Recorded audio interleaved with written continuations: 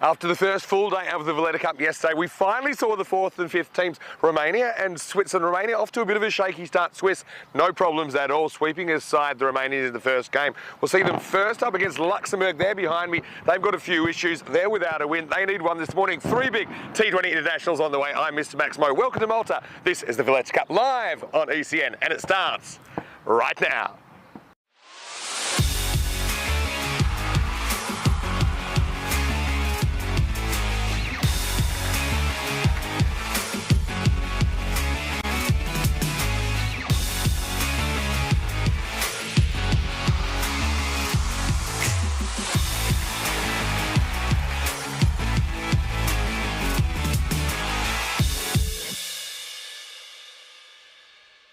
This European Cricket Network event is proudly brought to you by HCL Software and BizAway.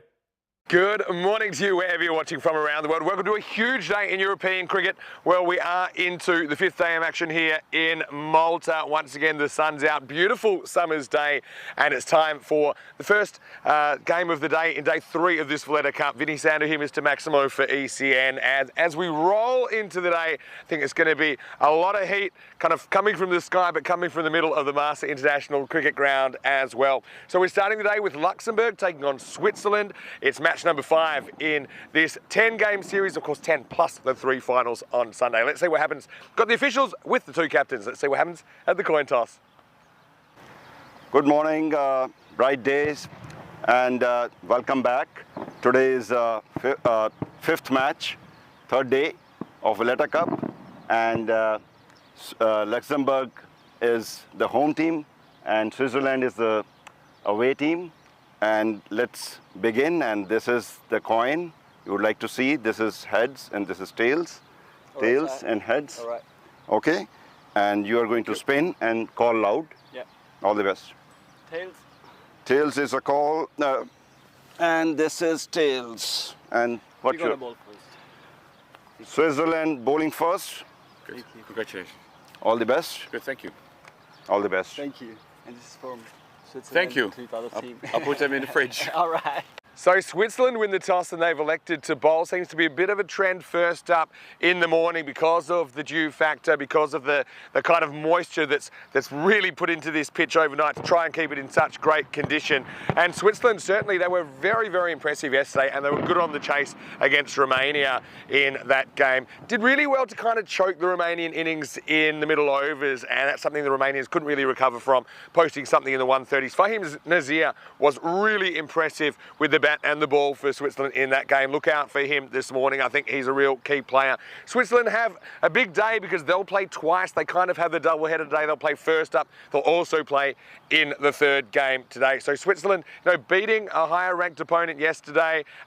Luxembourg just slightly below Switzerland in the rankings, but we know that these two teams know each other pretty well. Recently, they split a 2-match T20 international series in Luxembourg. So Luxembourg, I think they've got a bit of a point to prove. I think that their captain, Just Mays, saw him there a second ago. He was pretty impressive yesterday. Once he got in, he really struck the ball well on the way to a half century. And there's other players. I still think Tim Barker, he looks too good not to make some runs at some point this week. And yeah, Luxembourg without a win in their first game. They'll certainly want to get on the board this morning. Let's talk about the conditions today. Well, if we were a bunch of brownies, we'd be baking here. That's the way it is at the moment this time of the year in Malta. Fireworks going off, fire coming from the sky, currently about 27 degrees to get it going. But it will get to about 33 degrees, but just with the relative humidity out here in the middle, it feels more like 40. I'm not kidding when I say that. Without the breeze, it's pretty oppressive. So, I mean, fatigue is always going to be a factor, I think, this week. And it'll be interesting to me to see how the teams that have already played in the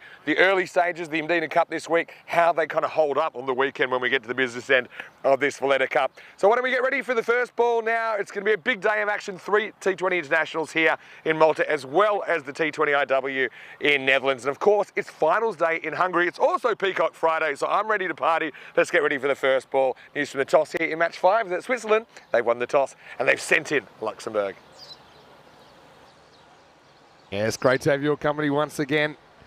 Beautiful day in the island nation of Malta. We're kicking things off. Big day on ECN with 3 different series at once. Two of them are internationals. Also, it's finals day in Hungary, so it's going to be big, and it's going to be great to take you through all the action here. And so far, we've got 5 teams that we have seen now after Switzerland and Romania joined yesterday.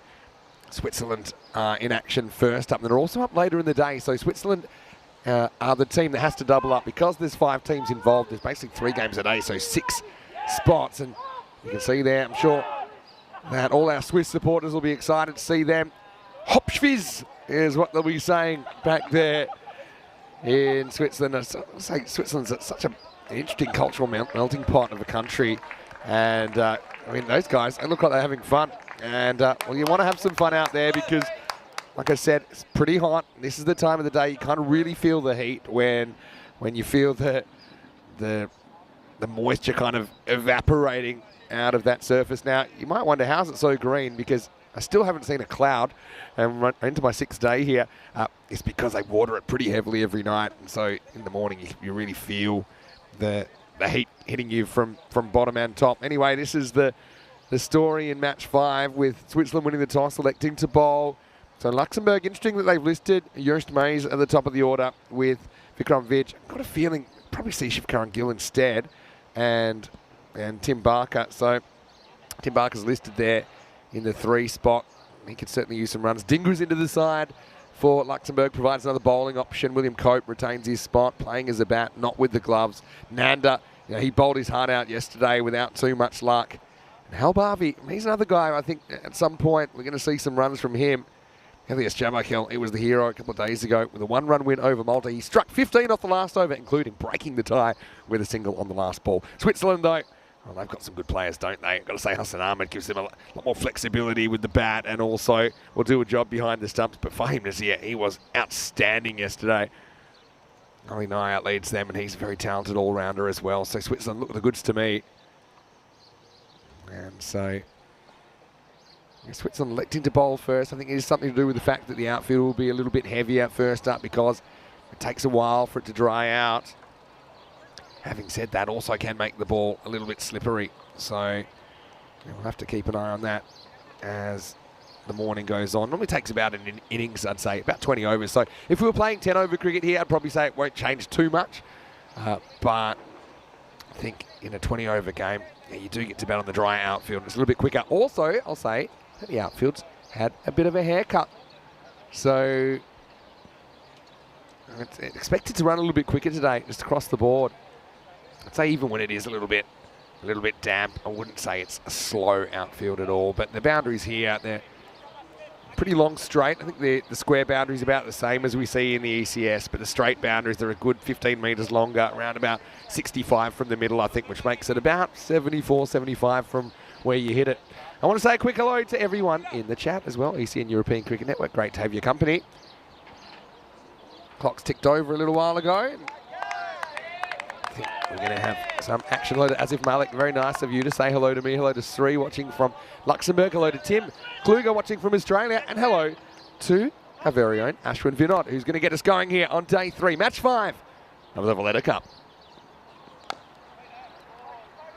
Fairly straight, nicely turned away by Tim Barker. Left-hand, right-hand combination. It is Barker and Shivkaran Gill opening up for Luxembourg, as predicted. So, yeah, I want to say hello to Ivan B as well, watching from the UK. Hello to Nick Devonshire, nice to have you with us. Got a few Nicks that like to watch us. Hello to Raza, who's watching. Hello to Lincoln as well. And it's always a great time, especially now. I told you, I can get a bit greedy, and in the first 45 minutes, I've got all of the ECN audience's undivided attention. So just the beginning and the end of the day that I get that exclusivity. You know, it goes around the wicket. And his normal movement is away from the left-hander, so he's just trying to create an angle in and then nip the ball away, maybe a little edge. We saw Barker nicking off once or twice this week. So it's great to have you with us. Hello to Keanu, nice to have you with us, and hello to Siddharth as well. Hello to Sanjay ABC as well. He's watching from Austria. Hello, Such. Hopefully you're well. Barker. He looks like a good player out of luck this week. He's actually technically pretty sound, I think, but Batting, small margin of error. There he is there. He's a twin, actually. His twin, James, will bat somewhere in the middle order. How's everyone looking forward to a big day of cricket here on ECN, including finals day in Hungary? Whipped away, and oh, well, Barker, you wouldn't believe it. And he's just going to chip straight to mid-wicket. Vinod gets a wicket. It's more good luck than good management, really. It just slid into the pads. And Barker, he'll be back to the Hall of Mirrors straight away. Like, what am I doing wrong here? I suppose short answer is he doesn't keep it on the deck, but I mean, it's a bit unlucky as well. He picked out the only guy within Kui. And Murali Nanasekaram takes the catch. Well, there's Derek making an early start. And unfortunately, Barker doesn't need the company. He's the first man to go, and Luxembourg make a shaky start. 0 for 1. I'm sure there's a lot of opening batters around the world that can relate to Tim Barker. I mean, you see there, he looks well put together. He can't take a trick. Okay, you might say he's made his own bed there. He's chipped it in the air, but it's not that high. It's just an instinctive shot. Just clips it away. Happens to pick out the man. And Nanasekaram's got a good pair of hands, despite putting one down yesterday. Make no mistake. Yes, hello to all of our viewers in Luxembourg. I will say these two teams, they played a 2-match series just a few weeks ago. The end of June in Luxembourg, and they split the series 1-1. So it shows you, I mean, same format of the game, T20 internationals. So, although there's a little bit between these two in the rankings, only a little bit. Luxembourg, and particularly if they can just kind of raise their game that 10-20%, maybe get that bit of luck. And they might be able to knock the Swiss off this morning. Switzerland started strongly, and they've got every reason to be confident. They've got to go in as favourites based on their performances yesterday. Also, Luxembourg, you know, they're now into their 6th game of the week. You might say, okay, Switzerland's still working their way in, but they looked pretty good yesterday. So I think that Switzerland will be the fresher of the two teams. This is Halbavi coming out at 3. And gets one that's a bit too close to cut, knocks it down, and will get off the mark. Anish Kumar doing the fielding.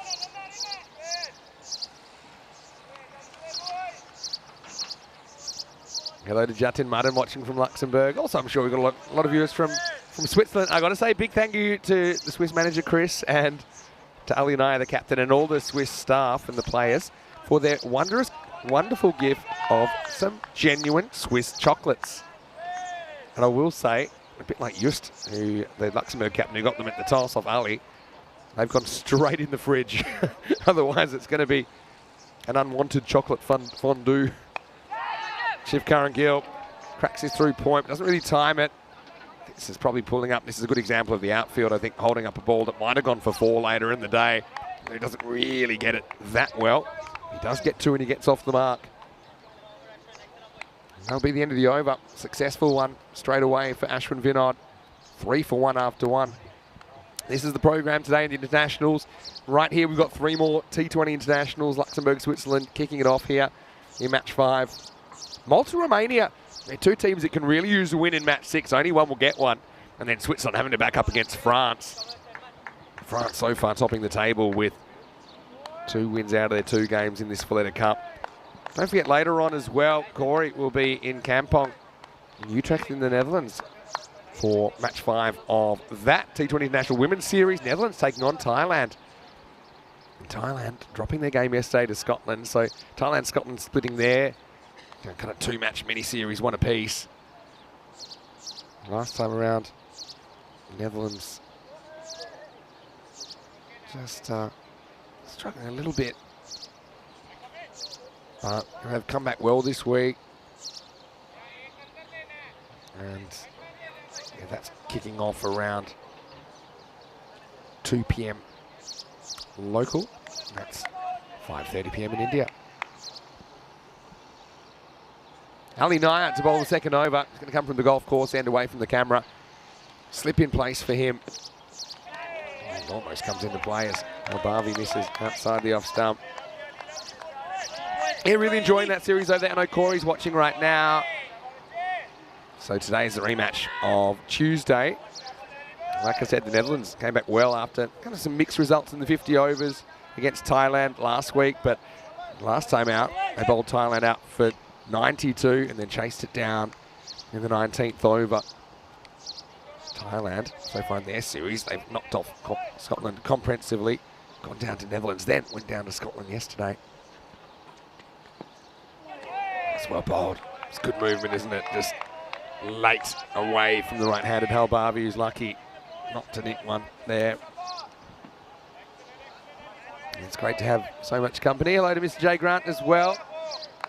Saying that we all love Derek, but maybe not the batters. Yeah, for sure not the batters. Poor Tim Barker. This is why 20 overs, you say it's a short game. It's a pretty long time to sit on the bench. Think about where it went wrong. He's got about 90 minutes to do that. Guy just tries to push it a little bit straighter, hoping it straightens down the line, but it doesn't. This is just a classic case, I think, of he's aiming with his arm down leg side and he loses his natural mechanics and his outswing.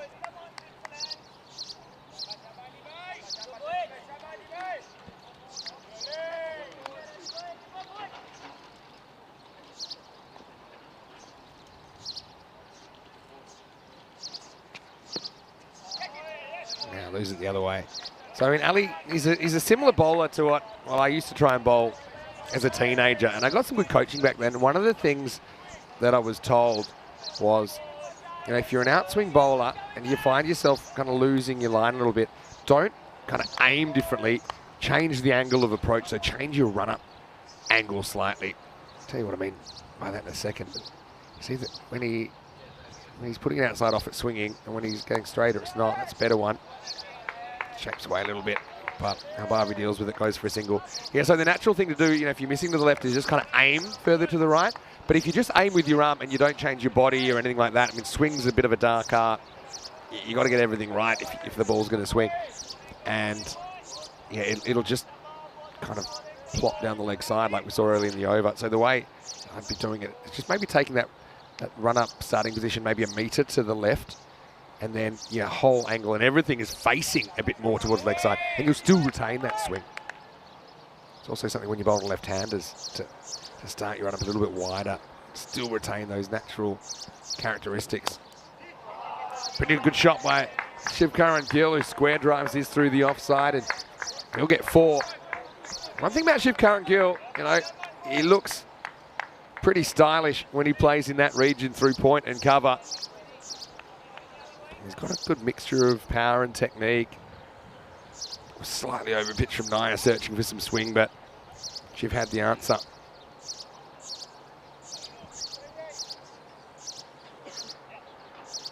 Keanu's got a really good question, and I'll get to that in a second. Oh, that's an absolute seed. Ali Naya. He's angled this in, and this is the one he's got absolutely right. So look, angles in, and actually it's the bounce. I think that goes straight over off stump, to be honest. Shivkaran Gill, when he misses that, I think he's a little bit concerned. The next thing he's going to hear is the stump's getting knocked out of the ground. But he survives, gets that little bit of luck. Now, slightly uppish on the drive, but be handled down there by Ashwin Vinod. He'll probably get the next over, end of the second over, and the score is 11 for 1. So Gianni's question was, do I know how many points teams get for a win? Is it only for the winner of the series that gets points when it comes to rising up in the rankings? Well, first, let's have a look at the table with France looking pretty good, 2-0. Switzerland, the other team that haven't suffered a loss yet, but only played once yet against Romania. They'll have a big day today, playing Luxembourg this morning, and then, yeah, France later on. That have a big bearing. Remember, the top 3 teams at the end of match 10, they have the chance to win the trophy. The top team straight through to the final. 2nd and 3rd will play off for the other spot in the final. 4th and 5th will have their own 4th place playoff. But to answer your question, Keanu, should be not right on target. Gets knocked back. So each one of these games for ICC rankings points is an individual T20 international. So whether it's the final or whether it's not, or whether it's just a normal match. So there's no kind of extra bonus or anything for winning the tournament as far as ICC rankings goes. But of course, each match carries equal weight. Oh, edged and gone. Oh, no ball. Oh, you've got to be kidding.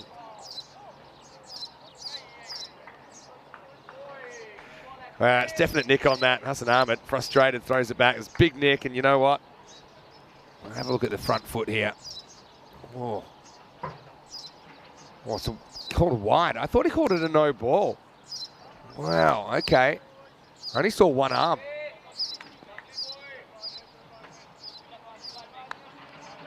Oh, okay. I saw the hand go out, and the bat was in the way of the other hand, so I only saw one hand. And let's just check it out. Oof. You know, one of the things doing this job is become a bit of a body language expert. Shiv Curran-Gill was looking nervous. I mean, umpire didn't hear it. It was wide enough to be called wide. And yeah, the Swiss, that kind of explains the action by Hassan Ahmed. He threw it back. Not very happy fashion. Shiv Curran-Gill, he gets lucky a couple of times early, I think. It's anyway, I really don't want me answering your question, Keanu, at the moment. Yeah, so as far as how many points do you get for a win, though, the short answer is it depends. It depends who you're playing, where they are with respect to where you are as a ranking. So actually there are some rewards for playing high-ranked opponents, because otherwise everyone would just kind of pick out teams they thought they could win and no one would want to play each other. So I remember reading it a little while ago. You can probably go to the ICC website, or you can look it up and see exactly how that works. But you know, for example, if Luxembourg were to beat France, for example, you know, there's more points in that than France would get for beating Luxembourg. So each one of these games, T20 International, 13 of them in total, 10 in the round robin phase, and then 3 on finals day.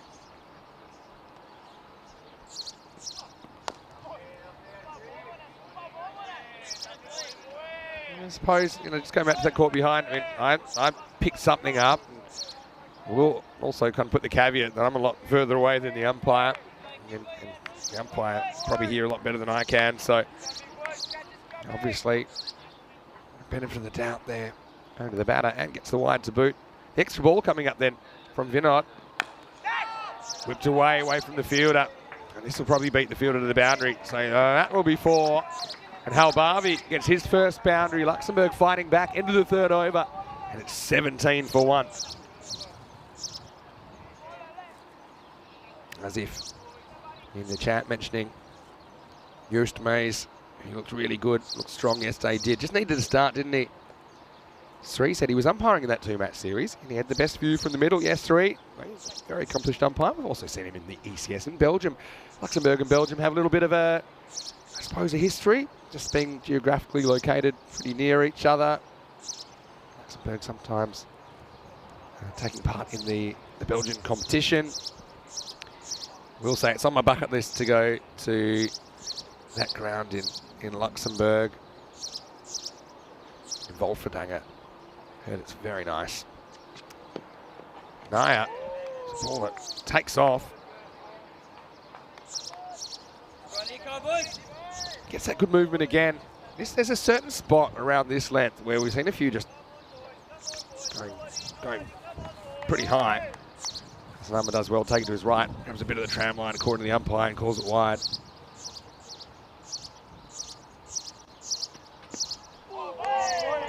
Another good seed. Starting to get that range a bit more consistently.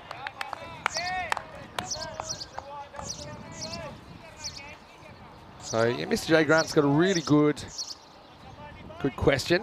He's saying he knows that there's some plans for a women's ECC. That's true. Something that a lot of people in the office are working hard on. Having a Euros of cricket for women, potentially at the end of the season. Still a lot of organisation logistics. So if not this season, will be the next, but yeah, we're pretty hopeful we might be able to do that.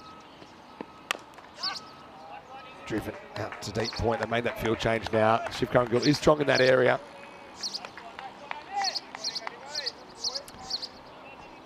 But Mr. Grant is asking, has a female ever taken part in any of the current T10s, T20 formats on the ECN?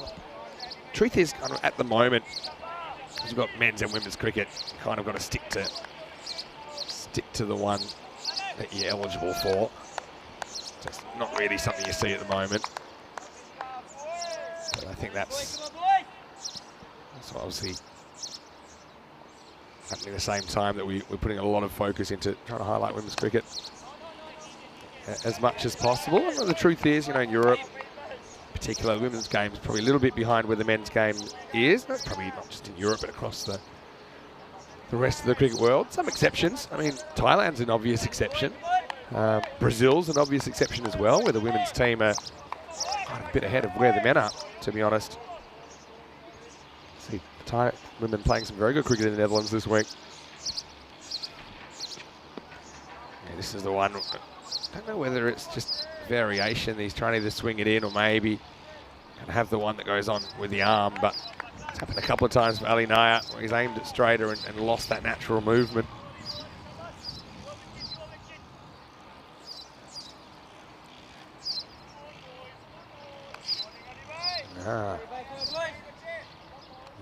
Nick Devonshire's got a very good theory about how I missed the wide call. And I think you're right, actually. I was trying to pinpoint, how did I not realise that was wide on no ball? And I think you're right, Nick. I think the sight screen. Oh, good luck backing this up. Your leg by, I think. But, yeah, the black sight screen, I think, and the black sleeve of the umpire, I didn't see that arm. So I thought he'd called a no ball. I thought it's a bit strange that I wouldn't expect that Ashwin Vinod bowls a lot of no balls. He'd be pretty unlucky to bowl one on that ball. But it wasn't that. The umpire just didn't think there was a nick and called it a wide instead. This is a little bit short, pulled away by Hal Barvey. If he can get that shot going again, I think he'll feel a bit more himself. He played it so well earlier in the week. He was kind of been spooked out a couple of times, because I know he's got out and had some difficulties with the short ball a couple of times. If he could regain that confidence, I think he's a real weapon waiting to happen in the Luxembourg top order.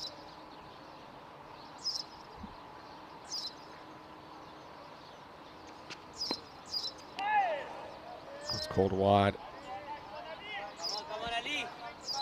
Yeah, Liam. Yeah, that's actually true, Liam. There is an example. Go back to 2020. That's it's before regulations, now kind of been set out as to what can and can't be done. So I don't think that's something you'll see at the moment.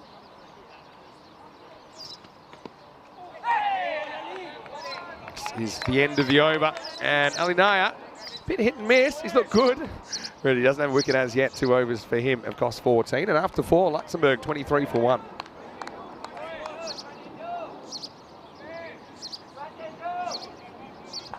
Yeah, talking about the women's game versus the men's game. I suppose we cover a lot of ECS cricket, literally hundreds and hundreds and hundreds of teams. And the last piece of the puzzle will be, I think, for us to have kind of women's ECS cricket. But I mean, the truth is at the club level, sometimes not the depth or not the kind of player numbers at this stage in Europe, in most places, not all places. There are some exceptions like the Netherlands, for example. Even Sweden has some good numbers now. But, for an ECS, we're kind of needing 10 teams in one location, and 10 teams kind of at the standard that they can play ECS cricket, have the availability as well. But obviously, anyone that's followed ECN for a while, we have a pretty long-term view about developing the game. It's not kind of just talking years, but we're talking decades. We're hoping in a generation that cricket will be a mainstream sport.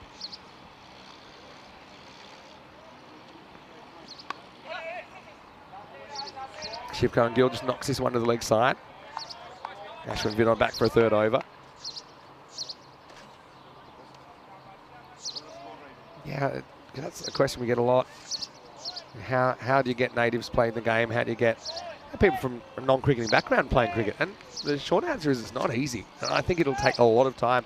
A lot of people working really hard, volunteering, or doing a lot of work for not much. Getting games into schools, for example, providing equipment, expertise, coaching. But I think it probably the next generation, it's the kids of these players growing up in European countries getting their friends playing, saying, hey, look, this is fun. Get involved. And that's kind of what happened with football in Australia, what we call soccer sometimes. And almost grazes the glove, but Albavi survives.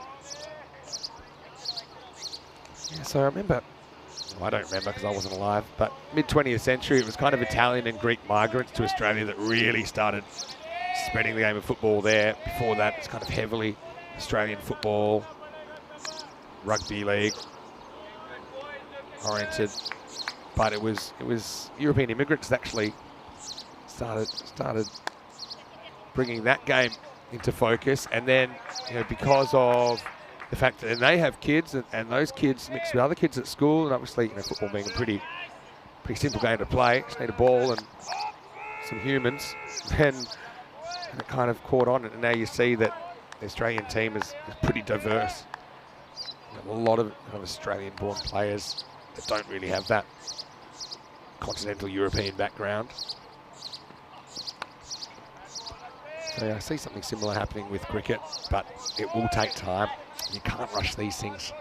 It's pretty tough for someone that's already, say, in their 20s or 30s to pick up cricket. They might love it, but I mean, to get to international standard against guys that have kind of grown up with it, playing it their whole life, it's something you see sometimes, and there's some good examples. I mean, Cosman Zvoy from Romania in this series is an example of that, but you've got to take your hat off to those guys, but they're the exception, not the rule.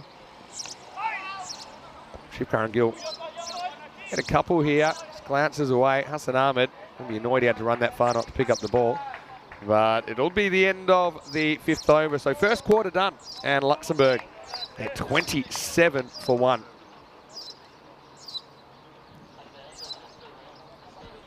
Keanu also mentioning Germany, another country with a fair bit of women's cricket. That's true, actually.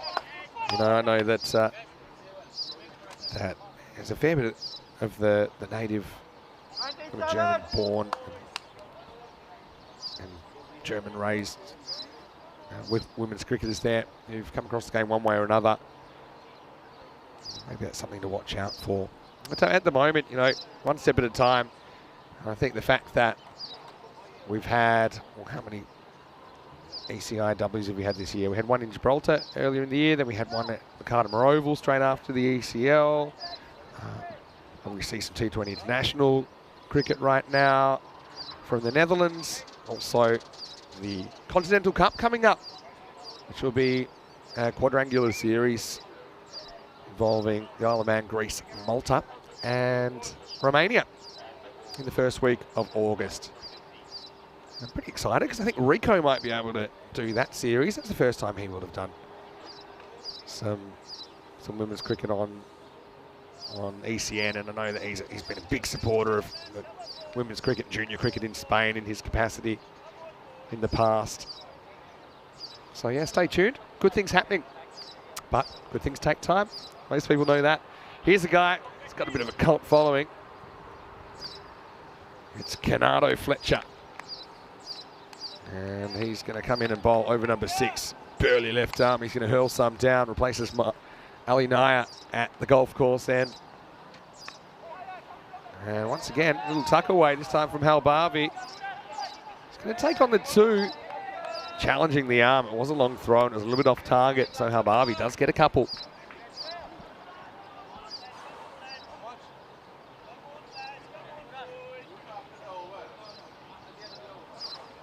Yeah, Luxembourg obviously don't want to get into trouble as far as wickets lost, so you can understand being a bit careful. Have we seen teams come back from slow starts? That's one thing in T20, you do have time to turn it around, to kind of consolidate a little bit before launching. We saw France doing that incredibly well after 3 early wickets yesterday. A little bit short though. This is more power from Halbavi, and he's getting that pull shot back. That's a good sign for him. Length ball, and it wasn't short enough for him to get in a perfect position with the feet, but he just watches it, gets slightly over the top of it, gets it down, gets it for 4. That'll give him a lot of confidence.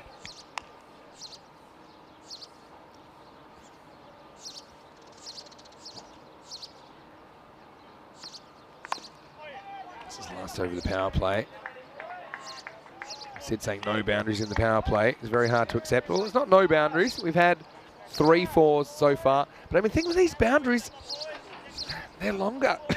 So I think you got to realise that, yeah, particularly straight down the ground, when you're talking 15 extra metres, and on a dewy morning, it's not really natural dew, it's more from the ground being watered so heavily. It's not as easy as you think. This one really takes off. That's that spot we're talking about. Fletcher, he's a tall guy, obviously. Strong action.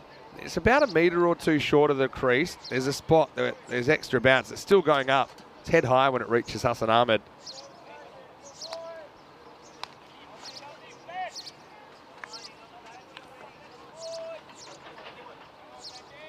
I know that Liam likes Canardo as a name. There's some good names on ECN, that's for sure. Well, speaking of players of a Caribbean background, I know we've got Kenroy Nesta. Well, he's K Ness. Maybe we've got K Fletch here. Saw him back in the ECS for St. Gallen back in 2020 for the first time. Also, we haven't seen him bat yet, but as you'd expect, he can smash the ball. He's built for it. Very strong, very tall guy. Loves his cricket as well. Excited to be back in Switzerland for more ECS cricket in just a few weeks. It's a little bit straight this time. Thinking of 2, but I think it's quite there. It's Abdul Rana who's into the side. That comes across pretty quickly and prevents any thought of a second.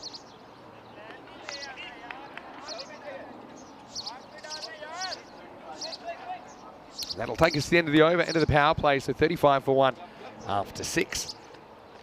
Yeah, speaking of Switzerland, you see down there, 31st of July. I mean, so we're only 17 days away from starting that series, and I'll be there.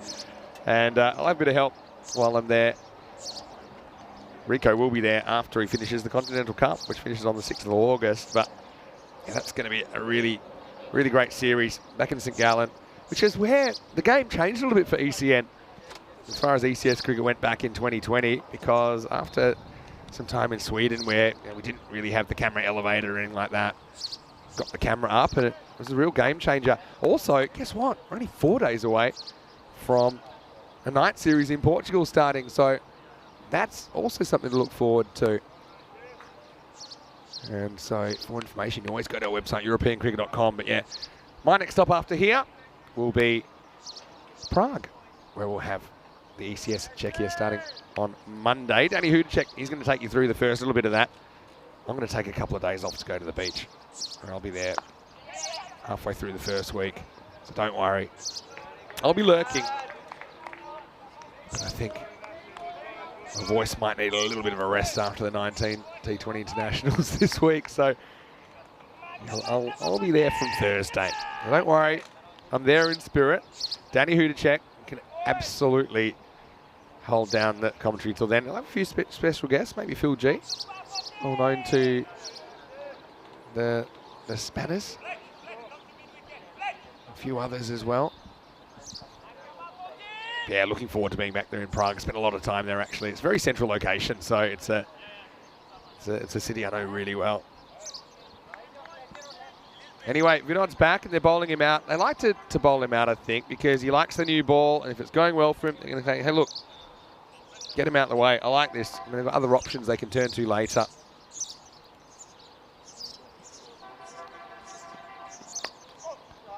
Whipped away. It's a little bit too straight. This one will probably just pull up. Yeah, it does. And now they're going to come back for 3, and that's good running. Oh, close.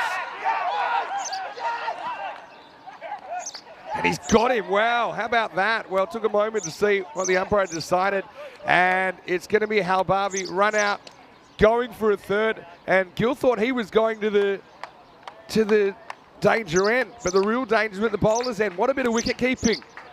Here's a long, long throw first up, and then Hassan Ahmed picks it up, and he catches Halbavi short. That's an incredible piece of work.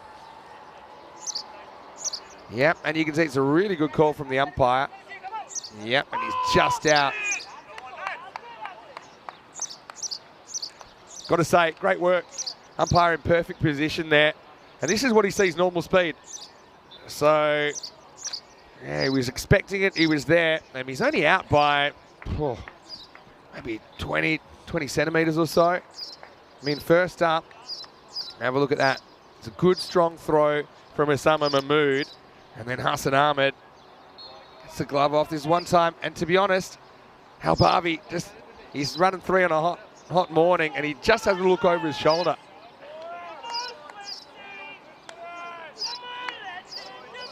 Yeah, just have a look here. Halbavi just had his number 8 there. Halbavi, he's the one that hit it, and he's cruising, and then he gets the call.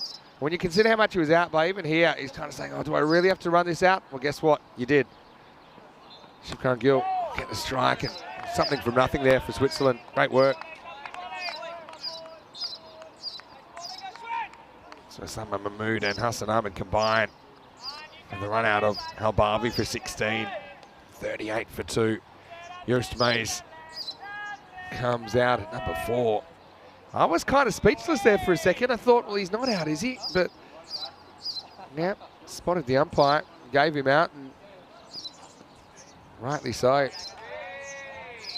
had my suspicions when I saw the direct hit, even though we're a long way away here in the commentary position.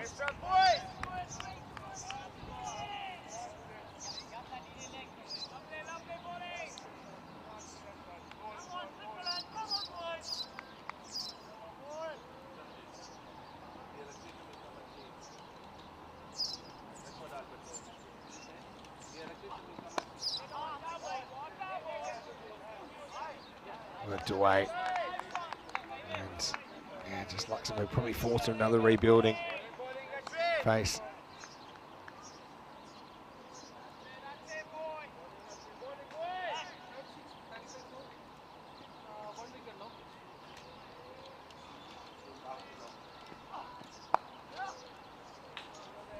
And so next one is punch to point.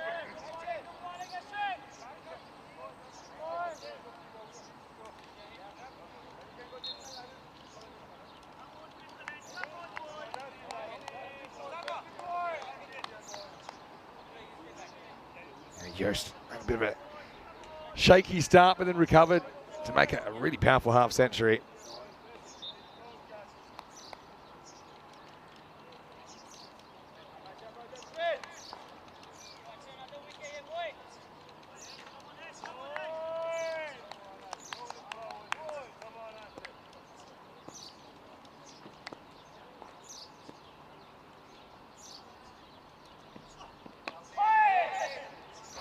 Away this time, and Anish Kumar does the fielding.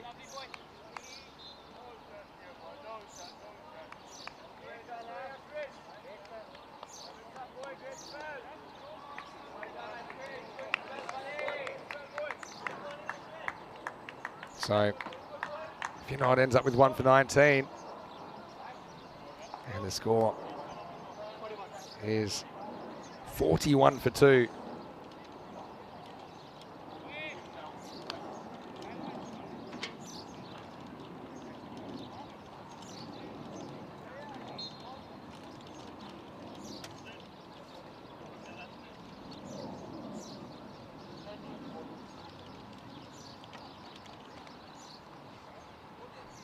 So now we'll be forced into a change at that top end.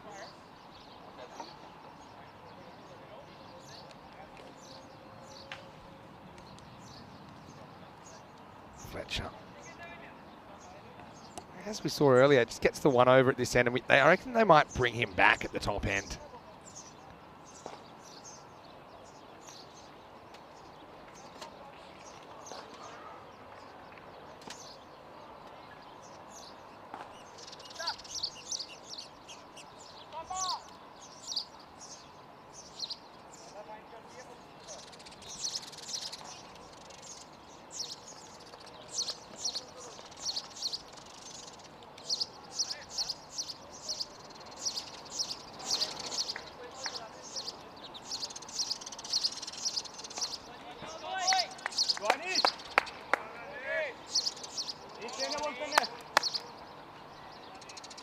Kumar.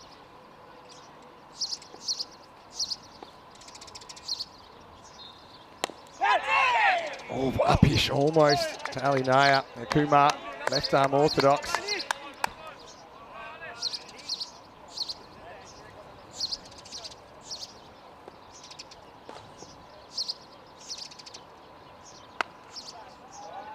Now the next one worked sideways, and that's going to beat the fielder, Nanasankaram. He's pretty quick out there. This one's just a little bit too short, and I mean a little bit, but Mays, and he's so tall, he can kind of get on top of balls that others can't.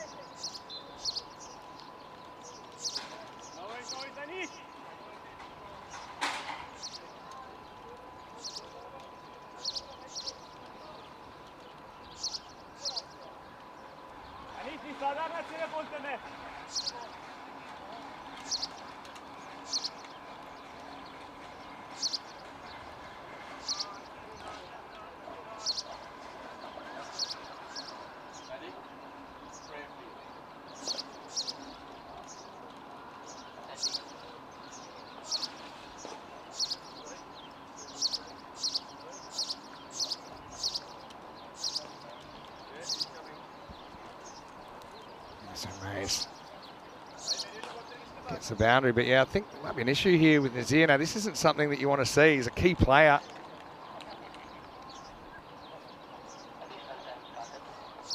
And yeah, Medic's out there straight away. Hello to Dave B, nice to have you with us. Hello to Liam Day as well, watching from New Zealand. Mohammed Mona saying outfield is so slow. Well, it is slow.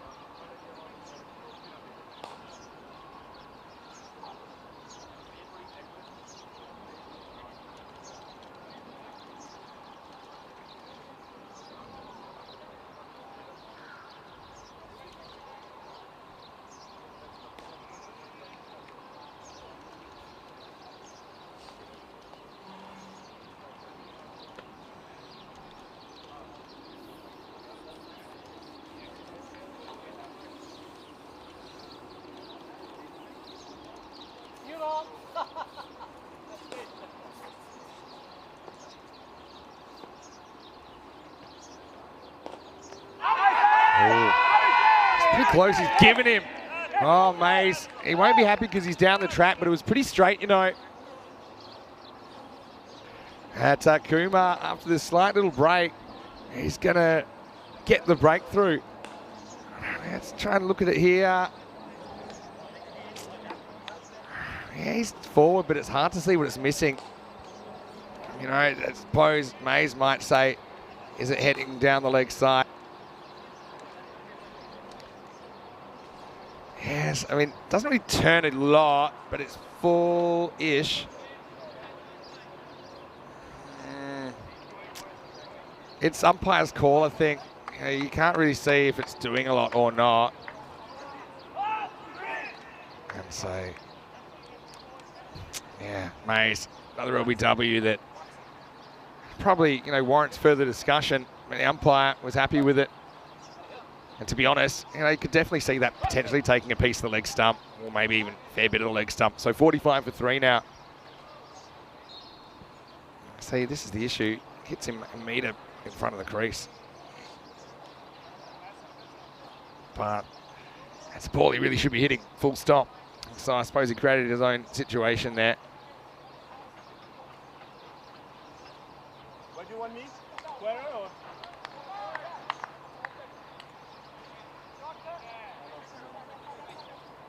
Barker comes to the crease. James Barker this time. Lost his twin early. Tim chipping the mid-wicket. So left-hander to left-hander. Kumar, interestingly, stays around the wicket, so pushing across the batter more than anything.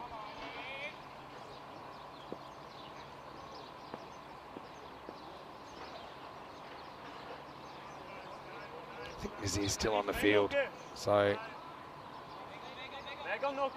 that's a good sign at least. Down the ground. Barker gets off the mark. And Barker's, you know, shown he can stick around a bit. He's also shown a bit of power on occasion. But He's also taken a fair bit of time before he's been able to pull out those bigger shots. I suppose he's got time here. 12 overs to bat. Shivkaran Gill struggling to go on a ball pace. Kumar with the tight over, 1 for 5 off his first. Score 46 for 3. Let me see if I'm right. See if we get some Kenardo from the top end. Maybe not, because not heading in that direction. That's what they did yesterday. Halbavi and Shivkaran Gill so far with 16.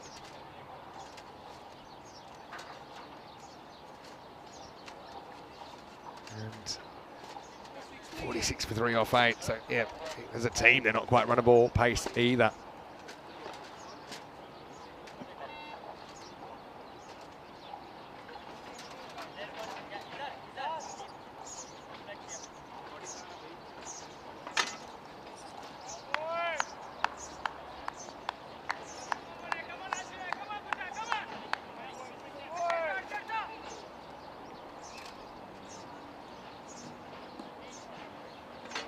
Vinod.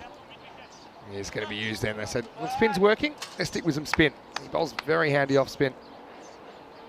So I suppose maybe we'll start calling that one the Vinod end, because we saw Ashwin bowling 4 good overs up there. Now it's time for Arjun. Good morning to Celeste, watching from South Africa. Nice to have you with us. As Arjun gets us going. First one knocked out by Barker. I think partly this is also because he's got left-hander at the crease, so it's always a great time to bowl an off-spinner.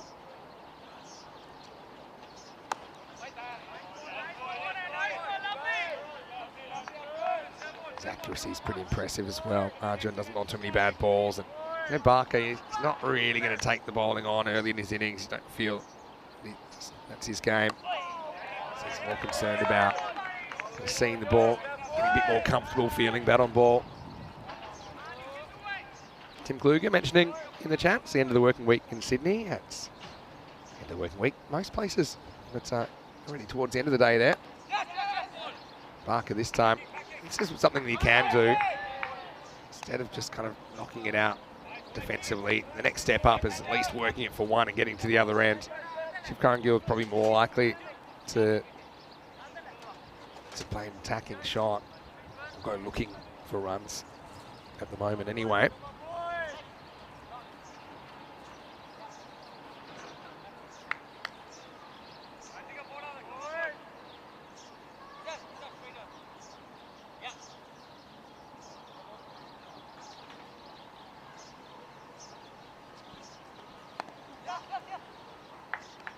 Next one is just worked away for one by Shivkaran Gill. Kind of holding pat stuff at the moment.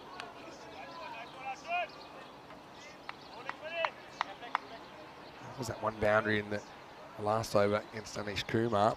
Nothing since. He's kind of looking for one here, but the midfield's all over it. They know he's kind of looking to prod, so well inside the 30-yard circle there in the offside. Pretty good over from Arjun Vinod, only a couple of singles off it, and 9 overs in. Luxembourg 48 for 3.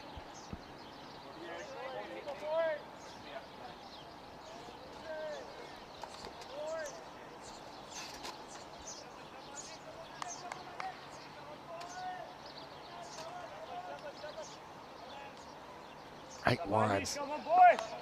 A bit of a concern in the first 9 overs, but I think all things considered, they'll be pretty happy where they're at the moment. Switzerland, a good holding job. Ali Naya, 5 of those wide deliveries. Start of a new over. They stick with the spin. I think we'll see this for a while it's working anyway. The other thing about bowling spin at this stage of the innings is suddenly it creeps past. You don't realise it, and you look up and suddenly it's 13 overs and you wonder what's happened, because these spinners, they can basically bowl overs twice as fast as the faster bowlers, twice as quickly. So that's something you'll see in modern cricket as well. The spinners, they'll try and kind of get going as soon as they can. Keep that pace of the game up. Suddenly 5 minutes later, you're looking and you've just burnt 2 overs and you're wondering how that happened. Eventually, the pressure tells on Shivkaran Gill. He goes for the slog sweep, goes for the short boundary, misses out. and frustrated boys going for big shots now. Catch is coming, lads, ready?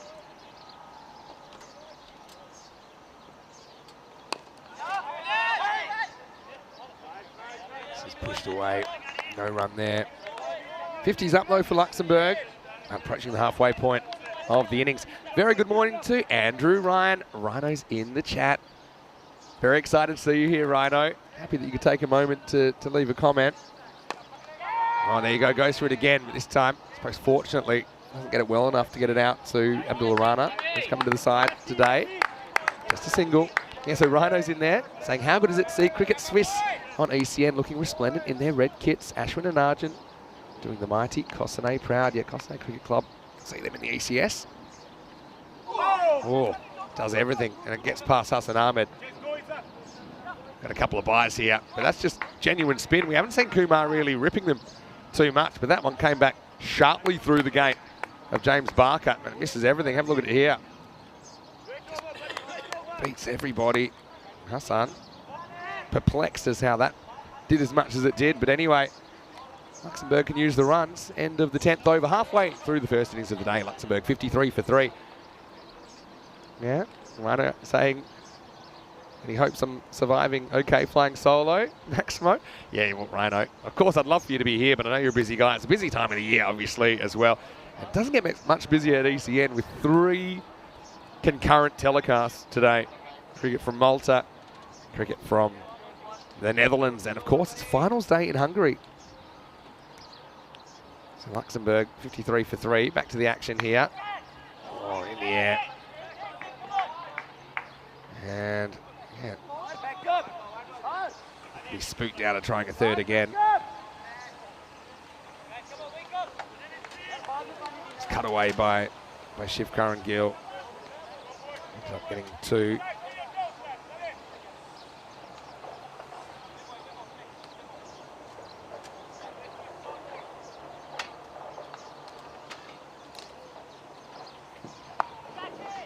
Now in that direction again, but once again, just a single.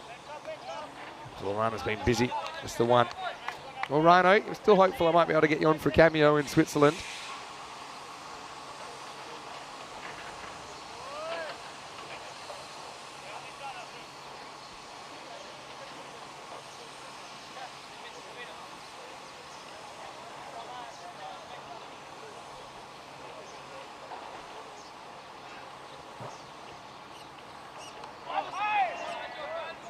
Ahmed deals with that one. Bit of a bounce from Arjun Vinod. Yeah, repping for Cossonay CC. Yeah, Cossonay, I heard now they've got coloured kits. Pretty excited to see them, to be honest. And you might say, Vinny, what's so special about that?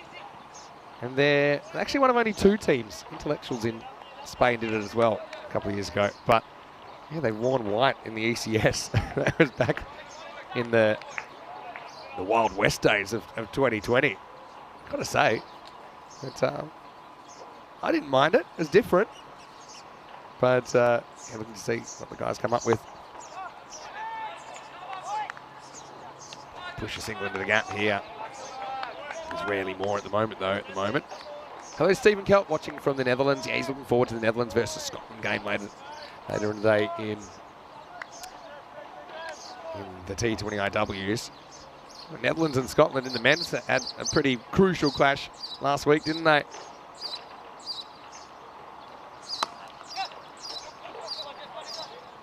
Draft back foot by Barker. He's starting to kind of pick up singles with a bit more regularity.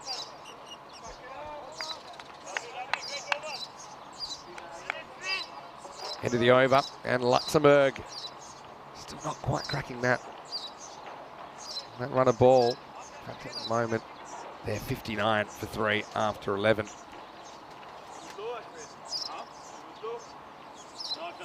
The Hungarian finals day, yeah, it's going to be pretty spicy, I think. You've got the Blinders who finished top. You have Tigers finished second, Cobras third, and UCB fourth. So the game right now, just getting underway, is the 2 versus 3, Tigers versus Cobras. So keep an eye on that.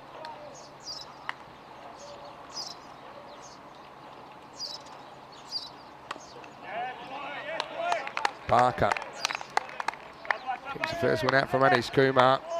Again, death by strangulation through these middle overs of spin at the moment. Quasi-attacking shot, but doesn't get past the bowler. 2 dots. Feel the pressure build here. Coming now, boys.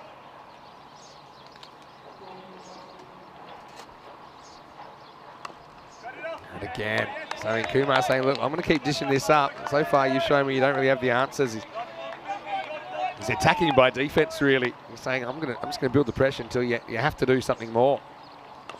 So he tries. This time he tries a little skip. Get one, get out the way. But I mean, it's been very expert spin bowling over the last few overs from Switzerland.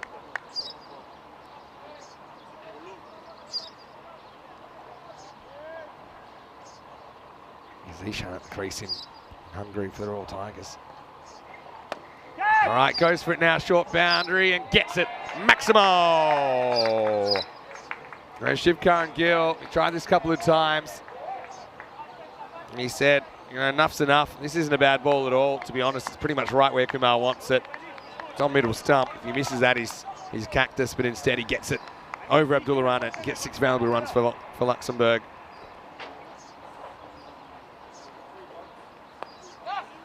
Goes back and punches straight away. Direct hit might have been interesting there. Actually going to run an overthrow. So there's no one backing that throw up, but to be honest, I thought it might be worth the pop. Gives away an extra run, but let's have a look. These hits, I think he would have been out. He would have been out if it hit. And then Hassan saying, hey, why didn't you throw it to me? But the truth is, I don't think there was time for the keeper to get it and get the run out. I think it had to be direct. And fortunately, the fielder couldn't hit the target. So it's the end of the 12th over at 68 for 3. So after this game, all teams would have played 2 matches. And the France-Switzerland clash later on is shaping up to be a good one.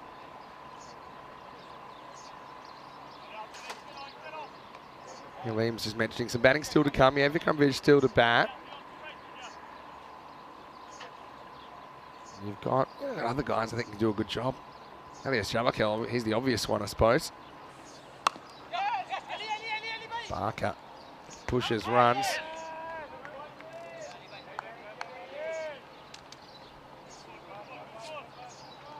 But yeah, I mean, I suppose the value of kind of running straight away, you need a perfect piece of fielding to run you out. We almost saw it last over, but they throw it in the stumps, and this time Shivkaran Gill backs up, gets in fairly comfortably.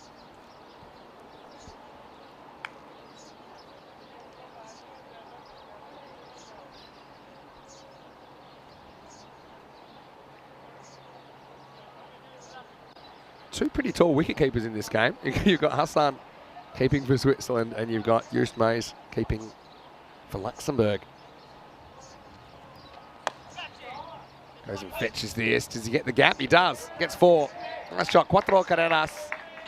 Shivkaran Gill, he does play this shot pretty well.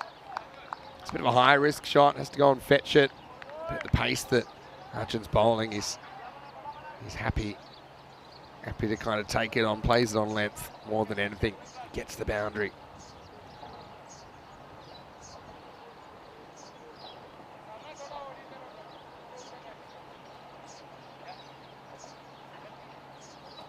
Just a slight adjustment. Those 3 outfielders out in the leg side. There's also a mid-wicket in the circle. I like that position. Shivkaran Gill just knocks it down to one of the outfielders on the offside this time. Having the short mid-wicket in, it's also a catching position, and it stops the single if it's just pushed into the leg side. Often at this stage, you'll see just open space in that area, and sometimes it creates 2s, you know. Dave was impressed about how far Barker ran back on that overthrow, because he did overrun a bit, didn't he? Pitched up a little bit. Elevated from Barker, but he'll only get the single.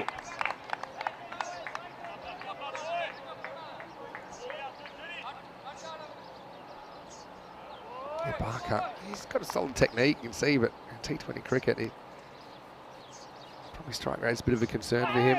Well, it's bottom edged into Hassan Ahmed. It's not really a chance, but if you're lucky, this might bounce up off your leg for a catch.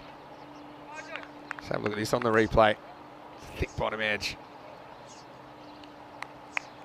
See, they're just above the knee from Hassan Ahmed, but can't really call that a catch. Catching opportunity.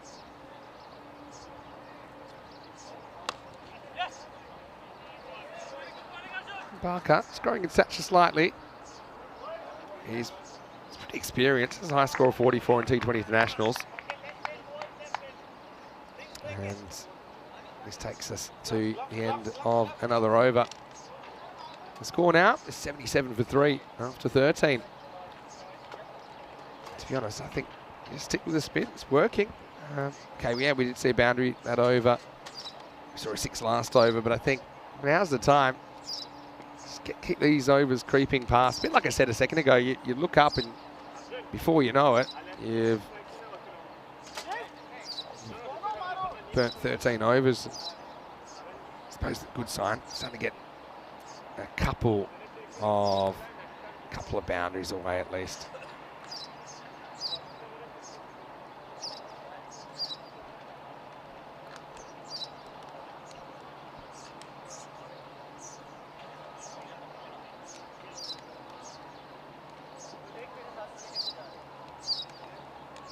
Thirteen overs in.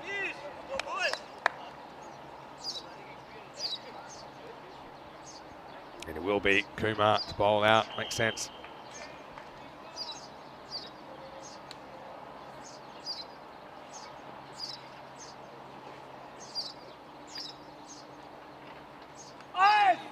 Big swing and a miss.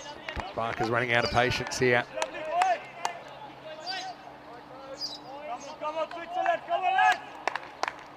We get time now, come on!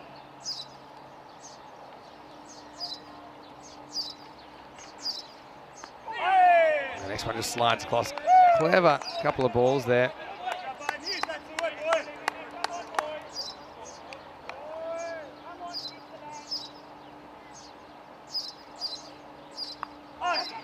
Now a little edge. At least one, probably two. Someone on the mood runs after it.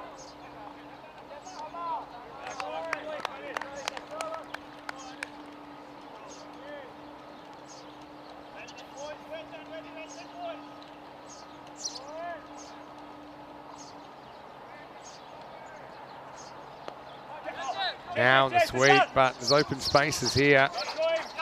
Not quite enough power to get to the boundary. They will come back for 2.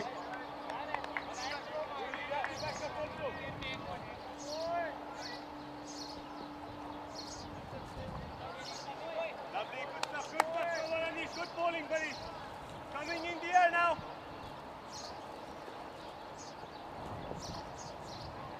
You can see there Barker trying to ramp it up a little bit. Again, he's only going to get a single. A few people multi-screening at the moment. Yeah, finals day in Hungary at the moment. The Tigers have won every single ECS in Hungary ever. And so they'll have to win 2 tough games to do that again. Inside out. This will be a tough task with the fielder. In fact, he's not going to get there. Nice shot from Shiv Karan Gill. Moves into the 40s. And pretty tidy stuff from Anish Kumar, but he will finish by getting hit to the cover boundary. Nice shot. It's one of the shorter boundaries, I suppose, square of the wicket. But it was all about the placement. Got it well enough to get it in front of the man. It's the end of the over as well. Luxembourg, 86 for 3.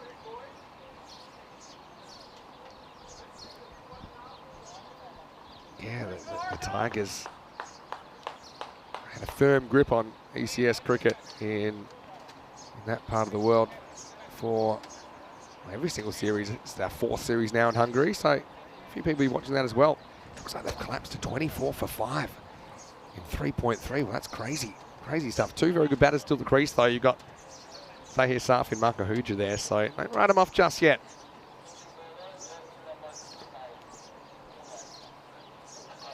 Time for over 15 then. To be honest.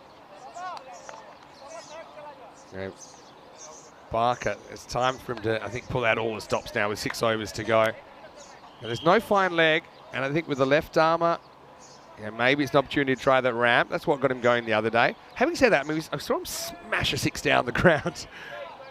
So, you know, for me, actually, I think I'm genuinely, for being strategic, I know it's T20, not T10, but I still think that I give him an over here, and if he hasn't really been able to hit a boundary, or at least look like hitting a boundary, I think I'm retiring him out. I think I'm getting in a Vikram Vij, or I think I'm getting in an Elias Jabakel, because you kind of got to be a bit proactive in this situation, I think. There's nothing against Barker, of course. I mean, I like the way he holds the bat, and he's trying to be busy, but I think you're running out of time now, and wickets aren't as much of a concern with 6 overs to go, 7 in hand. Here's Canado. Steps away. And, okay, has a look at that one. Yeah, tell me if you agree, though. It's something we're seeing more and more.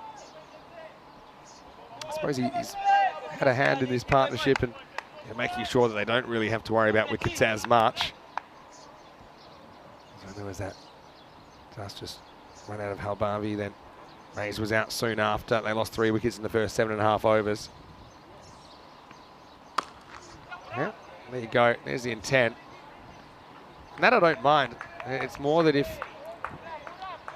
it doesn't look like he's trying to hit a boundary, I think that's probably the difference. Sometimes these things are not really scientific. They're just sometimes on feeling.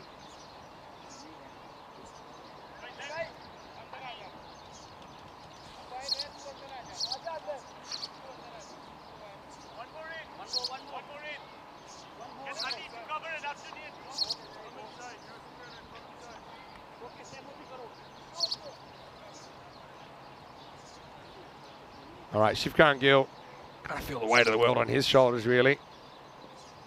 He faces up to Fletcher.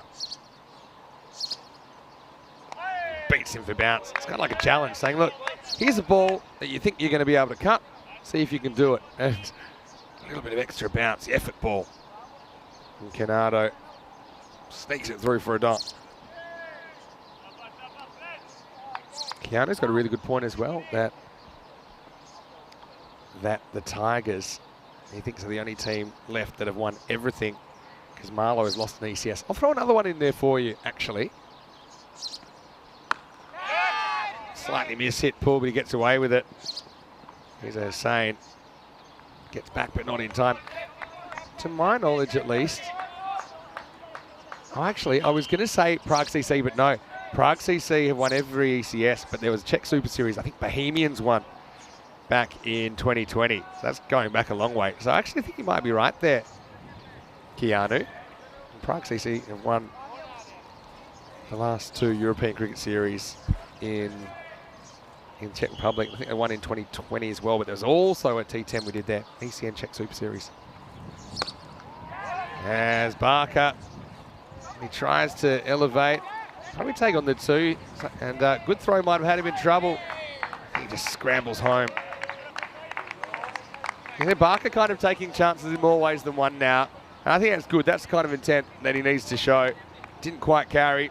Then he says, you know, a good throw here might be trouble.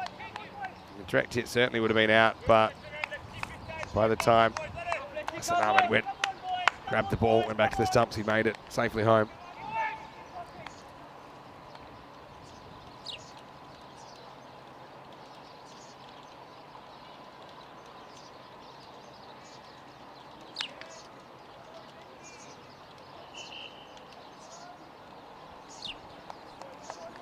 Fletcher last ball, the over.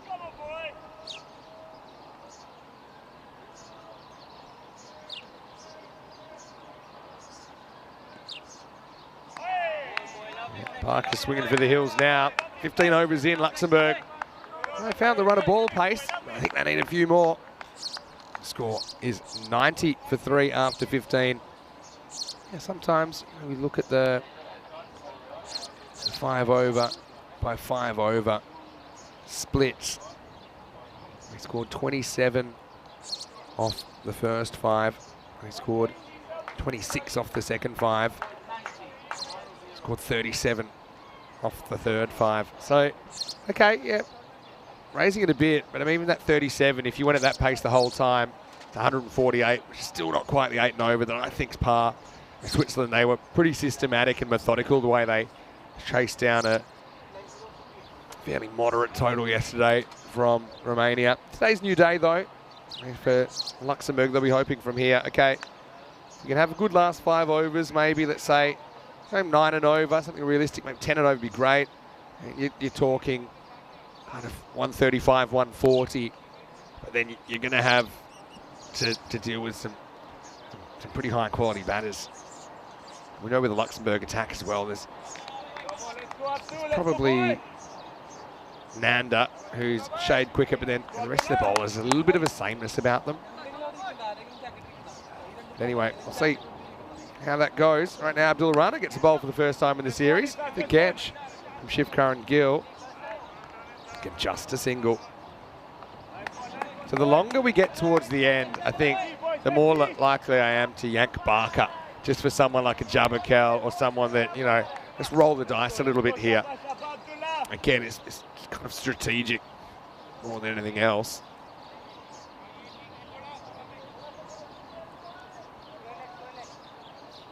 Abdul Rana. Round the wicket now to left-hander James Barker. Gets a bit of this, but once again, it's a one-hopper. Out to square leg, maybe frustrated. Gets a fair piece of that as well. It's like I say, Barker. He's certainly capable of finding the boundary and even going over it. See, Swiss side encouraging their team. Should miss another one. They think of 2 here, but again, short boundary, shorter throw. There's no chance of it. Shivkaran Gill. Certainly throwing it. Both these guys are, and I think now, the brakes are off for Barker. He's swinging away here.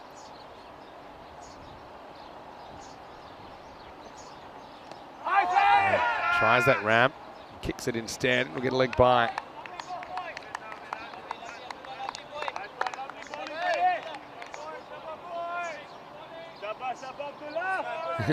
Liam said in Hungary, Charlie just compared the cube to a microwave. Yeah, well, it's pretty similar here. I will say there's a bit of a breeze, though, at the moment, which is quite refreshing.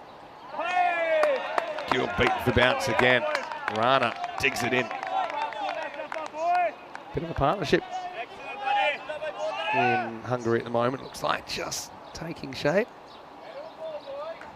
Yeah, it has been like that. I will say the last day or two, it hasn't been as hot as the first 3. Turned away, this will be runs. Sure it'll go all the way. It probably will, actually. It does. Not more of it than I thought. Shivkaran Gill cashes in. Bit of an error there from Rana. Got a little bit too straight. Didn't have the protection in that corner of the field. This is a ball, really. It's missing leg, and even though Shivkaran Gill backs away slightly, he's able to manoeuvre it for a badly needed boundary. Into the 16th over, Luxembourg 98 for 3.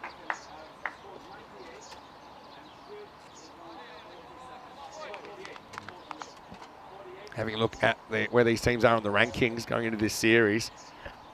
You got Switzerland just 6 spots ahead of Luxembourg. Switzerland, remember that they're coming out of the wilderness slightly, back into the ICC system. And yeah, Luxembourg, I mean, they kind of bat above their weight, don't they? You consider the population of their country. I'd have to check it. I think it's more or less around about 1 million in Luxembourg. But also, you see France, Romania, and Malta, all these teams kind of similar, I suppose.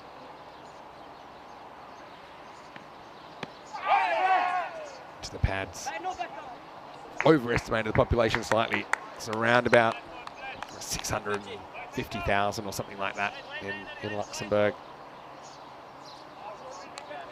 We'll go down the leg side.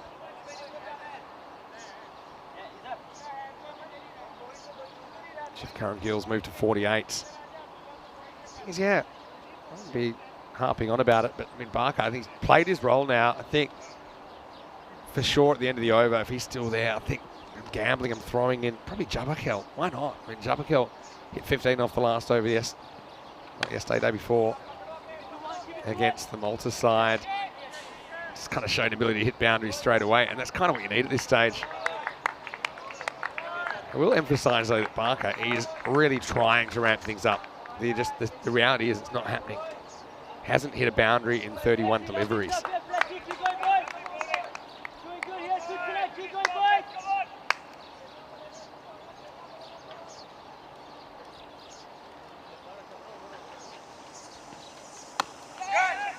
And now he's going to be gone. So Barker will depart as he ends up spooning a catch to Ali Naya. And then Fletcher will get the wicket. You see there, he's certainly trying to be aggressive. So I think it certainly played a role there, James Barker. And, he just couldn't quite do what he was trying to do, I think, most of the time. The 100's come up for Luxembourg, but they have lost a 4th wicket in the 17th over. It's 100 for 4.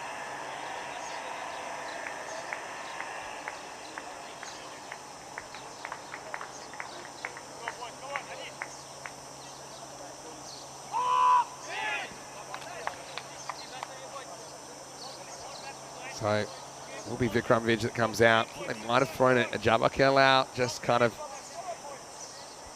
Not that Vikram's not attacking, but maybe stick him up front, even if you get an over or two out of Jabakel where he can whack a couple of boundaries. But yeah, they're sticking with probably what their listed order would be. Vikram Vij at 6.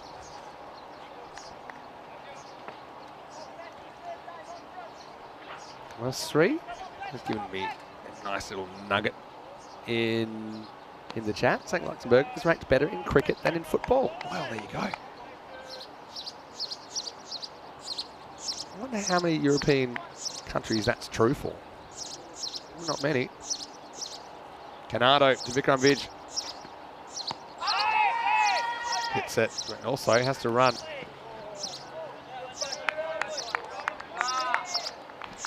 Well, Vikram, when you come out of the sheds, he's probably been sitting still for the last hour and 15 minutes. And he comes out and he's saying, oh, how come first ball I'm having to do this one? And he has to pull the parachute, doesn't he? It's like drag racing. I think that might have been pretty close if it had hit.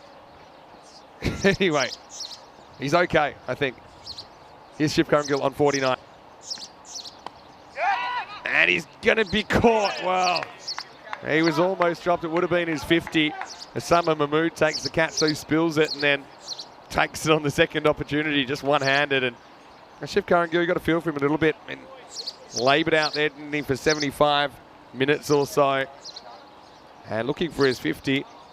It's a bit of bad luck, I think, that this goes straight to the fielder. Didn't quite get the contact he wanted. It's pretty high on the bat. Shiv Curran-Gill will go one short of the milestone. And Luxembourg lose their 2 set batters in quick succession. 101 for 4. Looking around the grounds, looking at Hungary. A bit of a partnership for the 5th wicket. We saw Tigers looking in a bit of trouble there, didn't we? But kind of batted their way out of it. Partnership of almost 50. 5 down.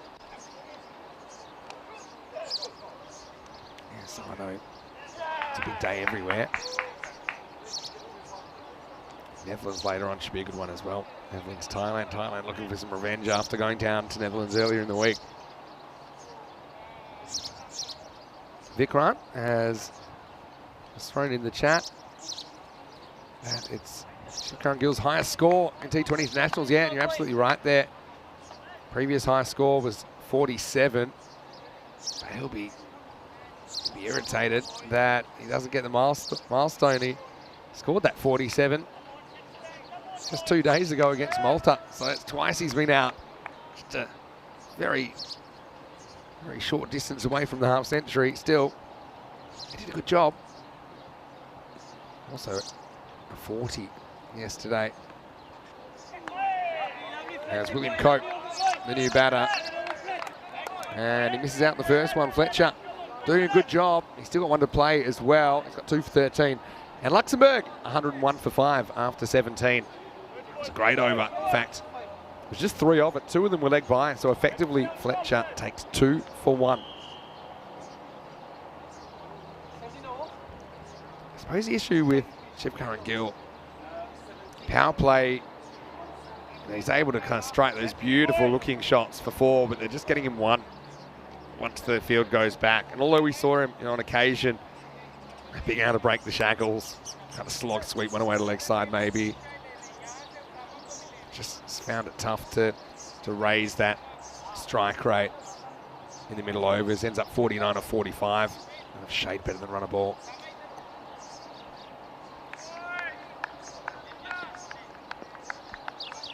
Swiss flag being flown proudly. Abdullah Rana gets another over. Knee-high full toss. Went to Vikram Vij off the mark now.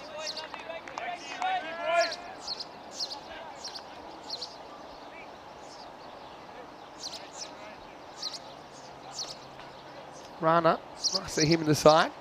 You're going to have to rotate your players a little bit when you've got 2 games, I think. Romania didn't do that yesterday, and to be honest, looked a bit tired, didn't they, in their second game? Started to go with the same 11. I thought we might see a few changes.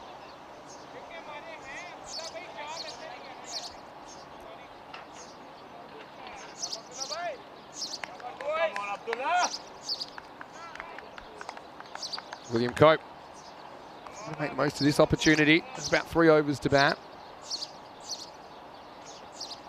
Leg side. Oh, he's given out. And Cope doesn't like it.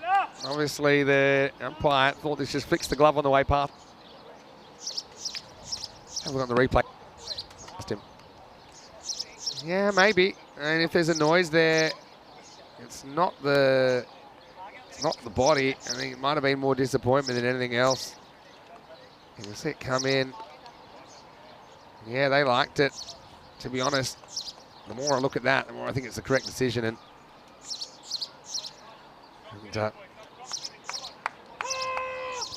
so Cope, nice, got company, doesn't he? Saying, hey, give me a break. And I honestly think, I don't think that's at the umpire. To be honest, I think it's the correct decision. I think there's a noise, it's got to be off the glove, and he's just frustrated, saying, cannot take a trick here. Waited an hour and 20 to bat. By the time I get out there, I get one that just kind of grazes my fingertips. So Luxembourg 102 for 6. Well taken down the leg side as well by Hassan Ahmed, but yeah, it was just a bit of good fortune for Switzerland, really. There's a little strangle on that one down the leg side.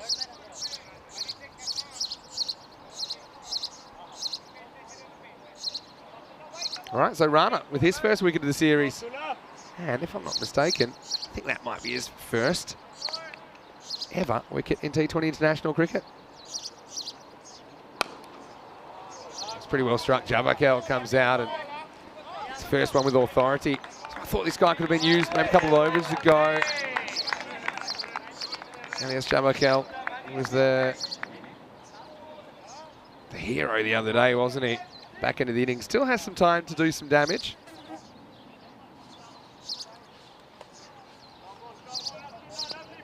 To the runner. Believe he's on T20 international debut here. Slower ball. Gets through Naya. Gets a bit of a weird bounce, but just a single.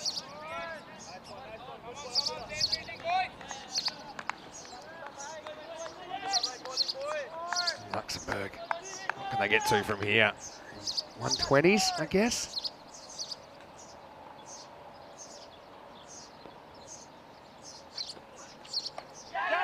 Now slow ball.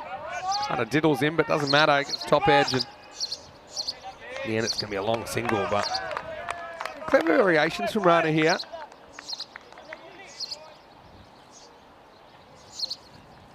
Celeste with an interesting fact. South Africa, where she's living, is actually 62 in the world in soccer, meaning football to most of the world. So pretty close to these teams in ranking. Oh, that's pretty high. It's going, and it's caught. Gotta say though, the way he played that, if this is above the waist, it should be a no ball. If it's at the waist, it's probably fine. Gotta say, I reckon that's a no-y. Let's have a look one more time here. See See, that for me, it's too high. I've got to say, Vikramovic is a bit unlucky. I think this will actually it's a pretty clear-cut one. So the umpire has to make the decision in a hurry. But I think Vikram, he tried to muscle it over the longest boundary. And he's going to go. I think he's another one that can consider himself a bit unlucky as well, to be honest. I'll have a look one more time. I think ball's that high. If there's doubt, I think the batter deserves the benefit. And you can see even Switzerland, they were kind of looking sideways going, oh, is that going to be given? But yeah, it was given out. So Luxembourg can't really take a trick. 4 wickets fallen last 2 overs, 105 for 7. Liam saying maybe Barker needed to hang around, but I don't think it's that. I think these guys are all coming out throwing the bat, and it might not work out. They probably would have batted slightly differently if they'd come out a few overs ago.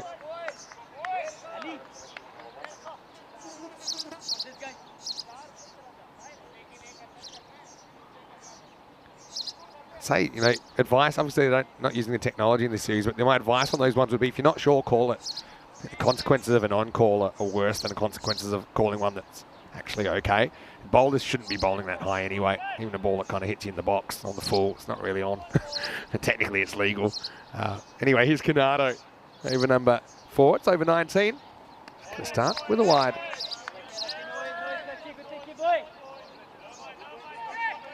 Yes, I suppose we've got the benefit of the replay there. But I could just tell straight away as well how he hit it. He's pulling that. Whenever you see people genuinely pulling a full toss, it must be pretty high.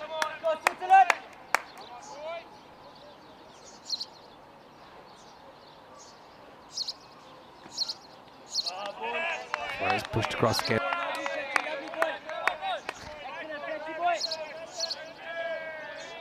Canado really attacking the stumps here. He's going wide, saying, all right, hit it. I want to try and beat you for pace. He just sneaks inside the tram line.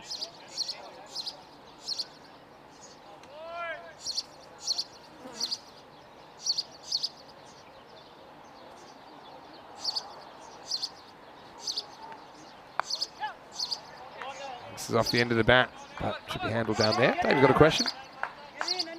Why doesn't the third umpire intervene? Counter saying, what if he's in his crease? To be honest, it's a fast delivery, so it's not coming down that much. And he's almost in his crease, so I don't think there's any doubt looking at the video it's too high. But I think the short answer is the umpires are given the option if they'd like to use the technology here to assist in decisions. Sometimes we've seen umpires saying yes, like in Gibraltar earlier in the year, the Gibraltar-Malta-Portugal series. Bowled by Fletcher. Dixit, the new batter, backs away and his ball bounced right over the stumps. And yeah, Dave saying that the third umpire intervenes for runouts. Why not no balls? In this series, they don't intervene for runouts either. So the umpires say, no, we want to make it ball on the field. That's their option. It's their right. A little bit more understanding as well if they maybe get one slightly wrong, as they've elected not to use the technology. So that's why. Obviously, we get a good look at it, don't we? So yeah, you've got to be understanding. You've got to put yourself in the position of the umpire standing there. What does he see? But yeah, I mean, live, just thought because of the way he played it, it's one I would have called on the field. But the thing about those, when you've got a decision to make as an umpire, if it's in the balance, then it's just human nature. You'll normally go for a non-call over a call. That's why LBWs, for example, if you're in the balance, you naturally call it not out because it means you don't have to do anything. But same thing with no ball calls. If you're not sure, you'll keep your arm by your side. It's just human nature. Dixit swinging hard, and that 120s is looking a fair way off at the moment, to be honest, for Luxembourg.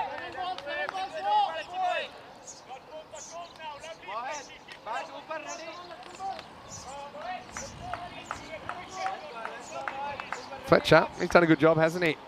One ball to go in his spell.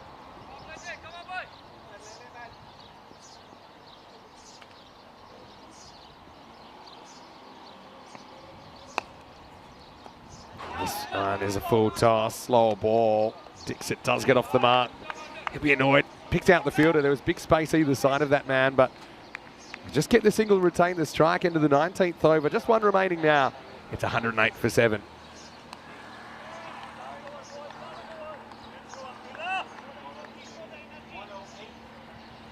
So, Tabakel, probably the more noted kind of out-and-out boundary hitter based on what we've seen this week. He'll be on striker's end. Royal Tigers into the last over in semi-final one in Hungary as well at the moment, 101 for 8. So, just losing a couple more wickets towards the end of that crucial match. Rana's back.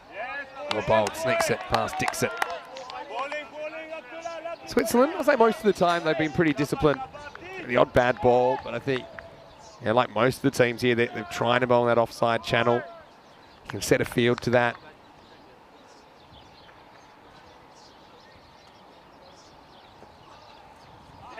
And this time, slightly slower ball. Dixit, I think he has to read the room a little bit. It's a hard place to be. Yes, he's looking to go for glory and get the boundary, but Jabakel's sitting at the other end and he hasn't had any of the strike in the last few balls. Okay, adjust, slower bouncer this time. Actually, could go all the way. It does. Well, there you go, Dixit. Probably the one he tried to hit the least hard of any of them, but it ends up going with the pace to the boundary, so they'll take it.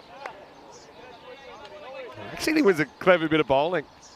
I suppose you could argue wasn't necessary when you were beating him with kind of your stock delivery outside the off stump.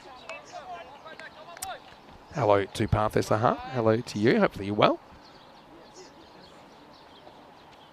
Slower ball. This would have been a wide, but instead it's going to be 4. So he gets the end of the bat and oh, Dixit.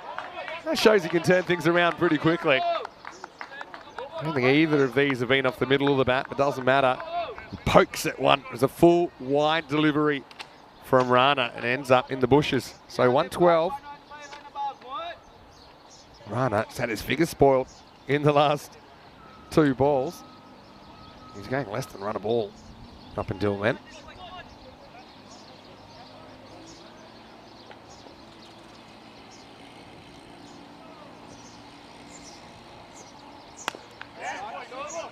Up in the air. And they're going to take on the 2. And good throw might be trouble. I think he's gone.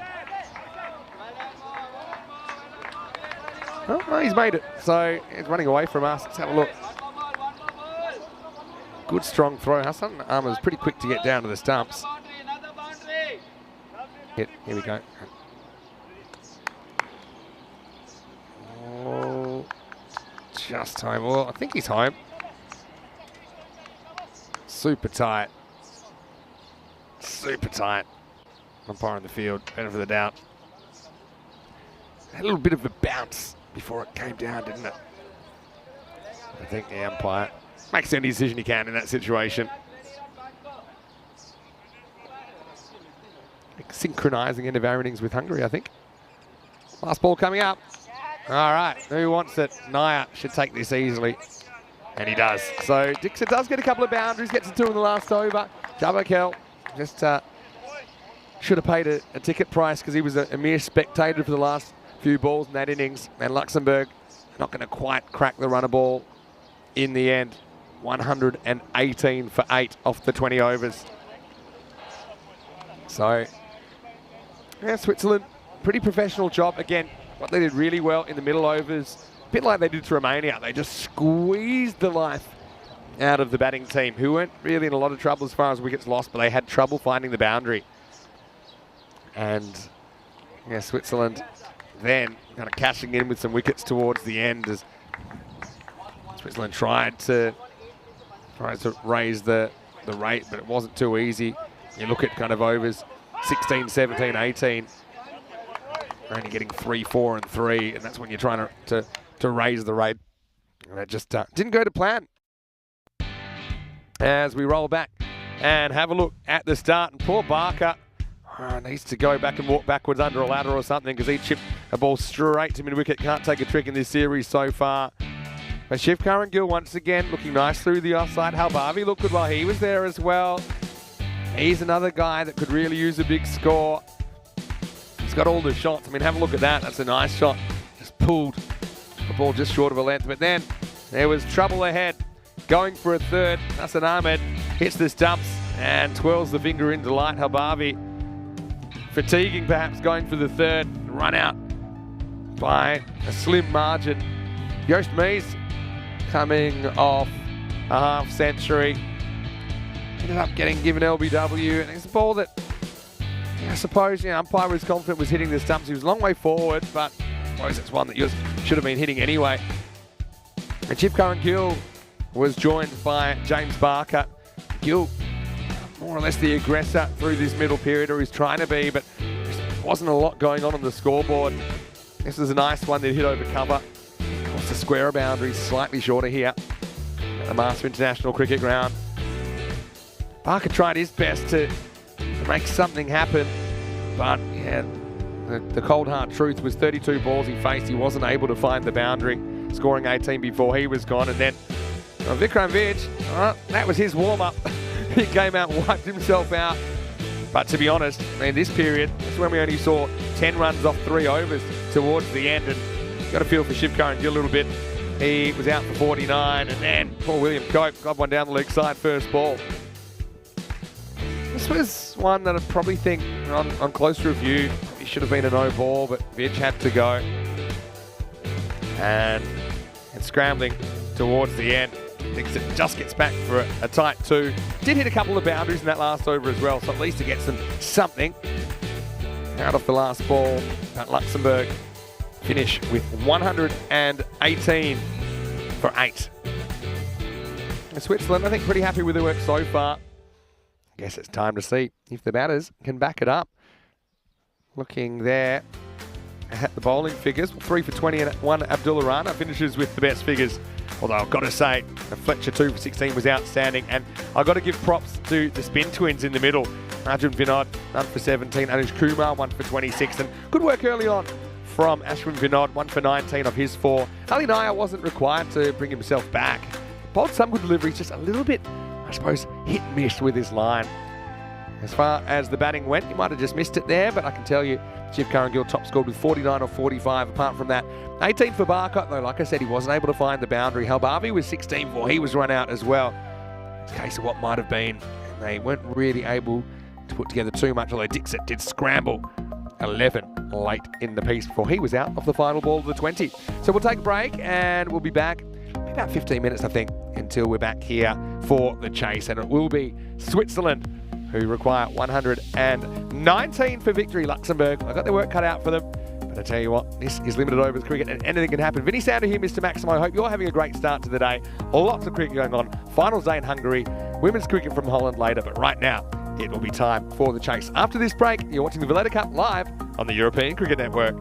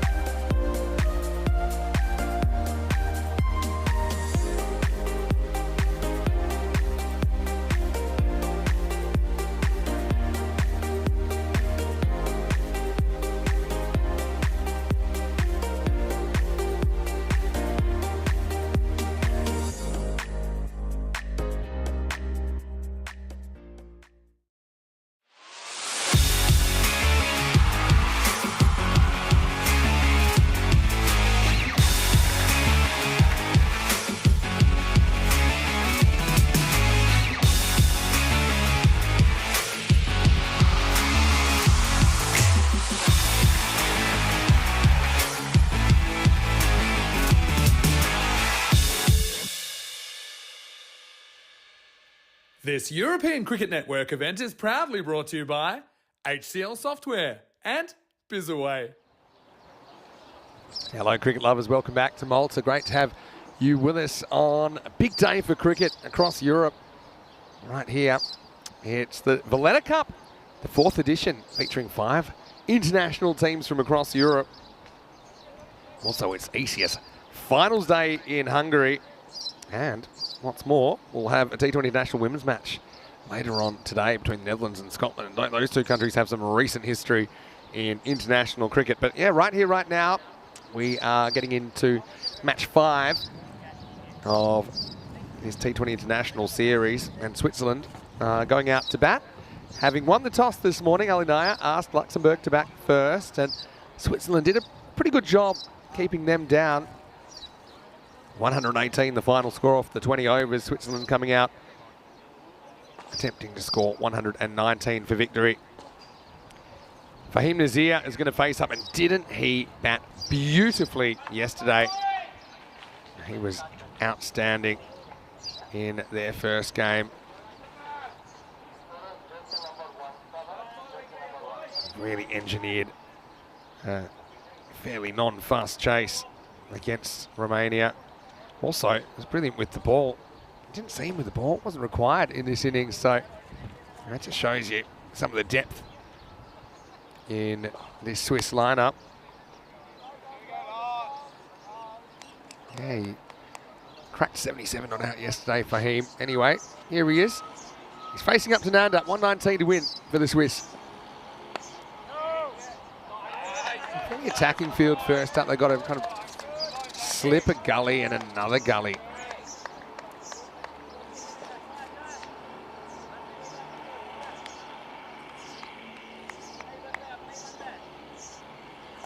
Yeah, you see them there, and there's actually another one. I'll show you in a minute. Anyway, let's go back to Nanda.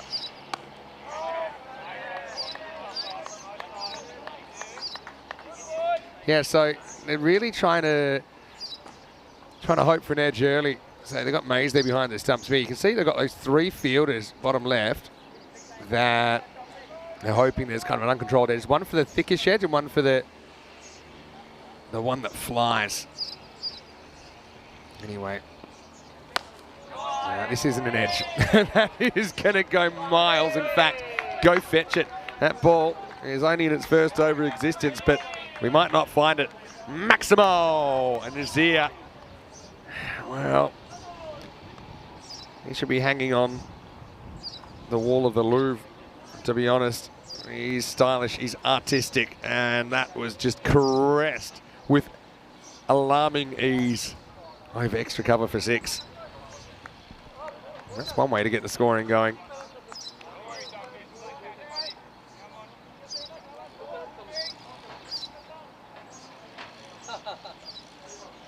Talk a bit about boundary dimensions in the chat earlier on. It's in the break. There we go, into that region. Sticks it. He's that kind of fly slip, if you like. Short third man, you might call him on the circle. Yeah, we're talking about the boundaries in men's T20 national cricket. Minimum boundary, 59 metres from the centre for men, 55 for women. I think it is about the minimum on the square boundaries here. About 10, 15 longer. Oh, edge and gone, and there we go. So 6 in out for Nazir, and Nanda, well, he jumps for joy because he knows that's a big wicket. Luxembourg need to find something to turn their week around. And he just gets that little edge. And Mays does the rest behind the stump. So they were setting him up for a little edge. They were hoping that Nanda could get one. That went away just slightly. And I mean slightly. Nazir knows it straight away, tucks the bat under the arm. That was the keeper that does the job, and Nanda gets a huge wicket considering the guy has just put a ball into the jungle. Nazir, he's trying to kind of creep forward. He's starting to step out of his crease. A regulation edge there, and Mays is a big man. Gets down without too much fuss. 6 for 1. So 3 also mentioning in men's cricket that the boundary shouldn't be longer than 90 yards from the middle of the pitch, which is about 82 metres. That's true. But certainly grown up on these fields, probably even a bit longer than that. And if you go right back, I've been reading a book at the moment about cricket in the late 19th century. I think I mentioned it a couple of times, called Never a Gentleman's Game by Malcolm Knox. Back then, the boundaries were huge. And even there was a rule that you got 4, like you get a 4 now. And for a while, that was all you could get. Then they said you get a 5 if it's kind of over the boundary. You only got a 6 if it was out of the ground, and actually out of the ground, like over the grandstand and everything like that. What do you think? Should we bring that one back? Some of the bowlers would like that. Anyway, Arjun Vinod comes out at number 3. It's a single straight away. He'll retain the strike. Into the first over, Switzerland lose a key man, 6 for 1.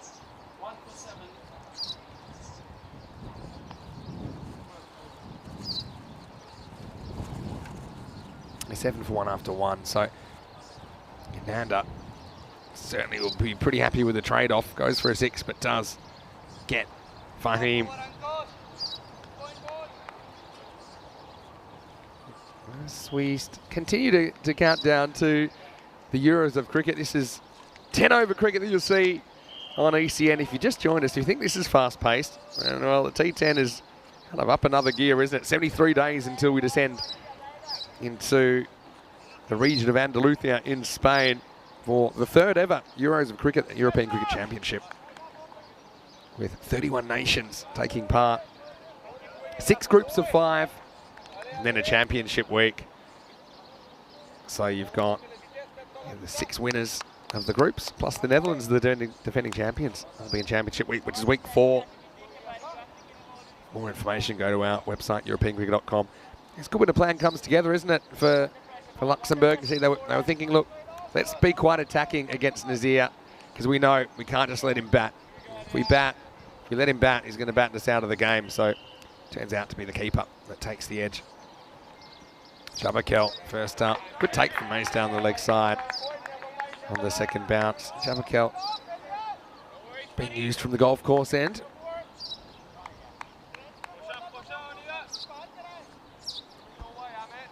Don't count your chickens before they hatch. I mean, it's going to be a tough task for Luxembourg to really kind of take probably 3-4 wickets in the power play, I think. It's a pretty good one, though. Doesn't shape it as much, and just plays a little bit inside it. If you're not family here in attendance as well, I know I'll be cheering on Arjun and Ashwin, for that matter, the 2 brothers in the side. Very proud to have them representing Switzerland.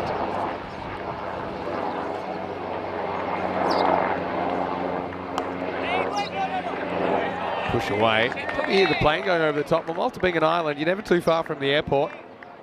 So you can hear the aircraft going overhead. But yeah, let's see how that wicket of Nazir affects things, because he scored well over half the runs for Switzerland yesterday. They do have a lot of good performers. Slip in place for Jabberkel. Almost bowls it straight to slip. And actually lucky he's there, because he ends up cleaning up. It'll be a wide.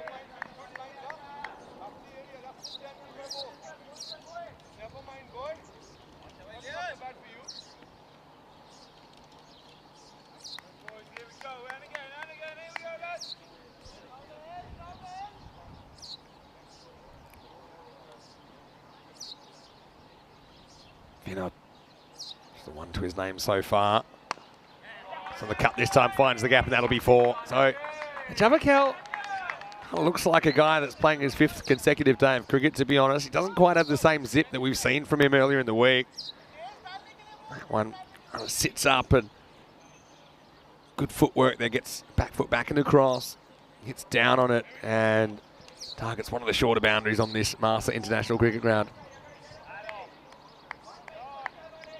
A few people multi-screening, because it is the last day of the ECS in Hungary as well right now. Keeping an eye on that one as well.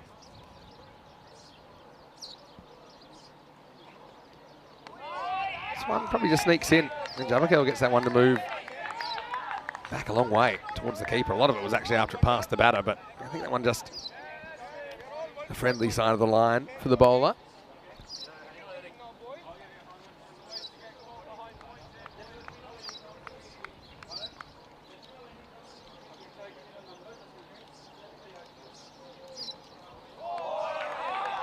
It's better.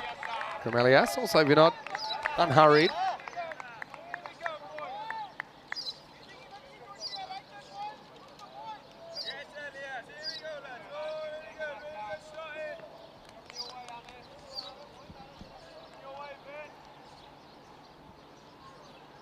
So far, so good for Luxembourg.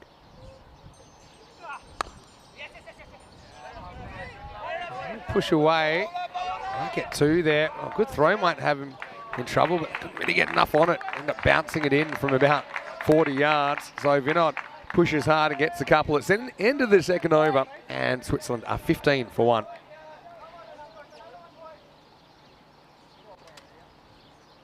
Beautiful hot day. We'll say there's a little bit more of a breeze today, and just a bit of a breeze makes such a big difference out here.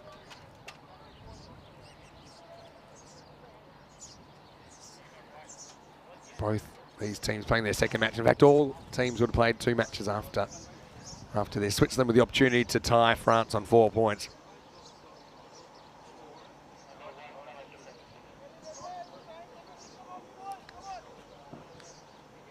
So Javakel goes for 8 in the over.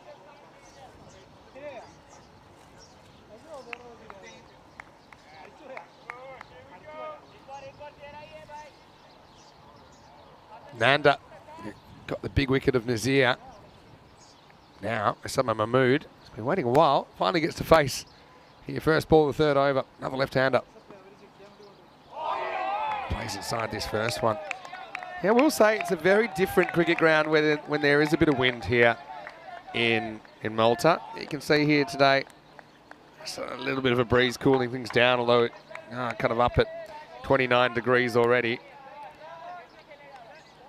Those trees earlier in the week, they were not moving at all, but it gives you an idea of the conditions for the players at the moment. A bit more pleasant. Ooh, side edge, some of Mahmood. Maybe a bit nervy there. Yeah, you can see Mahmood still on 0. Tries to go with the angle here, but it's a ball that's outside the off stump, albeit not by much. Just trying to whack that over the leg side. On another day, maybe that is edge onto your stumps, or maybe onto your body, onto the stumps. We've seen that happen a fair few times here on ECN.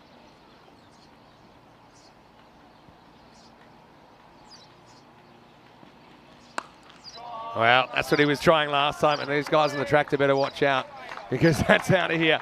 Maximo! Mahmood tries it twice. The second one's nice, and absolutely bangs that with the angle. And he might have missed out the first time. He didn't miss out the second. That's what he's capable of. He's guy. I know we've seen it a little bit of on ECN. Looking forward to seeing him in ECS cricket as well, because I think that suits him so much. And yeah, good luck finding that one. Yeah, but Mahmood is a guy we've seen playing before for Power CC, mentioned that.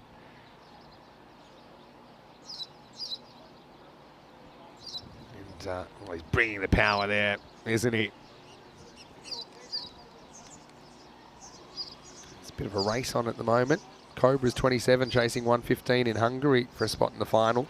Royal Tigers in serious jeopardy of not winning that tournament. It'll be the first one they've lost on ECN. I think it was pointed out in the chat earlier that they might be the only team in Europe that have kind of played multiple ECN tournaments and never won one. Well, that's a good throw.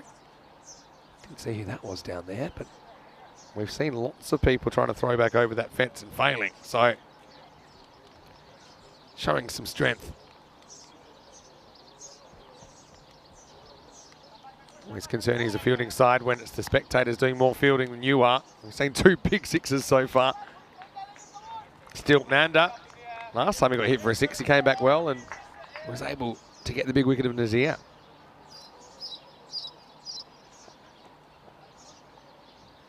Can he do the same to another left-hander? Turns it off his hip.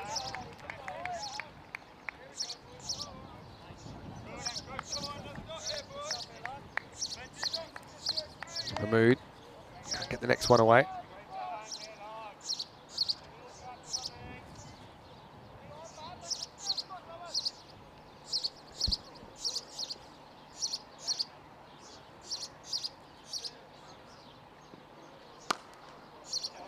A nice looking drive. It's a pretty good stop by Barker. You can see too, but that took a bit of a jump just as he was diving, and he adjusted well. So I think that's actually a good bit of fielding. He hits head to the pitch, which is slightly raised here. That's actually partly because we've seen it flooding here in Malta. I've actually been here for 2 separate floods. This is my 5th time here, and so it just kind of makes sense.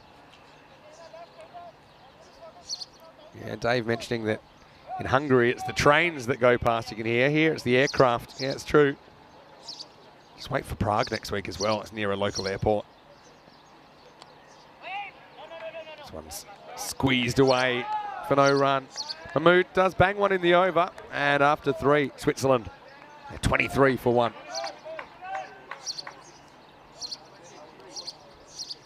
Mohamed Riaz asking, is it going to be a tight match? Well, I always would say maybe.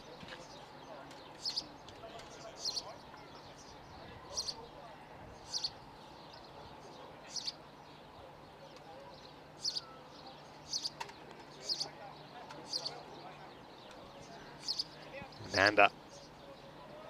He's your kind of workhorse, isn't he? He's a guy who's leading the attack on the first over. Gets the big wicket of Nazir. He needs some help, doesn't he?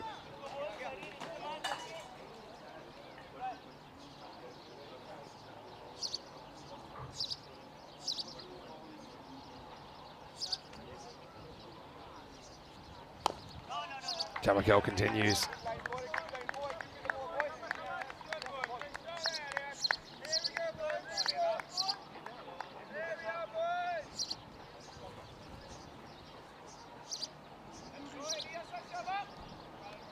Jamakel, just give you a little bit of in movement more often than not.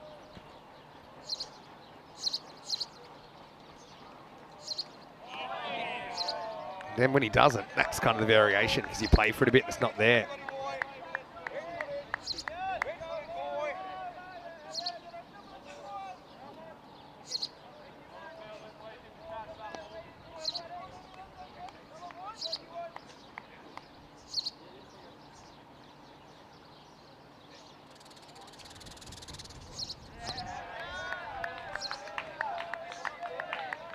And next one is another ball that gets through to the keeper.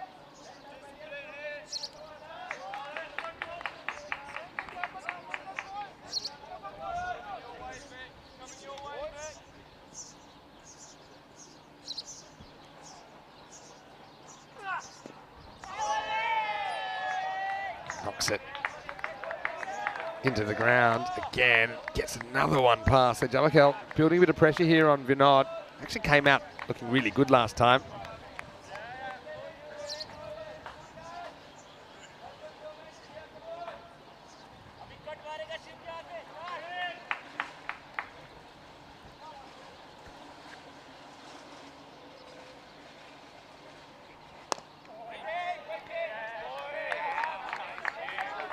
Next one, again, dot ball.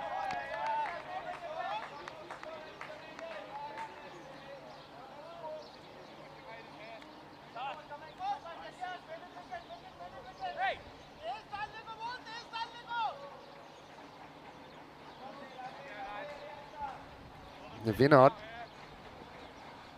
It's being held up here. Let's see if Jamakel can turn it into something more. Last ball of the 4th.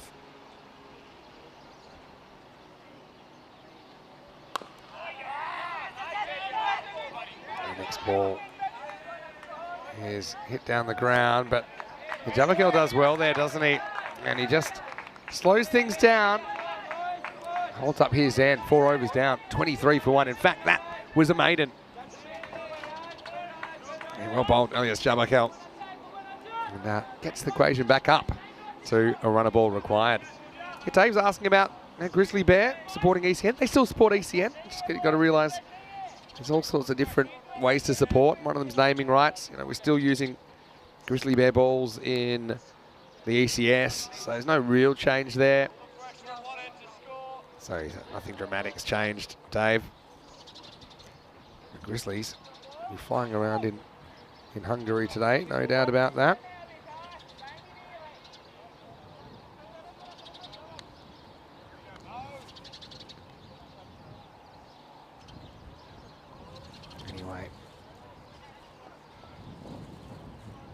See if Dixit can keep the pressure on. They benched Nanda after 2 overs.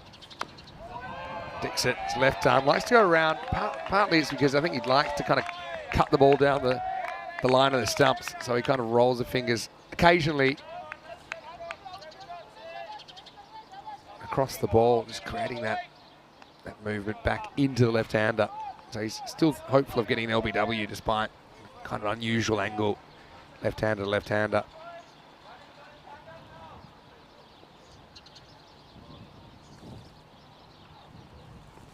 Oh, that one doesn't come back at all, though. Hey, Mays, good keeper, isn't he? I always said this. I think it's a bit of a myth that big guys can't get down to the ground. I don't know if they've got really tiny arms, maybe, but he's in proportion. He's well put together, Just.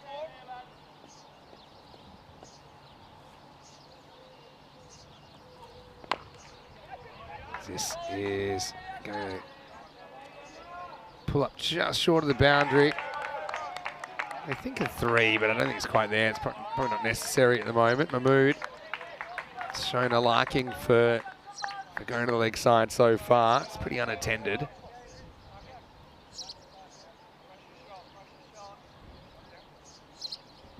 Yeah, because the field's pretty well stacked. Actually, up until that ball, they had 7 on the offside, 2 on the leg. So now they put one more fielder out there. They're saying, okay, we're going to put a guy out there. If you try it, you miss-hit it, then maybe we can catch you out that way.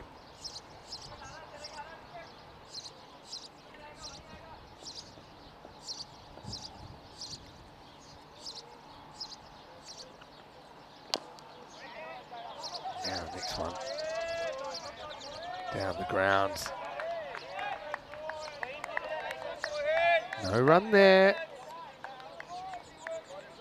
Can you just squeeze that equation back above a run of ball? That's the question. I've got Hassan Ahmed coming in next.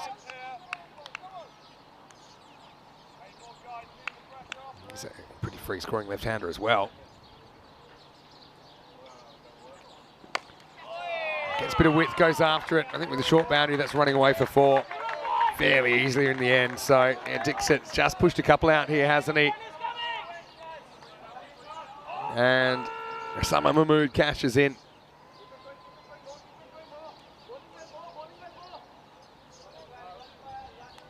Relieves the pressure slightly. Not that I think Switzerland are feeling a lot of pressure at the moment.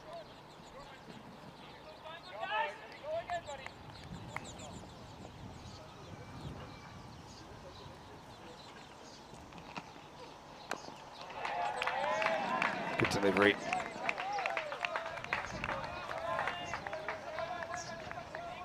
Up in the block hole. It's always a good time to do that, I think.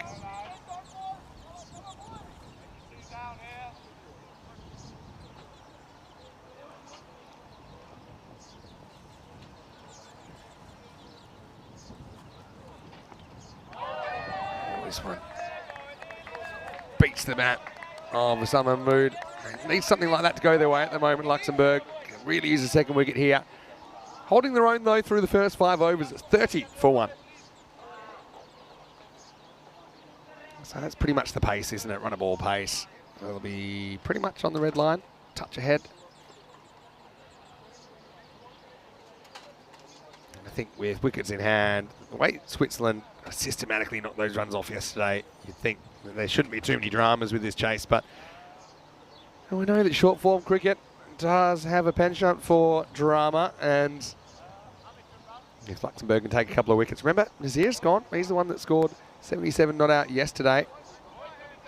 Had some support out there from Hassan Ahmed, and then Ali Naya played an intelligent knock towards the end, just knocking up a run of ball 13.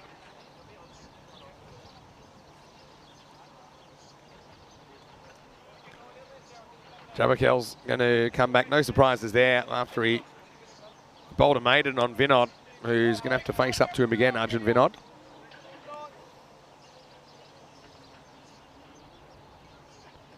Oh, like that 7 in a row. He's going to like it here, Luxembourg. We just need to turn one of these into a wicket. And then, I suppose, yeah, then you have to deal with someone else, but you can only really go one at a time, you know. You can only really really deal with the batter that's in front of you.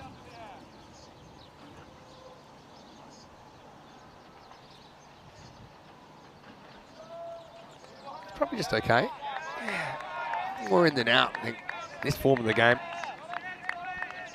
Umpires will say, yeah, that's okay. Certainly half the ball's inside the line here. More than half, actually.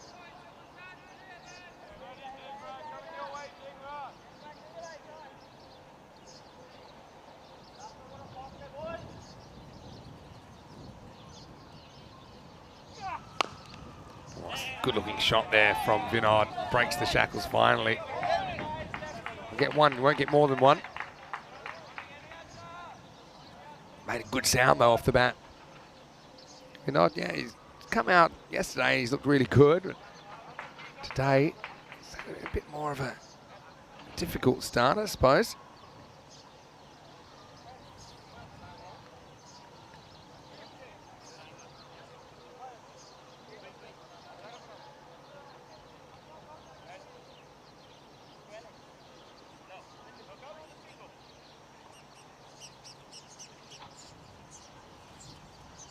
So Summer Mood gets a crack at Jabakel. It's been a while.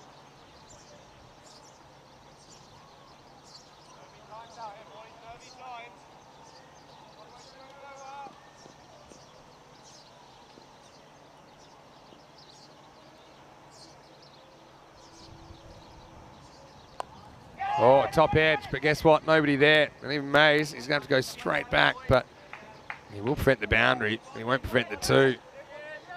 I suppose you rarely have kind of genuine fine leg in this form of the game, but if there was, it did hang up in the air a long time.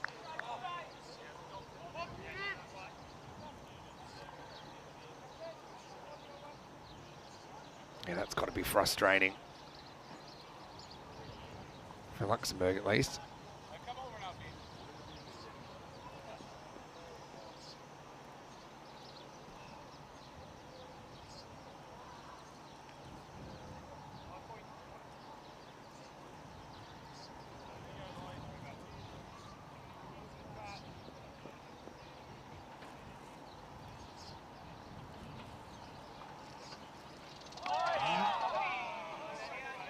See here, this one's probably similar to the one that wasn't called, to be honest. It's probably the same ball, just by running out of patience. Obviously it's left-hander this time.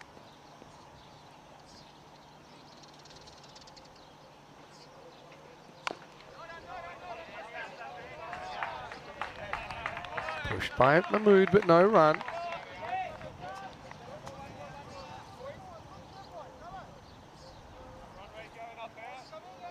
You could hear Luxembourg. One thing I like about Luxembourg, I don't mind having just a little bit of a chat reminding the batter. Look, run rate going up here. Also, it's going up to a run a ball. It's been pretty consistent, to be honest.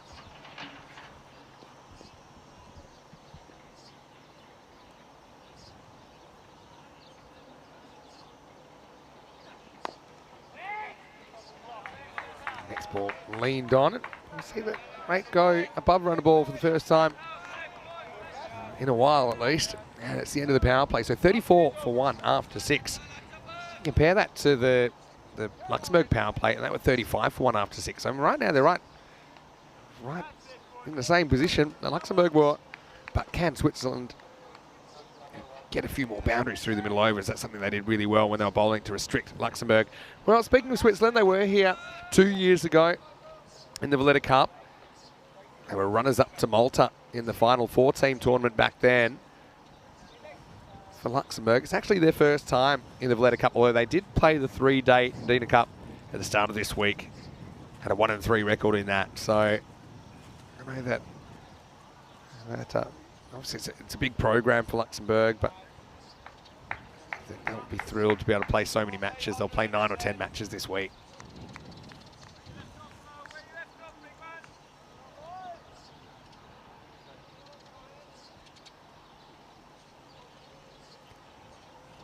Dixon continues, and Vinod happy to play it back.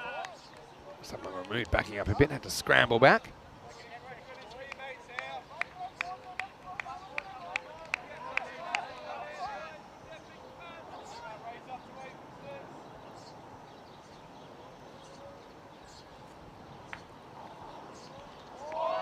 Then gets one. That's drivable. It looked like a low full toss there.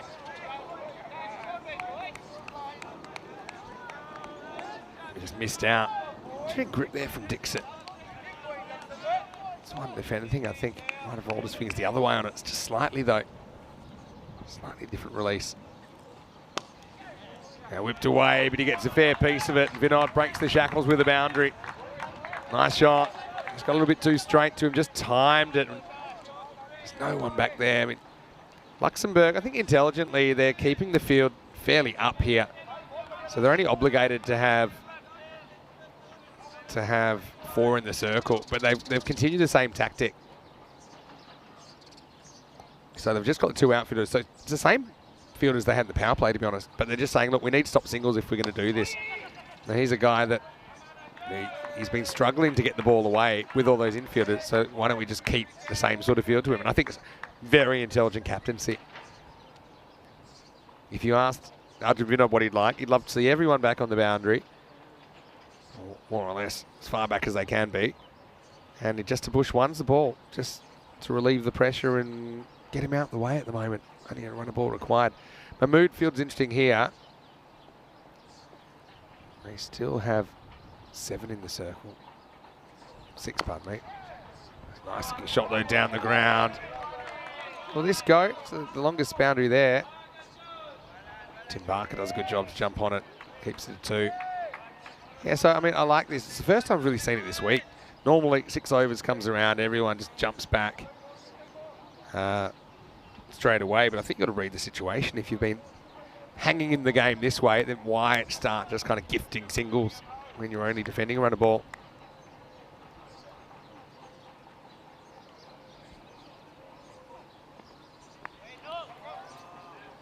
Loses this one down leg side.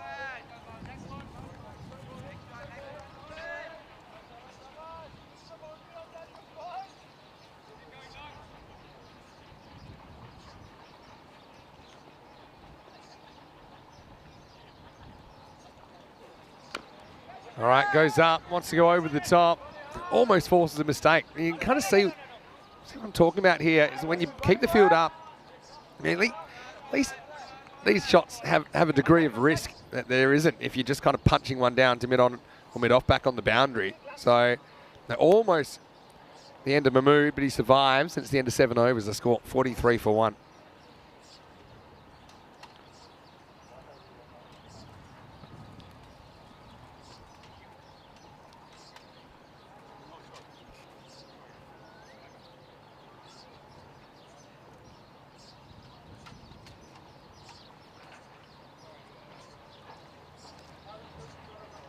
So, yeah, beautiful, bright, sunny day, 29 degrees already. I mentioned there's a little bit of wind around, which just cools things down a little bit.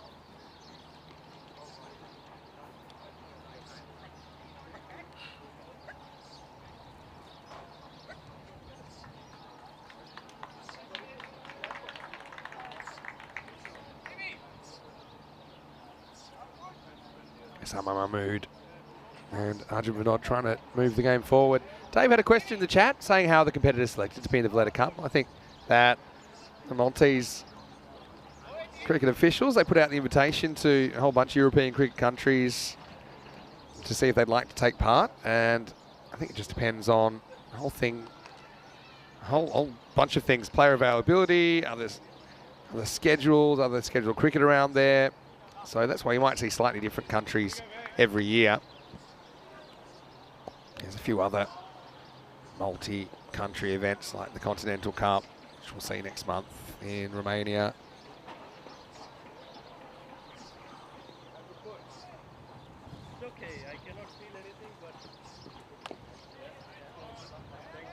First ball, push and run, and Sama will get a single. It's kind of a fairly tame phase of the game right now as Switzerland is trying to creep up on this target with a minimum of risk.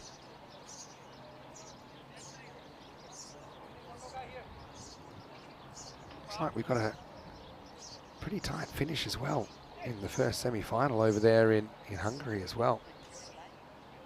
12 off 8.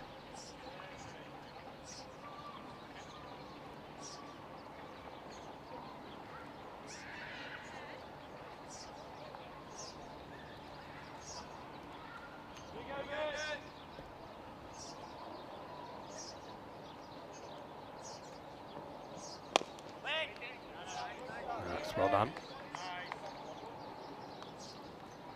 Yeah, so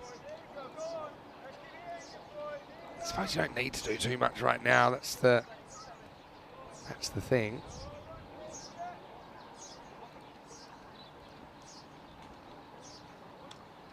But still, so Vikramvich comes on. He's a pretty good defensive bowler. Let's see if he can get away with having so many infielders. He's got 5 in the circle on the offside, 1 on the on. But now they go over the top. And that's what they've been asked to do. Fielder almost gives up the chase. In the end, he does pretty well to stop it as Dixit. Actually, straight away, almost gave up, thinking he's not going to get there, but then he realised, uh-oh, this is holding up. It still is early-ish in the day where the outfield's retaining a bit of moisture. See there, he almost gives up and says, oh, hold on. Actually, I do need to put in the big ones here. Does prevent the boundary, but they concede 2.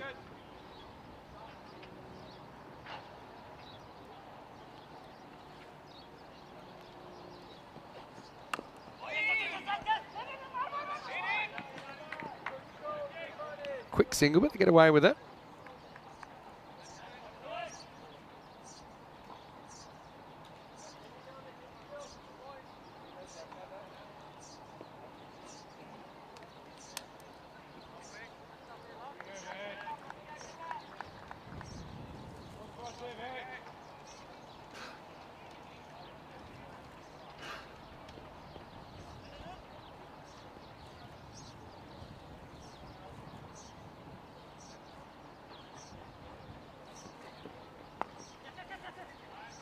Next ball knocked away to points again.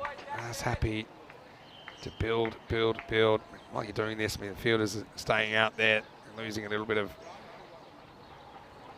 energy, I suppose. Also, the ball's getting a bit older.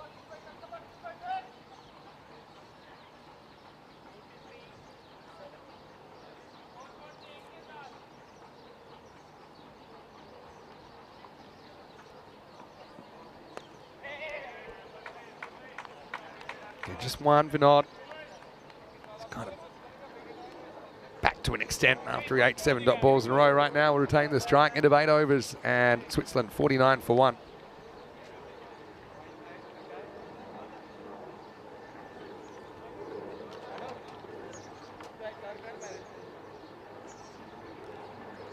Having a look at the innings so far. Nazir 6 and out. Geez, the 6 hit was a good one though. And he nicked off to Nanda very soon after.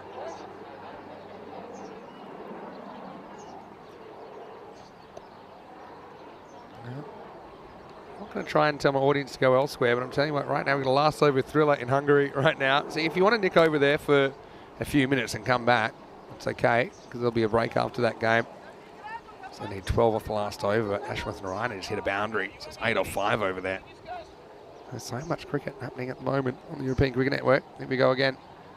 Dingra getting a bowl in the 9th. Oh, bit of a Tortuga for the fielder there, and that's going to be 4. That's a sign things are going against you. Yeah, you got to feel for the fielder cope. There's not too many bad bounces out here, but he gets one. He must be wondering what he has to do. You have just gloved one first ball for a golden duck, and then he gets the only bad bounce thing I've seen in about 5 days. Blasting through before. Now, clever hands from Vinod. He's going to make the most of it. Goes back-to-back boundaries, and this one's all about the cheeky release of the wrist at the right time. It's a fairly no-risk shot. He's trying to hit it hard, but not too hard, and finds the gap, finds the boundary. So this is probably one of the key differences between T10 and T20. T20, you do have the ability to kind of play yourself in a little bit.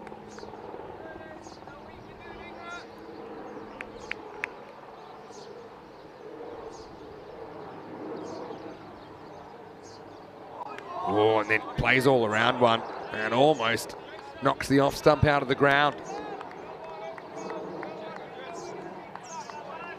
Oh, Arjun was a bit lucky to survive that. Kind of went at it forward, didn't really wait for the ball. Just a bit too eager to get forward too quickly, I think, that time. Anyway, survives.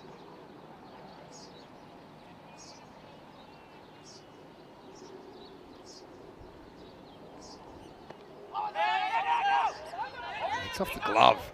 And then somehow Dingra falls over. I don't think this was off the pad.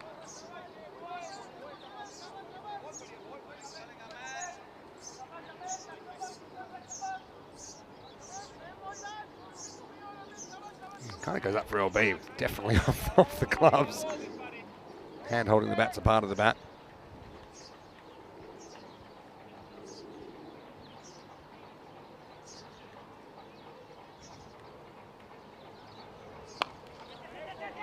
Stroke, Cope almost creates a run out. Oh, but his throw's a bit high. And it has to be pretty high to be too high for Mays. Oh, well. I think that Vinod went with the hit and better throw. I think there's a chance to run him out, but Luxembourg not able to turn it into something more. And it's also the end of the over. The score continues to climb. In fact, it's not the end of the over. I'm just having a chat about, probably about not wanting to run each other out. So we still got one ball left in the ninth.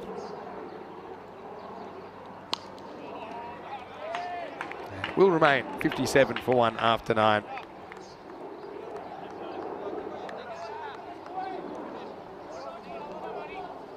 So Switzerland got it down below runner ball once again. The way they started, you felt, is it going to be one of these games where Switzerland look to do it and do it quickly? But I suppose the most important thing is they get the win here. If you're looking at things like T20 national ranking points, for example.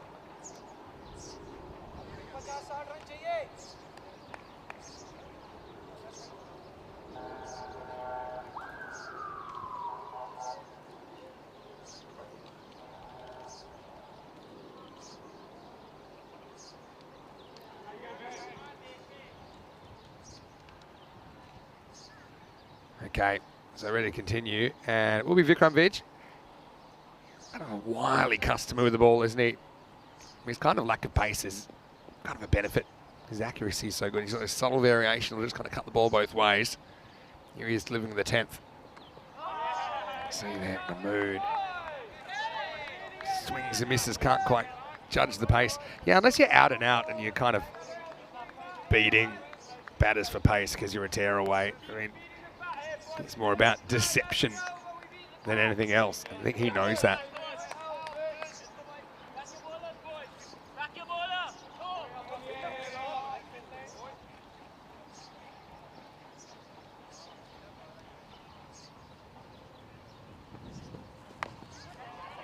Now the next ball is lifted up and over the top. Get a single there.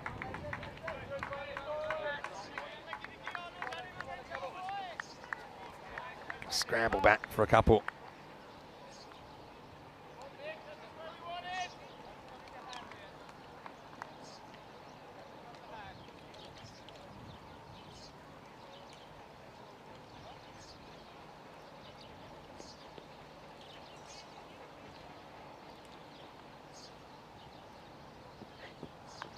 Oh, there's an edge, but there's no slip in place. It's so fine that Dingra's going to have to chase it.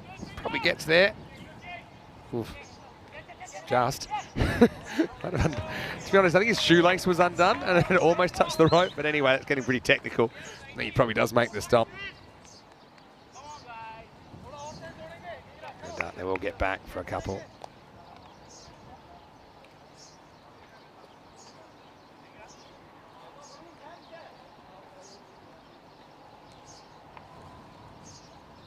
Look at this, look at the shoelace. I think he's all right though. It's all said and done.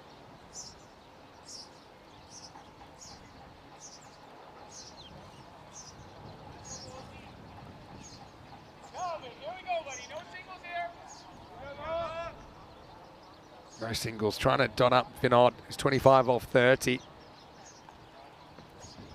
No single there. Pitch. That's the quicker one, and it's not quick, so to speak, but it's quicker. And so that's what I'm talking about the kind of deception. Not blasting through the batter, but luring him into thinking it's going to be a slightly slower ball, and then just sneaking it through. It's good bowling.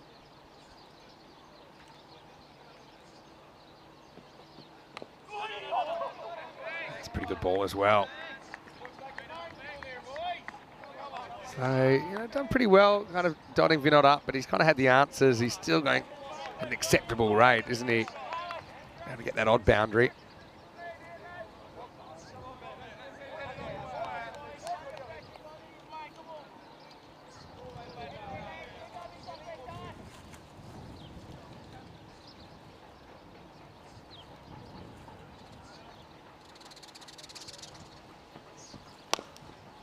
Oh, gets a good piece of this one. I could run away for 4, Yeah, it will. That's just pure timing. And Vinod, this is the thing, he's not really under pressure. If they're chasing more than this, he'd probably be feeling it a little bit more.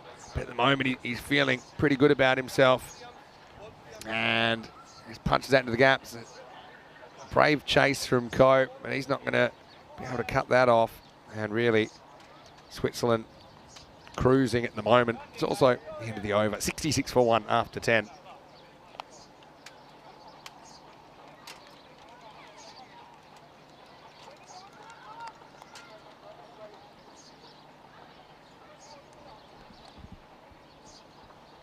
Vinod 29 not out. It's actually overtaken Mahmood now, but he has had more of the strike.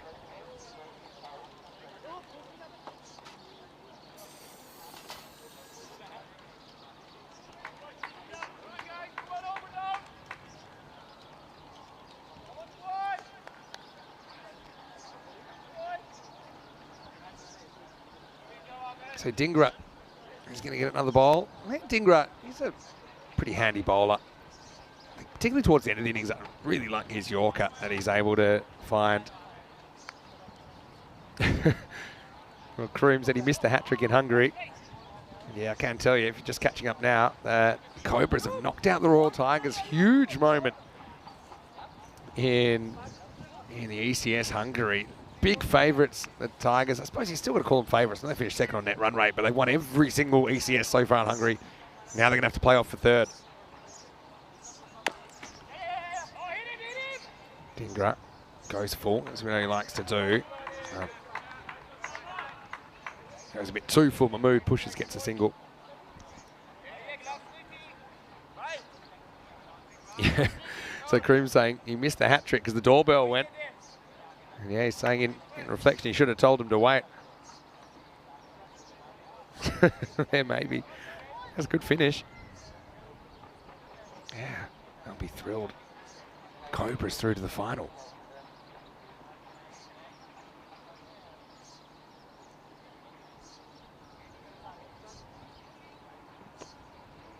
Oh, good stop by Mays. Once again, it's the old octopus play. He's just so big. He's got long arms. This is probably past anyone else.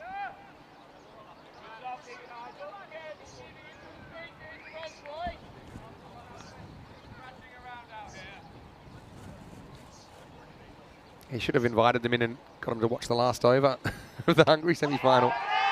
Just going down leg side, I think. It's him on the full.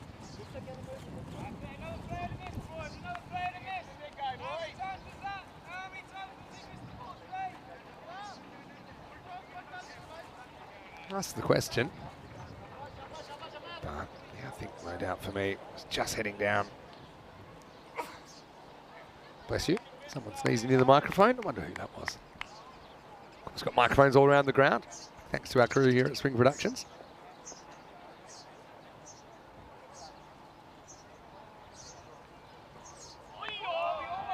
Mahmood, he's like a big mover his feet, is he?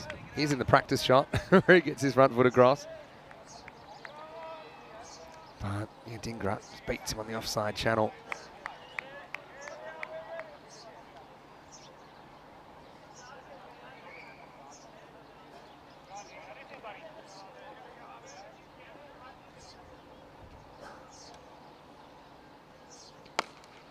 That's a good shot though, but picks him out. Direct hit. Oh, could have been interesting. I don't think he has the ball in the end. And so they scramble home. They kind of go on contact saying, look, you're going to have to do pretty well to get us out here. But to be honest, yeah, direct hit. He ends up kind of next to the stumps in a weird position. Don't think that was hitting, but if it was, we'll never know because Dingra kind of spoils it. So if in doubt, I think that in that situation, then you've got to get out of the way. To be honest, I don't think it was hitting, but if it was, he was going to spoil it. So, yeah, see, he doesn't hit the stumps with the ball. It's just his hand. It's a bit of bad in this as well, I think. So, yeah, just kind of frustration at the moment, I think. For Luxembourg, that's another semi-opportunity or quarter opportunity. Right now, Switzerland still in the box seat. They're 70 for 1 after 11.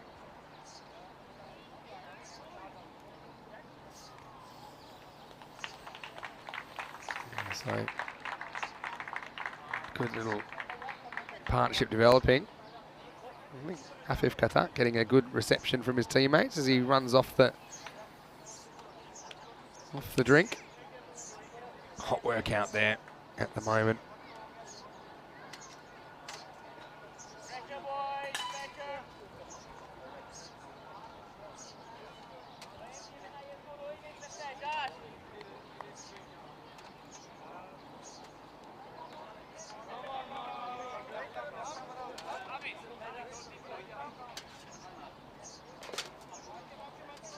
So change of bowling now. Dixit is going to bowl from the golf course end. Things haven't been able to find a way through, have they? But like yesterday when Romania were trying to peg back Switzerland in the second innings of the game. Just finding it a bit difficult to get that key breakthrough. Couldn't get Nazir yesterday, even though Nazir goes today. These two standing up for the second wicket. Vinod works it away first up for a single.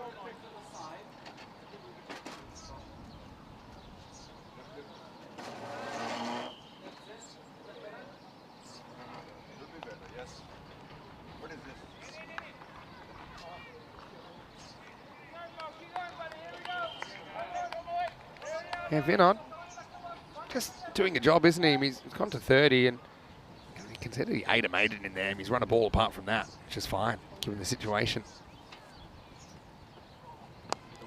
So pitches outside leg stump and it's slightly ill-directed from Mohit. That one's going to be clipped away for 4. Osama Mahmood into the 30s.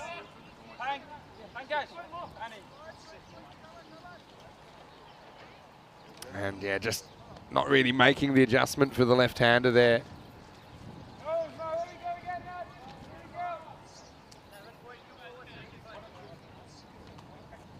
Osama Mahmood wasn't going to miss out.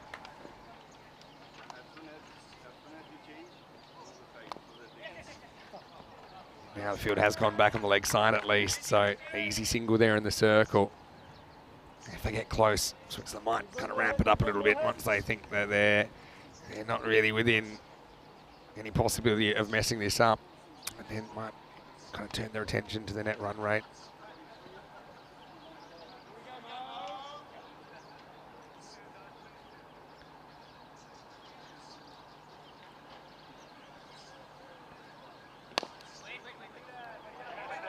Waits the call.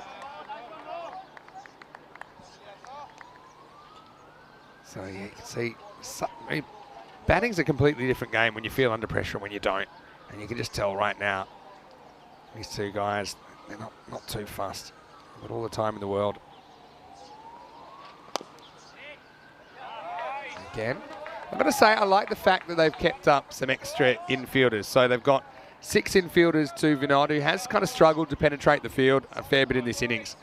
They've got 5 in the ring in the offside. They've got 1 behind square on the leg side. So just 3 outfielders. I think a smart captaincy. Last ball the over for Dixit. But this time a little bit too straight. Short boundary, and that's going to get past James Barker. So that'll be the end of the over. Vinod, once again, just has that knack of breaking the shackles when he needs to.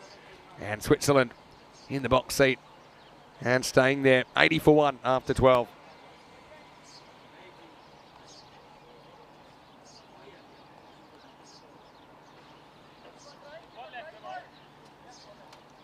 looking at the table with a win here.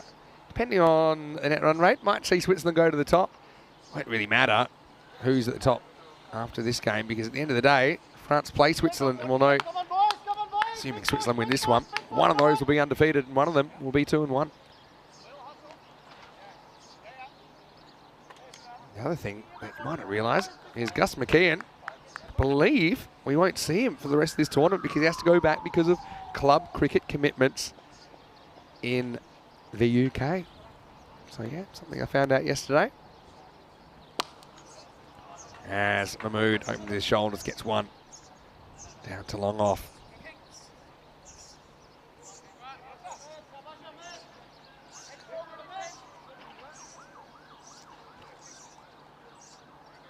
So, you're really at the moment.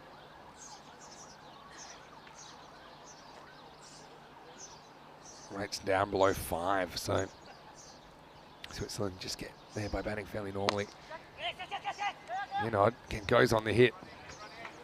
This is a bit frustrating when you keep fielders up and you still give away the single. It was hit pretty hard at Helios Chabarkel. If he picks it up into the stumps, I think he's got a good chance of running him out, but it's just not the way it happened. I wasn't able to pick it up cleanly.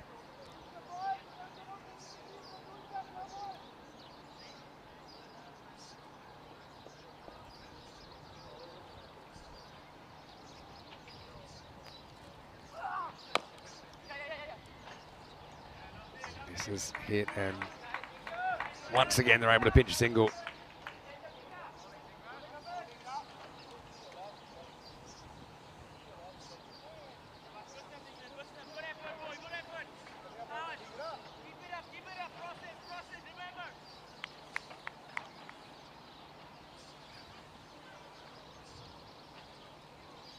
You're not on 36. And now he decides this is the time to go large. Goes after the short boundary and goes Maximo. His first 6 of the day, and it's a biggie. Plays it off a length and moves into the 40s in style. And certainly you can tell when he hits in the middle, whether it's on the ground or in the air, it makes a very good sound. And that one cleared the boundary easily. 30 to win now for Switzerland. And now he's knocked over, so 6 and out for Vinod, who decided it was time to up the ante. Good comeback from Dingra, to be fair. There's kind of a sense, I think, from Luxembourg here that might be a consolation wicket. This came in a little bit, I think, off the pitch for Dingra. See if we can pick it up here. Just a little bit. Inside edge, and crashes into the stumps. Yeah, there you go, into middle and leg. And so Dingra gets the wicket. He's always trying hard for his team, but well batted to Arjun Vinod. He's going to go for 42 of 43 balls, and the score now is 89 for 2.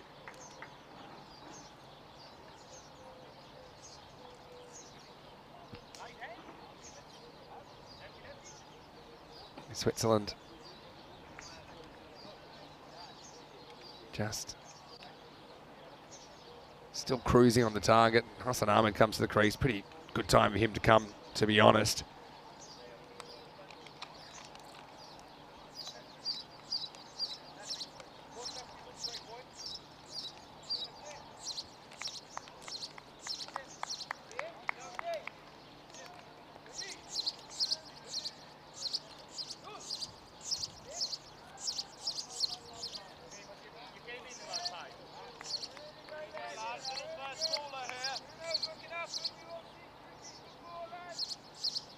So, Hassan Ahmed being left-handed means we're back to left-hander combination.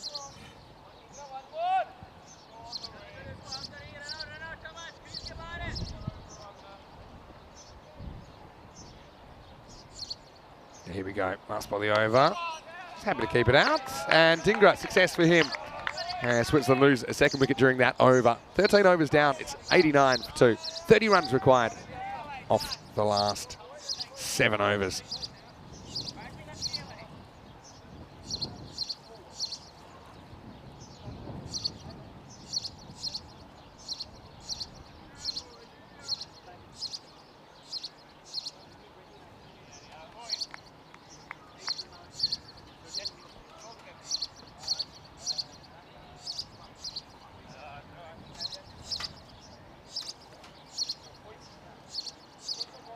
So we get closer and closer to the conclusion of this game. Just a reminder, we still have 2 more matches to go from here in Malta. Also got finals day continuing with the second semi-final getting underway.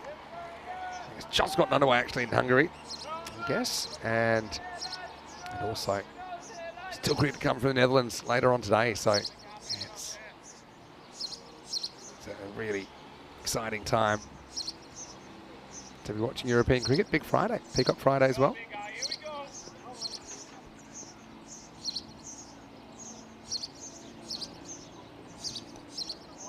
As we see Jamakel being brought back for his last over.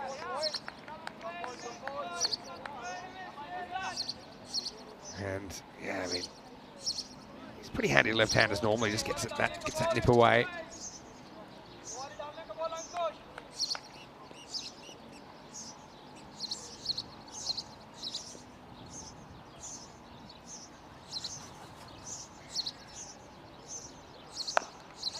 Well, this is a miss hit, and well, it sums it up for Luxembourg really. Mahmood gets that all wrong, but just open spaces in the mid-wicket region.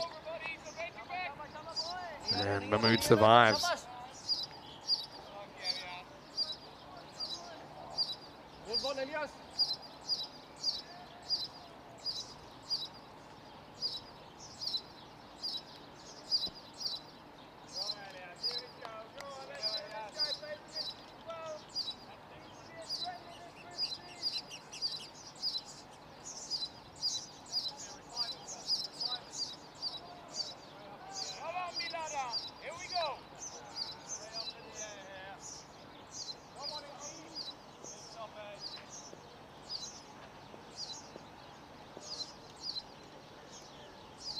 Bit of a false start. Hassan Ahmed yet to go off the mark.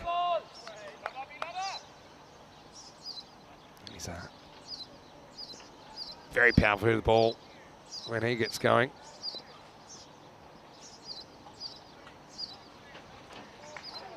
Doesn't take anything, and so this will be 2 wides down the leg side.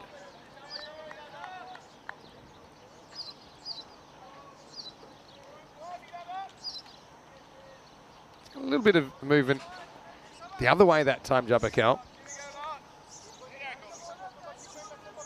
Yeah, he's an interesting bowler to try and play, because he just does a little bit.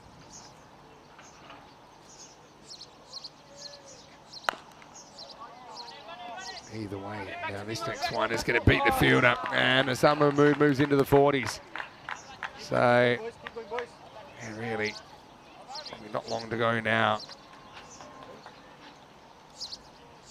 Jamakel, a little habit he's got of kind of running in front of the umpire. It's probably not a smart thing at this level to get in the habit of doing that, but yeah, ultimately doesn't matter anyway, all academic. That one disappears to the boundary.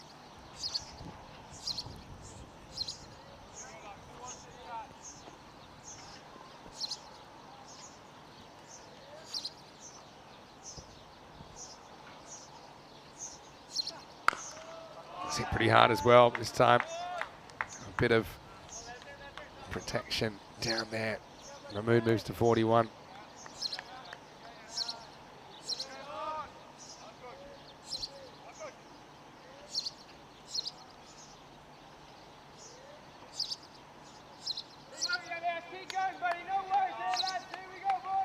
Luxembourg trying to find something here.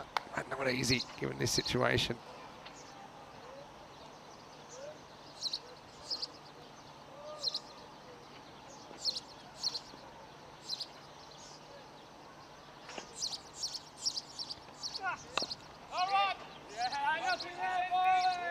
Away, no run this time.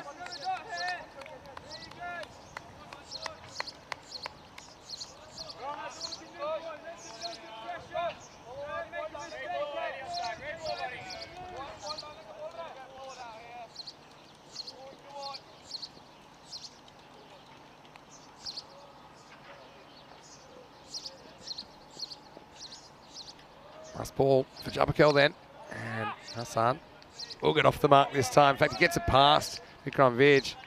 So I'll trot back for an easy 2. And it's the end of the 14th over in Switzerland. 6 overs remaining. 99 for 2, 20 required off the last 6.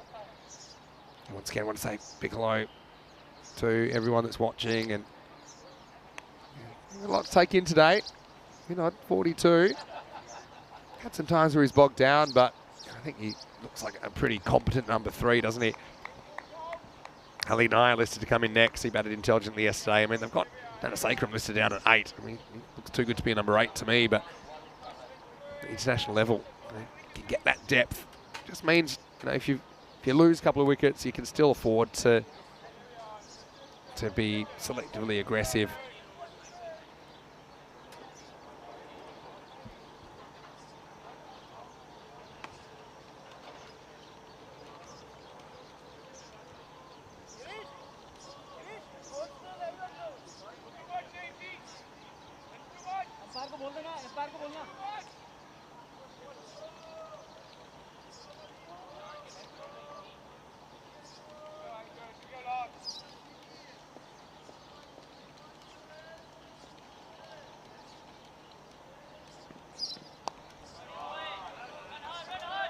This is turned around the corner and again, it's good running. I'll get back for a couple.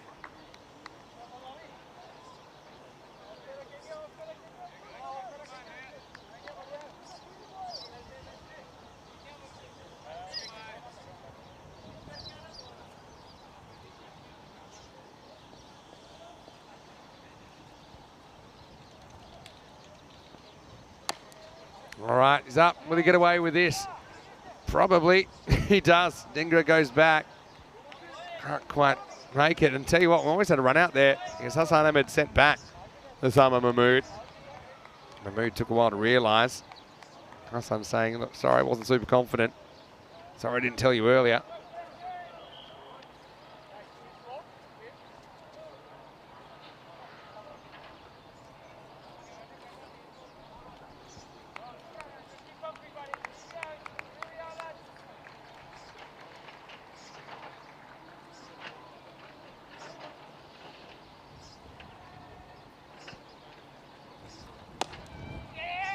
Correct looking shot. Takes on the mid-off, creates some pressure. Dhingra has the ball following him at the moment.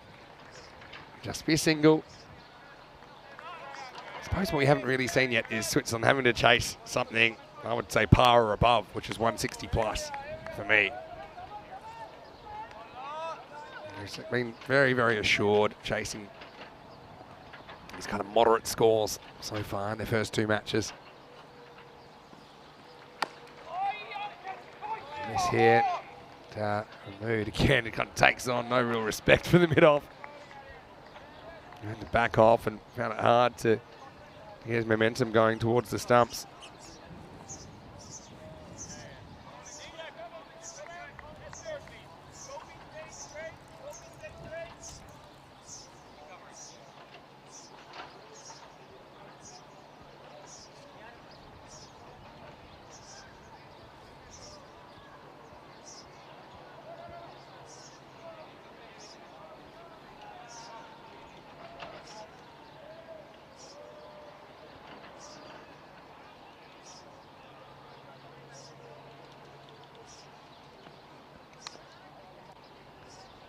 Inside edge of the bat this time.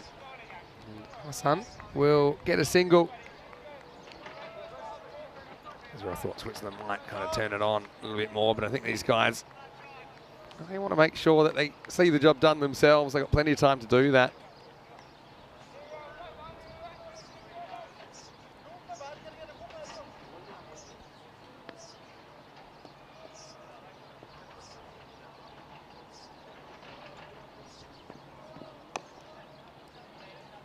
Nanda being brought back. Genuine last throw of the dice.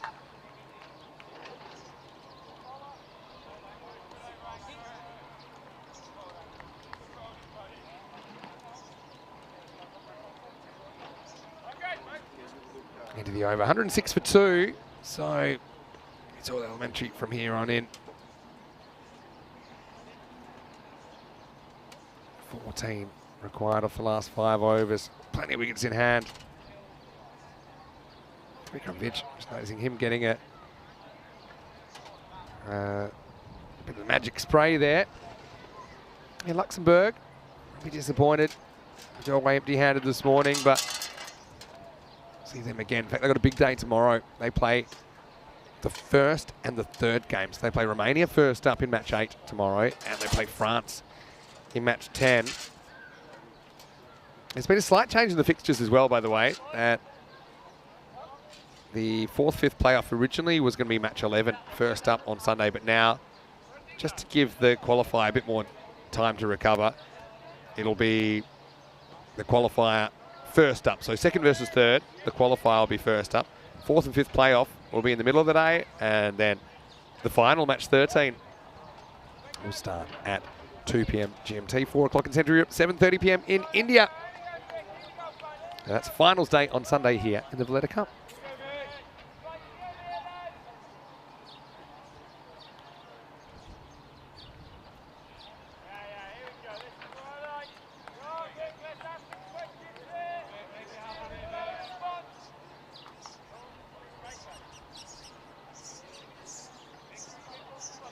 So,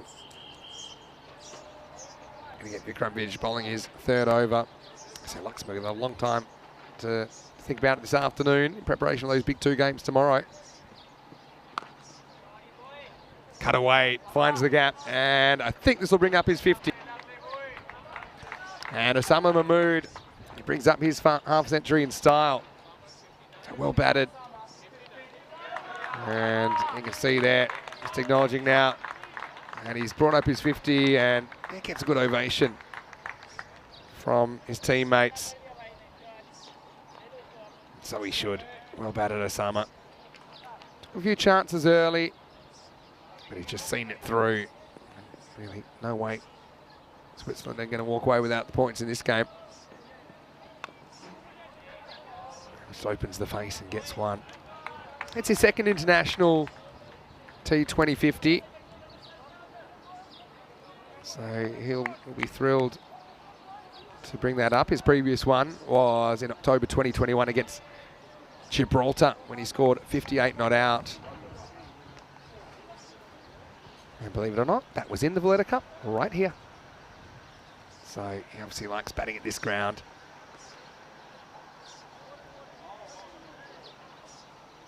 Hassan Ahmed will face up then with 8 runs required.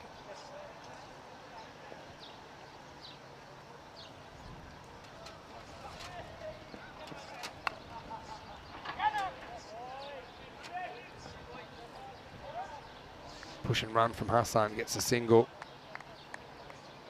So Luxembourg, I mean, they'll still be hoping. They've lost their first 2 games. If they can somehow win both the games tomorrow, might have a shot at the top 3. I suppose it's not helping that they're not super close games, these ones they've gone down.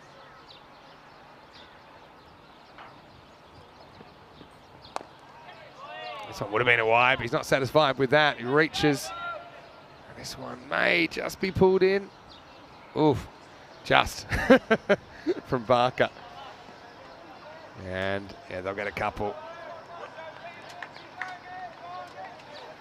Yeah, he wants to go with the hands, and then he thinks it might stop, and then he's like, uh-oh. I've got to make sure I don't touch the rope, but I suppose all's well that ends well. Barker keeps it to 2. Hello to Umar Ahmed. Be excited to see Romania a little bit later on in the day.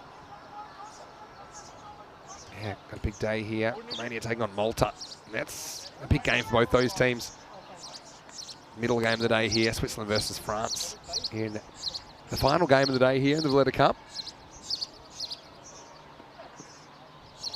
Uh-oh, that's going to be wide. In fact, if that goes to the boundary, that'll be the end of the game. It does. And so, funny way to bring it up. I don't see Luxembourg laughing though. Congratulations to Switzerland. They do this fairly easily. They'll do it with 26 balls to spare. It's just losing that one down the leg side. And just not able to get across and make the block. So, fairly comfortable victory in the end.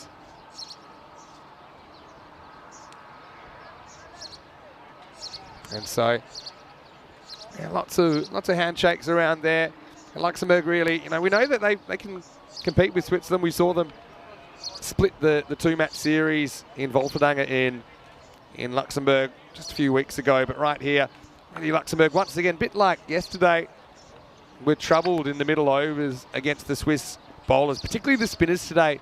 Just make it really hard for them to find the boundary, choking the innings and really not enough runs on the board. So coming up next, we have Malta versus Romania. That'll be starting in around about 39 minutes. Okay, so I say 35 minutes. We'll be back here to take you into the action. Toss news on the way. Look for our chat.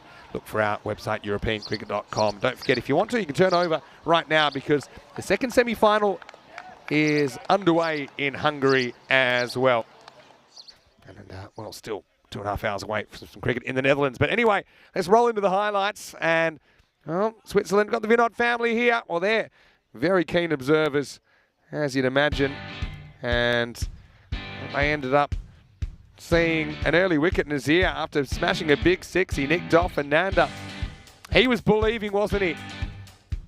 But then, bit of a reality check, really. Jabbarkel, he's always tried his heart out this week, but he's found it hard to displace Osama Mahmood, who was joined by Vinod, who was a little bit quiet early, saw out a maiden, but I suppose he could afford to do that. And they could afford to be pretty selective with what they were doing.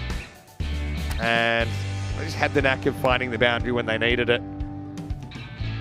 Luxembourg, once again, they tried to set high standards for themselves. You can't criticise them too much in this effort. Poor William Cope, he's in and out of the side. He had a glove down the leg side first ball and then copped that. It was like the only bad bounce thing I've seen all week. But yeah, Vinod, he certainly looks pretty good to me, even though look, it took his time, but it's all about reading the situation. And you can see here, Cope again, chases all the way back. Luxembourg didn't bowl too badly, really. They were able to restrict the scoring in patches. I think when it came down to it, Switzerland were batting without feeling too much pressure at all. Knew the target wasn't too big, didn't take a lot of risks. Arjun Vinod, he tried to move things along, whacked a big six, was out the next ball, but by then really the result was beyond doubt. He'd done the hard yards. Hassan Ahmed came in along with Osama Mahmood would finish things off.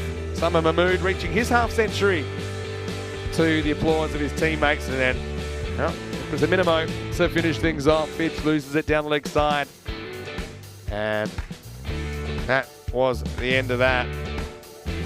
So Switzerland go 2 for 2. They join France at the top of the table.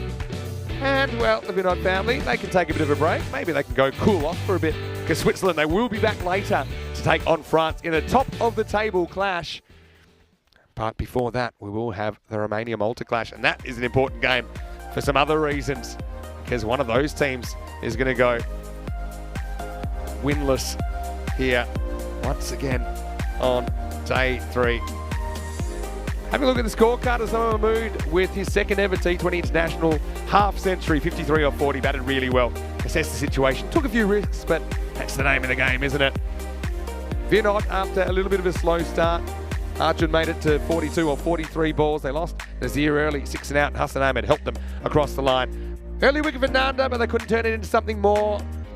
Jabbarkel with a maiden in there, building the pressure early, but couldn't secure a wicket in the end. Dhingra with a wicket of Vinod late in the piece. Dixon as well, not the worst effort. Ended up none for 26 off his 3 overs. So we'll take a break, back in half an hour. Plenty of cricket though. I do suggest switching over to the Blinders versus UCB semi-final in the meantime. And whether you do or whether you don't, I'll be back in half an hour with some more action here.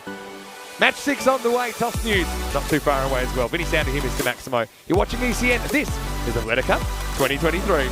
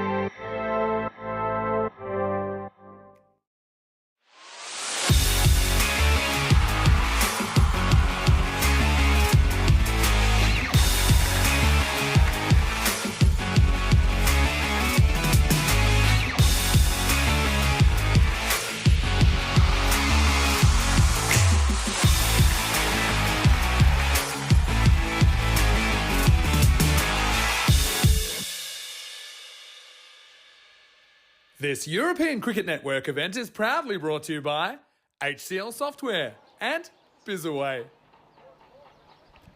Hello, cricket lovers. Welcome back to Malta in the thick of summer, in the thick of the action in this Valletta Cup.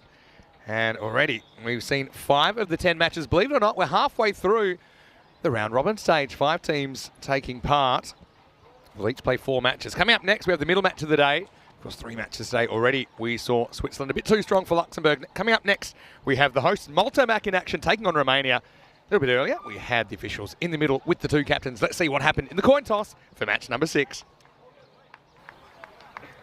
Welcome guys, match number 6, Malta versus Romania. Malta is a home team, Romania is away team. Malta will toss a coin, you will call it, okay? This is head and this is tails, okay? Tails. Head it is. We're gonna bat first. From Prasanth's been pretty lucky with the coin tosses, I got to say. The coin flip falls Romania's way. And Malta, no hesitation in batting first. That's what I would have done as well. I think that Romania struggled a little bit on the chase when we last saw them last night against France. Romania, last year's champions, actually 0-2 at this stage. And this seems like a must win, doesn't it, if they're going to have a serious tilt at defending that trophy. For Malta, though, 1-1, did get a win off Luxembourg in the earlier stage of the tournament, but they did also lose a match, so pretty critical one. Now, the funny thing is, this is actually the rematch of last year's final. Last year, Malta won all their games leading up to the final. Romania with a 3-2 record, qualified in second on net run rate, but actually won by 9 runs in the decider last year. So, just looking at those sides, I see that Gaurav Mishra comes in for Romania along with Luca Petri. Mishra provides some good lower order hitting and is a very good opening bowler. Probably see him first up, I imagine, for Malta. Have a look at that side. Similar to what we saw yesterday. Late change though, Gopal Thakur not feeling particularly well and he's out of the side. Patanka, a last minute replacement for him. Sudasana behind the stumps. Fanyan Magal and Zishan can't likely to open up, and I think that's what we're going to see. As just waiting for the clock to tick over. I think we're all ready to go now. And it is Gaurav Mishra. I was a little bit surprised to see him out of the side yesterday, actually. We saw Vishisht opening up. Vishisht still on the side. Hingorani misses out from Romania. Raj Kumar also not in the starting 11.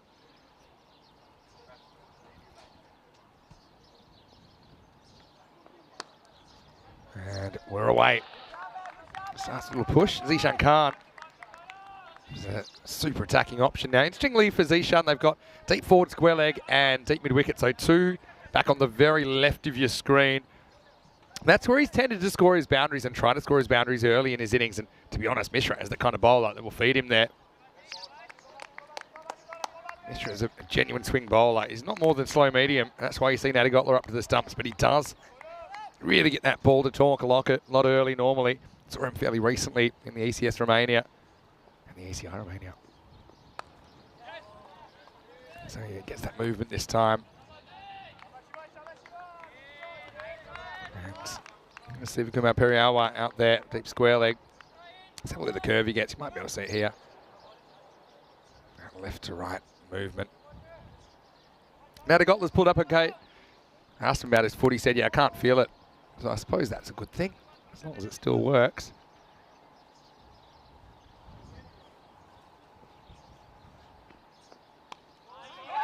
So Fanyan Magal faced up for the first time. And this should be interesting as well, because Magal, he is a genuine kind of leg side threat, isn't he? He likes to go drag balls from outside the off stump to leg, and he'll enjoy the movement into him, but you know, he could kind of have an issue if he's over aggressive.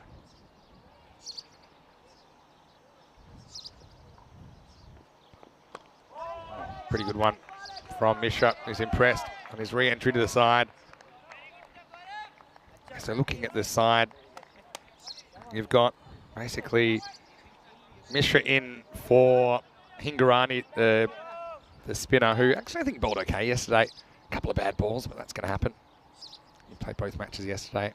Pratham flicked away. We'll be looking at 2 here. I think they'll get it because it's a little bit behind square. The man was more or less in front of it. But still, pretty tight stuff. Zishan Khan, don't forget, at the other end. Century maker earlier in the week. What a knock that was. 115 against Luxembourg. Wasn't in the side last time they played T20 internationals on ECN back when it was in the Gibraltar series. Oh, good ball. Anyway, just a couple of first over really. 3 without loss. After 1. Here, McGall edges it onto his pad, so looking a little bit unsure. Good movement from Gurav. And we're off and racing in another match. 6th match of 10. Plenty more action to come today with Switzerland, France. And Switzerland are the team that has to back up today and play twice. France looked fairly strong last night. I'll be curious to see if there's maybe a few rotations in that French lineup that had a big week. But having said that, the winner of that game is in the box seat to top the table, aren't they? So, I mean, I think maybe you put your cards on the table there. Netherlands, Thailand are on today as well in around about an hour and 40 minutes. Corey Rutgers standing by to take you there. And got to say, I'm enjoying the ECS Hungary finals day already. It's been pretty entertaining stuff. Will be Vashisht at his preferred end here, the golf course end. Kohli is in the side. Mamit Kohli's been opening the bowling, but I think Mishra is a real new ball specialist. Kohli can kind of bowl at any time, to be honest.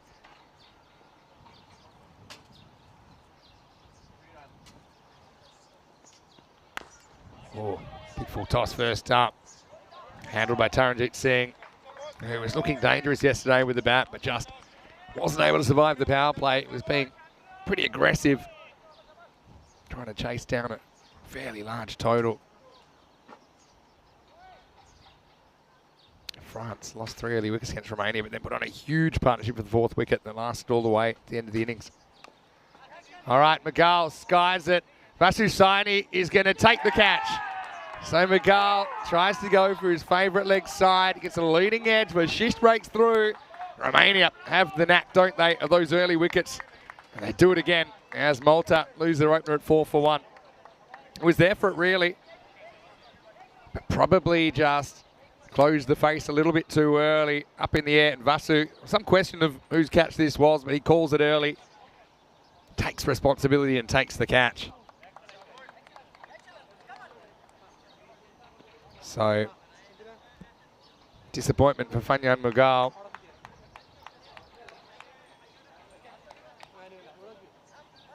And unfortunately, it's the end of him. But Patanka, late entry into the side, he comes out at number 3. So, one man's disappointment is another's opportunity, with Gopal Thakur feeling ill at the last moment, withdrawn from the side at the toss, and Patanka entered. Let's see if Darshit can put innings together. I mean, he's a lovable guy as well. Darshit plays his cricket for AUM, American University of Malta here. Spots are wide first up. It's a good swing. No real breeze. Slight breeze, I suppose. It's not really affecting the movement of the ball too much, I don't think, at the moment.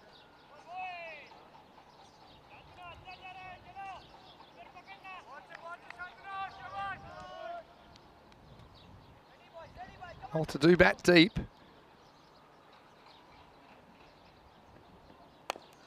Oh, in the air, and oh, Saini almost has another catch. The attack misfires, mishits really. And he's lucky he does, because otherwise that was probably heading straight to Vasu Saini at cover point. Just kind of mistiming the drive really. He was early on it. It can happen as you're anxious early in your innings. But maybe that's a bit of luck what the tank needs to get going.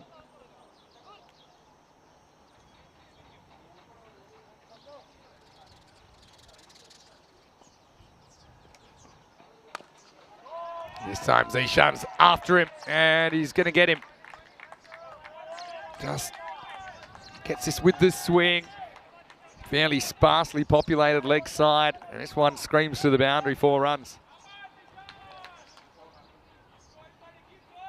Zishan has had a few starts, converted one of them into a big ton, but apart from that, it's kind of been ground in the 20s more often than not. Those kind of scores.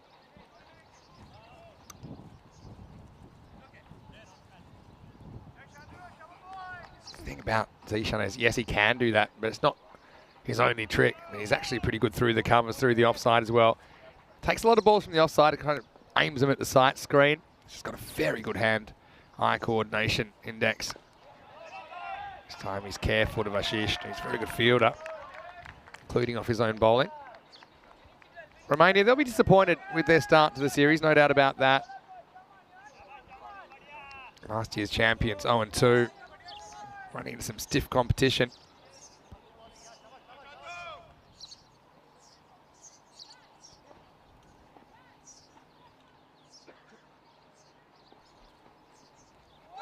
This one doesn't go as much, and so it's a swing and a miss. Close call. But Malta see out the over. It's 10 for 1 after 2.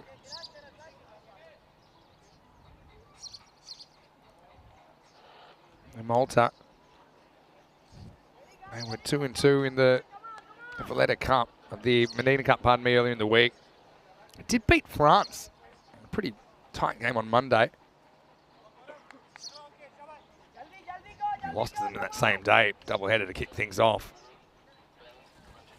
He lost to Luxembourg by a run on Tuesday. Got their revenge when they met again.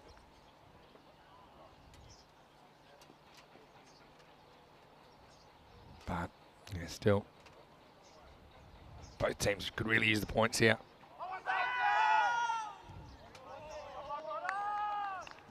First ball beats the bat. That's the in-swing of Patanka. It's probably going to get the message pretty late now from Zishan. By the way, this guy's going to bowl big in-swingers to you.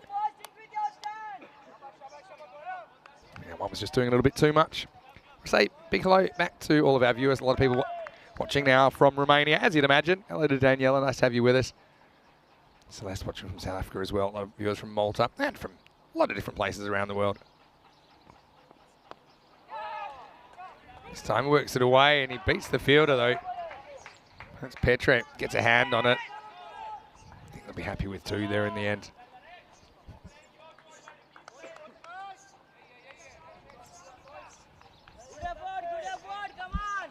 So remember how it works here. So the top 3 at the end of match 10, they basically are still in the hunt. 4th and 5th will play a 4th and 5th playoff match on Sunday, but the top 3 are in the hunt. The top team, they will go straight through to the final, and it's a big one. Also, it means you get a day's rest leading up to the final. And this heat's big. All right, Taka goes after it, and Petre is running back, but he's not going to get there on the full. Does well to pull it back. Look, Petre is actually a pretty good fielder. It's also really good to see there's some native Romanian talent in the side. Petre is a guy we've seen a little bit before for Romania. Didn't play yesterday.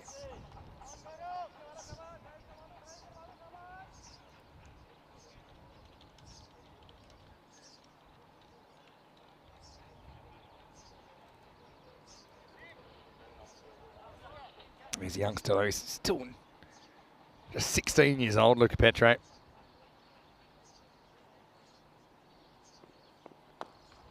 Oh, whitish ball, probably would have been a wide.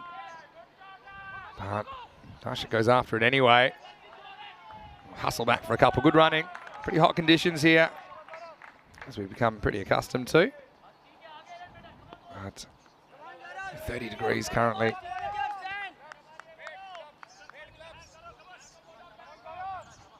Luca Petre, if I'm not mistaken, this will be his first ever T20 international. So, congratulations to the youngster from Romania. Mishra's been pretty on target so far, doing a good job. Well, Luca's a guy we've seen playing cricket for Cluj as well. And and particularly at this stage of his career, you know, his fielding is the biggest asset he brings to the table. He's a big guy. I actually think he's a pretty good bowler as well. See if he gets an opportunity at some point. No Cosman Zavoyu cited yet. He's got a slight arm injury. Perhaps from breaking the sound barrier with his thunderbolts in the ECS. He took a lot of wickets, Cosman. Patanka. He gets clipped away, no real timing in that shot, so just a single.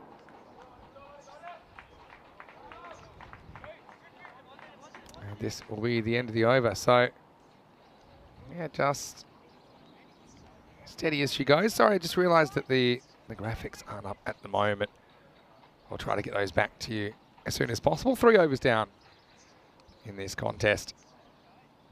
And Mahmood's asking in the chat, how can he be an umpire in ECS T10? Well, I suppose, I mean, we use local umpires, so you need to be umpiring in the country where we go. Because the idea is that, you know, we're trying to get more local umpires trained up to a standard so that the domestic standard improves, even when ECN isn't covering the games, you know, even when it's regulation club cricket. And I think you can tell here, the standard of umpiring has been pretty good throughout this tournament. This is an ICC T20 international tournament, so ECN not responsible for the umpires here, but yeah, obviously the organisers taking it seriously. A panel of 7 officials have come from around Europe to be here, so I just think it's a really good initiative, seeing the importance of having experienced and competent officials. Vashish continues over number 4. Clipped away, and he's got the timing. And the tank fires. Maximo! Vashish, he's getting good movement, but that one swings straight into the pads and straight into the swing zone of Patanka, who gets 6. Darshit last minute replacement as well. Didn't know until 30 minutes before the game he was playing, and here he is in the number 3 position after the early wicket of Mughal. And that's a very nice shot. Hands out in front. Good timing. There was a fielder there, but he had no hope.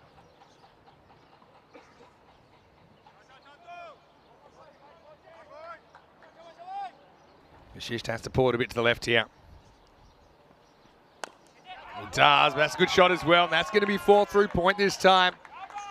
And Patanka's just a good player out of Nick, really. We've seen him do some very good things on ECN. Hit one of these the other day, but that was his only shot in anger. But yeah, this guy, he's dangerous.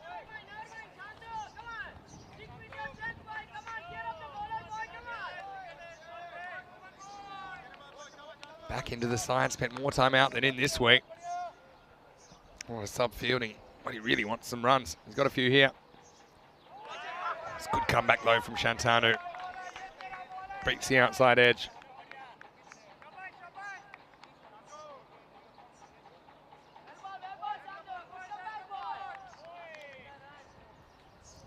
A few options, don't they, with their attack? They'll say Sadiq Thakur, left arm spinner, bowled really well yesterday. They got Taranjit Singh with some spin as well. Left hand Hingaranis, they had 3 genuine spinners yesterday. So Thiessen could maybe bowl a few overs. All right, well, this could be trouble because that's miles in the air. Kohli, has he read it? He has. And frustration for Darshit Patanka, who's able to go 6-4, but now it's no more. As he goes high in the sky, Kohli takes a really good catch there. High in the sun as well this time of day. It's very bright. Patanka goes to the well once too often, tries that same shot that brought him 6 earlier in the over. But now he's going to have to go.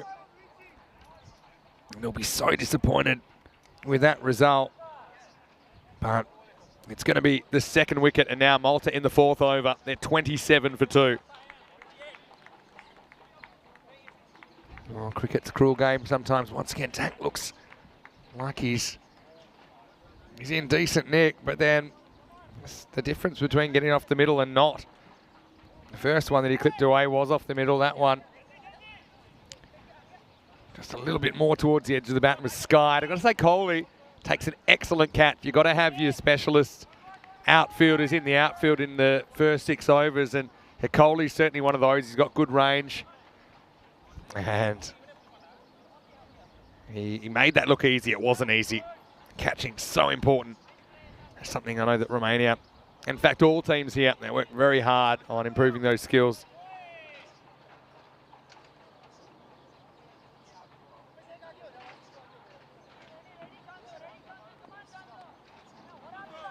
So again, apologies for the lack of score graphics. 27 for 2, 3.4. Here's Afi Khan, and he gets gone first ball. How about that? Vashish goes 2 out of 2, and suddenly he's on a hat trick. So Afi Khan, I just couldn't negotiate this. He played inside it, if anything. It wasn't in swinger from Shantanu Vashish and Romania.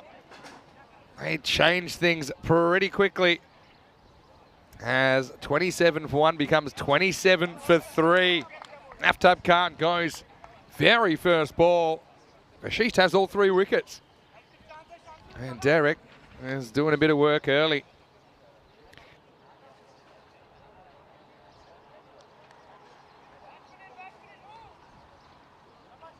See, there's good length as well, wasn't it? Bit of movement. It's actually a pretty good one first up. It actually kind of shapes in early, and I think that Afi thought it was doing more than it actually was. Still did a bit. And yeah, disappointment. He's certainly good in the number 3 position tomorrow. Yesterday, I mean. Yeah, now we got a hat-trick ball in our hands. Bikram Arora, pretty steady, cool head to come out in this situation at number 5, but still, Romania fighting back after a slow start to the series.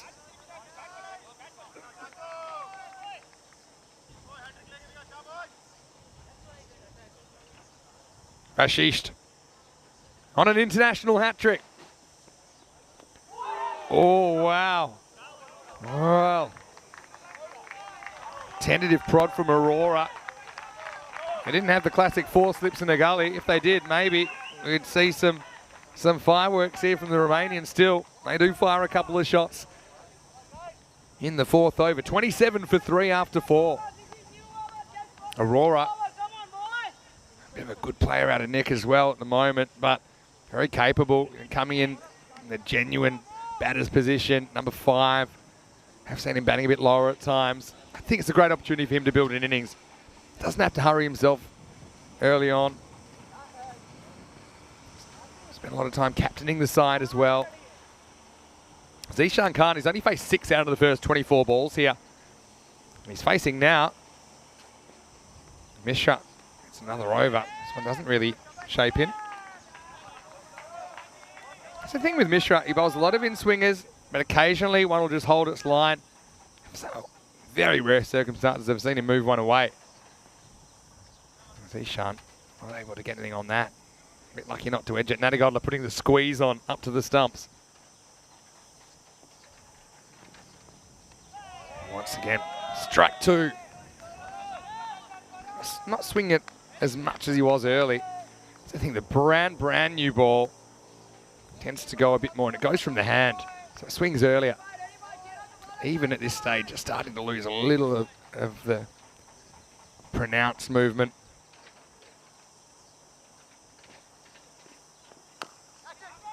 Well, Zishan has 0 patience for this, and then he goes up and over the top with just an over and a half left in the power play. He says now's the time, and he takes on Manmik Kohli at mid-on and wins. Gets 4 runs. Zishan Khan is unbothered about the 3 wickets at the other end. He'll feel if he can bat a good chunk of this 20 overs, then his team will be in good shape, and he's probably right.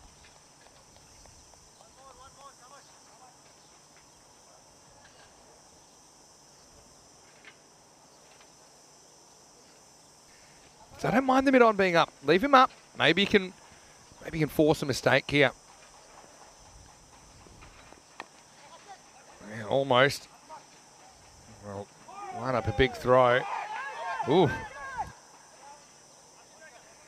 It wasn't even the end he was aiming at, but he hit the other stumps.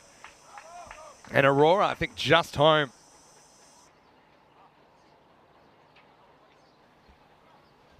See here. Think he's home. Yeah, just. Yeah, never take anything for granted. Just ask someone like a Halbalvi from this morning. He was run out trying a 3rd run at the non-striker's end.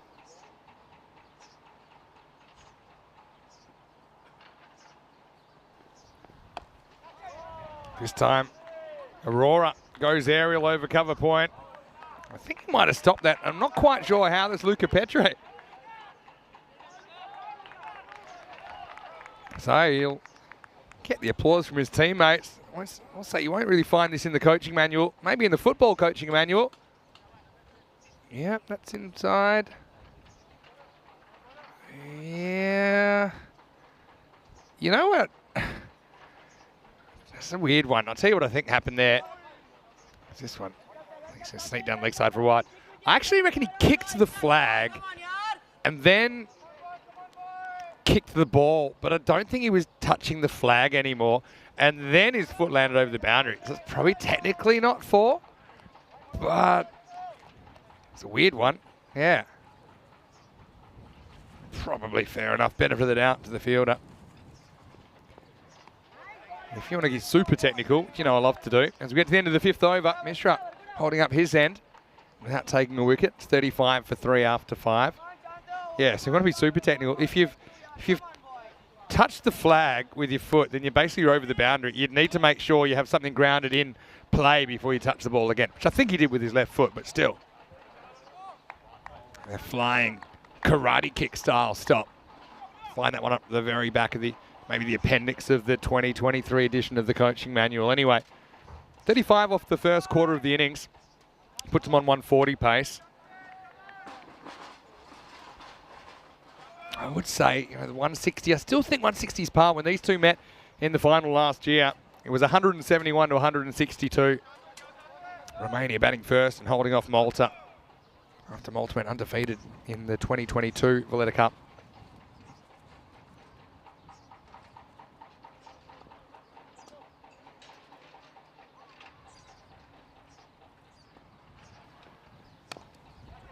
This is driven nicely by Zishan Khan.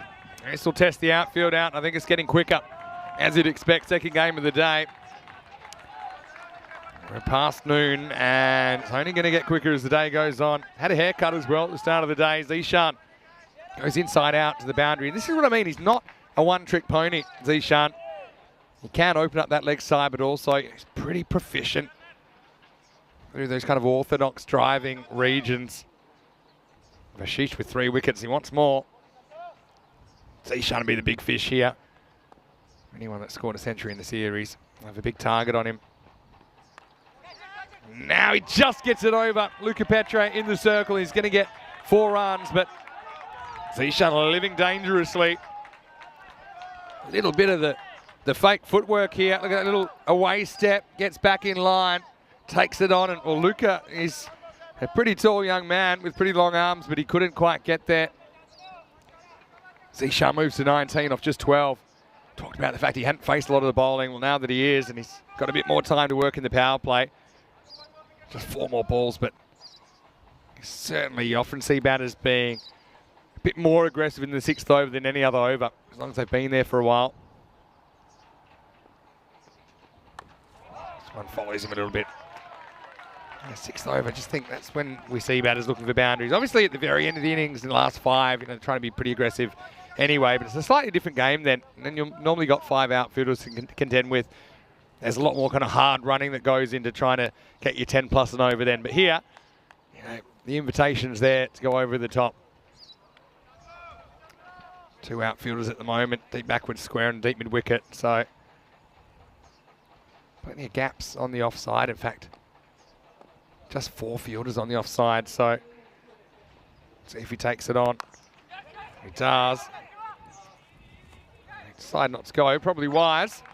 And the throw comes in, doesn't hit the stumps. I guess not often you see the 4-5 field. So what I mean is there's 4 on the offside, which is the left of the screen. There's 5 on the leg side, which is the right of the screen.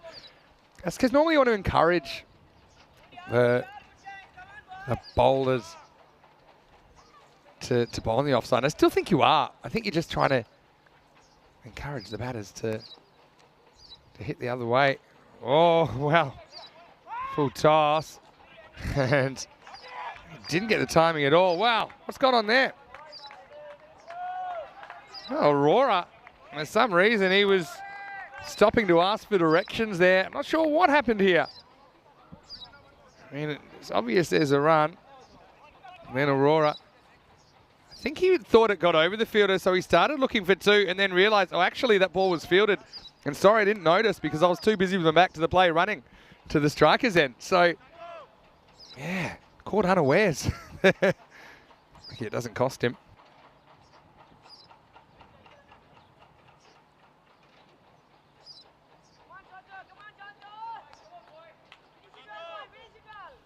Last ball of the power play coming up. Is Aurora to face. Oh, gets a little inside edge. Bounces before it reaches the keeper. Vashisht. I'd probably keep him on. I mean, he looks like he could break this partnership. They might want to keep one up his sleeve, and you can understand that as well. That's the end of the 6 overs, and the score is 44 for 3.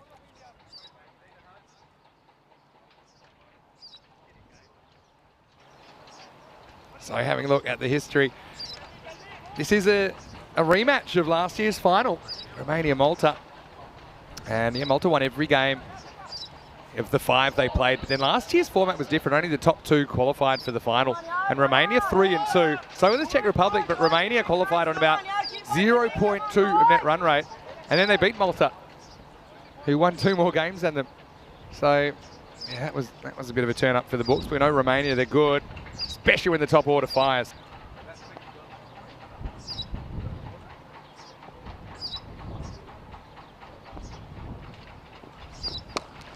It's just pounded through extra cover, and that's going to be 4.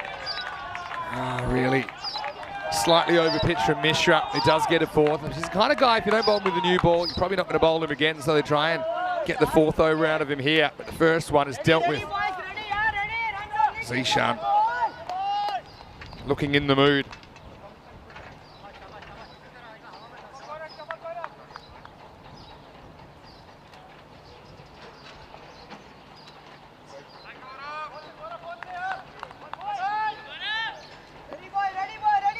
Where's Zishan's looking here?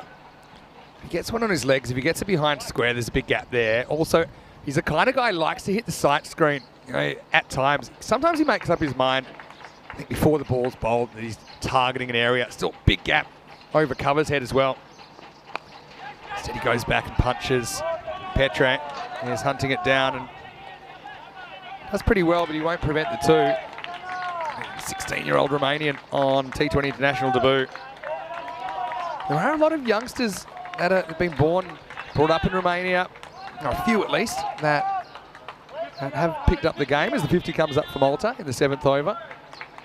It's because of where the ground is, Moravlasia. It's actually an incredible cricket ground. Very, very nice cricket ground. We were just there a couple of weeks ago for the ECS and the ECIs there. But yeah, the youngsters in the area, there's nets and they play. It's just that's how you get cricketers. You get them growing up playing. It kind of gets in your blood. So it's nice to see Luca out there. I'd love to see him get a ball at some point as well. Oh, comes down, and the natural angle of this, taking it down the leg side, but Zishan and occasionally crosses the line from aggression to insanity, doesn't he?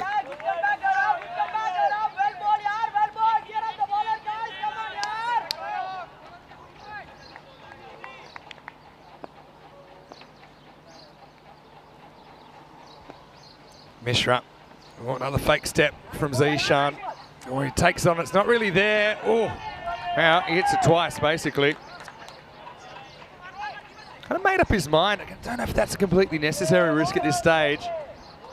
I think that hit his bat, and I hope it hit his bat, because if it hit him, well, it might hit the edge of the pitch. It's hard to tell there. Yeah, it actually did. Took off. All's well that ends well. Yeah, it did. It blasted off the edge of the pitch and up into outer space. Let's see if Aurora can get something going here. It goes over cover, but how far? Fielder can't get there, and that's all the way. Maximo!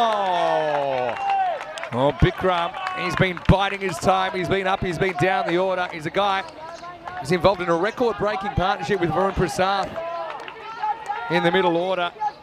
And you can see from this that he's a class act, and even with the fielder out there hovering around, wasn't able to get there. Malta recovering from those 2 wickets in 2 balls.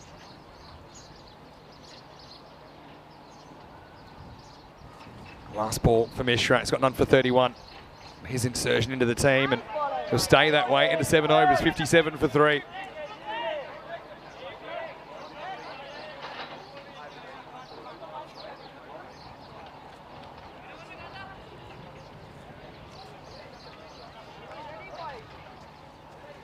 Yeah, Mishra. I think he provides an interesting element to their attack, and I think sometimes you get some opening batters that kind of like the pace coming onto the ball. And if you're not going to use a genuine spinner, I mean, he's the kind of guy who can use it, shapes the ball around, it forces the opening batters to make the pace a little bit more. Probably see some spin pretty soon as well. The question was, will they bowl out Vashisht? I think the answer is going to be no. It looks like Kohli is going to take over at the golf course end.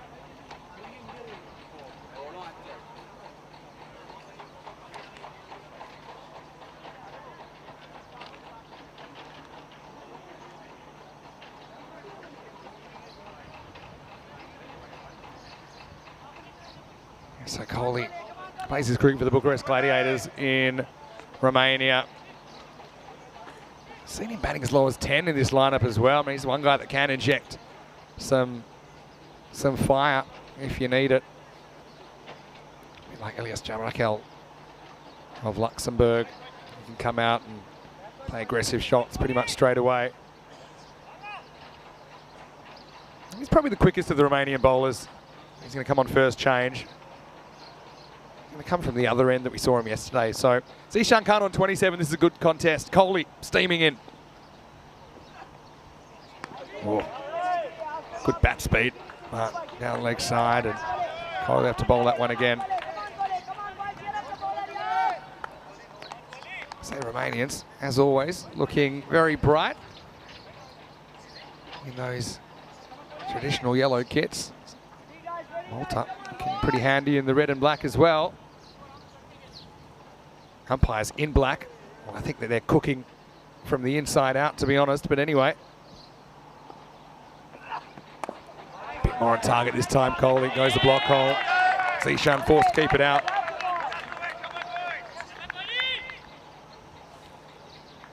Kohli's the kind of bowler that Zishan would probably normally face in the power play, so he'd have a certain strategy. I wonder if that changes with 5 outfielders in play now. Is he more willing to go aerial, or is he happy to kind of hit on the ground and hope to get a gap? Does hit the ball hard.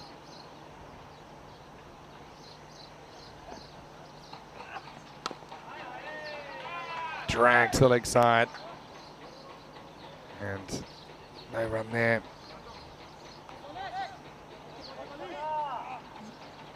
I think it's around about the par run rate. 8 and over at the moment.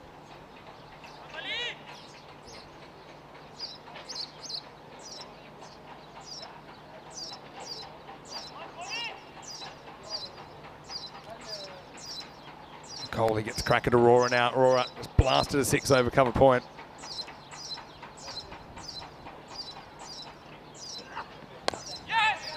Pushes. Kind of into the gap, but quickly on it. Sivakumar Perialwa does the fielding. Keeps it to 1.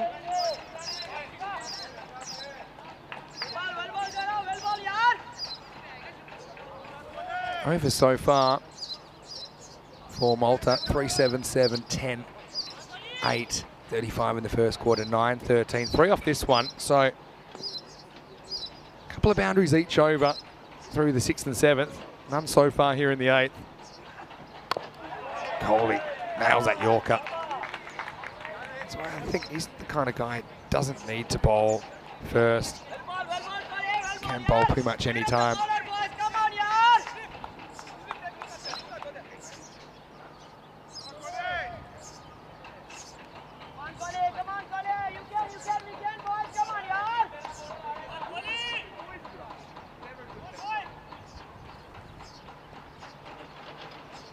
Partnership turning into a bit of a pain for the Romanians after they got 2 and 2. Steps across and just plays across his front pad there, but Kohli slowing things down, doing a good job so far. Quick hello to Tim Reedman, good to have you in the chat. Hopefully you're well. Hello to Inzamam watching Zishan bat. And hello to everyone else. A lot of action going on at the moment. Looks like Budapest Blinders have made it through to the final in Hungary. So we'll have Cobras Blinders, which means next game there, about an hour and 20 away. That will be the third place playoff. Oh, he's thrown away a run here. Really, it's fine to throw, but throw it remotely where the keeper is. So Thiessen, suppose it helps when he's the captain, because when he blames someone, the blame sticks. But to be honest, the win Adigotla is, he even backed off a bit to give himself more range. It still was nowhere near him. So I said, yeah, okay, we'll take the run. And it's the end of the 8th over at 62 for 3. Does do, keeps Aurora on strike. 29 for Zishan Khan through the first 8 overs. Patanka made a start, 18 off 11, was looking okay, but then found a way to get out. Not caught in the deep by Manmik Kohli. Magar was an early casualty. Afi Khan went first ball after the wicket of Patanka. Vashisht with all 3. He does have an over up his sleeve as well. And now I think we're going to see some spin. And Taranjit Singh is going to bowl some off breaks here from the city end. See Luxembourg there in the background. About to head home, disappointed. Could pick up any points here.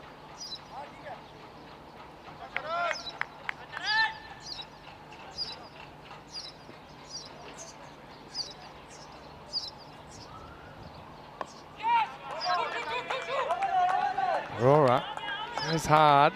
Yeah, that's excellent running to get in there. Knew exactly how hard he hit that, which is not very. And took the opportunity to scramble through. And that's one way you can just kind of pinch a few extra runs in these middle overs. It's been a bit of a difficult few overs for batters to find the boundary. Historically, these kind of overs 5 to 15. Same teams hitting the skids a little bit, so if you can, like, at least be looking for those 2s. And it can be worth a few runs at the end. Long way across.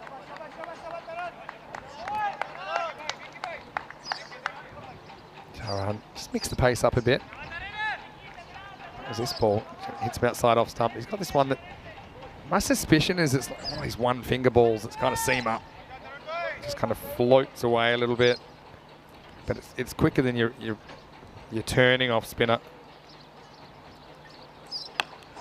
Aurora's had enough of it, so he decides to go, and he does. I think that's gone for 4. Almost carrying the line, not quite, still a good result.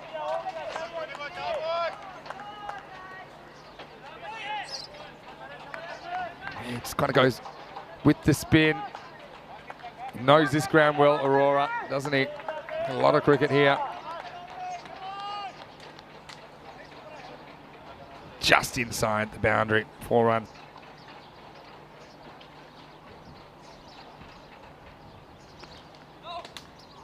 Kind of lurches forward on this one, made up his mind and didn't have any power left to play a shot.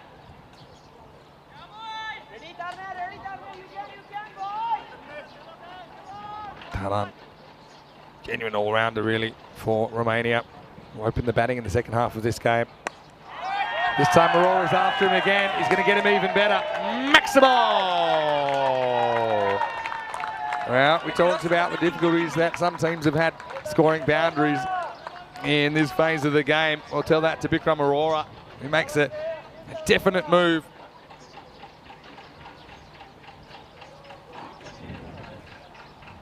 Yeah, gets down.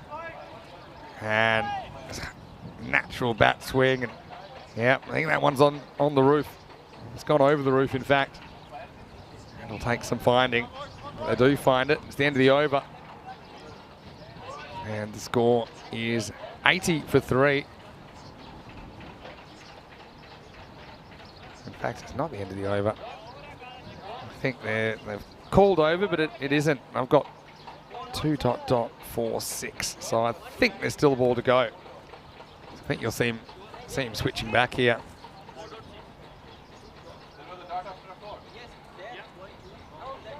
Yes, it's pretty important you get the amount of Ball's in the over, right? Well, maybe it was over after all that. Let's have a look. I think, yeah, 2.4.6. There was a dot in the middle, wasn't there? So that is the end of the over. So the actual score will be 74 for 3 after 9. There you go. Great stuff. Occasionally, on day's cricket, there'll be a little bit of confusion, but sorting it out pretty quickly.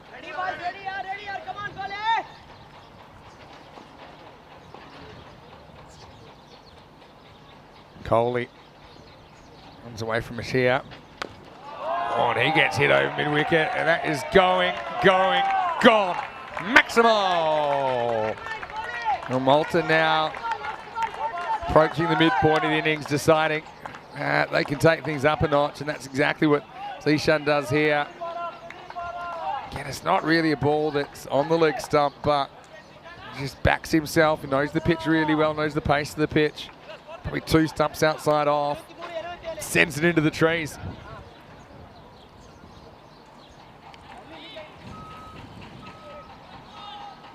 The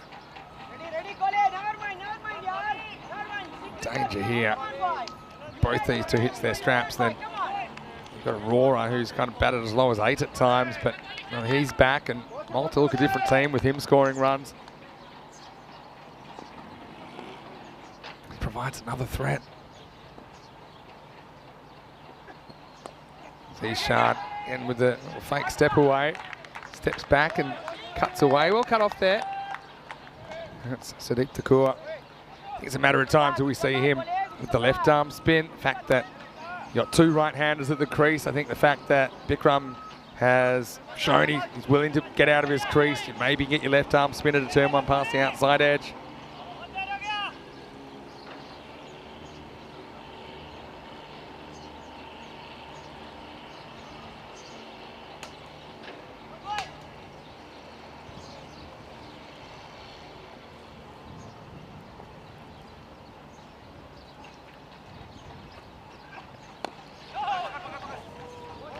Dave's got an interesting one in the chat, saying certain people think that England should not have won the ODI Cup final. I think he's talking about the 2019 World Cup.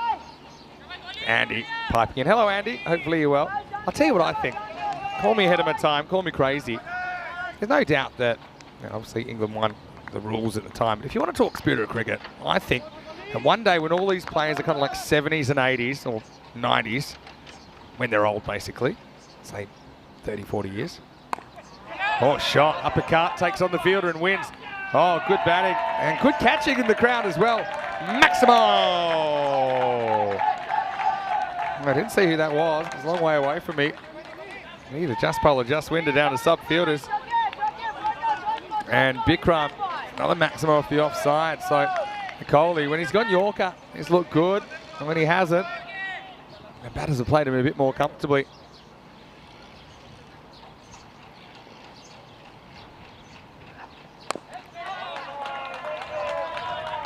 One ball to go on this over. Yeah, so the 2019 World Cup was decided on amount of boundaries, or runs in boundaries, right? First it went to runs in the 50 overs, then it went to the super over, also tied. But I think that one day when the players are old and about to kick the bucket, they'll say, you know what? We're going to retrospectively award the World Cup jointly to England and New Zealand. I don't see why you wouldn't do that. England still have it. By then, everyone will have settled down a bit. End of the over here. And the score is 87 for 3 at the halfway point of the first innings here. Match 6, Malta winning the tops and electing to bat. Yeah, so I think that would be a fairer result. Because to be honest, I know technically on the boundaries thing, but you speak to anyone in cricket, the boundaries thing makes no sense. It's the kind of rule that was obviously they're thinking it would never be required. It's pretty unlikely, but as those of you in crisis management know, and often unlikely things do happen, and big stakes. I just think it would be the right thing to do. And if you want to talk spirit of cricket, a lot of talk about that recently, I think the right thing to do is to jointly award England and New Zealand the World Cup. I mean, I think actually the right thing to do would have to have another super over. Or at the time you could have, I don't know, organised another 50 over game the next day or something like that. I know that logistically that could have been difficult, but I think that's fair. I'll give you an example from Australia where I grew up, which no one has complained about. Sweep from Zishan will bring him one. We have a thing in Australian football called the Brownlow medal, so that's kind of like your, I suppose in other sports they have it as well, it's kind of like for your best and fairest player. It's for your MVP, the competition, and each game the umpires will award 3, 2, 1 to who they thought were the best 3 players. And they'll add them all up, and at the end of the season, whoever has the most votes wins. And they used to do that on a count back. So if you tied, then they'd go, okay, who got the most 3-point games? Okay, now who got the most 2? I like 2 here. I think touch and go. They decide against it. I don't think you want to risk it with a run out at the moment. Yeah, but at some point they said, you know what, it's a bit unfair. What we're going to do, if people tie on the amount of points, they've had an equally good season, let's give them both the medal. Or sometimes it's been 3 players. So I think there's a bit of precedent there, and I think you wouldn't lose anything. You just gain something. It's good for cricket. I think that both those teams deserve to win, and really they had an equal claim to winning. That's probably the key thing. Well, that's 6. Going. Oh, I think it is gone, but we'll wait and see the signal. In fact, it's gone for 4. Well, I think they might have turned the fans the other way over there. It's keeping everyone cool. Off the bat, I thought for sure this was going. And it turned out to be half a chance. Let's have a look at it. Yeah, it did bounce inside. So it's not 6, but it's 4. Still a good result for Malta. Okay.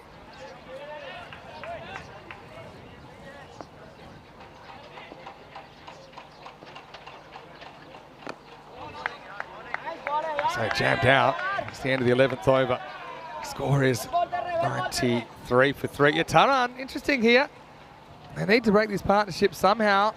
And yeah, it looked like he kind of he's keeping on the non-striker there. I suppose wisely the non-striker, just watching him, which is how to not put your wicket at risk that way. So Malta 93 now with 9 overs remaining. I don't know what you think about that.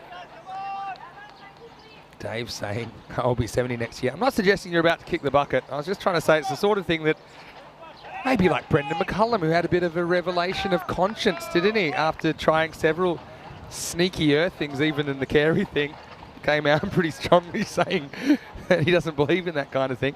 I think that maybe with a bit of maturity and super maturity, that the English players would have no qualms sharing the World Cup with the New Zealanders. And kind of rights what I think is that,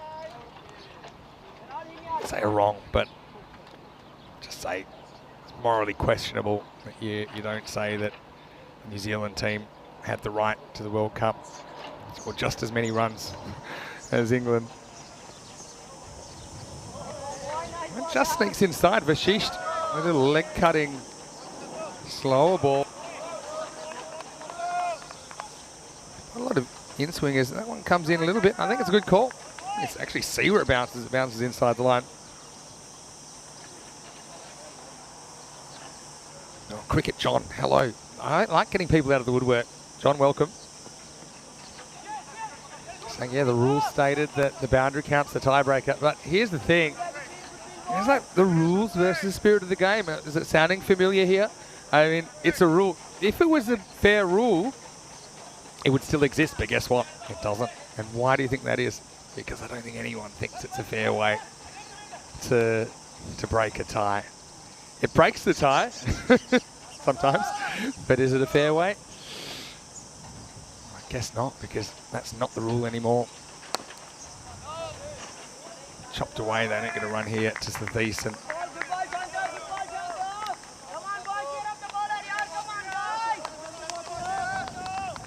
Tell you what, if we don't do that, then I'm all for taking it off England. If you don't want to give another one, take one away. As this is hit. And setting a big task with the outfielder, but Mishra does well. comes around. Can't prevent the 2 though. So this is what we like to do. It's just an opinion. You know, it's the spirit of giving. England gave cricket in the first place to all these countries, I suppose. So he's getting up saying he likes Bikram Arora in this number 5 position. Well, he's doing a good job so far, isn't he? Right now, though, Zishan on strike. Kashish being brought back to try and break this partnership. He's got one more chance to do it. We see signing at some point. The thing is, if you've hit more boundaries, you could also say you've had more dot balls. So you could say, you know, the other team deserves it because they were able to force more dot balls in short form cricket. Another one of those leg spinning slower balls that, to be honest, Ishan's balls are wide there, so that'll be a dot. And it's the end of the 12th over, and the score is 96 for 3. I think Helix is saying yes when I suggested tongue-in-cheek that if you don't want to retrospectively jointly award the World Cup to New Zealand as well, just to take it away from England. Again, call it the asterisk. The winners in 2019 asterisk. What I will say though is, I'm just thinking how nice would it be to have, you know, Ben Stokes and Kane Williamson in like 30 years when they're kind of in their twilight years. You know, each with a hand on the World Cup. Think about that, each with a hand on the World Cup. Think about that. Front page of the paper, 2055, even if 2059, maybe do that 40 years after, how about that? 2059. The thing is, someone will be able to find this broadcast, you know, it's out on the internet now. Someone will be able to find this and see I predicted it. I'll tell you, if I'm still around, I'll be in my 80s by then. I'm happy to present it. I think I like it.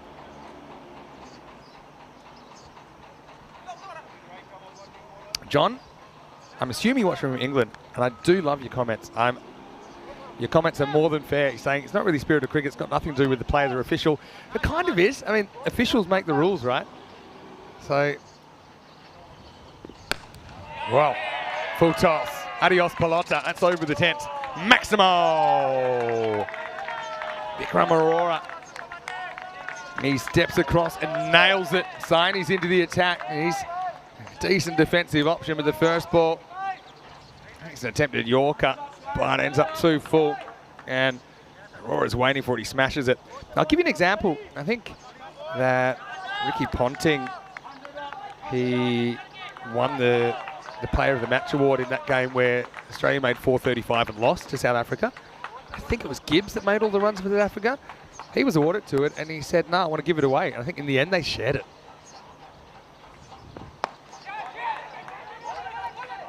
So if you want to use that comparison, and look, John, I'm not thinking I'm convincing you here, don't get me wrong. I'm just saying, if you want to use that action, I mean, you could have easily, if you were England, you could have said, you know what, I've had to think about it. We would like to share this World Cup. I don't think anyone would have said otherwise. Oh, now he's going to be nicked off, and Saini is going to get Arora just when he was looking at his most dangerous. Arora gets a bit carried away with the tactic. Oh, getting outside the off stump, trying to swing it away to leg. It's a little edge, Natagotla does the rest. And so Romania, just drifting behind in this game.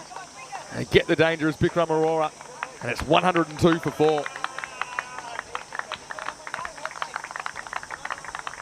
Arora played a good knock there. Yeah, I suppose in the end he's kind of actually moved across him. He's still trying to hit it over cover. But, yeah, just got a little bit of an edge. I think getting a lot of pats on the back there, and so he should, Arora. He's a guy who's been struggling for touch a little bit. They'll feel that's a little tick in his book.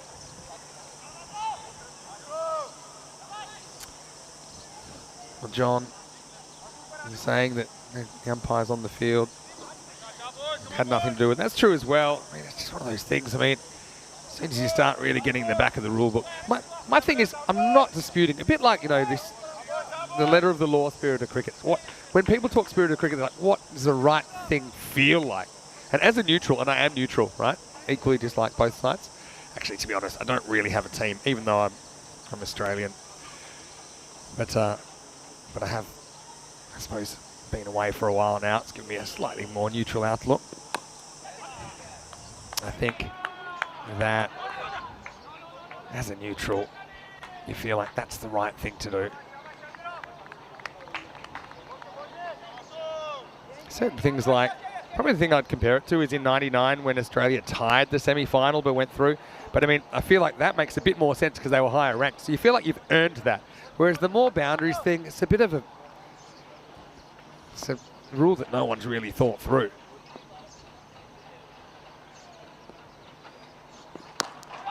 Oh, hit back pretty hard from Zishan, and that'll beat the fielder. He moves to 47. Saini does get the big rid of Aurora, but he's also gone for a few this over. This time I think it's an attempted Yorker, but not quite full enough. So yeah, I'm just saying, it's an opportunity that I honestly believe in my lifetime it'll happen. You might see flying cars before that happens, but it's just a little one of my cricket in 40 years predictions. End of the 13th over. There's 107 for 4. Okay, I've got one for you guys in the chat then. Okay. What do you think cricket will look like in 50 years? Let me just check my watch. It's 2023. Some of you might be around, some of you might not, including myself, but what do you think cricket will look like in 50 years? That's my open question to anyone that wants to answer in the chat. 50 years ago, I'll give you an idea. 50 years ago, they just started playing one-day international cricket, 60 overs, sometimes over 2 days. They were all wearing whites. They were never playing under lights. There were 8 ball overs in Australia, 6 ball overs everywhere else. Batters weren't even wearing helmets, or no one was wearing helmets really. So that's 50 years ago, 1973. Now we're in 2023. What do you think cricket will look like in 2073? That's my open question. And what I like about this, it's not a question I've asked before. It's one of the beauties of ECN. Never know where the conversation will take you. So, to be honest, there's obviously no right or wrong answers. I haven't actually really thought it through, apart from that World Cup thing, which I feel like might happen one day. But actually the game, what would the game look like?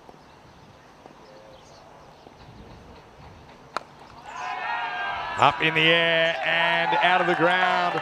Zishan passes 50. And when he's done that before, he has got all the way. And he's just saying, yep, thank you. The scoreboard's actually out of operation today, so he's caught a little bit by surprise. Taranjit just gives him a little bit of length to work with. It's not super short, but he can kind of prop, and he's talking about how he trusts the bounce in this fairly new master pitch. Yes, I'm looking forward to the answers coming in. When I think of this question, I think about, where will Test cricket be at? I think Test cricket will be pretty rare, if I'm honest. I think it'll be pretty rare.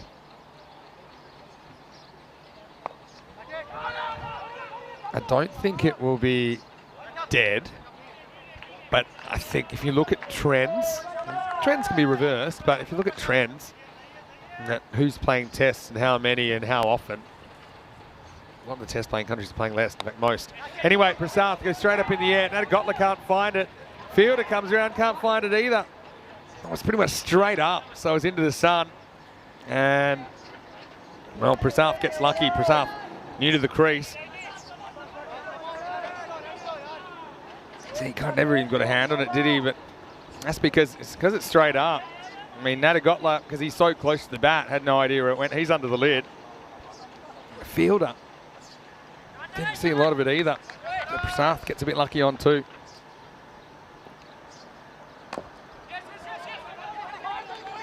Now they got that. It's about having a pop. He does. Now they get two. It's got alert running. And Zishan turns one into two. And now they got like either had to ping it or hold on to it. And that little foofy throw just meant that he went into no man's land. They end up getting a double. Yeah, so with me, Test cricket, I mean, it might be the Ashes. It's, for example, that might be the only Test cricket that Australia and England play. It might be the only Test cricket, for example.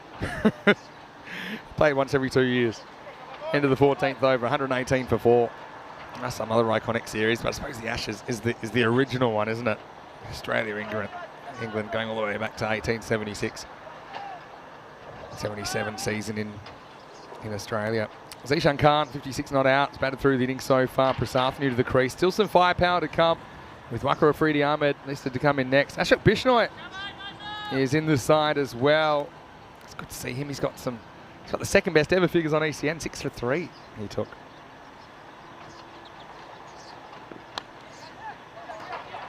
This is up. It's going to loop over Luca Petre and just pull it back. And he does well to keep in the field of play. Still Malta running well here.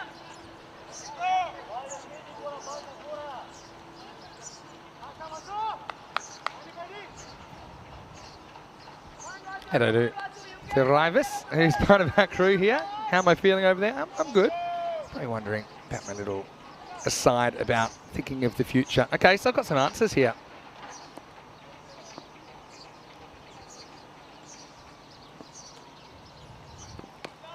All right, this is higher than it is long, and it's got to be an opportunity.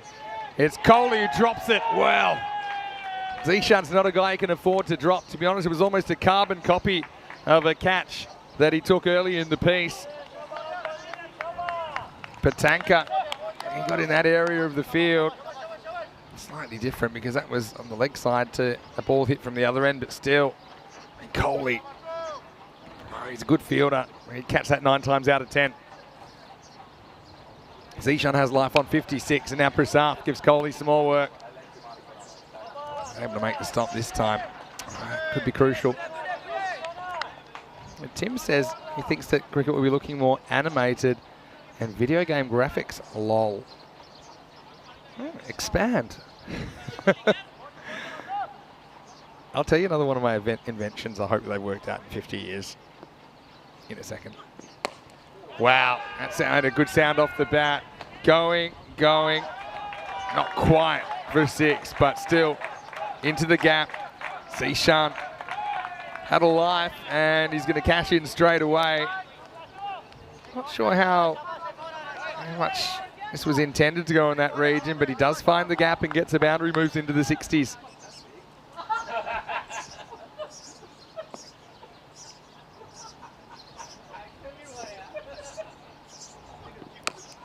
And goes over cover. That's smart batting, really. That's where the gap was, and he gets 4 more. So Zishan is making Kohli want to dig a hole and crawl into it, really, after he got dropped earlier in the over. He's gone 4 and 4, and that's a good shot. Saini just hasn't been able to nail the Yorker. He hasn't been able to locate his slower ball where he wants either. We had some more responses after this ball, last ball, the over coming up, but Raza says he thinks it'll be the aggressive European style attacking a worldwide festival. Yes, I assume you're talking about short form cricket, maybe. I suppose boundaries, sizes encouraging big hitting. Oh, there you go. That's the slower ball. And I think it might have clocked Zishan. It's all right. Let's have a look. Yeah, I think that's got him in the side of the head. Yeah, it has. You can see from the sound, it just kind of clonked him. But luckily, he's wearing the helmet, even though it was a slower ball. The umpire saying you're right, saying, yeah, it's fine, it's a slower ball. I'm absolutely fine. And Zishan will stay on 65. 131 for 4 after 15. Bowling figures here, 3 wickets for Vashish, but he's bowled out. The quarter by quarters, so 35 off the first half. 42, or 52, pardon me, of the second half. And 44 off the third. So it's pretty good scoring through overs 5 to 15, which is an area where a lot of teams have struggled so far in this series. All right, what else have we got? Answers. Yeah, so Dave thinks in 50 years it'll be played by robotic androids using meta virtual life. All the futurists, this is your chance to have your say. Will we see the first kind of cyborg playing cricket or something, or they have their own competition? Or, I mean, how's that going to work? I always wonder, can you play some sort of virtual reality where it's just kind of like you are, like a computer game, but kind of more realistic? You're actually in the middle, you're in the action, not just watching. James thinks that cricket will look very bleak in England. It's already on a downward spiral. Yeah, well, people have their opinions, don't they, about the state of the game there. Oh, that's very, very powerfully done by Prasad. And it's dangerous once this guy starts going the other way. Goes over the offside, goes Maximo. Taranjit comes out. Not too much wrong with that. Prasad just backs himself to go over the top, and that cleared the boundary by miles. Well, Nihal saying, like football, club cricket will be the priority. I mean, that's starting to happen, isn't it, with some of these big franchises buying out teams all around the world in the global competitions. There's no ODIs. That seems to be a bit of a trend as well. Only T20 and a few test series like the Ashes, India versus Australia, maybe 8s and 10s in addition to 6s. Yeah, for really big hits. Speaking of really big hits, Prasad delivered one, but the next ball wasn't able to make contact. Always thinking about that. Taran was smart, bowled it slower. Good running. Get through for 2. Malta hustling here. And Malta won every game last year in the Valletta Cup, but then lost to Romania in the final.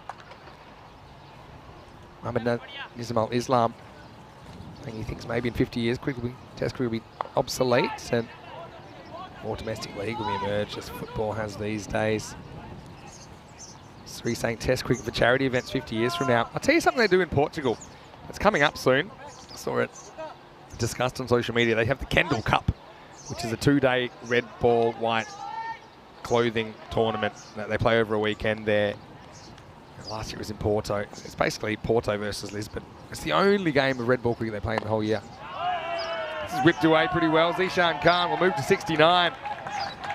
And Taranjit Singh, he hasn't been able to stop the damn wall from bursting really in this innings. I mean, that's not a bad ball.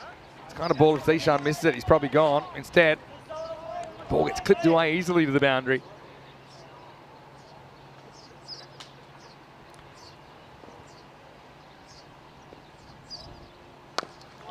This hit pretty hard as well. That's 4. I mean, that wasn't that far from the field of Mishra that time. As Zishan is just liking what he's getting from Taran, but he won't get any more. Taran ended up going for 46 of his 4 overs here in match 6, and that's the end of 16. Malta 148 for 4. Zishan has climbed to 73 not out. Final word from John. He thinks Australia will be franchised. I'm going to come out to that in a second. But if you want to have a quick look at the T20 national men's rankings that are relevant for this tournament with these 5 teams, you can see Romania and Malta. Bit of distance between them, so if Malta can beat Romania, there's certain rewards there. Romania won't want to lose to Malta. Did last year in the Valletta Cup, but beat them in the final. Switzerland have been impressive. Switzerland-France later on should be a really good game. Luxembourg just can't get on the board in this Valletta Cup. They did pinch a win by a single run against Malta earlier in the week, so a pretty interesting grouping of nations. Romania, Switzerland and Malta as well. Don't forget they'll be in the same ECC group, Group E, in the 10-over format later in the year. Kohli's going to come back, probably to bowl 17 and 19 from this end. Well, Prasad hits this, but he hits it straight to the man, and he's been caught. Man, let it get very low, didn't he? But he will hold on.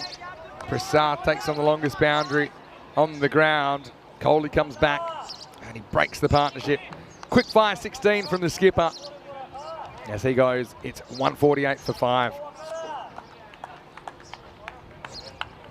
held up a long time.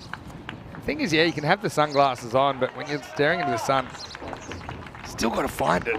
You know, it's not an easy catch at all. It does pretty well to hold on to it.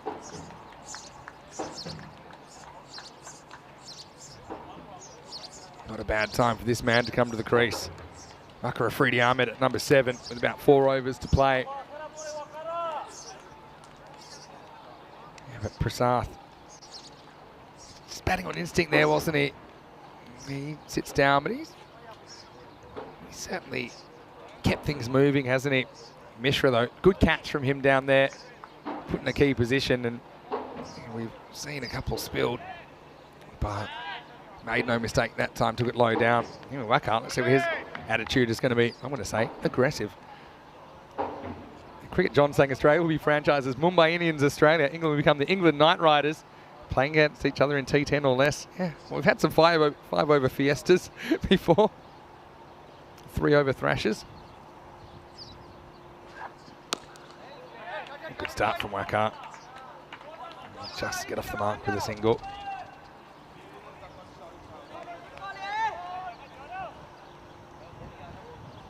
Danny Pinsuti saying he agrees with me about Test cricket being a rare event. T20s, T10s will be dominant. He loves Test cricket. Well, so do I. I say I do, but I feel like when as a neutral, I like it when it feels like there's a big prize at stake. I know every Test match has a prize.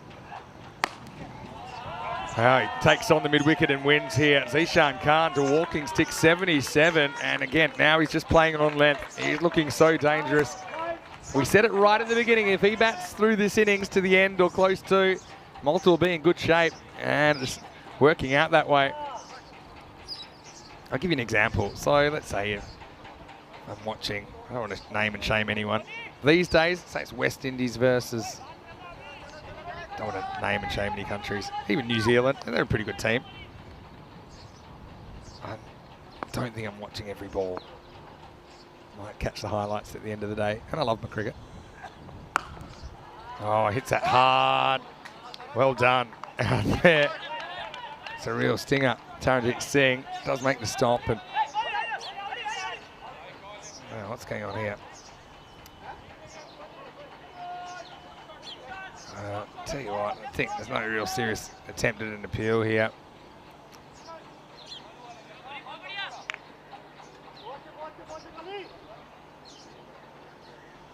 They get through for 1, and then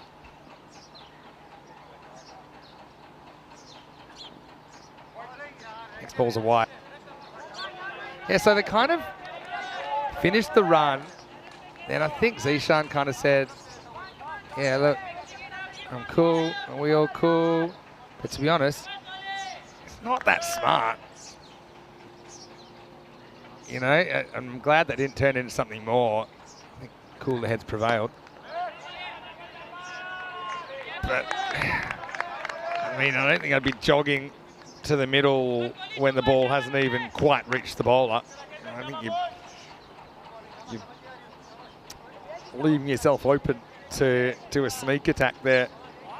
I'm glad it doesn't turn out to be an incident. Last ball of the over coming up.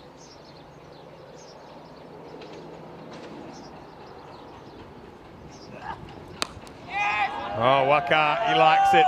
He smashes it, and that's gone miles into the trees. Maximo! I'll take a compass and a packed lunch if you're going after that one, because it was absolutely nailed by Waka Afridi. Kohli gets the treatment last ball of the over, and it's 161 for 5, 3 overs remaining. Have a look at that, opens up the front leg. Just makes it look so easy.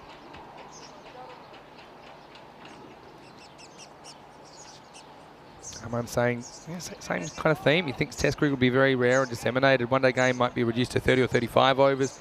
He thinks T10 will become popular.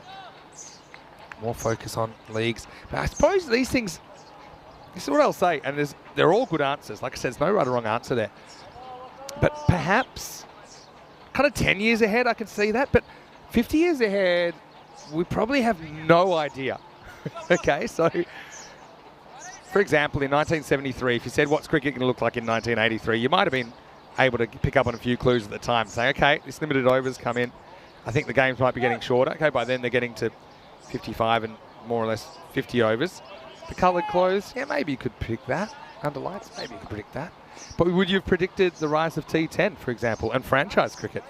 That's too far in the horizon. You just couldn't have foreseen it. Saini gets switched around to this end. Good ball first up. That was a slow ball. Zishan hopes it might be a wide. It isn't.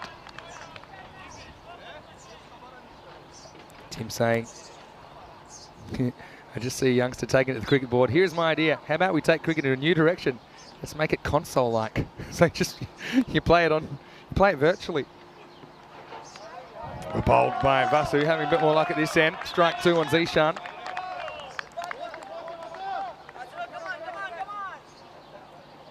How about you're just allowed to wear? You're allowed to use the biggest bat you can carry. How about that? Yeah, not often in after 2,500 games. I think of a question I haven't asked before, but I enjoyed that one. I want 2 here. Darren's got a good arm though. Fires a throwback to the bowler.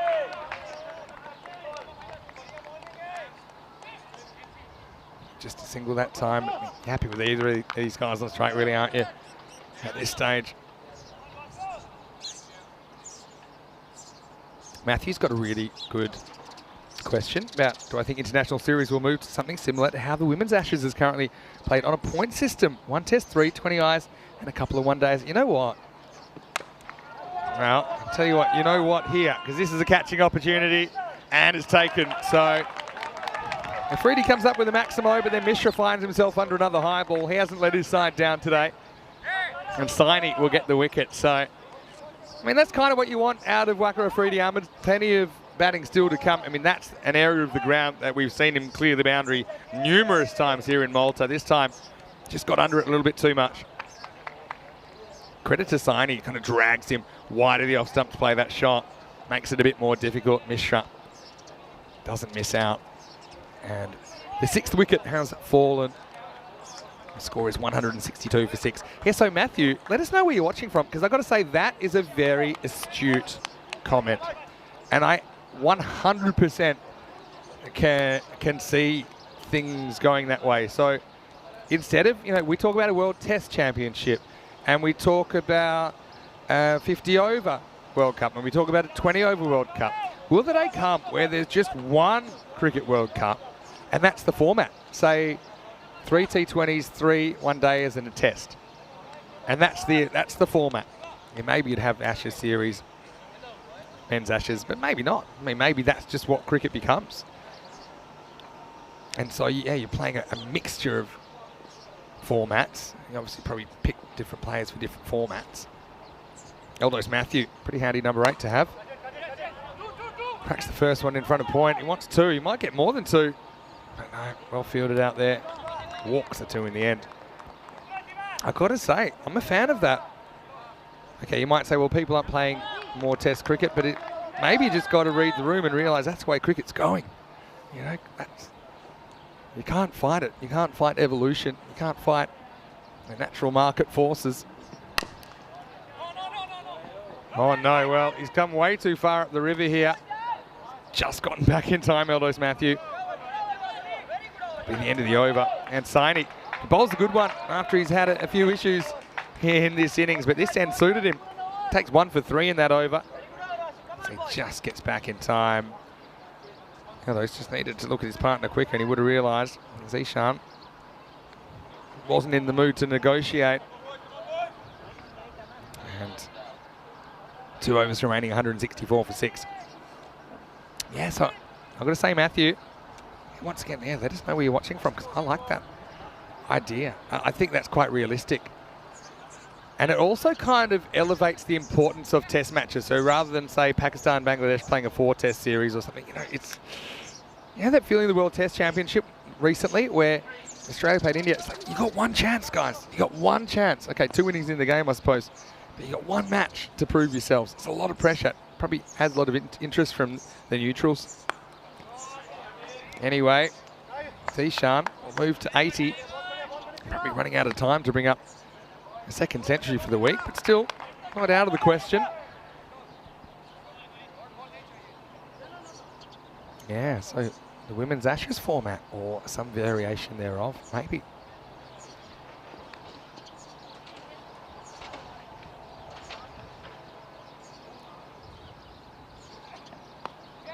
We're very late on the pull shot here, but we'll get away with it. We've got 2 runs, I think. Zishan would love 3 here, but I just don't think he can go. Ball's already been released, even though it's not the most powerful throw ever. The fact that it had been let go was just spooked off. Actually coming back for the third.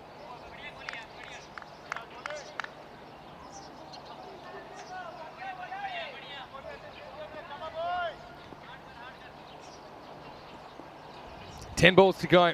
Eldos gets another go. Gets it back.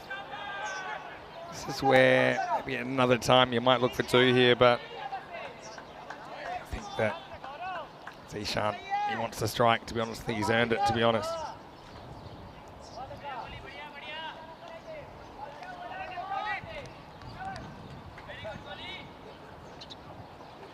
Thanks everyone for the great feedback and those great answers. Hello to Egan Dantis. Hello Egan, how are you? From the Costa del Sol. I've heard it's very hot over there at the moment. Full toss, hits it pretty hard. And that'll be 4. Oh, well, almost gets on the way back out as well. Periawa gets a full toss. Coley occasionally dished up something hittable. This is one of those occasions, angled in. Zishan quick to get the hand through the ball and get another 4. Moves up to 84 now. Closing in, but there's only 8 balls left in the innings.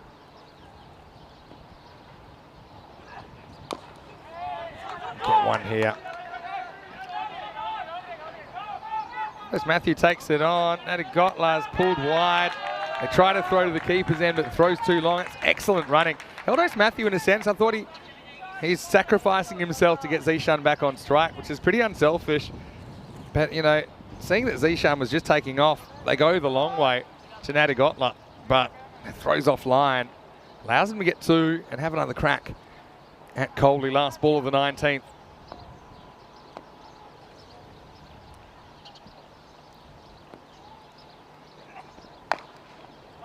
I think they're happy with 1 because it's the last ball of the over. So it's close enough if he's good enough, because Zishan is on 87 and there's 1 over remaining. Malta 175 for 6.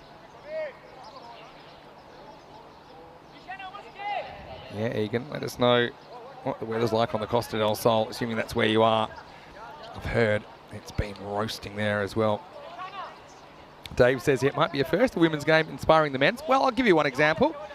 The Women's World Cup happened before the Men's Ever World Cup. So 1973 Women's World Cup, 1975 Men's World Cup. So it would be unprecedented.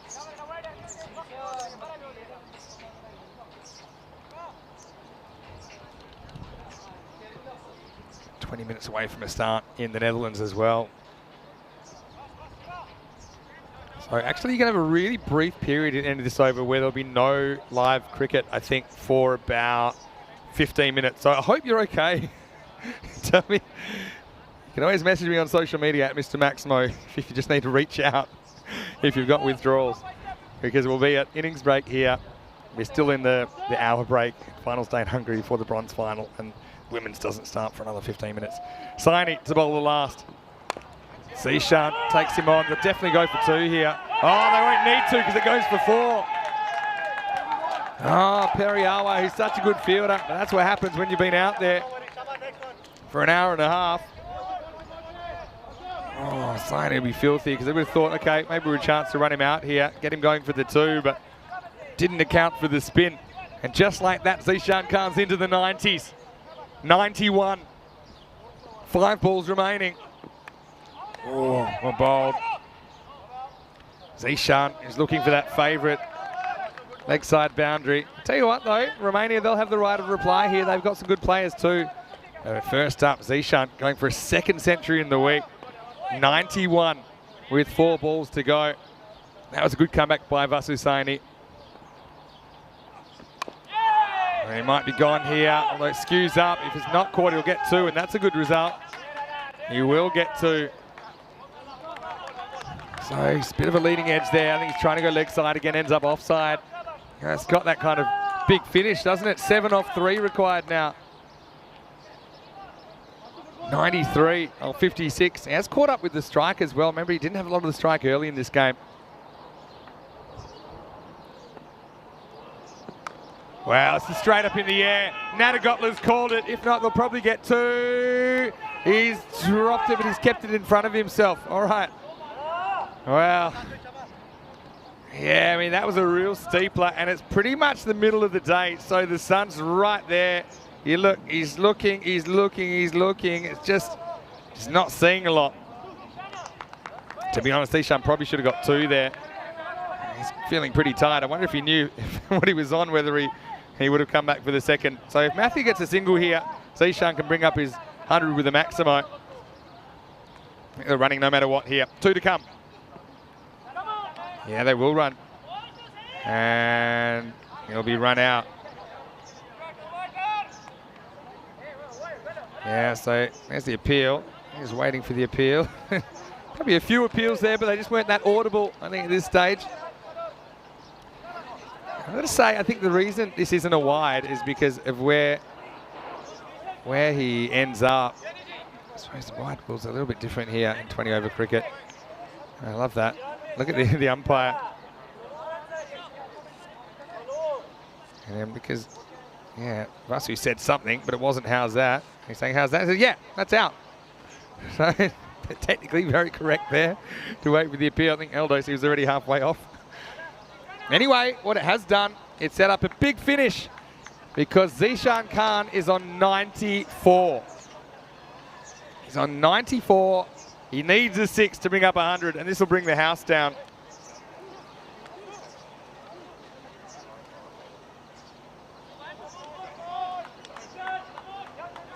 So last ball, Zishan, Maximo or bust. Got a last ball finish in the first half of the game here. Vasu's bowled too well, though. I can't see him giving him a chance.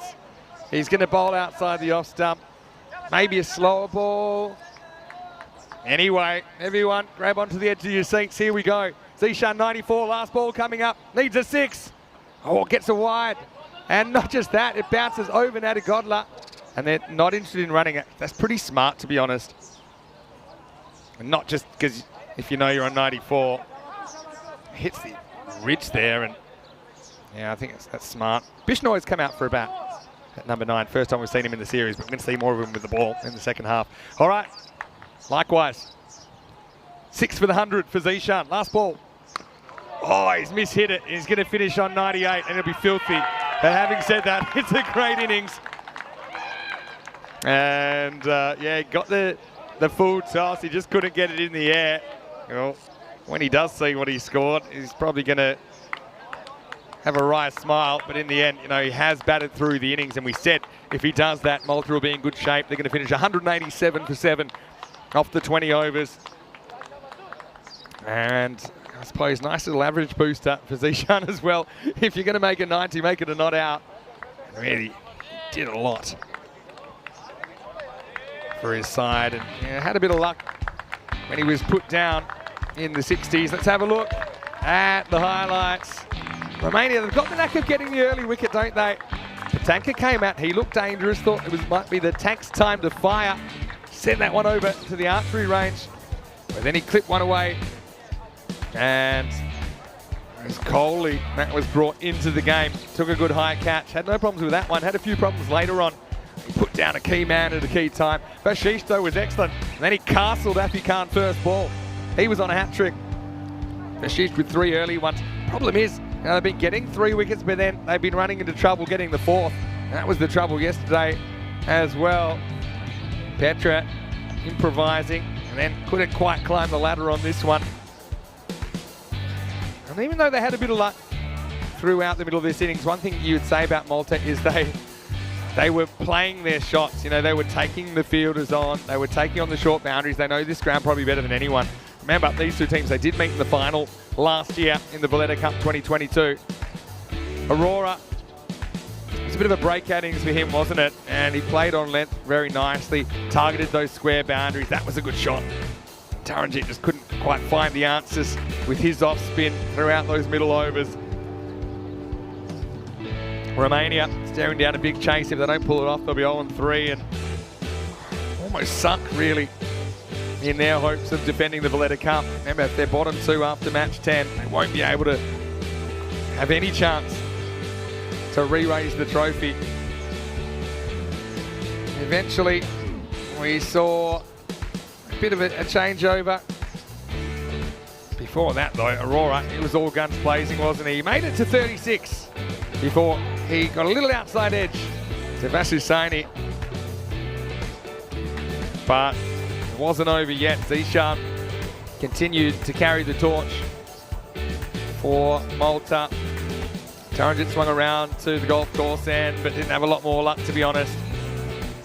And Prasath, and then Waka Afridi Ahmed in quick succession. That was a nice shot from Prasath. He smacked that one into the trees. And the runs just kept on coming. Second half of the innings, 100 runs. So 87 in the first half, 100 in the second. That was a nice catch by Mishra. Waka Afridi came out, lived up to his name. Waka by name, Waka by nature. Sent out the search party for that ball, but he wouldn't last a lot longer as he didn't quite get all of this one. Skying it, Mishra found himself in the action again. He caught well, but there were a few chances that went down. Kohli dropping Zishan, that hurt at that stage, and then we didn't think he had a chance at 100, but then he showed us, didn't he? Got really close and was peppering that boundary. Perialwa took a right turn at Albuquerque and unfortunately saw the ball going the other way. And then, late in the piece, Zishan closing in on the 100. And Malta, their bench were applauding every shot. Why wouldn't you? This guy's been so good. Needed a 6 last ball, just got the 4. Ends up 98 not out, but still great innings. 15 fours and 2 maximos for Zishan, who's been the batter of the week so far, I think. Gus McKeon also having a good week, but those two have been so good. 98 at the top of the order. He survived when others fell around him.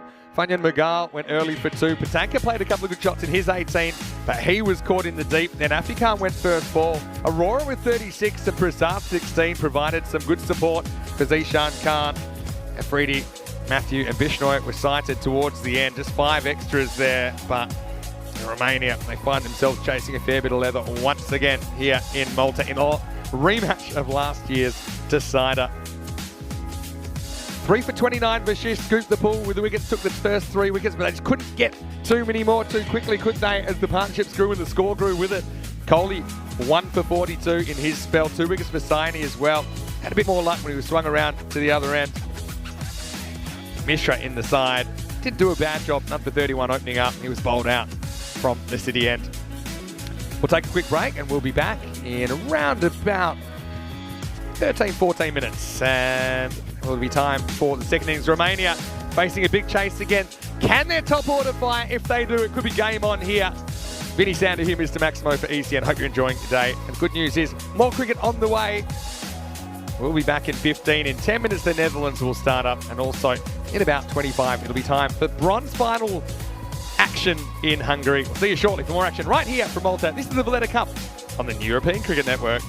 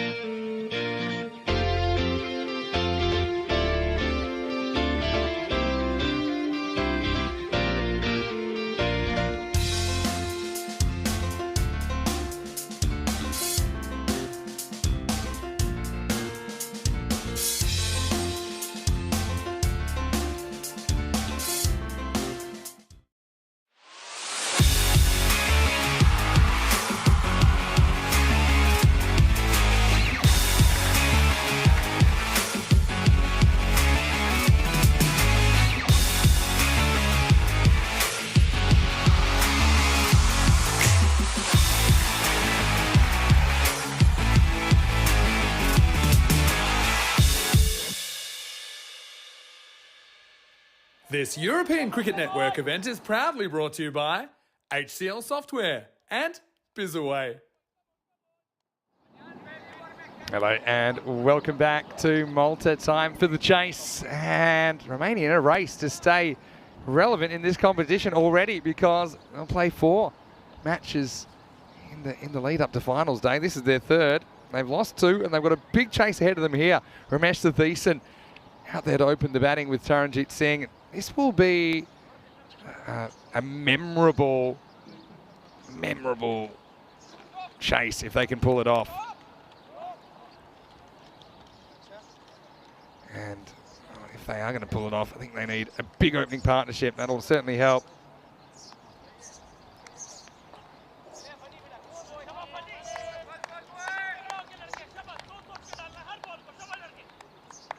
Malta. In this game, they won the toss, they batted, they put on 187 for 7 off the 20 overs. 188 will be the target. And so, almost ready to go. Fanya Magal's going to open up. And so, yeah, I've got an extra bowling option in Ashok Bishnoi comes into the side. Justin Sharju fracturing a thumb earlier in the week. Anyway, shake, rattle and roll. 188 to win for the Romanians. They let the first one go past fairly harmlessly.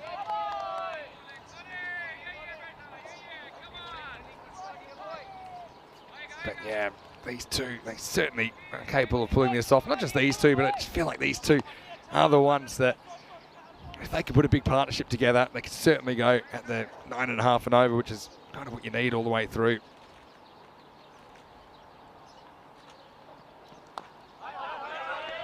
Pitched up, Magal. Thought he had a bit too much hair from a distance, but then I realised he's wearing the skull cap. A bit of an inside edge into the ground.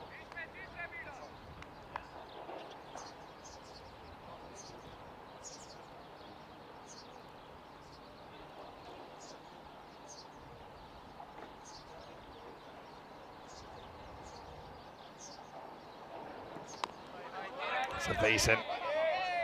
Just needs to be able to stick around for a length of time. That's been his issue so far.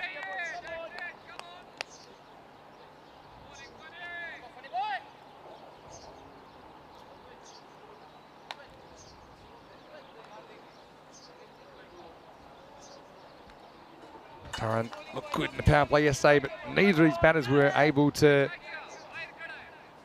go on with it.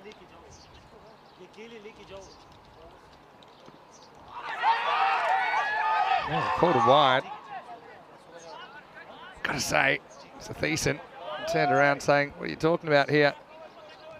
Let's have a look at the replay. I think he's a long way away from that, to be honest.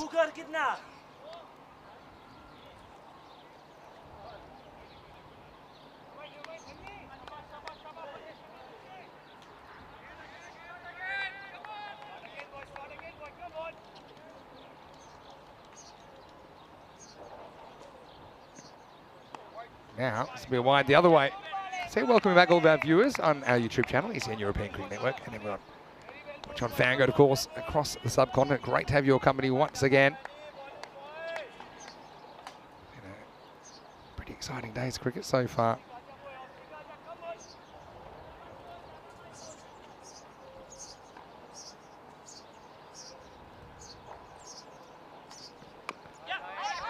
Wants to go, but Taran not interested.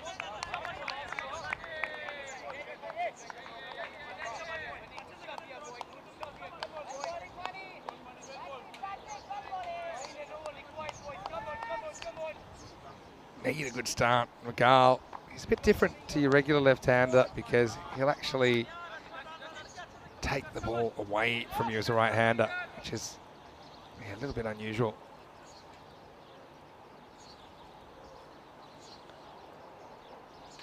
But I suppose once you know that's what it's going to do, then you can kind of make the necessary adjustments.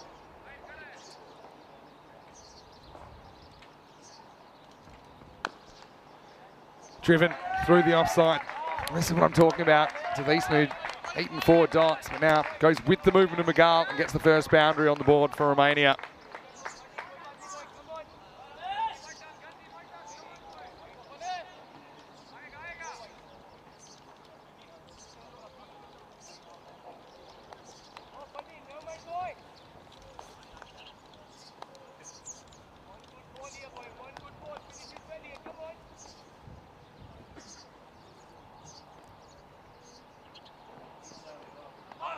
Misses this one, so 2 wides, a 4, and a bunch of dots as we get to the end of the first. Romania 6 without loss.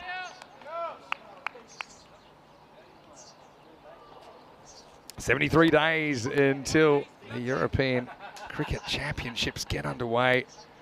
The Euros of cricket, 73 days to go. Yeah, can't wait.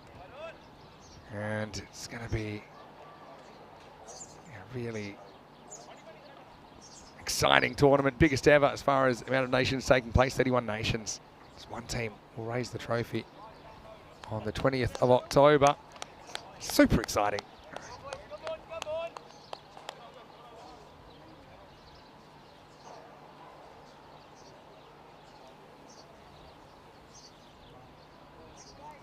All right, so yeah, this is our first chance to get a look at Ashok Bishnoi. And yeah, he's a guy that we saw take the second best ever figures in ECS cricket or ACN cricket at all. 6 for 3 he took. Famous game playing for the Super Kings back in July 2021.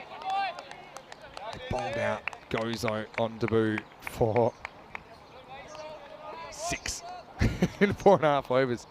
Has played T20, T10, T20 internationals.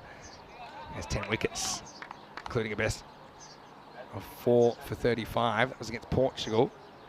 It was earlier this year. Oh, it doesn't start with a good one at all. It's on the hip and it disappears. Maximo! Well, Bishnoi looked a little rusty that time. But yeah, just not a good delivery. Now, when he gets it right, he gets a lot of outswing to the right-handers. One kind of threatened to come back, but Taran said, yeah, you can't be bowling that.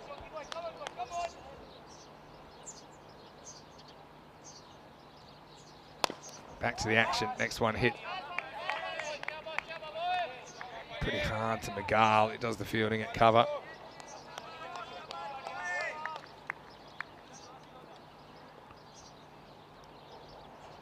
Nice looking drive. One of these two at least needs to make a big score.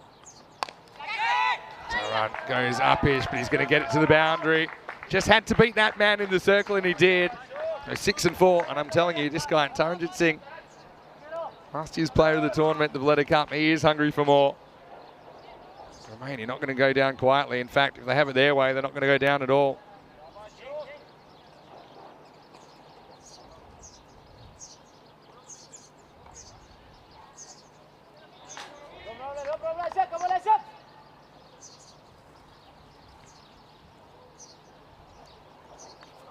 Edged, and now he's gone. So Bishnoi, well, he started with a Gundy ball, but unfortunately it's a Gundy result for Taran, who's going to have to walk back after smashing a 6 and a 4. Gets a little edge on that one, and Siddhasanan does the rest. Just opened the face a bit here, Taran, for me. Let's have a look. Just slightly, he opened himself up for that dismissal.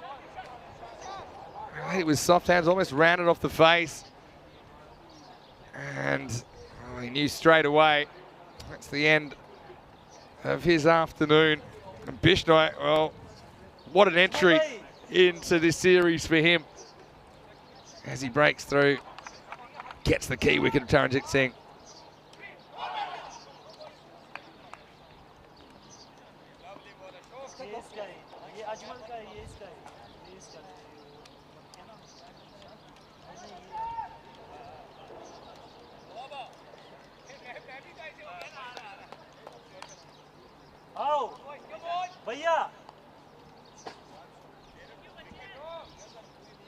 Bishnoi, you see that away movement, got it right there that time.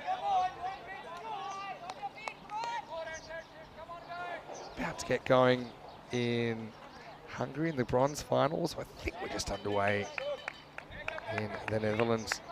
Let's have a little check on that. A lot going on. So you've gone from not having any cricket about 15 minutes ago to having 3 options pretty quickly.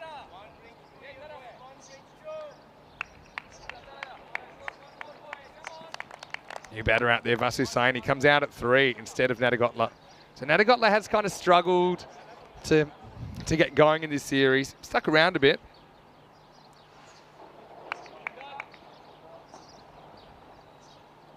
Anyway, Vasu gets the job, and he should start with 2 here. That's if it doesn't run all the way.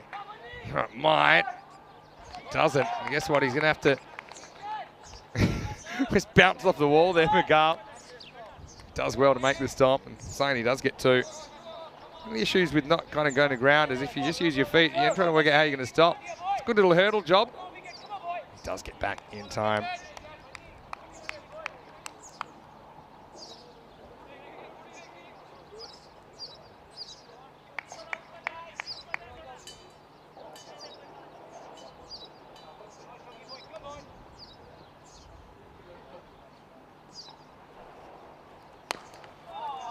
cracked away, but Ellis Matthews out there at deep point. He'll do the fielding. See the son calling for someone to back up, maybe. Understanding he could have a spicy throw in his hands. He did, but that's the end of the over. It's a big one because Taran goes to Bishnoi after getting on top early. And Romania 19 for 1 after 2.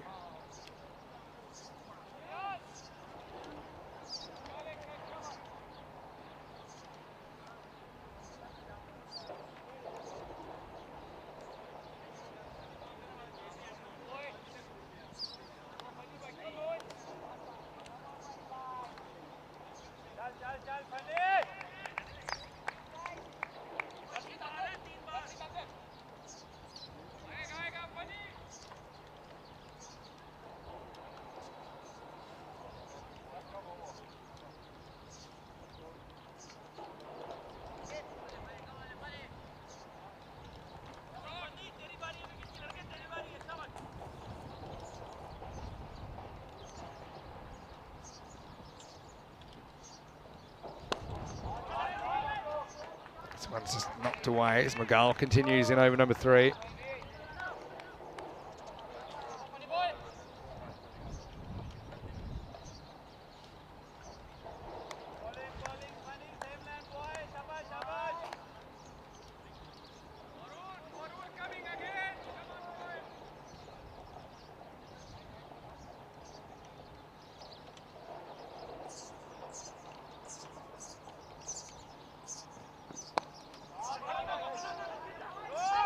Another ball, this time gets past mid-off, and Prasath, I'm going to take on the 2.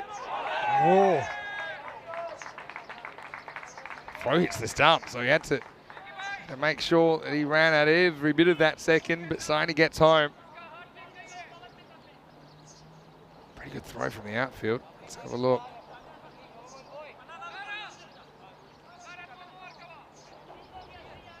He's just got the bat over the line in time here. Just in time. Kind of plonks it down, doesn't he?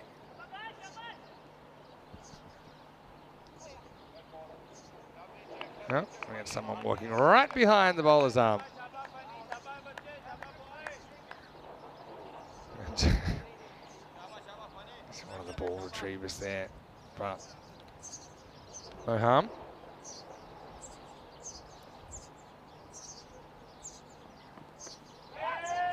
Now angled away. Third man in place though. Sishan. What about his 98 not out in the first innings? That's a weird byplay. Got to challenge Sishan to throw. He didn't want to throw. And so he's kind of goading him to throw, but no harm there. Netherlands losing a couple of early wickets to Thailand. Spotting that contest underway.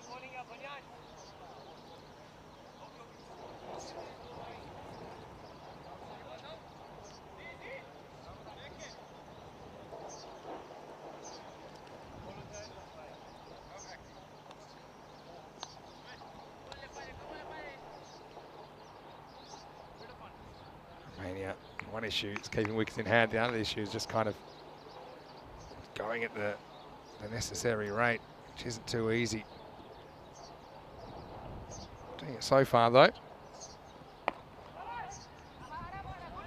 Saini goes back, cracks it to point. I don't mind this, getting Vasu in the power play.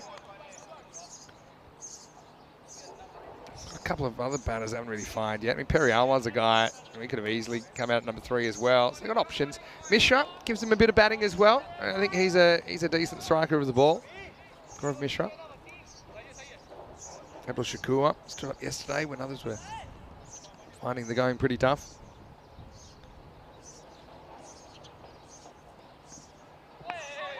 Down leg side, it's good footwork from Sudasan and takes it easily.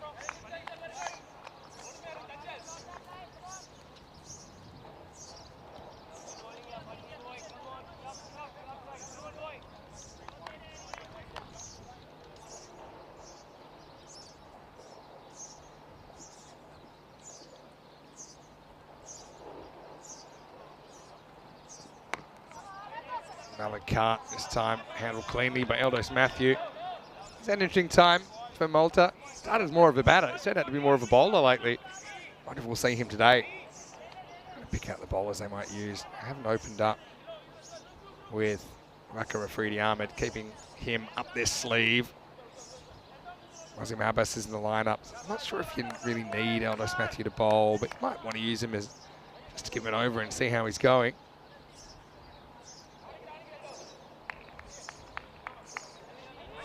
Because you've kind of got 4 genuine pace bowlers, and then you can throw a spinner in there. Up in the air. A lot of work to do for Zishan, but he will do it. Actually keeps it to 1. That's very good fielding. I said, with a spinner, they are going to get some spin. I guess they're going to have to bowl Aurora. They've kind of got this 4-prong pace attack. So you've got these two that are bowling right now. Into the 3 overs, by the way. It's 25 for 1 off 3. So yeah, you've got Funya Magal. You're opening up with Bishnoi. Then you've got Wazim Abbas and Waka Afridi. There's your 4 pace bowlers.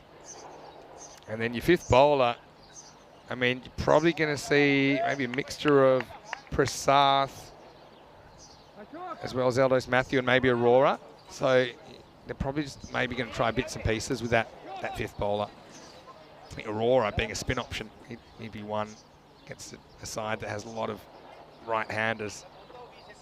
I think I'd be trying him out at some point in the middle of the innings.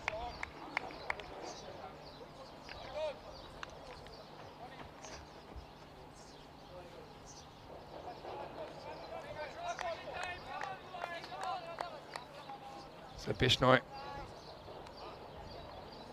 1 for 13 of his first, but he'll take the 13 runs against him because he has removed Taranjit Singh. There's one player you felt could be instrumental in pulling this off for Romania. Gets the first ball past Saini. Really swinging as much as we know he can so far.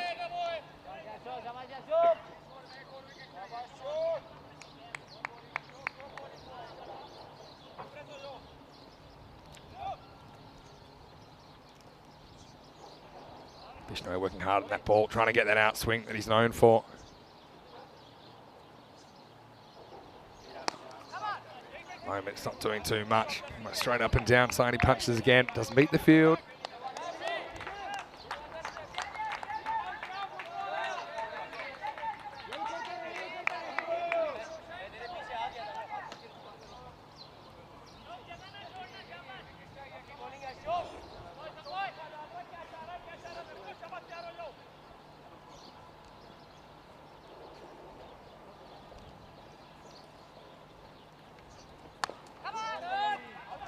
Hit and run. Thiessen has to scramble, but he gets there.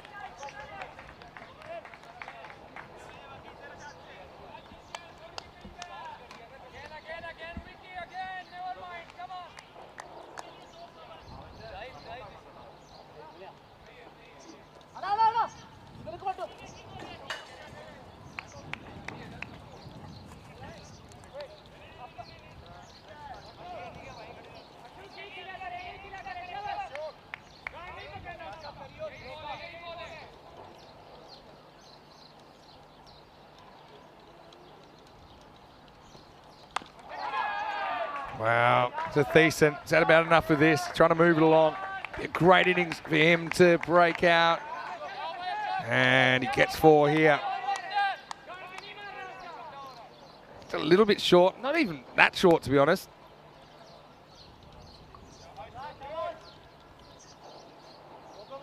And yeah, he turned on it real quickly.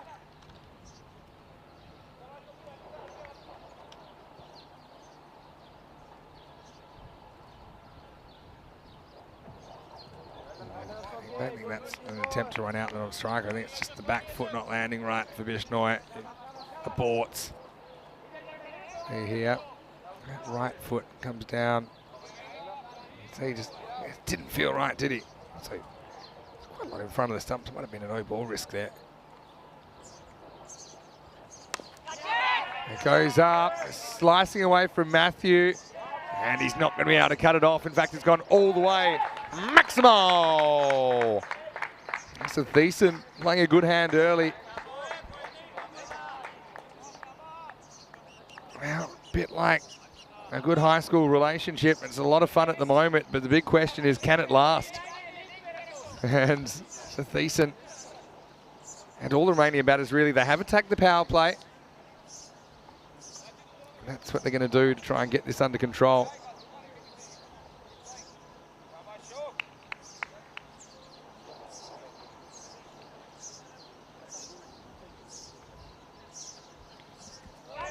On the walk this time.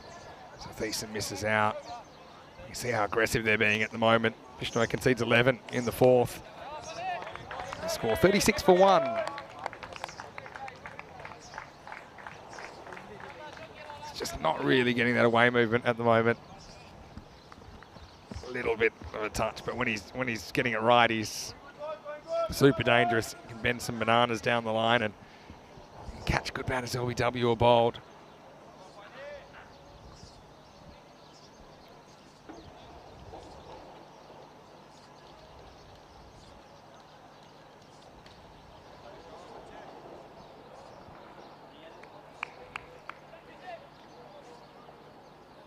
So 9 and over after 4. It's about 2 behind the rate at the moment. Saini has got an important role to play.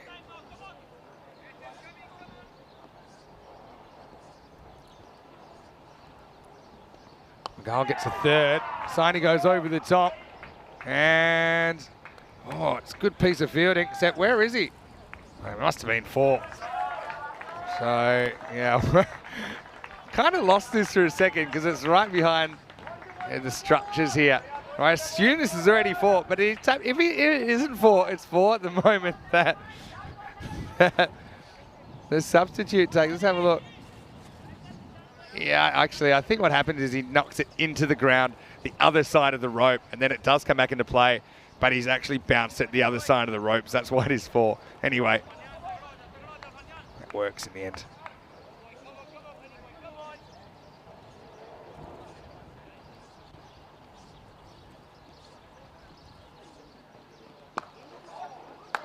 Got cracked through the offside, and that's going to be 4. Good shot. Really good shot. That wasn't really a half volley, but Saini comes to the party, cracks consecutive 4s.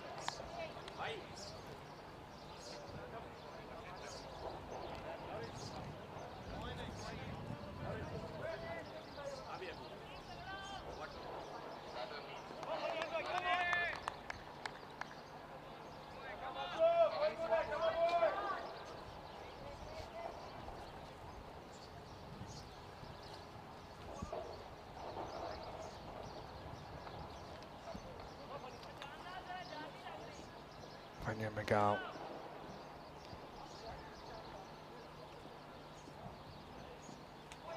Loses this time leg side, doesn't really get his natural swing that time. Big hello to everyone in the chat as well. Hello to Aftab Kayani, good to see you there. Afi, how are you going? Watching from Romania, I take it. Enjoyed my time in Romania. It was a bit too brief for my liking, actually, but I suppose that's the breaks. The reason I had to leave early is to give myself a little bit of time off before I came here to Malta. Yeah, straight drive, beats the fielder. I don't think it's going for 4, though. In fact, it's just going to be a really long single. So Thiessen, because he had to go back to make sure he didn't get run out the non-strikers end, he took a long time to get going. So results just a single to Saini.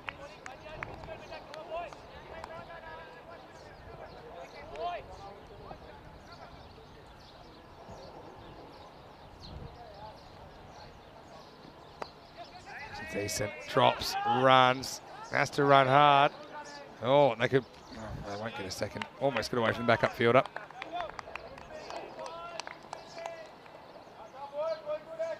Check this out in the replay.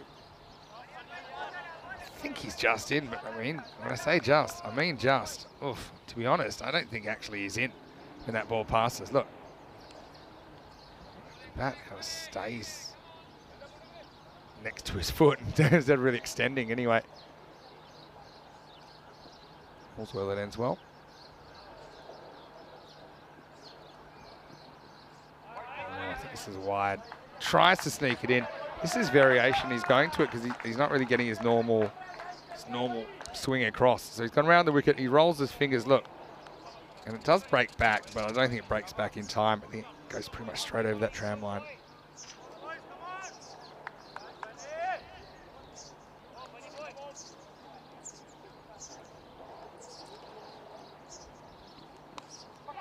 In the air and gone. Saini is going to have to go May to start mate 15. But it's Afi Khan that takes the catch up in the circle. Disappointment, Saini trying to move things along in the power play. Gets a thick edge, and after looking fairly composed, he's just drawn into an error. Coming slightly forward. Afi Khan does the rest. Just loses his shape a bit, doesn't he, Vasu? Afi was perfectly positioned. It's a catching position, really, early on. The edges, they do fly in this form of the game. So Saini is going to have to go. Disappointment for him.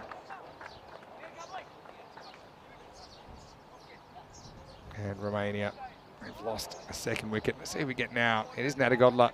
He's coming in number 4, so switching positions, I think.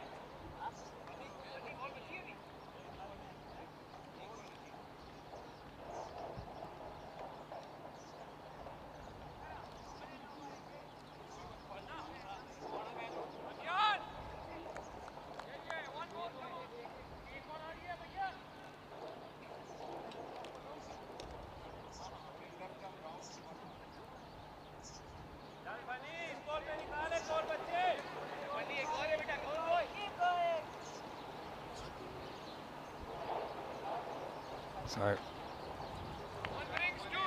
Magal going to resume his orthodox mode of attack now. Nadagodla faces up.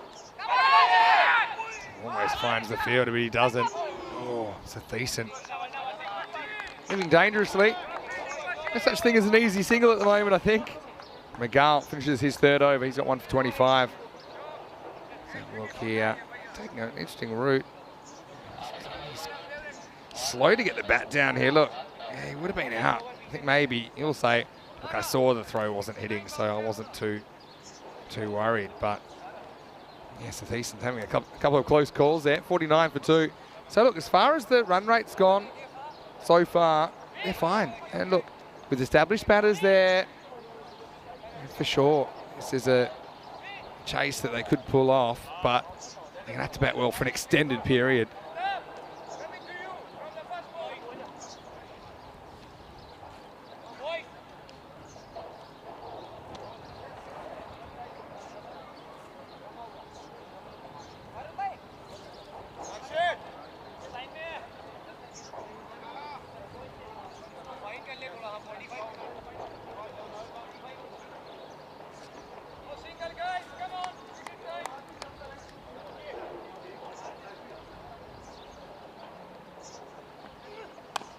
Uh-oh, this is in the air. I think he's going to get lucky. He gets real lucky here. Nadagodla. There's 2 balls he's faced, 2 little pop-ups. This time finds open space. And that's pretty lucky because it's still the power play. And normally the power play, obviously you got seven infielders. And this just pops to the infield.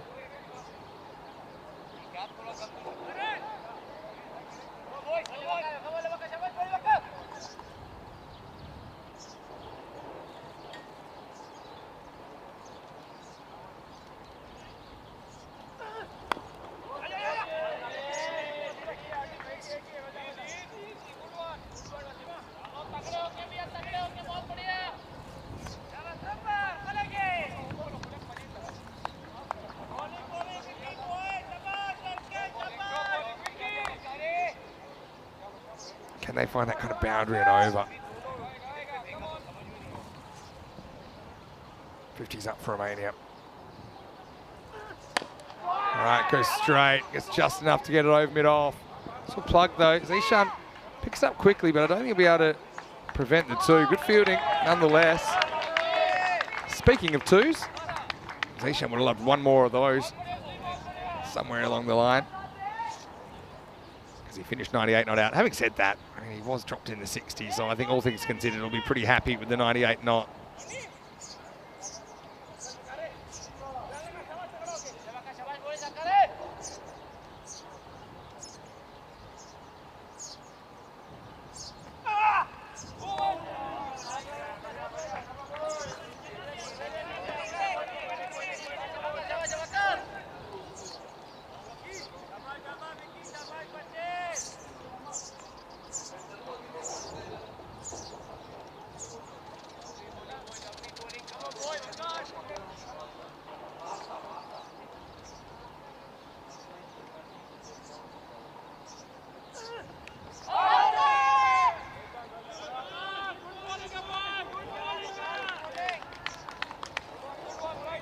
Just probably going down the leg side.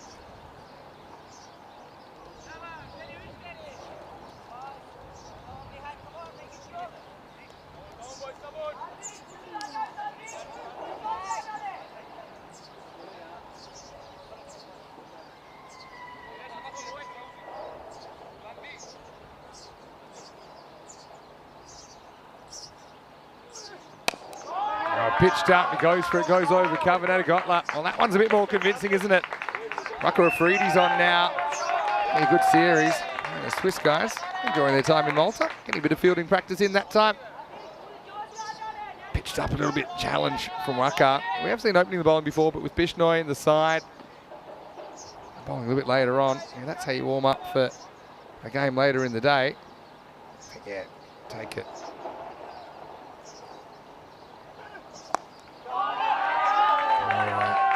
This one could go all the way.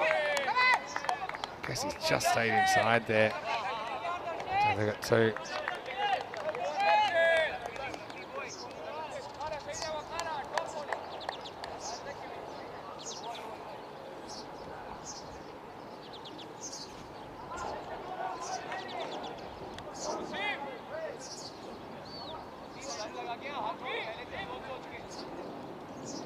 So, have a look at the ECC, which is coming up 73 days away.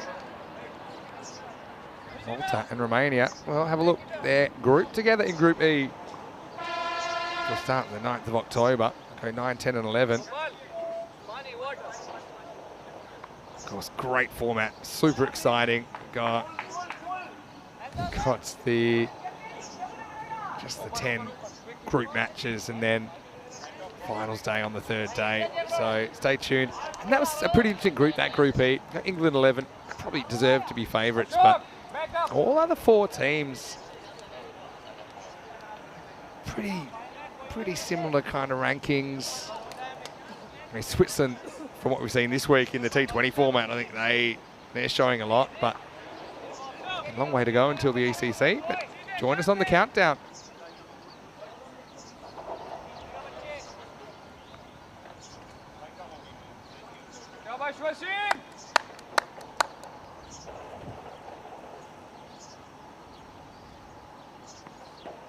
This one steps across, but grabs the tram line, so it won't be a legal delivery. Close, but it's fair enough. As long as the Thiesen's there, I'm going to give Romania a hope. 19 or 14, not really. He's setting the world on fire at the moment, but he's the kind of guy that can play the big knock.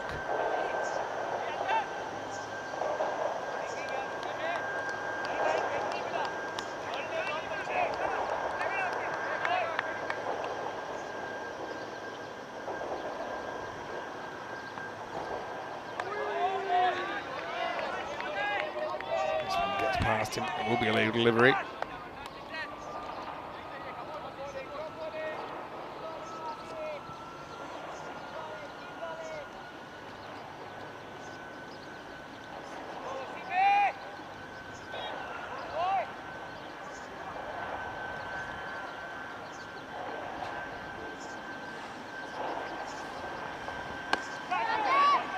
Well, think of running, but Natagopla sent back, I think rightly so.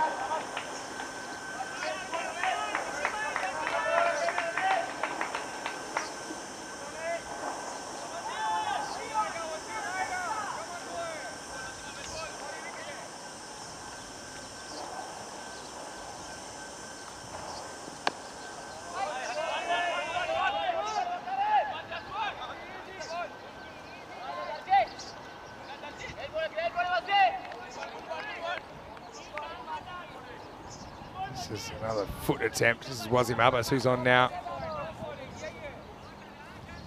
I'm kind of glad for Wazim that didn't hit the foot.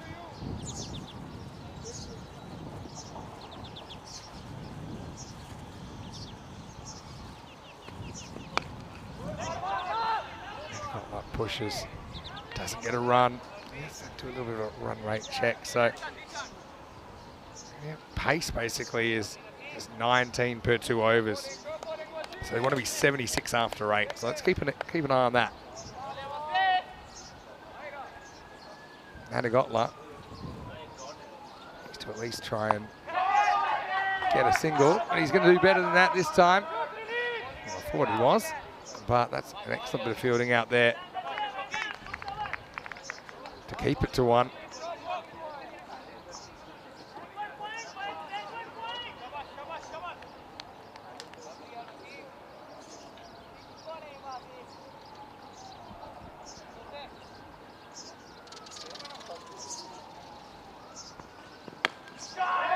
Jason uncoils himself and gets 4. Nice batting. Abbas bowled a pretty tight over, but he goes to the boundary. Nice strike from the Romanian skipper, who has survived the power play. Now 5 outfielders allowed. It doesn't matter because the Thiessen still finds a gap.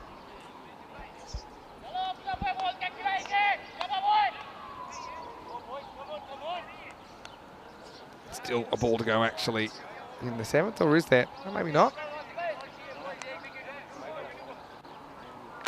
Just wait for confirmation. It was a wide first ball, and that's why I've got a feeling they're all thinking this is over, but unless we miss something, I think we might have one more ball to go for Abbas. Let's see. Yeah, you watch. Here they go. I think it's a fake over. Oh, no. I think the umpires might be right. So, yeah, .1.14 after the wide. Okay. We'll pay that. So I think it's 67 for 2 after 7 then. 67 for 2 after 7.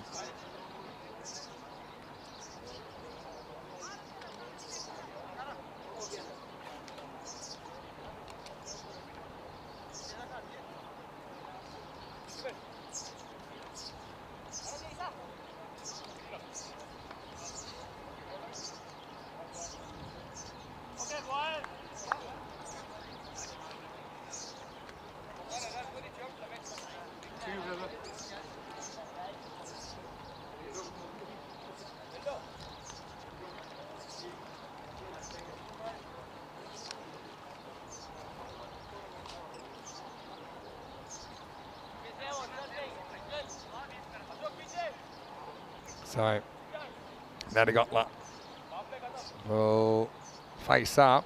If there's maybe change the ball there.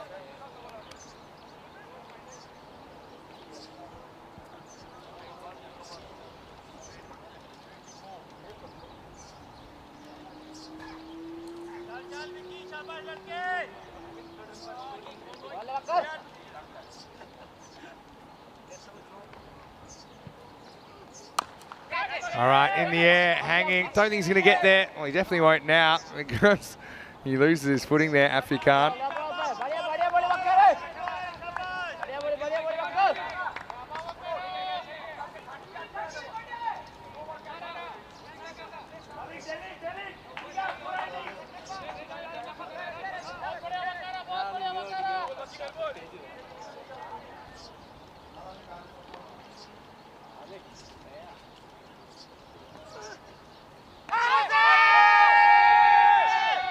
Not out, but hits the pad.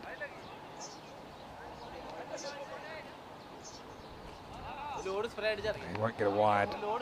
It's a decent bit nervous about it, but didn't have to be nervous. Umpire was all over it.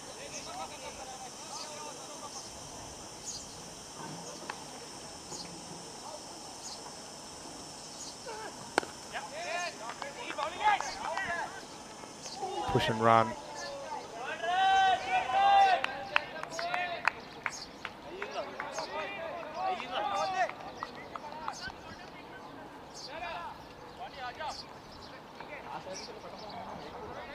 And the Gauntlet crashes into his opposite number. See some really fun keepers in this tournament. Really all of them brought something to the table. Get the ball again here. I don't know what this is about. Umpire's having a chat.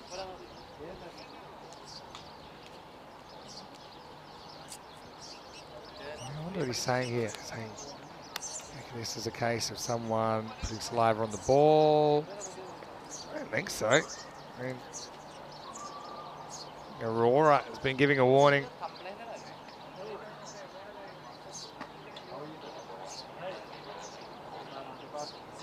Whatever it was, Aurora is the guy. I don't know whether he might have accidentally kind of instinctively kind of licked his fingers, put it on the ball, which is a bit of a habit.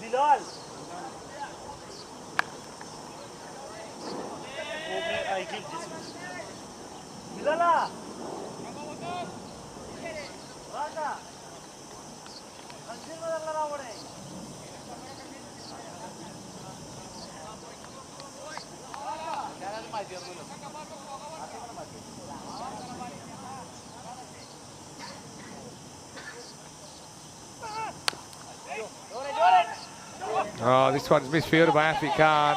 Luckily for him, it's not going to go for 4, but it will go for 2. Probably got 1 anyway. Malta having some similar problems breaking through.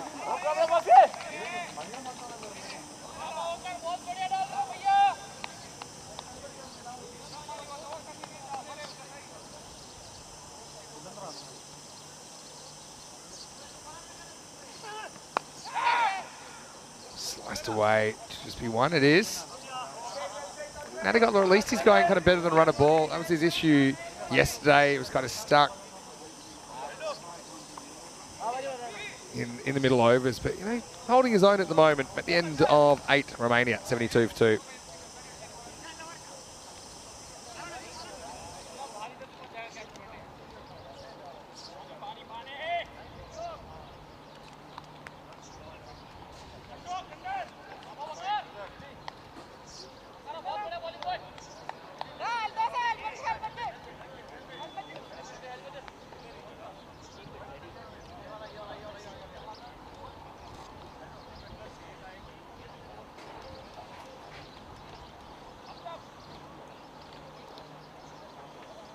Having a look at the scorecard. Wasaini, given he's out, but he doesn't have a dismissal. That's a bit weird. It's, I was going to tell you, he was dismissed. It wasn't fake. It's the second wicket to fall. 72 for 2 then after 8.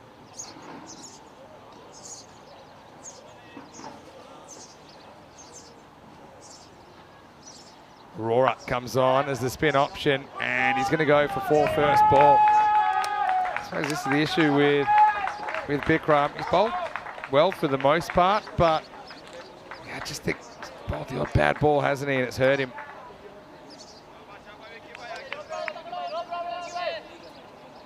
And that one was just a bit too short. He hit it pretty much wherever he wanted.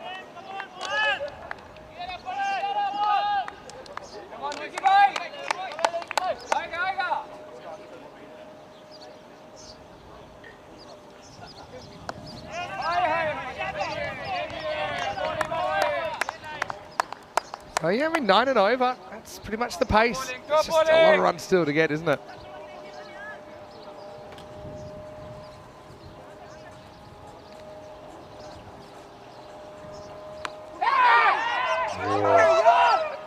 Nadigotler for the 3rd time pops one up and gets lucky and doesn't go to a fielder.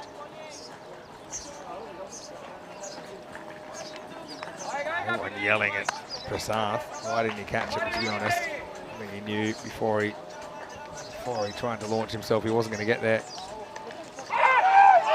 Oh, he's gone. So Natagotla tries to move things along. He goes on the charge. I think it's premeditated. And he's going to be stumped by his opposite number. Sudasana, I don't think went in that cleanly to the gloves, to be honest. Took a bit of a moment to gather the ball. But, yeah, Natagotla, a judge stumped. He just took it on. Yeah, you can see there. Definitely gets the stumps before the bat comes down. Even though he kind of fumbled a little bit.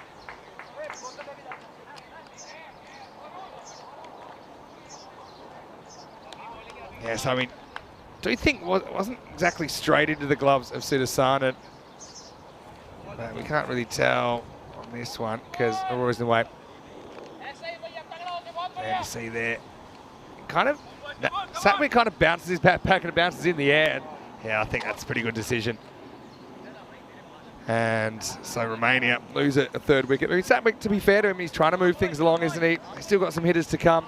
Man, they don't have an Abdul Asif in the side. I've seen him being able to play in the T10 format. This guy would love some runs. Sivakumar Periawa. He's coming off a golden duck yesterday. Got it. I suppose a line ball, the LBW decision that went against him.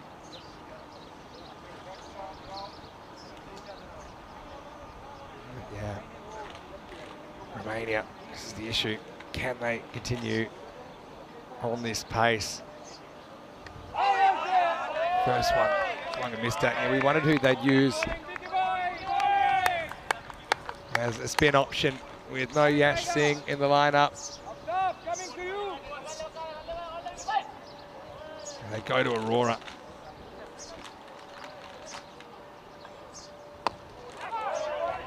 Driven and take a long single here. So can they build another partnership? This is a great opportunity for Siva actually to make a score. Like I said, 10 and over. Just keep an eye on whether they're getting that 10. As we get to the end of the ninth, over at 77 for 3.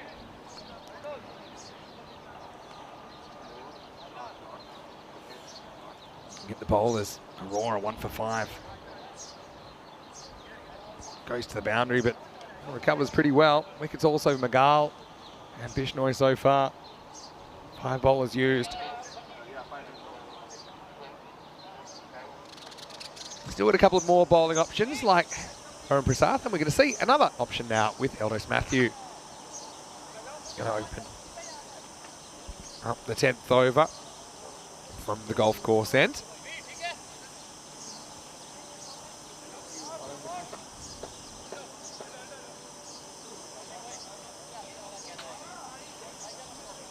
And Matthew played mainly as a batter, but then came on earlier in the week, took a 3 for, so using him as a bit more of a bowler than a batter. Still pretty handy to have down the order. Periawa can use some runs. He misses the first one. Almost hits the helmet, you know. Well ball, Matthew. Come on, buddy. I think Sudasana is saying, look, this one swung a lot after the stumps, and this is why, you know, it looks easy. But have a look. Just kind of bends on him, and you know, he's pretty lucky that doesn't have to hit the helmet. If the ball hits the helmet, it's a 5-run penalty. That'd be a real bonus for Romania at this stage.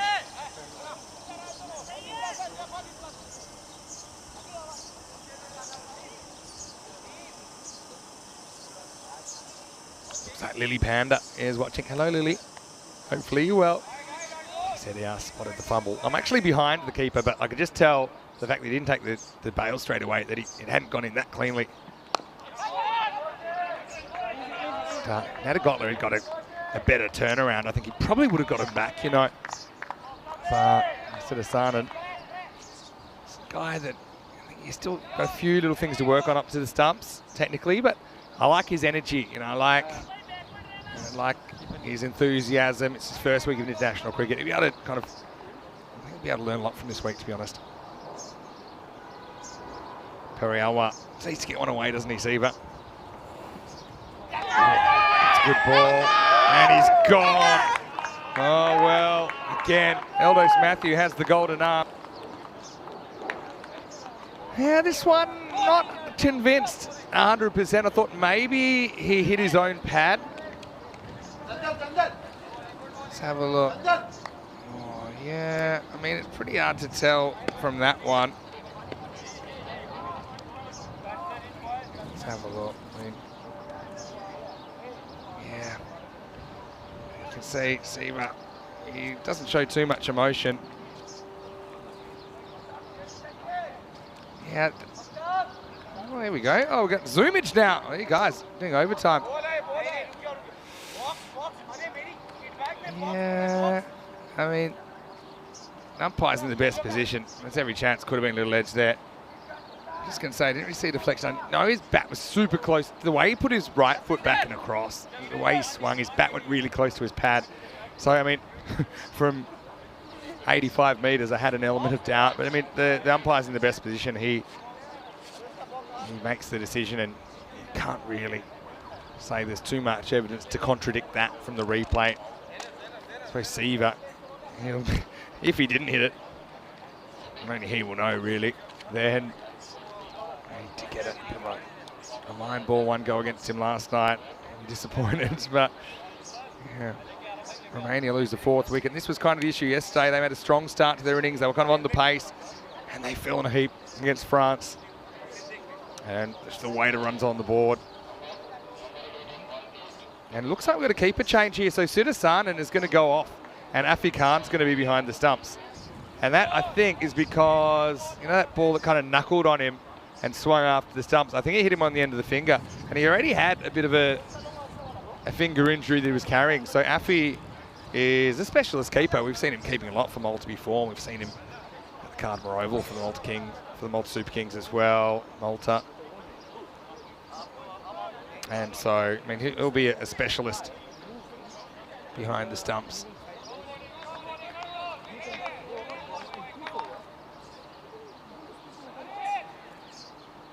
So,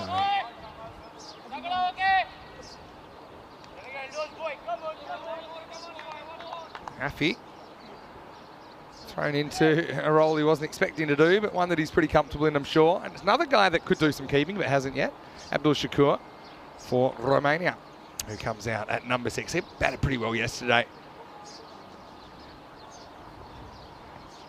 He pushes and runs. Nice confident start. These two are very experienced. There's Matthew being brought on. I suppose at this level he's probably a part-timer. We've seen him bowling a bit more for the Knights.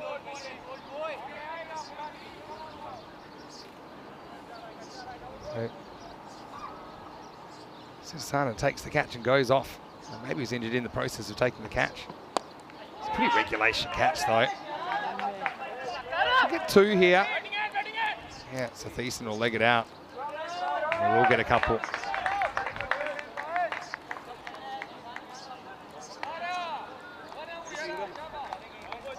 There's Afi Khan. I wonder if he's got his own gloves or whether he's just borrowed Chantal Sudasanan's.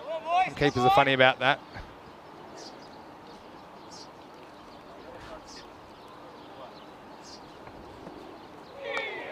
It's a little bit close for comfort, but it will be the end of the over. Elders Matthew only goes for 4 in the 10th, and we're halfway through.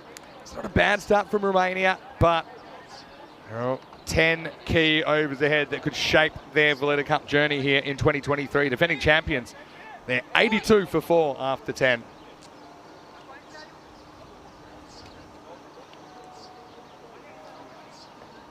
So Thiessen has batted through the first half for 29. He's faced just under 40% of the balls, so he hasn't had a lot of the strike. Seen him being pretty aggressive in the power play, but now he's going to make it into the second half of the innings for the first time in this series. Netherlands 59 for 6 over at Kampong around the grounds.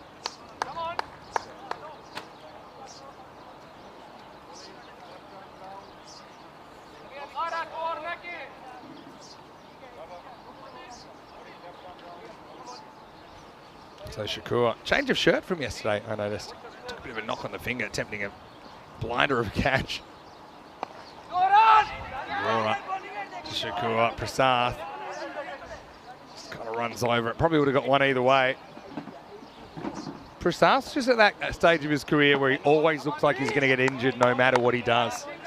Like every time the ball goes to him, he has to bend over or move or whatever. Anyway, he's a captain now, so that's fine. So he's going to get one vacant leg side infield. If he can't,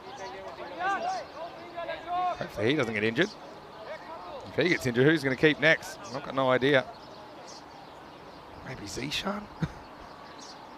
Or the tank. They got the tank to keep. He's done some keeping for them before. Darshit Patanka. Stay loose, Darshit.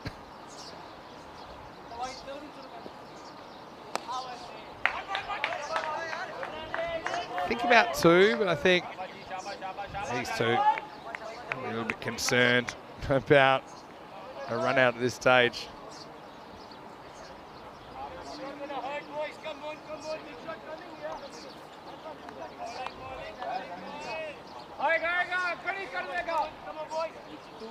Just need to pull a partnership out of the fire here, don't they, Romania? Don't want to have the same situation as yesterday.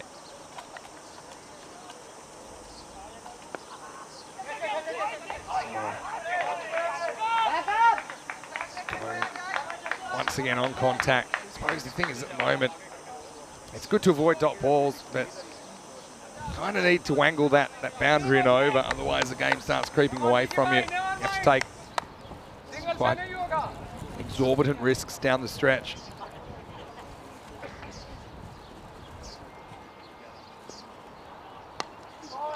Shakur goes back. It's too well, finds the fielder. Nice bit of work there by Ashok. Takes it cleanly.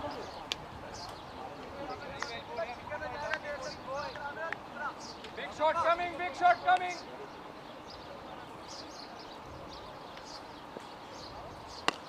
Shakur, nice looking drive. Once again, I think he'll only get a single. Cleaned up out there. So Malta defending well at the moment. Romania need to go up a notch. Otherwise, I think their cup chances are slipping through their fingers here. 11 overs down the score. 87 for 4. So yeah, that kind of 19 per 2 over pace, which is kind of what they need. They want to be 114 after the next over to be on the pace. So that's quite a long way away at the moment. So yeah, they're probably about almost 20 runs behind where they want to be.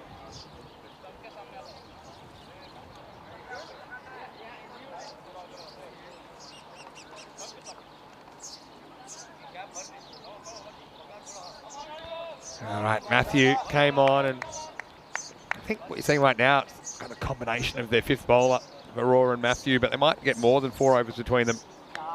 Still haven't seen Prasath with the ball. He's another option that you could use.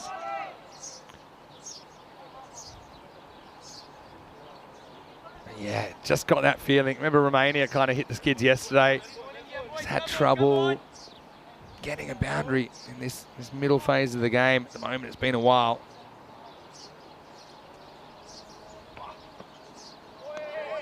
Just going to sneak inside the line as well.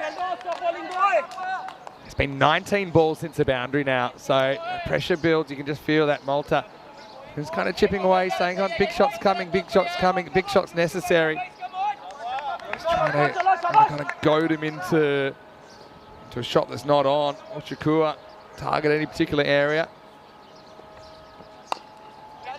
It's kind of a ball. Maybe he can take a chance and pull it, but instead he gets careful and he just pops it down. Doesn't get a run. The fielder's waiting. It's a kind of length that, you know, once you're seeing it well, big gap square of the wicket, short boundary on the leg side, but Shakur not confident he can get his hands through the ball quick enough to do that.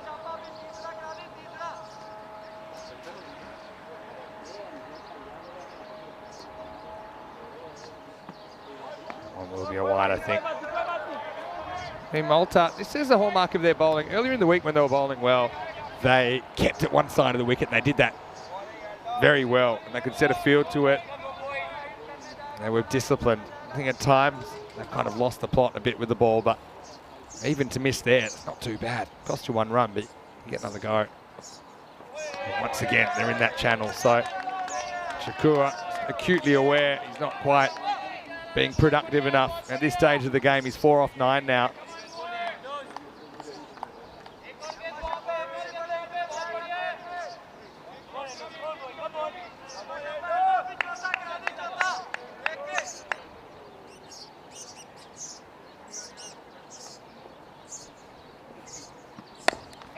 Oh, driven and gone.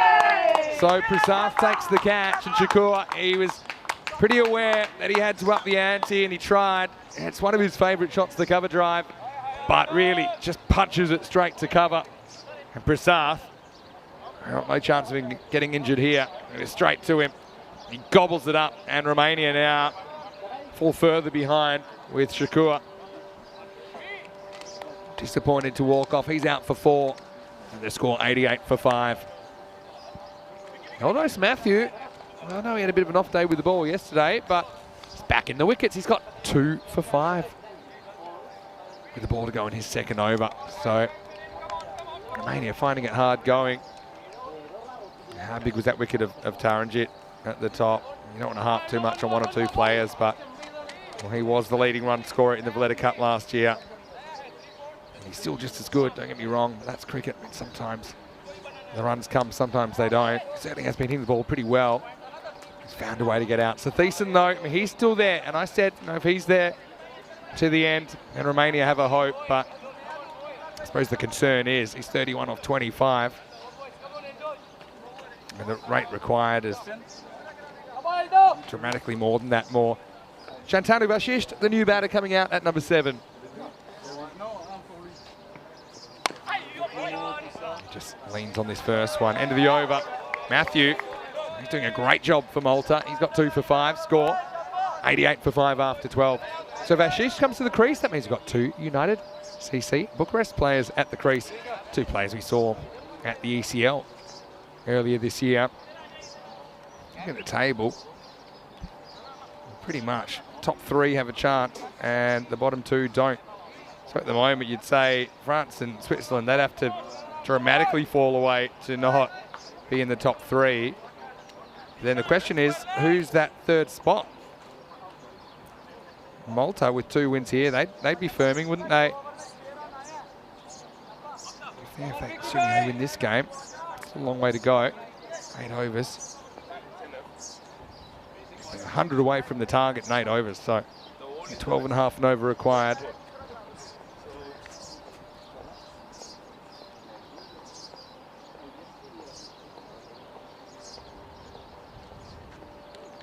Oh, Hafi Khan in the action.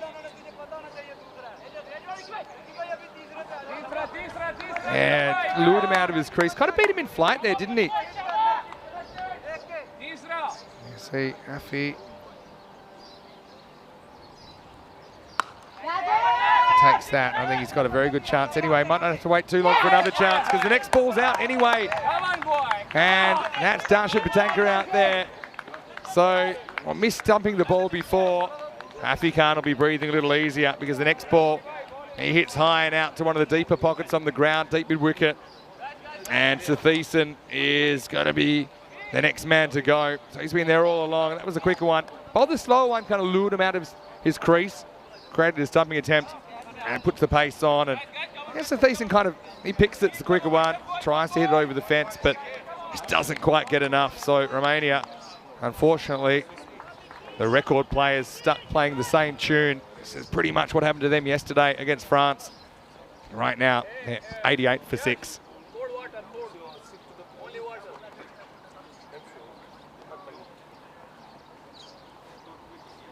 So, where can they get to from here? Gaurav Mishra comes out. It's his first game of the series. Didn't play yesterday. He's a pretty good hitter of the ball. So it's a bit of a game changer here with the longer boundaries, especially those long straight boundaries. Yeah, well, Lily was talking about the keeper being the most important player in the team. I'd say it depends. I am keeper, so I would agree with you. I mean, I think it's a position that gets overlooked. Even in limited overs cricket, people say in Test cricket it's super important, and it is. But even limited overs, I mean, keeper can give away or save you 20 runs. Late cuts from Mishra. Probably gets 2 if he wants it. Does Abbas. Uses the foot to pull it back. Gaurav Mishra off the mark. So, asking about folks in 11, who misses out. Got to say, if you want to go on recent form, I'd consider just a straight swap for the other keeper. I won't mention his name. And I'm not a Bairstow hater. I like him a lot, but he hasn't made runs either. So to go for someone who people think is a bit more of a pure keeper, and so is Bairstow when he's keeping well. He just doesn't quite look it at the moment, does he? Going to try and make these decisions without emotion. Bairstow historically has probably done enough to hold his space in the team. But if the question is who misses out, that's what I'd be considering. Folks, there's no bunny with the bat either. Kicked away, Afi on it pretty quickly, but leaves it for Bishnoi. End of the over. They've just dipped below 7 and over now, so it's a long way back. They'll have to double their rate if they're going to get close. I just can't see it happening. 90 for 6 after 13.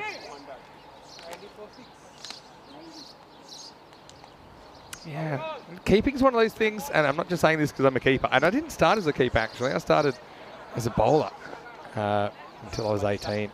And it's just one of those things that it looks easy, but it's not as easy as it looks. A bit like goalkeeping in football. Everyone seems to think they can do it.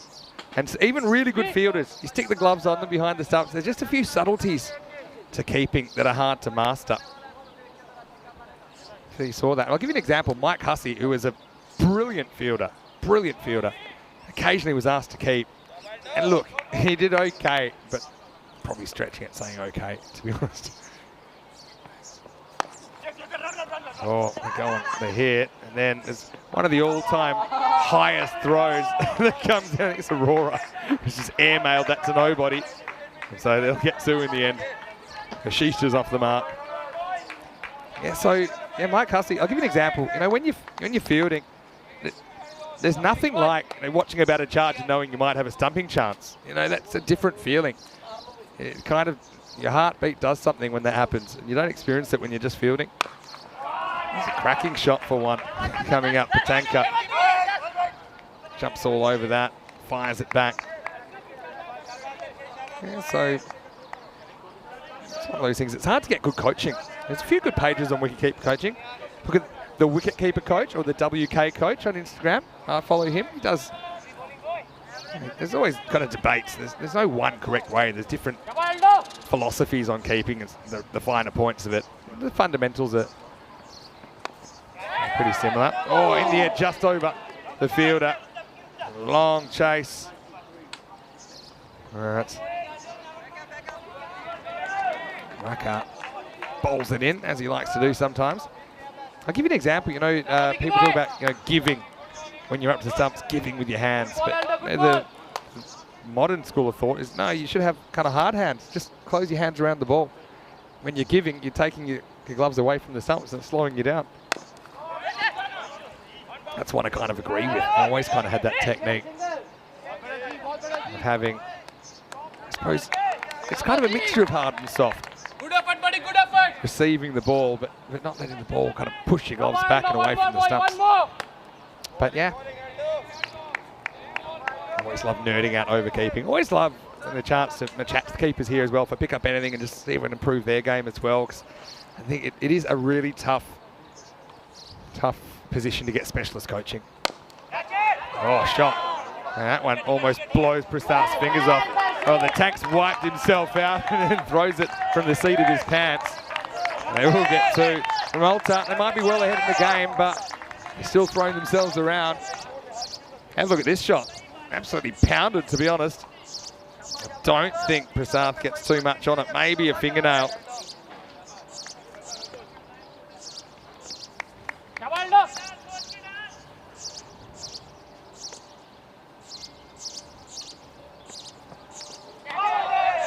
Well, Shantanu Vashish gets a little edge, and Matthew once again gets a 3 for. Well, he's showing he's a bit more than a part-timer, isn't he? It was just fairly straight outside the off stump. Ashish, after cracking one over cover. Next one just gets a little feather and he's very quick to go. Didn't even wait for the umpire's decision. And Afi Khan behind the stumps. Substituting for Sudasanan. Takes the catch. That was a pretty easy one. Almost Matthew. He's enjoying himself out there. Bowling's always a lot more fun if you're taking wickets. And yeah, for the second time, he gets a 3-for this week in the T20 International Valletta Cup. So Romania loses the 7th wicket. Also, it's the end of the over. So it's 98 for 7 after 14.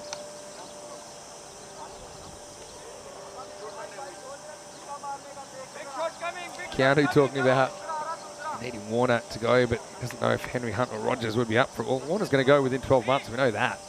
Probably less than 12 months now. It's about 6 months, I guess. Keanu says the catching looks easy, but he doesn't have the reflexes. Yeah, it does look easy. Mishra's pushed back.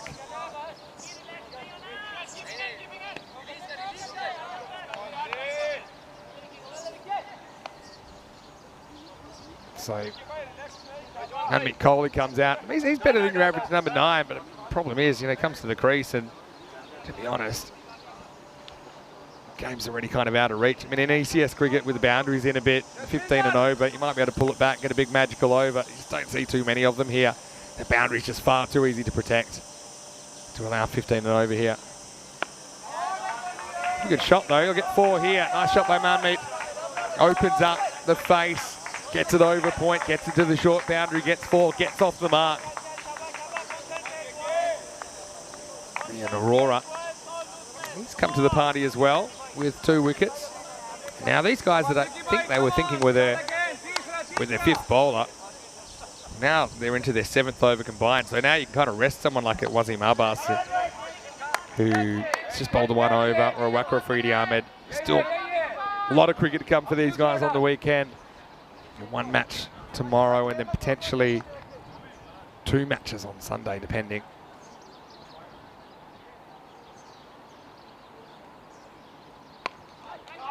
Up in the air. Another long chase. Cuts it back in. They'll get 3, they'll get 3. It's actually really good running. Because he went with the boot, it took him a bit longer to get on it. That's Jasvinder Singh out there, who's the substitute on the field for Sudasanan. A long way to go. And yeah, because he doesn't pick it up with the hand, they do get a 3rd. Does save 1 run though, I suppose.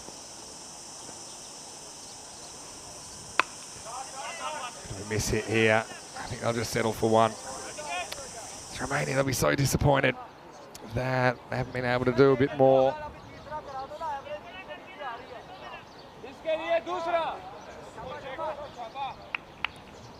Rafi calling for the Dusra from Aurora. That'll be a turn up for the books. In the air. Another pretty good shot. Jasvinder. Oh, he's going to have a run out on his hands here, and it's a total disaster. So it's going to be Mishra that's run out, but I think there's a bigger issue here, and I think the batters get in each other's way. And it's going to be Jasvinder. Look here, look. Oh, had to sidestep around him. And yeah, in the end, it's not even close. Yeah, it's a bit of a disaster, really.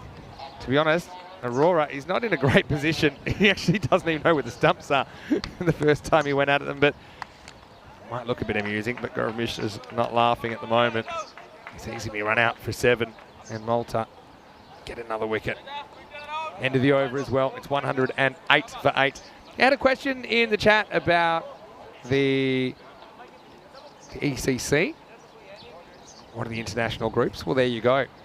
Romania and Malta will be in the same group, Group E. And guess what? Switzerland, who you're seeing this week, they're in the same group as well.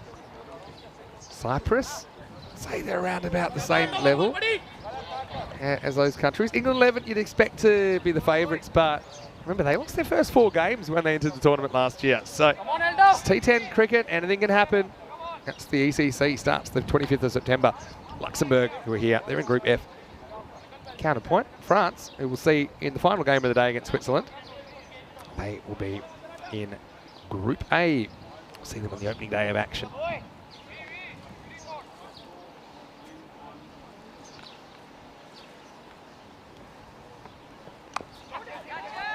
They'll push away. It is Luca Petre who's out there. It's a nice shot.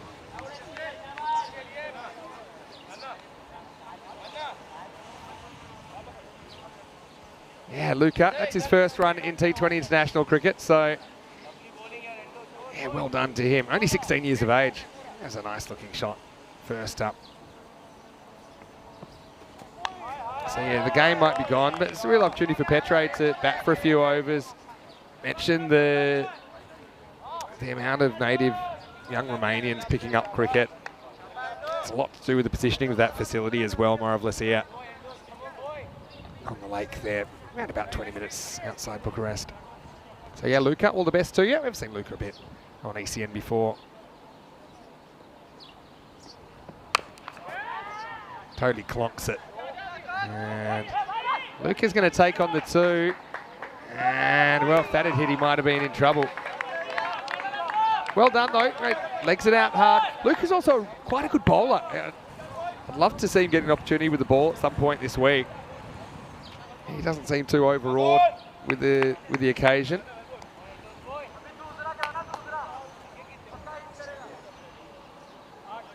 Yeah, comes in and yeah.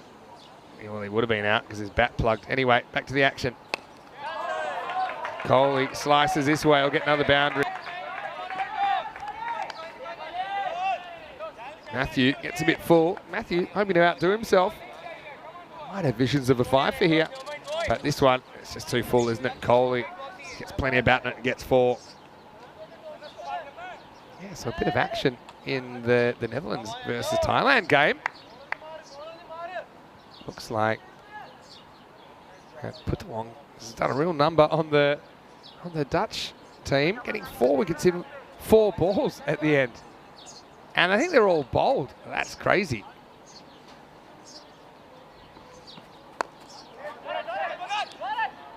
You don't see that very often. Oh, again, tight one. Petre already had an issue with his bat plugging last time around. Tell you what, I think here. Oh, tell you what. Yeah, another one that kind of bounces and yeah, I mean, if his bat's already in, then he's in. But if you want to be super technical, you can make a case that it might have bounced before the line and not come down again. But I think you look at it normal speed, looks like not out every day of the week.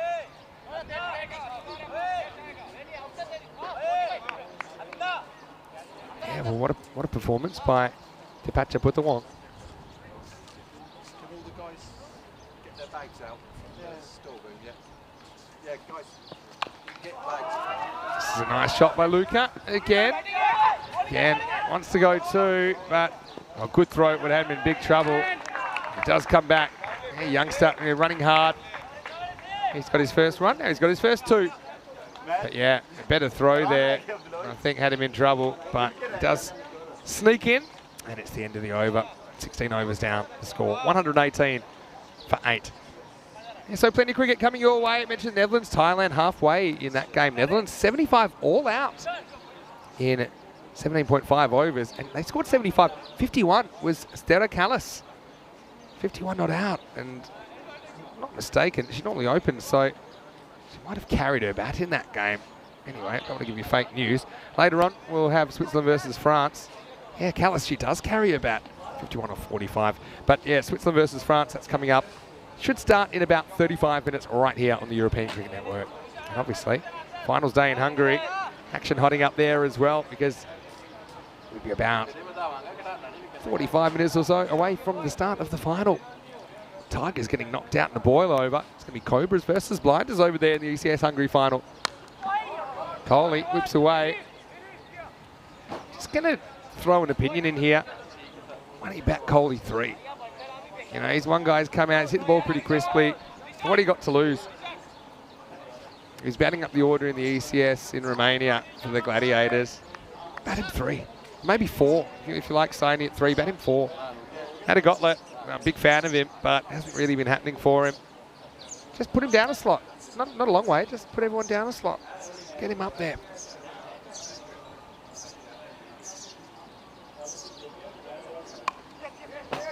Nice work by Petre.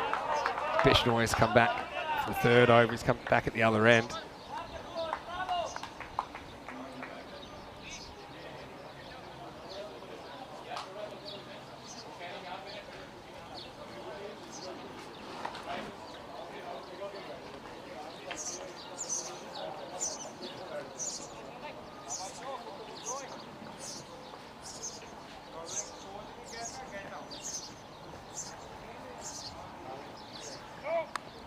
No ball called. Must have been for a front foot, no ball here. So free hit coming up. It's very hard to tell from this angle, but the umpire has a good angle and says, yep. Unfortunately, went behind the line.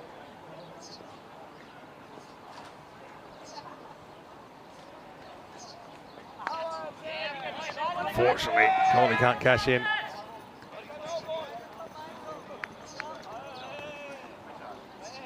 Kind of sums it up, doesn't it?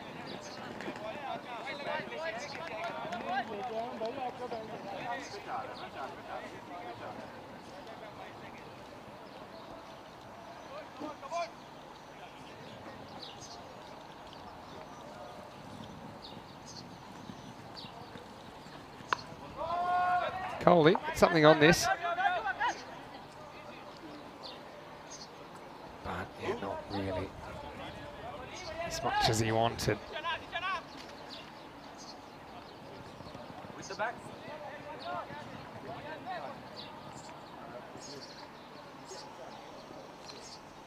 Petre, let's see if he can get a boundary. He's got a 1-2 to his name now.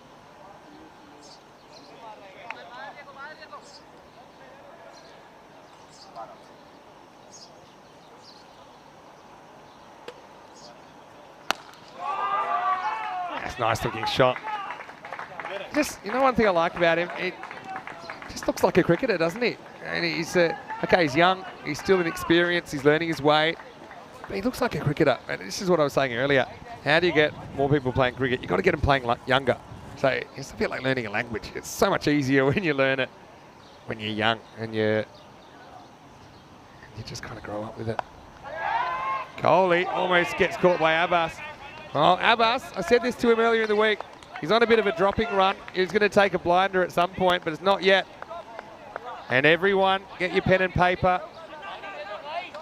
If you've still got room in the Wasim Abbas drops column, put that one in there, because that's 5 for the week. Anyway, probably doesn't matter at the moment as we get to the end of the 17th over. The score 124 for 8.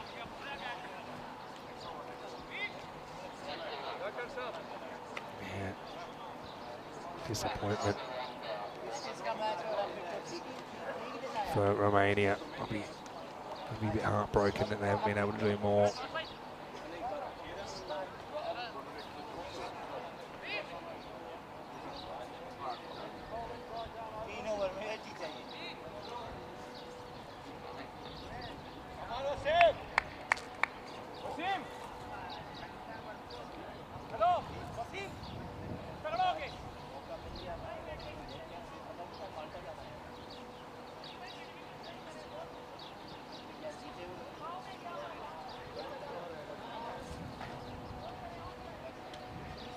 All right, over number 18 now, Wasim Abbas. Maybe that was a strategic drop because it means he gets a bowl. It can still take 2 wickets here. In the air, Matthew going to get round in time. He fumbles one that he shouldn't have. And they'll get back for 2. Love this from Wasim. He actually literally dropped a catch 60 seconds ago, but now he's given the high eyebrows to Eldos Matthew out there. Anyway. Still a long way behind the 8 ball. Coley's made 20. Cracking drive. All right, Matthew, back on the rack again. They're going to take on a 2. Good throw. Might have had him, but it's well done by Luca Petre. he legs it out again and gets his teammate back on strike. See the fact that throw bounce held up a long way in the turf.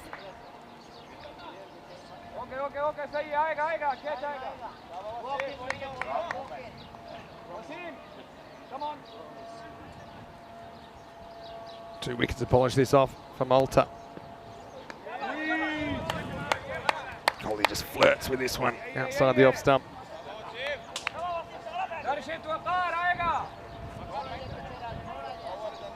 Yellow to Mukhtar Gulami. He must be right behind me, I think, the beast. The French team are all around me. So they're itching to get out there. They've got the really nice schedule. Sleep in, hang by the pool all day. Matthew is going to have leather poisoning here. Gets to the ball again. But yeah, hello everyone in the chat. Great to have you with us.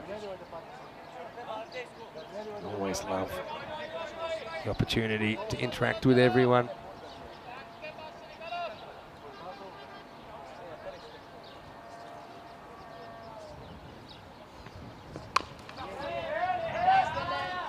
This will be two, I think, knowing these two. It's pretty quick. Once again, I'm going to say well done. I mean, a lot of pride in this partnership from Coley and Petre at the moment. But again, big innings from Zishan, setting up this 187. And it looks to be way too many runs. Petre keeps it out. He's got a good technique. He's impressed me so far, the youngster. Not an easy time to come in. Anyway, it's the end of the over. It's 18 down now. Romania 131 for 8. So what could they have chased here? Yeah, maybe something in the 140s. I suppose. You can see they were kind of ahead early, but they have a bit of an expression. When the run rate dips, wickets happen, and when wickets happen, the run rate dips. In this case, it was kind of okay. There was the 2 wickets in the power play, but it was just a succession of drop, drop balls there over 6, 7, 8, resulting in a bunch of wickets falling consistently, and that's where Romania have just fallen off the pace, and when they lost to Thiessen, that one really hurt. Coley, 23. Like I said, auditioning for a spot up the order. Magal, let's see what he does with the ball this late in the piece. 19th over. Chopped into the ground, but not going too far. They elect against taking a run. Yeah, so France taking on Switzerland. That'll be a great game, won't it? It's meant to start in about 25 minutes. With a bit of luck, it will. I suppose one thing is that no one's having to go back-to-back. Coley drives. Don't think there's two this time. So Petre will face up. So I'm not sure if we'll have a delay or not. If I was a betting man, which I'm not, I'd say we might have a 10-minute delay, but that's just pure speculation. That's good seed from Magal, gets it past the youngster. Rafi Khan behind the stump, Sudasan, and he went off with what I guess is some sort of hand or finger injury. Went off after taking a catch, actually. And now he knocks him over. So Petre, well, he had a hand in a pretty useful partnership there. The young Romanian on debut was able to put on 24 runs with Manmeet Coley for the 9th wicket. So a few consolation runs there. This one, again, a bit like the last time, he was just caught a little bit too leg side. Magal just went an angle, got it past the outside edge and disturbed the furniture. So the 9th wicket falls, but Luca can be really proud of his efforts there. It wasn't just part of the partnership, he was able to contribute 7 runs of his own. But as he falls, he's the 9th wicket down, and it's 132 for 9.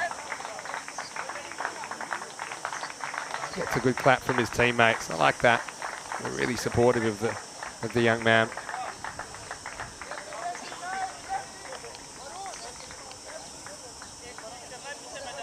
So, last man, it's Takua who comes out, Sadiq Takua.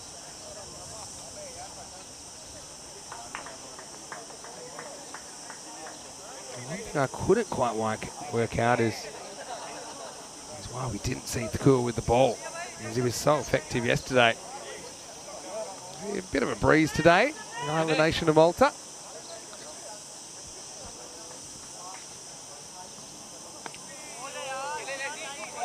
Looked pretty wide. A bit tough with Afrikaan in the way, but yeah, that's why when you're number 11, no one looks after you. And any other batter gets a wide there, not Takua, saying, look, standard already. Anyway, sliced away. Nice bit of fielding there by Aurora to his wrong side. They do get to 134 for 9 now after 19.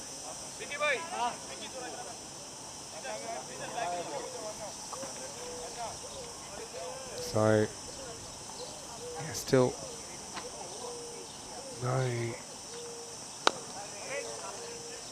Oh, I thought that was over. Maybe not. Okay, this will be interesting.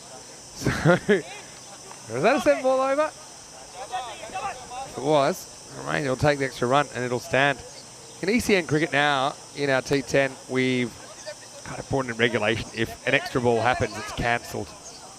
Because that extra ball is a bit unfair. One team gets it and the other doesn't. So if that was the case, which I'm not saying it is, then we wouldn't have counted that single and they would have gone back to the other end. But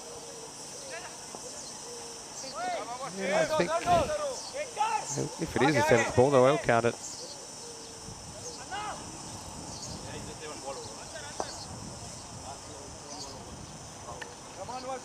Last over of the game then, regardless.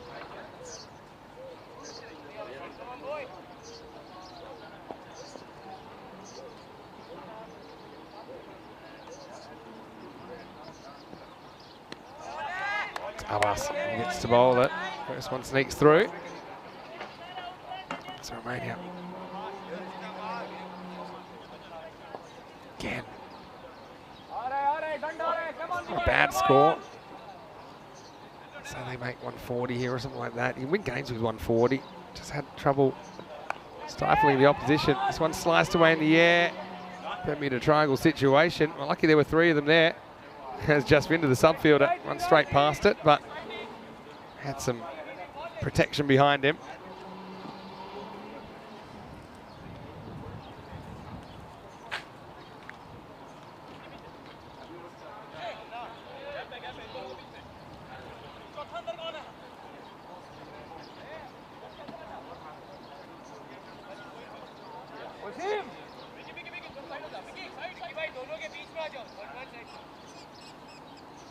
So 9 down.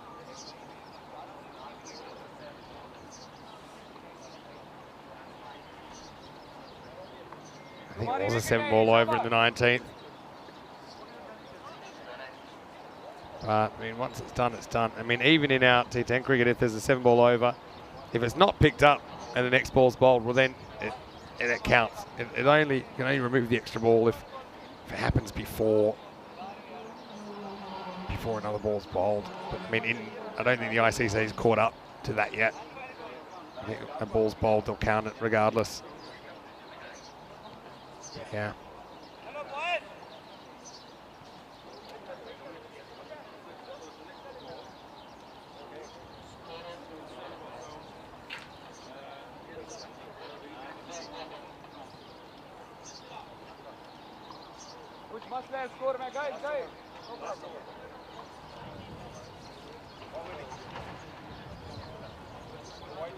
Yeah, so now I have a slight delay while I try and sort that out.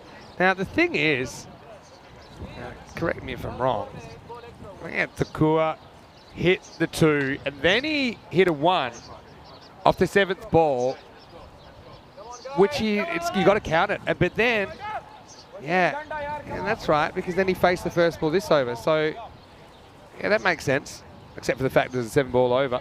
I think 120 balls is enough. I don't think we have to start bowling extras. Just making the most of the sunlight as it is. Anyway, we're back to it, and well, this is going to be a pretty nice shot. And Coley, who lifts it up and over. Maximo! Man, mate. He's toiled hard in an impossible situation here.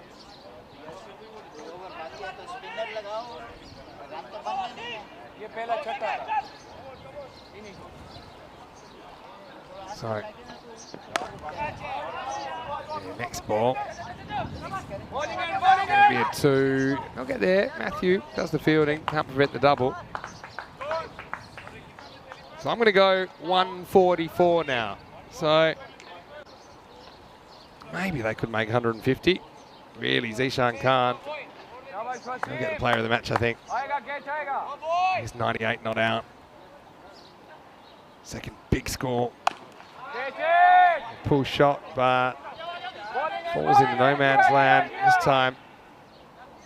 I think Takua says, you know what? I'm happy with just the one. Give me a chance down here. Last ball coming up.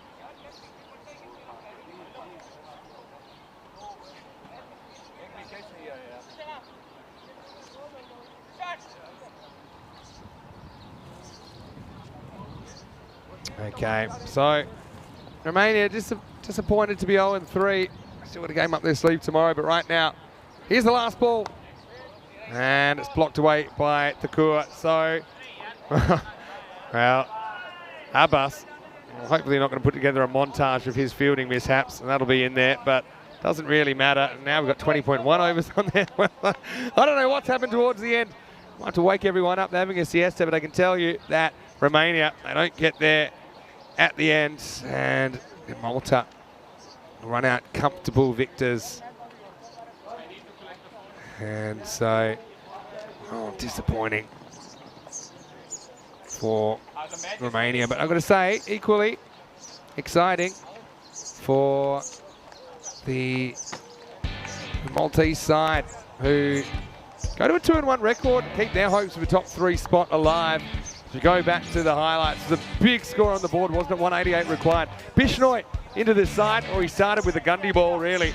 Tarangic whacked him away for a 6. Then he whacked him for a 4 as well. Tarangic was looking on, wasn't he? But it's just one of those weeks for Romania, because, yeah, he was looking good. Cut that one away nicely. But soon after, Little Nick through to Sudasanen, and Bishnoi had his first wicket of the series, and it was a big one. Vasu Saini came out at 3, so Thiessen was there as well. Malta, though, had the confidence that goes with a big score on the board. So Thiessen was kind of living dangerously a couple of times. Sudasanen went off injured about halfway through because he had a bit of an issue, I think, with his hands, throwing himself all around the place. So Thiessen, well, he's an important player for Romania. Whacked that one away. That was big. But even though Romania kind of stayed at that 9 and over rate for a while, it just started to drop away, and once they did, the wickets started falling. Afi Khan, when he didn't have the gloves on, took that catch in the circle. And although Romania, they tried their hardest to keep being attacking, Nadagotla, he played some nice shots while he was out there as well. But you see Romania, they saved quite a few runs in the field, didn't they? Quite a few almost made the boundary, but didn't quite. Thiessen, he was a bit of a rock there for a while. Prasad didn't have to move for that one. It was after they lost Nadagotla, lost Periawa, Shakua in reasonably quick succession. Vashisht was out there. He came, he went. Mishra had a go as well. Coley, he was unfortunately kind of involved in the run out because Mishra had to go around his partner, and unfortunately he was run out, having to take the detour. Matthew, he got the glare from Wasim Abbas after that. Hello Coley, swung the bat bravely. Luca Petre, shout out to him at the end. You know, he also tried hard. They put on 24 together for the 9th wicket, and really the game was gone by then. And Romania, they are 0-3, and the defending champions finding it a lot tougher this time around.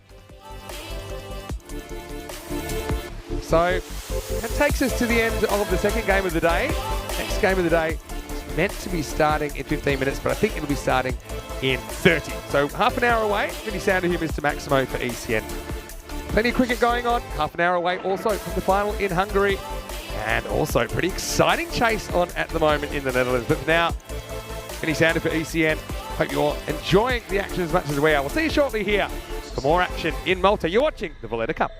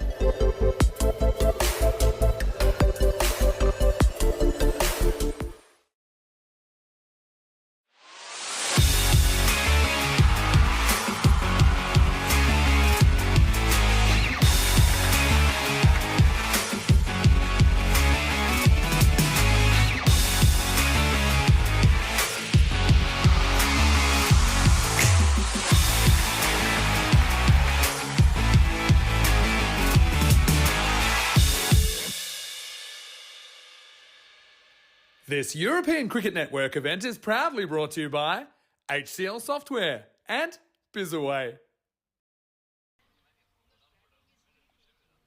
Hello and welcome back to Malta. Almost time for the last match of the day. Been a big day of action here across the network right here.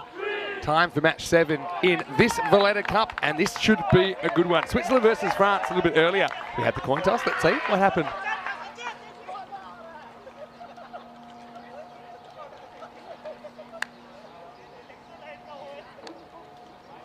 Welcome to the match, boys. Switzerland is the home team and France is the away team. Switzerland will toss and you call. This is the head. Yeah. And this is the tail. You toss. Tail. Tail is the call. And it's tail. France win the toss. We're gonna bat fast. Toss is going to bat fast. All the best. Thank All the best. Thank you, Mama. Thank you. Best of luck. Best of luck, you as well. Good luck. Got to say, I love that touch, the exchange of gifts from the French and Swiss captains, Naman Amjad and Ali Naya. I am a little bit concerned about the Swiss chocolates, though. They are delicious, but I hope they got them to a fridge pretty quickly because it's still pretty hot out here. 32 degrees currently. At least we're saved by a little bit of a breeze today. A little bit of a breeze, cooling things down. So France winning the toss and batting. I think they're pretty happy about winning that toss, and we know they like to defend now. Some big news today, as advertised earlier, Gustav McKeon is not in the French lineup. He's had to return to the UK because of club cricket commitments. So that's a big out.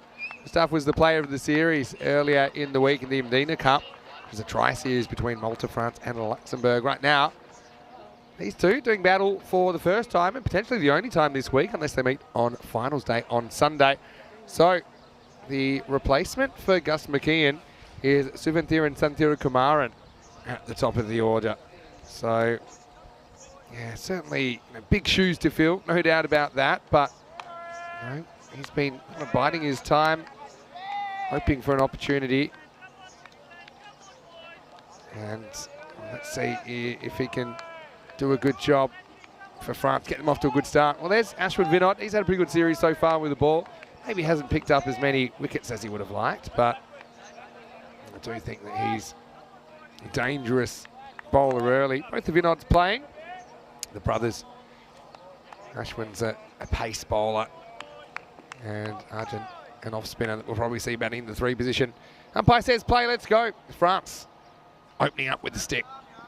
And a big wide first up. It's a rare outswinger really from Vinod.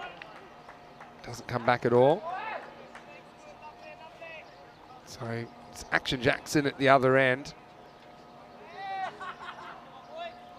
Yeah, Suvanthiran Santhirakumaran has played 5 games of T20 national cricket with a high score of 34.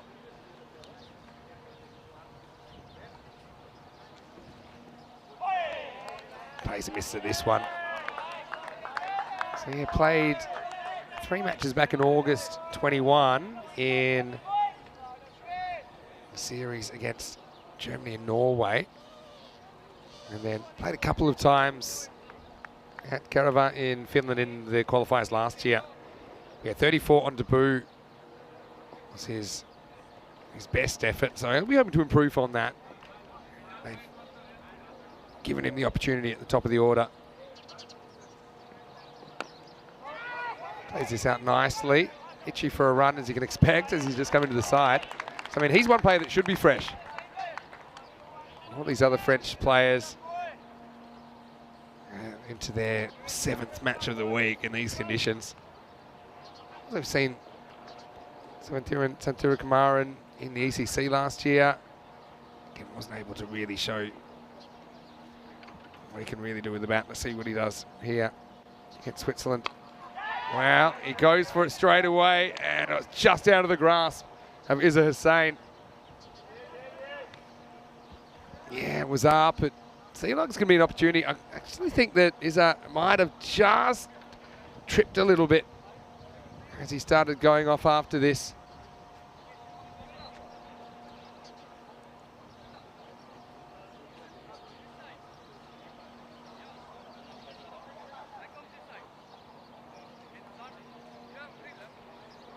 So yeah, well, let's see. There's a bit of a discussion around here. It's just to do with yeah, must be some sort of injury. And I can't see who's affected there because Sanama's pretty big. He's in the way. It looks, judging by the size, to be morally. Yeah, so certainly, let's see what we can pick up here. Yeah, I mean, on the walk, you can see here that he's didn't really get going. Yeah, there's a problem there. Is it when it was thrown in? It's pretty innocuous, isn't it? Okay, your guess is as good as mine, to be honest.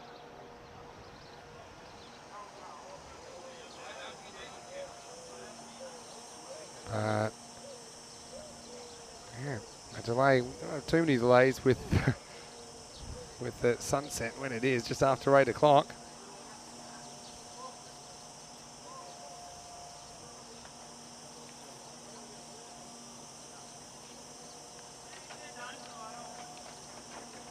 Yeah, so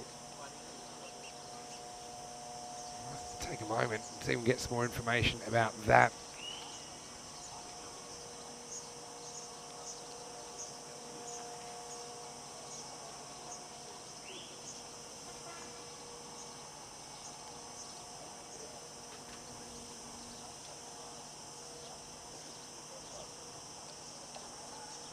Yeah, so, I mean, all I can think is maybe when the ball was thrown around, when no one was watching, maybe the ball got him on the end of the finger or something like that, you know, just when they were kind of throwing the ball back. That's all I think it might be. Tell you what, pretty exciting that looks like they're about to get underway in Hungary in the final there. Cobra CC taking the Budapest Blinders. Will be a new champion, Hungary, because Raw Tigers have been knocked out. Unbelievable, really. So, yeah, Stefan Guthrie making a lot of runs there for the Blinders, who won the toss, elected to bat. Expect to see him up the top with Abbas Ghani. And Danny Akbar behind the stumps. He scored a century as well. And the Gamma game, well, he's always dangerous with the bat. Sheikh Razik, though. Slick Razik, he's a very good player. Ashwin Narayanan stood up on finals day so far as well. So I think that'll be a really entertaining final. So if you can, watch both. I am. And so, yeah, just bowled the first ball. And yeah, Blinders going for their first title. Same with the Cobras. Tigers have scooped the pool every time we've been to Hungary. So, and that's just gotten underway.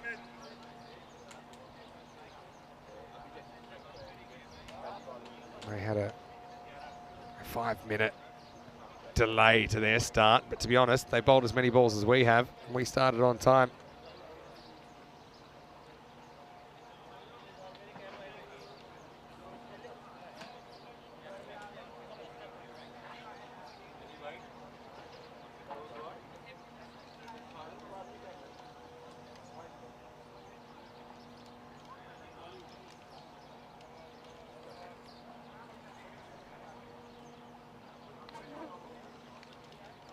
So that's from in on. It's an unscheduled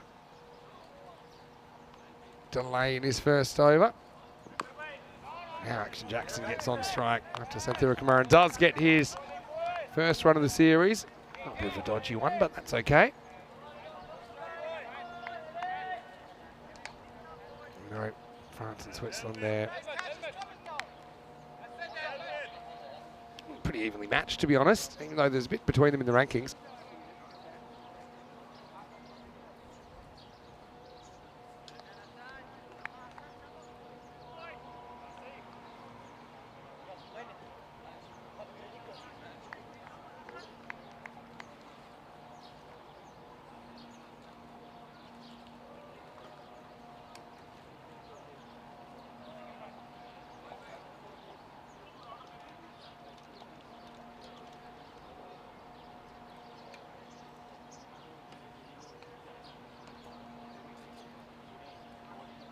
Vinod naturally gets a bit of in movement. Now Hasanaba comes up to the stumps, an attacking move. And Action Jackson now taps it back.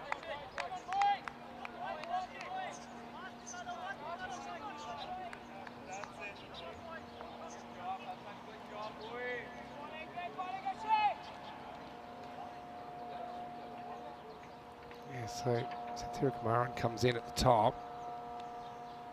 Apart from that, looks fairly standard. Jackson is after him. Might have found trouble. Oh, I think that's a tough chance that's put down, and it's his brother that's put it down, I think. Let's have a look on the replay. Does this reach him on the full? I think it does. Yeah, it does. It's a tough one. It's probably going to go down as a chance. And so it will be the end of the first over, a long one, but not because not a lot of wides. It's 3 for no loss after 1. So he went to match 7 here. Switzerland versus France. And Netherlands, Thailand. I think that's pretty much all over Red Rover by now. I think Thailand were cruising after finishing off the Netherlands with a crazy finish of 4 bowl dismissals in 4 balls. And in fact, Putawong actually took 5 wickets in that game, all bowled. But Netherlands, they'll be disappointed. They couldn't do better on home turf. There you go, look at this. Got a bit of company down here. Little cat's always here when we're here, you know.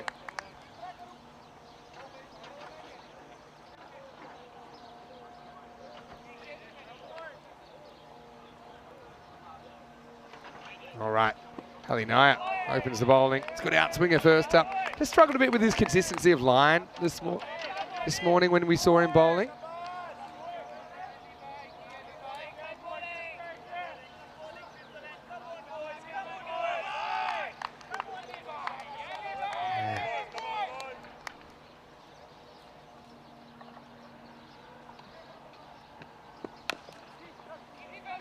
Now,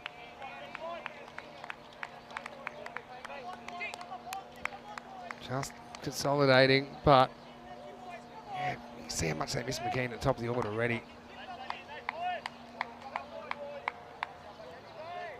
Just been so consistent for them.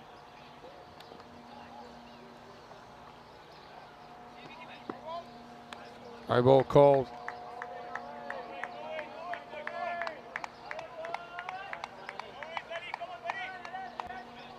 Yeah, so this will be a free hit. Check it out in the replay.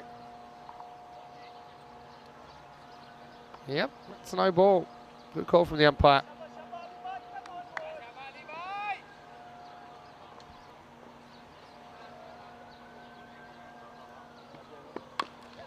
Now, free hits, it doesn't matter. Luckily everyone pays attention and knows it's a free hit. Otherwise that could have been a disaster.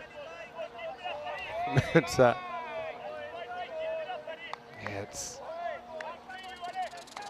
it's just going to go down as a dot ball.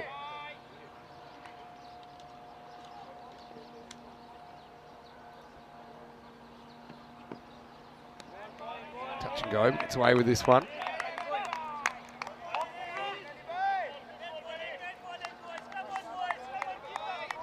A lot of chat around here. Important to get a good start. France, we know they're a good bowling side.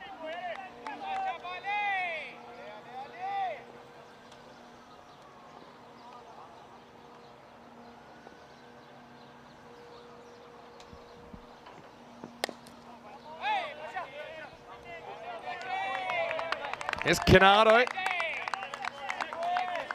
Now, Canado's a pretty unique name. No, everyone knows I love it. Reminded me of a movie called Sharknado. And as I was watching some of the highlights that last night, it seems like such a ridiculous premise. It's basically a tornado full of sharks, goes through New York City and I suppose eats stuff. But yeah. I'll make anything these days. Anyway, Naya, despite the no ball, he goes for 3 in his over. 6 without loss after 2. So yeah, obviously no McKean in the lineup for France. And so you're looking at the lineup. They listed Kanasane to open, but I think with him making runs in the middle order, you don't mess with that too much. Cynthia Kamaran opens up. Jackson, Kalami at 3. Probably Kanasane at 4. Usman Riaz at 5. Probably Amjad at 6. So yeah, similar, but not quite like that. It's listed there. Switzerland haven't seen as many of their batters so far because they've had 2 chases where they've just kind of cruised. And to be honest, I think they probably would have bowled first anyway if they'd won the toss. Nipping back a bit too far, I think, on Santhira Kumaran.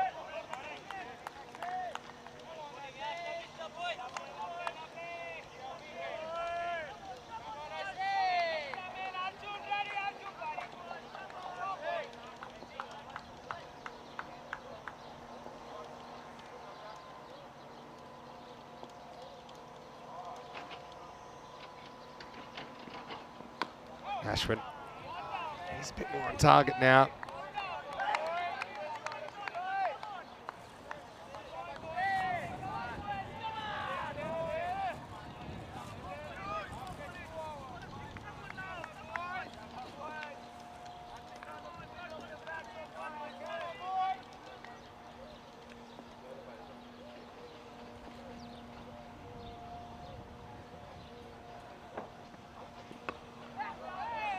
This one knocked into the ground and won't get a run here.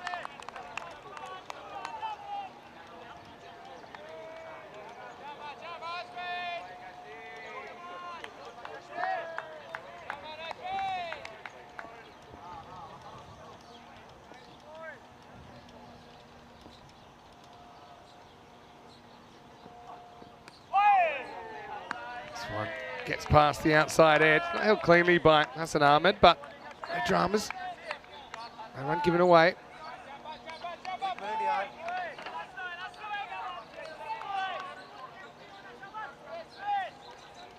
You go.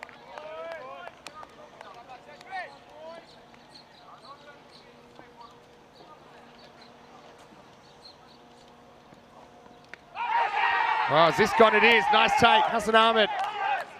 And Santhira Kumaran is going to be the first man to go. It was a little edge. It was an attacking move for Hassan Ahmed to come up to this dump swell. He wasn't able to hold on to the last delivery, but he holds on to the one that counts. So France lose their first wicket, 6 for 1. And yeah, clever bit of bowling, just testing areas from Ashwin Vinod. Check it here.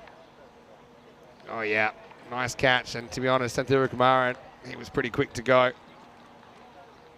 That's excellent wicket keeping technically from Hassan Ahmed, he's not a short guy, he's quite a big guy, but he stayed down nicely, just accepted that ball, made a big target, and closed the hands around the ball. Disappointment for Santhira Kumaran. 2 for 13 on his entry into the side. Ashwin bowled well without taking a bag of wickets. He gets one there. It's the beast, Mukhtar Gulami, to come to the crease.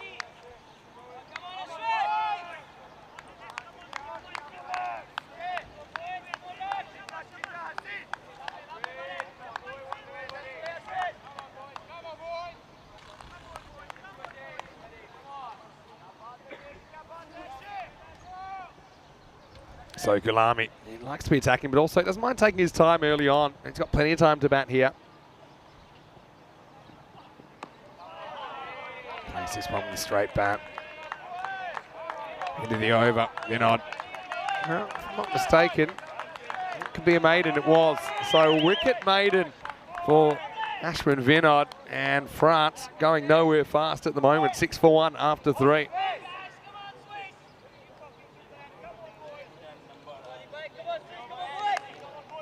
Looking at the table, this will break the tie. Whoever wins this, I don't think they could miss out on at least the top 3.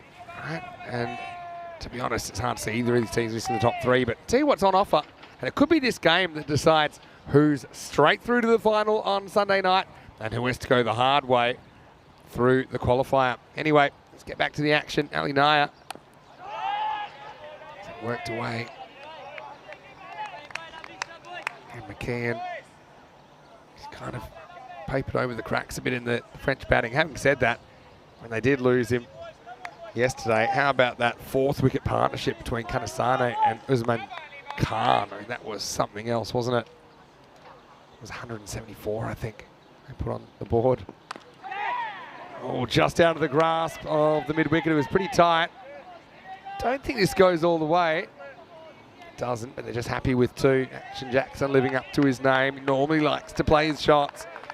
Galami might be a little bit more circumspect, but yeah, Jackson's there to try and get something happening in the power play. Nothing happened so far, really.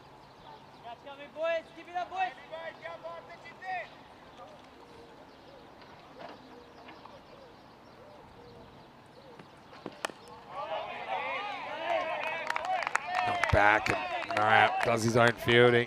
See that Switzerland, in a way, trying to do what France have done so effectively with the ball. Build the pressure. Get the batters feel a bit claustrophobic, wondering where the next one's going to come from.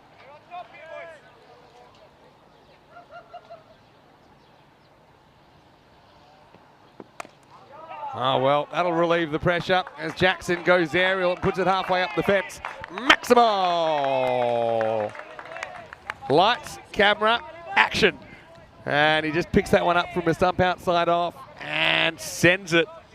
Nobody back on the fence, even if there was, it would have made a difference.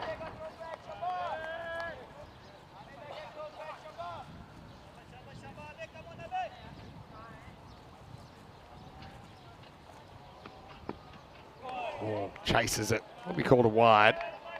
It's a sensible call. It's Big Mervyn out there adjudicating.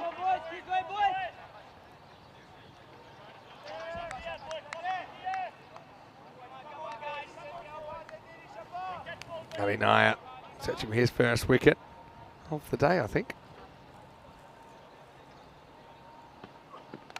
Oh, and he gets it. Gets one to come back the other way to skipper. Very, very clever. And well, it was lights, camera, action. Now the lights are out as Jackson's castled for 10. And France lose both openers now within the first 4 overs. It's 15 for 2. Got to say, it's really good bowling, because he kept bowling away, and then this one came back. Actually, I think slides off the pad slightly into off stump, and then, yeah, he taps his chest, taps the word Switzerland. He's so proud to lead his country, and unfortunately, Jackson has to get walking. 15 for 2 in the 4th. Got to say, it was really good bowling. Yeah, Saturday hasn't taken a wicket yet. Took none for 14 earlier. He bowled 5 wide deliveries and struggled a little bit with his control. He didn't bowl that badly, but just seems to have it under control a bit more now, and it was very well bowled. But having said that, here's a guy, Negaswaran Kanasane, coming out at 4, and he's full of confidence after cracking 89 not out yesterday. Yeah, that was such a good knock. I mean, previous to that, I think his highest score was something like 15. But yeah, what a good effort. No ball called, another one from Naya. Just overstretching. Don't really want to be doing too many of these. Have a look, something's got to land behind the line. I don't think it did. So Kanasane gets the single, but Gulami gets the free hit.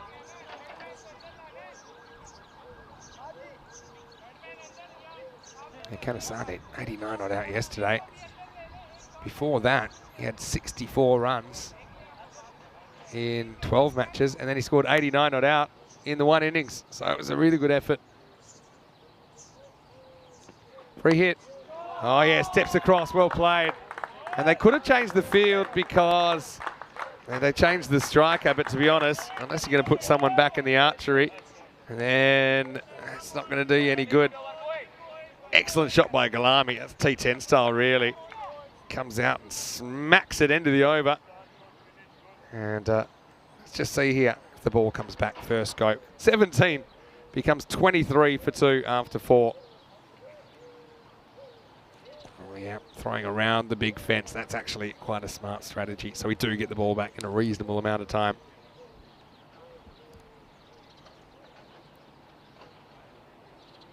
Yeah, beautiful sunny afternoon once again. Mentioned the fact there's a bit more breeze last couple of days, so even though the temperature's more or less the same, it feels a bit cooler, which is nice.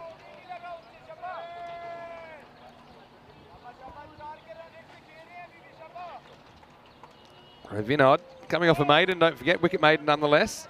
He's going to come on and the importance, I think, of just continuing to take wickets against the French batting lineup. And historically, I just think they've struggled to put innings together and get multiple people firing. But this week, I've kind of bucked the trend a bit. This is one guy that's coming off a good knock. Asani, the first ball, jumps on him. And Vinod seems in good rhythm at the moment. Ashwin, he's a great guy. He's working hard to improve cricket through working at ECN headquarters. So I'm sure everyone is cheering him on Friday afternoon in the office. I'm sure you're flicking on Ashwin to see how he's going. This one worked to have the back foot, so Kanasane gets another single. Yeah, ECN headquarters now in Switzerland. We will remain neutral though. We don't want to show any favoritism towards any particular countries. We're wide open. So many countries involved now. Having said that, ACS Switzerland back for the first time in 3 years, starting in only about 17 days' time. Oh, good seed.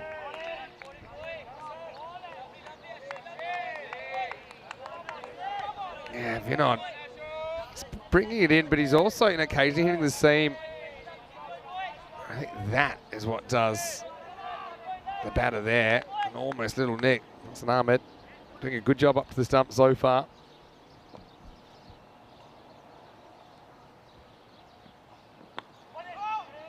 Kalami pushes, doesn't get a run. So I wonder how long they'll persist with the openers before they make a change. At the moment it's working, so Vinod's getting his third. I've got to say, I think Ali Naya, he's bowled well enough to get a third. Then we might see, well, it'll be the end of the power play anyway. Oh, edgy stroke. This one's going to run away though. He's had the deep point back, and the third man wasn't, and he's just going to have to pick that one off the fence. Cuatro cadenas, and Galami gets 4. I think Naya's worth a third. I think for sure they'll bowl out Ashwin Vinod. I think it's going well for him. They like him bowling with the ball in this condition. We've got other bowlers to come. We might see either Fletcher, or we might see some spin. A couple of options there. Arjun Vinod with his off spin, Anish Kumar with his left arm spin. Yalama just leans on this one out to where the outfielder is, and that'll be the end of the over. So first quarter of the innings is complete, and France, they're 29 for 2. So a quick load everyone in the chat as well. And Tim Reedman, I want to say a big thank you. It appears that you're now an ECN superfan. Thanks for supporting the network. And yeah, no, that's one option you do have. Obviously it's free if you like it to be free, but every little bit helps, and we really appreciate those of you that choose to provide a small monthly contribution to support us. But yeah, right now there's a lot happening, so yeah, we need the help. 3 games at once.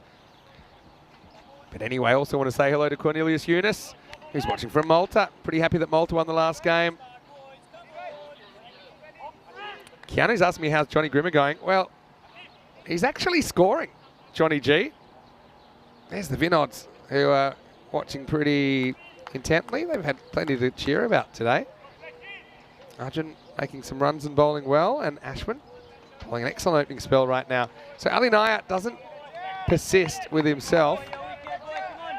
I would have been tempted if I was captain. 1 for 20 off 2 then for now. And they do go with Fletcher, the big left armour, to come from the golf course end. They've kind of clawed it back to run a ball here, France, but I think you need a bit more than that.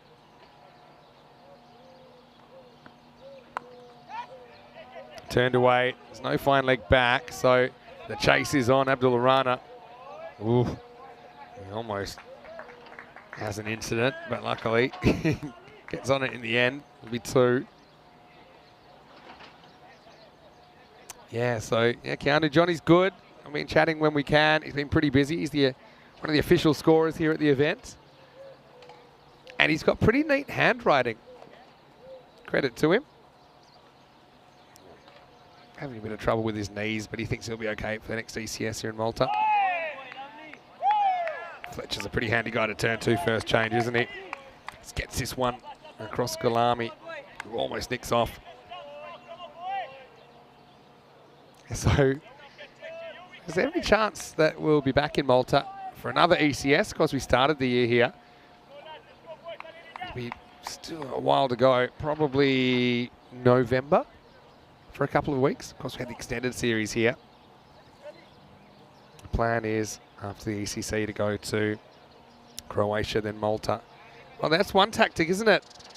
Protect yourself from the ball. I mean, that's the area where we've seen some pretty strange stuff. We had the shoe sniffing incident the other day. And if you missed that, you're probably lucky.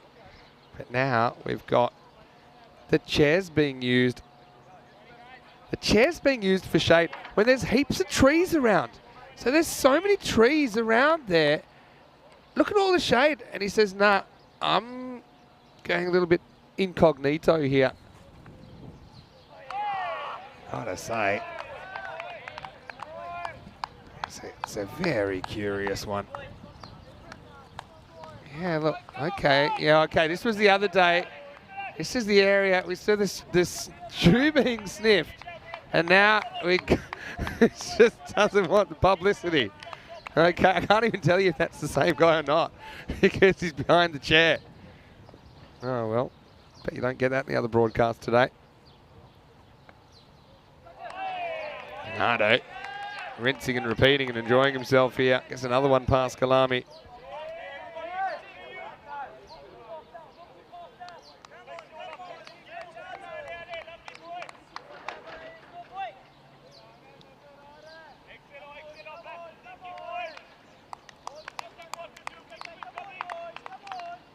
Fletcher. Jamaican heritage. He's made a home for himself in Switzerland for quite a while now. Oh, edgy. There's a guy waiting for that, but it was a little bit too fine for him. And that'll take us to, well, maybe not quite. Still one to go in the power play.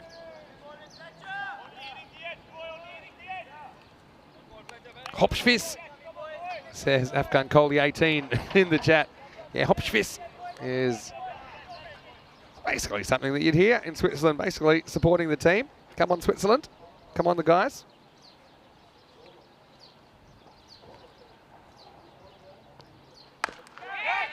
End of the bat. Naya can set himself. Oh, it was tight.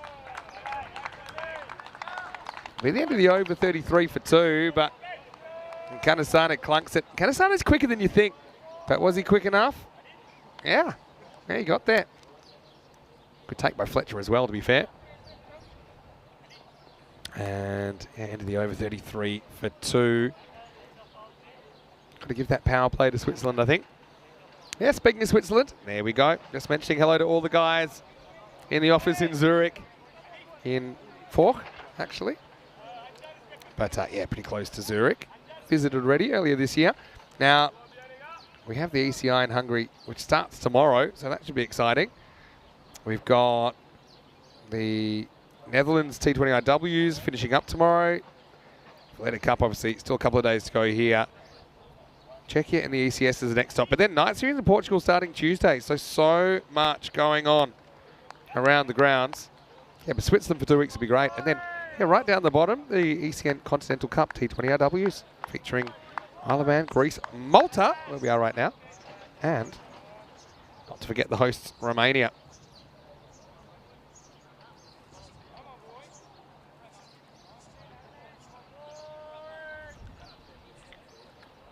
Vinod, as predicted, is going to get his 4th over. He's going to bowl out. Oh, upish. Murali is after it. Oh, miscommunication.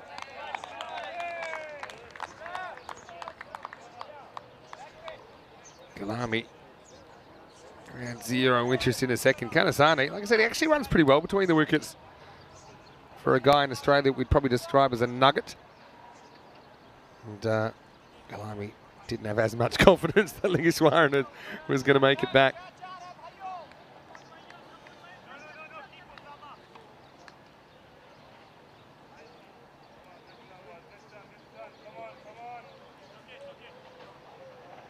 Come on, the call. Love to break this partnership before it develops into something more.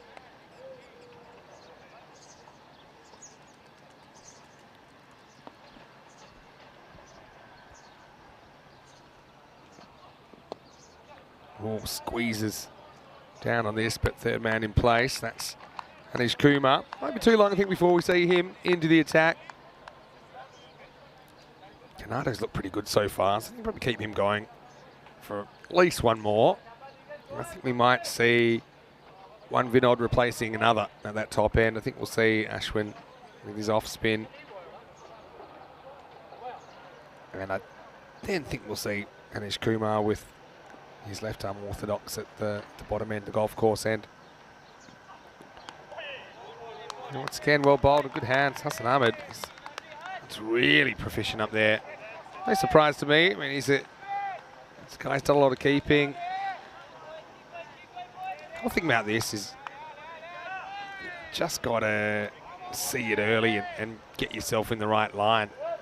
It's just like, imagine if you're taking a throw from that distance. You'd imagine you'd keep it. you'd catch it. One's called a wide. Hassan, yeah, he's brilliant. Probably always room for improvement. That's an example. It's a ball where maybe he can kind of just move his feet, get his head across a little bit in case he slightly misjudges that. Could easily go for more runs. He judged it pretty well, to be fair.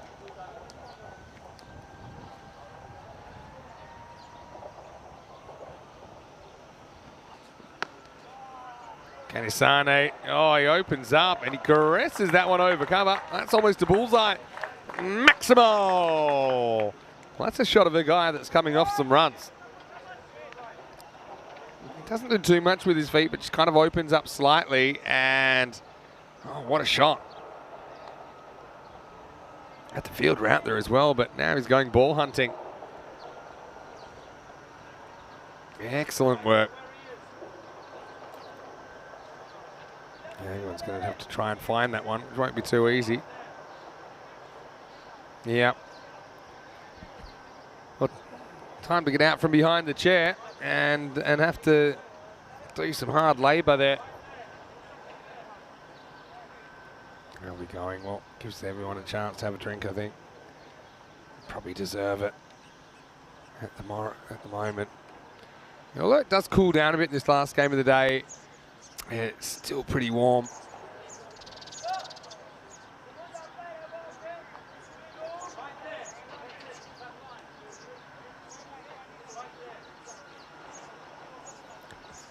Can't be that pleasant in there, to be honest. Abdul Rana's doing his part. Yeah, just have a look at the surrounds of this ground. Multi-sport complex. You see there's a lot of tennis, multi-surface tennis. There's archery. That's where they're looking at the ball right now. Of course, the whole thing's enveloped by a golf course. And it's also pretty close to the city. I mean, it is an island. And yeah, you can see there's a fair few hills in Malta as well. It's kind of very up and down. It's a great place to walk around as well. All the very historic kind of areas, and you can see there some of the surroundings as well. It's the road, which is being resurfaced at the moment, actually. Down there on the left of screen. Anyway, beautiful pictures taken by our crew at Spring Productions. I do recommend visiting. Visit Malta. Kanisane gets this away as well, but this picks out Rana. He's probably slightly fatigued from fishing around in the bush for the ball.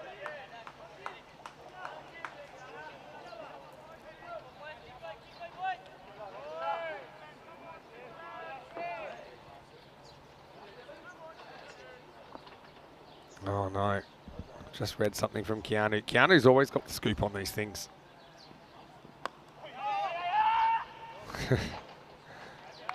So, Keanu's just told me that Pavel was bowling in the Mediterranean Cricket League, I think, and was bowling against Brett Lee and got him out. Oh, no. Oh, boy. Anyway, into the over. And France, I suppose they had to run a ball, but they'll want more, and they might need more. It's Swiss lineup that have been pretty good on the chase so far. 43 for 2 after 7. Oh, well, Darren Matty taking the catch. All right.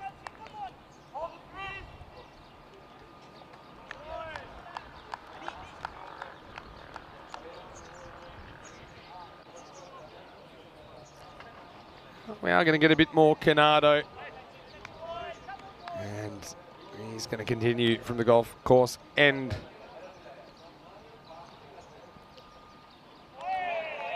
It's a loose stroke from Kanasani, really. Kind of made up his mind he wanted to go leg side, but really it was quite wide outside the off stump. That's a ball really, you can hit it over cover, which is, well, you just hit a 6 at the other end. No real wind coming into play. Sometimes when there's wind going across the ground, you kind of favour one side of the ground or the other.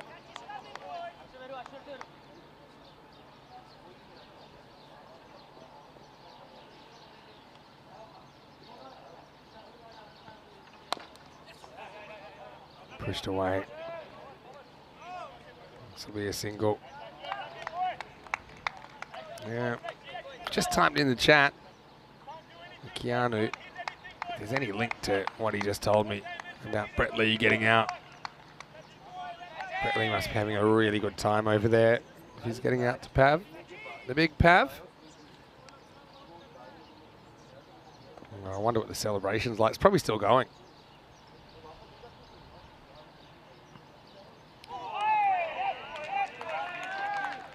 Well, if Canado got a euro for each time he beat a batter outside the outside edge in this game, I think he could buy an ice cream or two.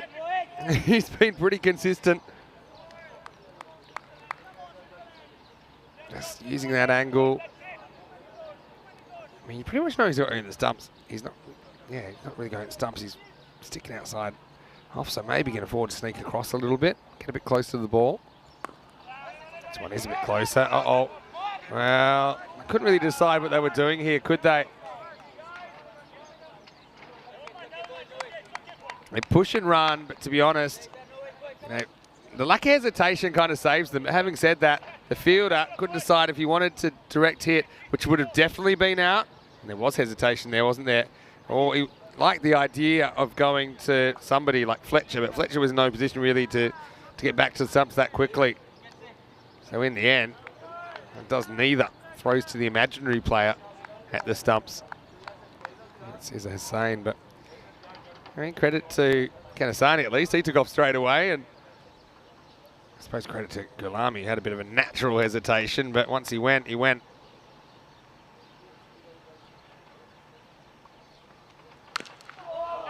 Oh well, you could just do that. This is a ball which is outside off stump. And Kanasani tried it before. This one was a bit closer to him, and that was absolutely taken on a one-way ticket to Pound Town, wasn't it? Maximo Kanasani is broken out, and to be honest, Canado will hate it, but he'll secretly love it because that's the kind of shot that he would love to play if and when he gets an opportunity with the bat. But yeah, what a shot though. Still think probably safer to hit that through the offside or over. 50's up for France now. Oh, so he takes on the hook and he'll get away with it, but only just. Some thoughts are two, but Kanasani and Gulami decide against the end of the 8th over. Pretty interesting contest at the moment. France 52 for 2.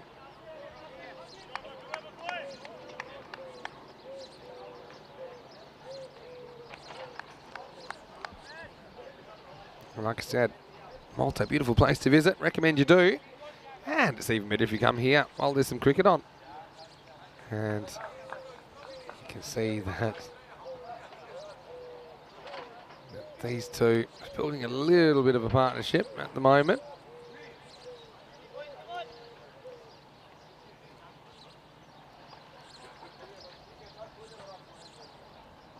Now Keanu's giving me the link. That's good because I'm going to have a little look at it.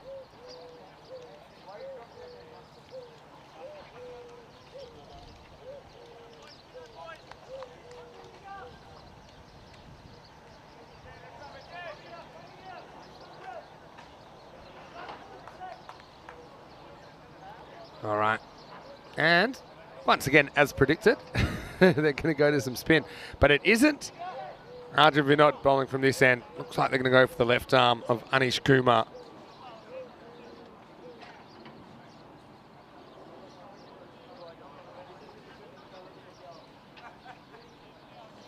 Kanisani. He just seems to like to smack it. He doesn't really care if this field is back there or not. He thinks if he hits it right, it's going for 6 no matter what.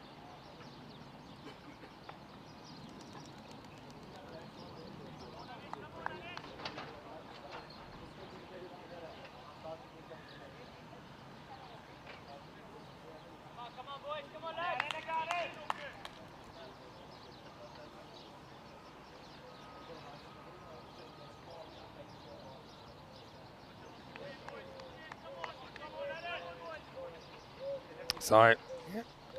Left before right. That's what they've done with the finger spinners here, but I do think they'll work in tandem.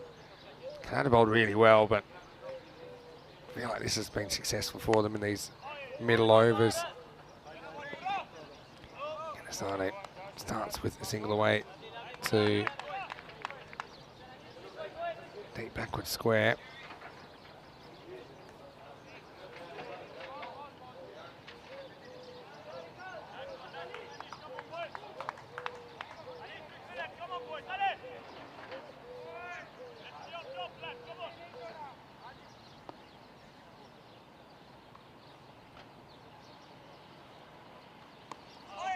Kalami, just have a look at this first one.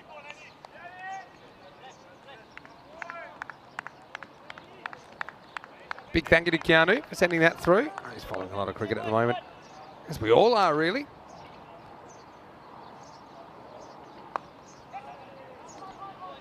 Kalami this time pushes. Just a single there.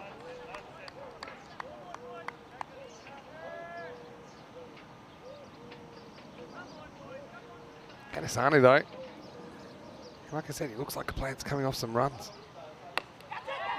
Well, he might have found his ending here. Tries to go straight. Now he's dropped. Oh, you're kidding me. Now they're going to get a run. Oh, I would put my house, your house, everyone's house on Naya catching that. And, oh, how has he dropped that? Kanisani was halfway back to the pavilion. He skied this, got it all wrong, couldn't decide if he was going straight, if he was going leg side, and then last minute he changes his fingers around and drops it. Maybe the sun's a factor there, but oh boy, I mean, oh, not a moment to remember for this Swiss skipper. Kanisani gets a life on 20. I thought he was in no position to take a run either because because he pretty much started walking sideways with good effect. Yeah. Yeah, I mean, look, yeah, the sun is in that direction, but still, I mean, seemed to see it. It's last minute. He went from kind of catching fingers up to changing his hands around. Oh, well, it doesn't matter. Naya, he'll breathe easy after that. Kumar breaks through. Should have had him earlier in the over. And now the change of pace does the trick. Lingaswaran Kanisani is going to go for 21. And the score is 56 for 3. Let's go straight through the gate. Ali Naya's heart rate just went back to normal because he dropped that absolute sitter and it cost him 1 run and no more. It's been a weird series like that when people have been dropped. They seem to have given another chance straight away. And so some of these drops haven't cost as much as some others that we've seen here on ECN. Usman Khan comes out at number 5. He won't get to resume his partnership with Kanisani. He's replacing him instead. Gulami is at the other end at the moment.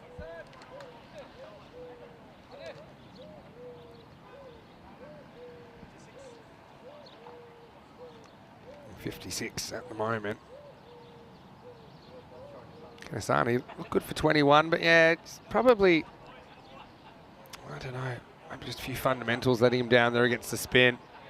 You're wanting to attack, but I think you have to pick your moments. I think if you're going every ball, it's kind of a matter of time.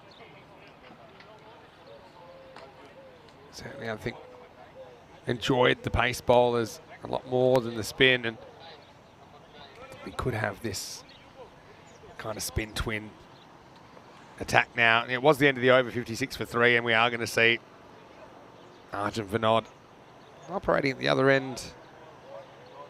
And we saw him operating before. Got to say, solid shoe game from the Swiss. Have a look at those wheels from Arjun. Yeah, parents watching as well. Hop fizz is the call. As Arjun will get his first ball here in match 7. A pretty bright one though. They hit and run. Naya remembers how to field again. And might have been a direct hit, but I think they got home pretty comfortably.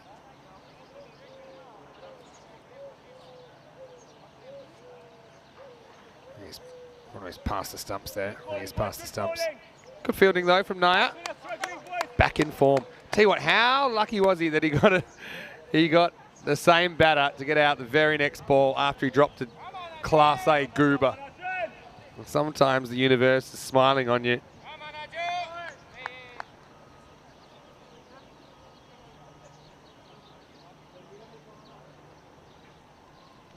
County makes some very good points in the chat about the French batting. Can they go on contact and scramble through for a single? Yeah, saying with no Gustav McKeon, these two will have to do most of the heavy hitting. He says also, with the caveat, he knows that Gustav did get out cheaply a few times, but a lot of the times he sets the tone. That's true. I suppose it's a positive that, you know, when they did lose him cheaply and lost the top 3 cheaply yesterday, they had a huge partnership, massive partnership to take the game away from Romania. Remember, there's every chance that this game could decide who's straight through to the final. See a little fake step. Get some decent contact down there. Anish helps out his spin twin by diving, making the stop. That'll be 2 runs.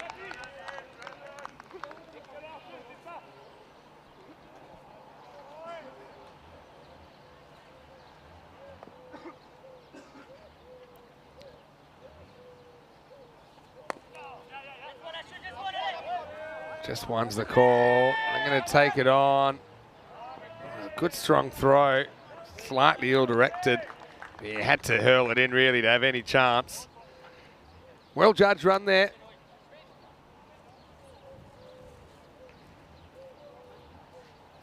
Last ball of the 10th coming up.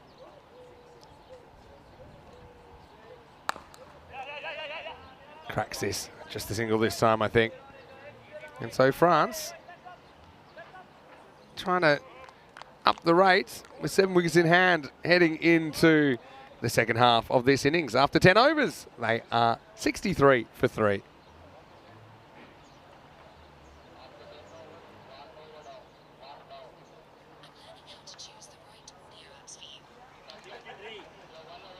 There's the mid-inning summary. Wickets to Anish Kumar. We'll probably continue next.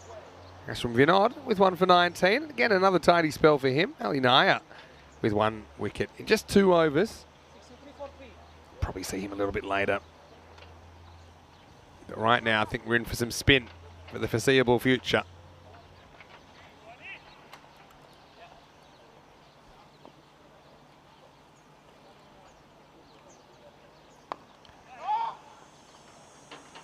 No, the call straight away, and then an awful throw, really. And Hassan Ahmed he's tall, but he's not that tall. Gets airmailed in.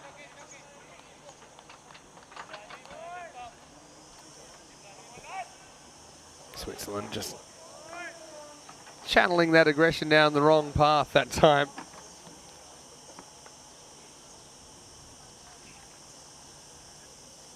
Keanu's got an interesting commentary-related question. Oh, thanks, Keanu. Appreciate it.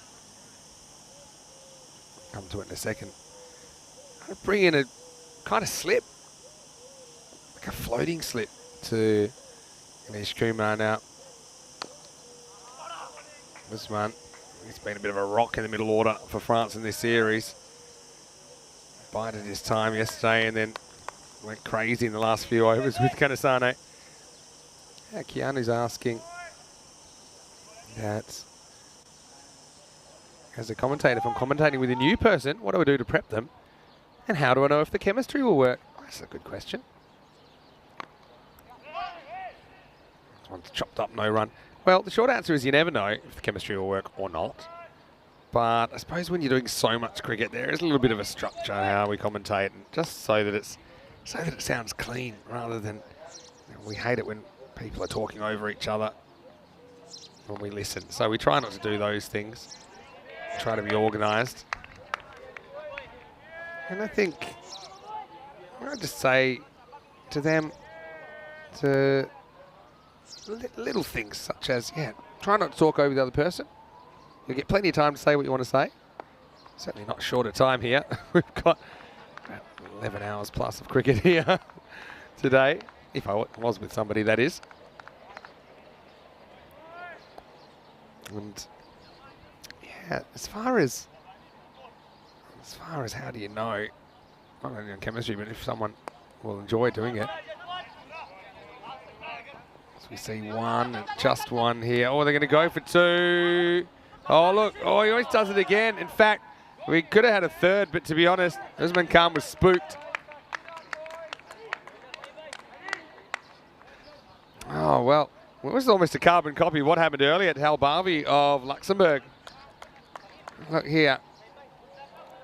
To be honest, I don't think there was two there. Neither did Galami, but he said, all right, it's your funeral. But it was almost Galami's funeral. Oh, I think if that hits, he's probably just out. I don't think he could have called it. Then probably should have been overthrow. I was worried it was going to be a 6. 2 plus 4. Anyway, making stuff happen.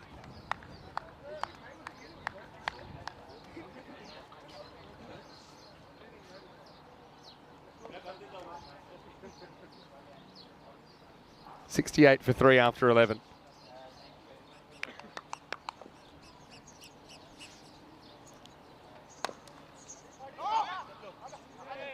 This time slightly mishandled by Osama Mahmood. They'll probably open the batting for Switzerland in the second half of this game. So just a little bit untidy a few times in the field lately. They'll hope to tighten that up. And the other thing is Keanu's got some good behind-the-scenes questions here. I'm happy to answer them for you, Keanu. You're a loyal viewer. Well, this is hit pretty well. I don't think this is getting cut off. Nope. That's 4. Nice work from Usman Khan. He just times this, gets a bit of width. And that's verging on a half volley from Arjun Vinod. And Usman puts it away. Nice effort out there from Ashwin. Well, I mean, Arjun took a wicket off his bro earlier, so Ashwin tries to repay the favour by saving that, but it was just hit too hard around him.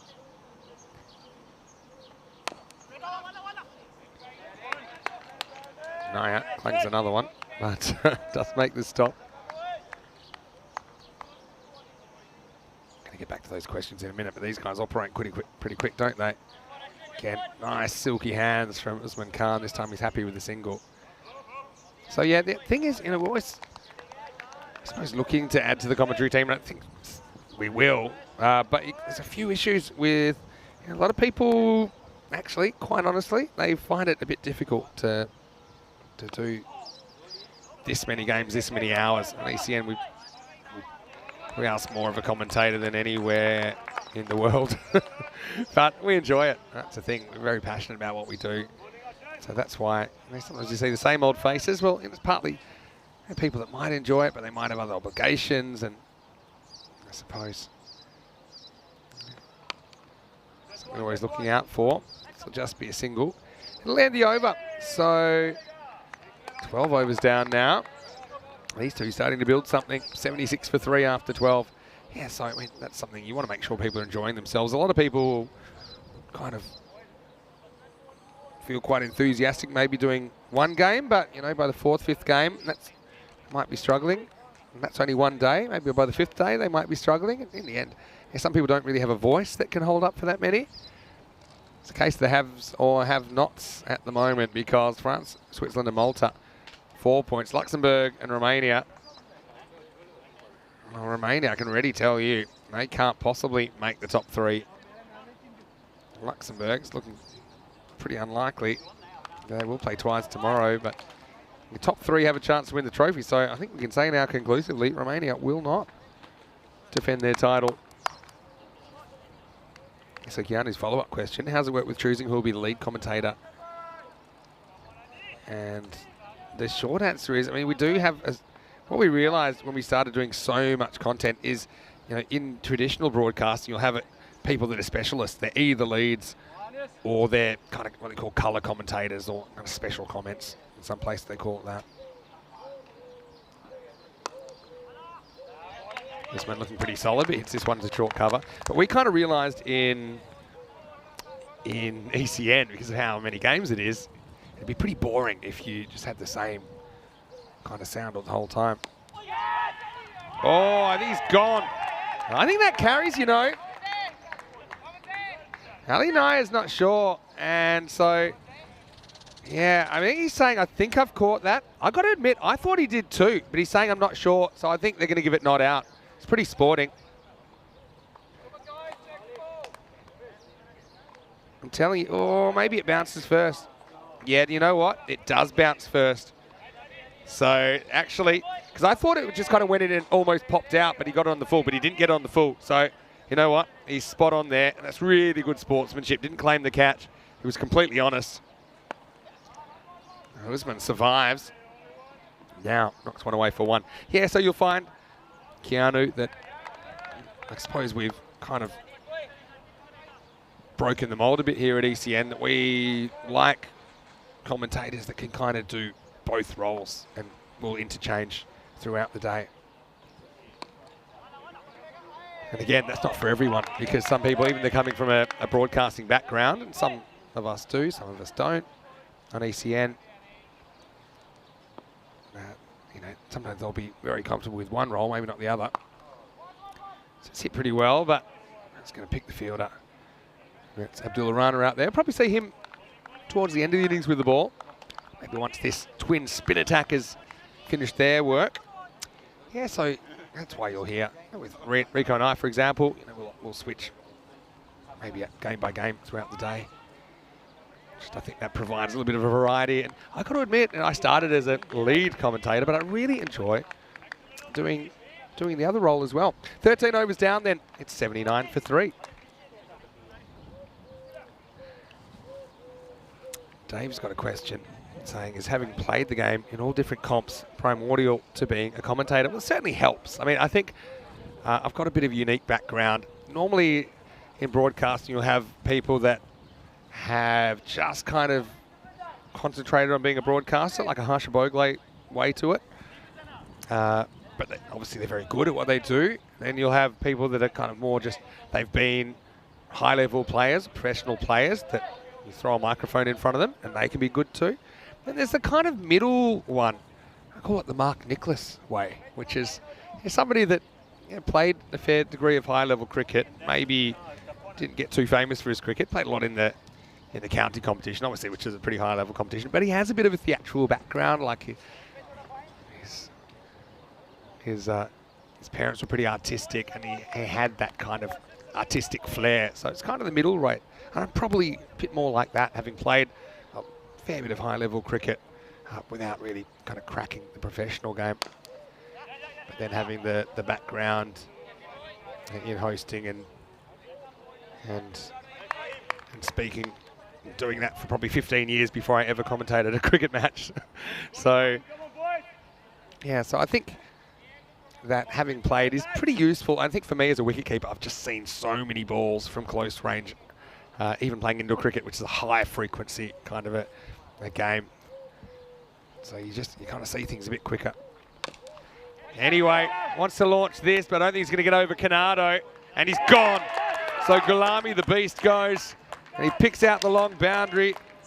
And Fahim Nazir, who was in the wickets the other day, he comes on and he doesn't wait too long to get into the action. To be honest, it was there for it, but he had to get it right out of the middle. He didn't quite, and Canado did the rest. So France have that partnership broken. It was just building to something, wasn't it? It was worth 24. But Kalami on his way for 29, a 4 and a 6 in there, but he could never really boss the bowling the way that I'm sure he would have liked to. And as he goes, we'll see a new batter come to the crease, 4 wickets down. Yeah, so I suppose having played a bit of all formats really, I think that helps me anyway. Probably the main thing is having played cricket at, I suppose, a level similar to, I'd say probably like the ECC, for example. You know, I played a lot of cricket around that level. And so I think when I interact with the players and chat to the players, they chat to me a bit more like a fellow cricketer rather than like a journalist or a media person. You know, I think that's really great for me to get those insights and you know, I'm thankful that I'm treated so well by all the players, and I honestly love how many great people I've met in European cricket over the last few years. I can call friends and everywhere I go, honestly, so many people I'm looking forward to seeing in person. So yeah, I think everyone has a unique path to where that gets them to where they're going, and my road here is pretty unique, but that's true of all of our commentators here on ECN. Anyway, Mohammad Amjad, the captain, comes out at 6. Again, it's just kind of putting the squeeze on, isn't it, with Hassan Ahmed up to the stumps. Fahim Nazir trying to get through his overs, got a good change of pace. So they kind of break the spin twins up a bit earlier than I thought they might, but they've got heaps of options, don't they, Switzerland? Oh! In the air and must have dropped it. He did. Ooh. It was hit pretty hard. It was hit pretty low. It was in. It was out. It was on the ground. Amjad gets lucky. Bang. In. And out. Iza Hussain. Backward point. Tough chance. It's a cracking shot, and that's going to go for 4. Yeah, Usman Khan's so good at this shot. He lets it come to him, and the key to this shot, he hits it late. He hits it later than he could have. If he'd hit it more traditionally through the covers, there was a man there, but he knew if he could hit it a bit later, let it come to him a bit, just release those wrists at the right moment, slightly later moment, and he could get a boundary, and that is the short boundary as well.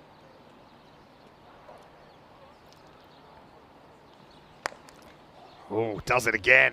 Oh, well, that isn't a replay, folks. That's exactly the same shot to pretty much exactly the same ball.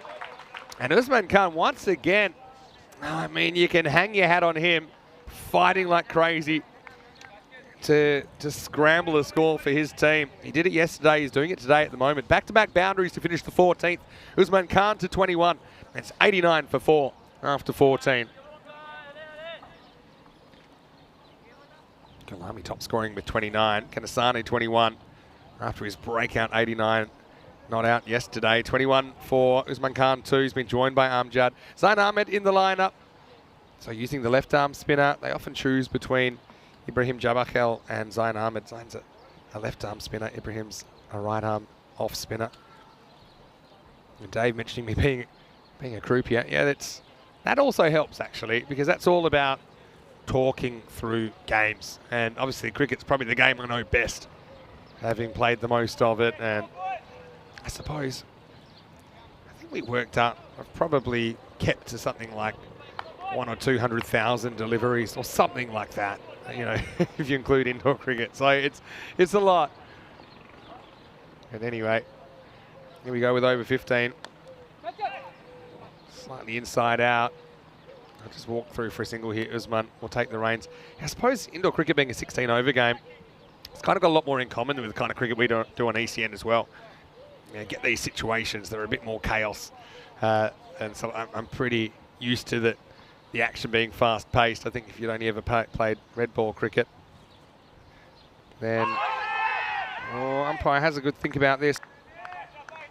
If you played red ball cricket, you'd probably struggle to keep up, to be honest. I think this is just going down the leg side. That angle exaggerates it, but yeah, just think, unless he wants to, he doesn't really turn too many back, Anish Kumar. Most of the time he's just kind of sliding in to the right-hander.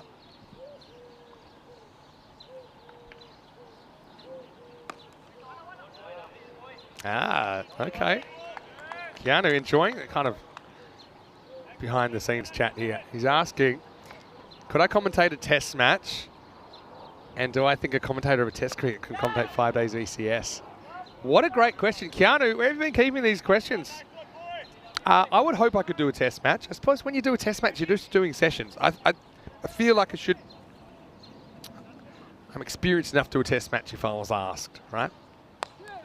Oh, this one hangs up in the air and bounces away from the fielder. That's Muralitharan Nanasekharam out there. To be honest, he probably felt like he was going to get this, but you've got to read the first bounce. The first bounce went over him.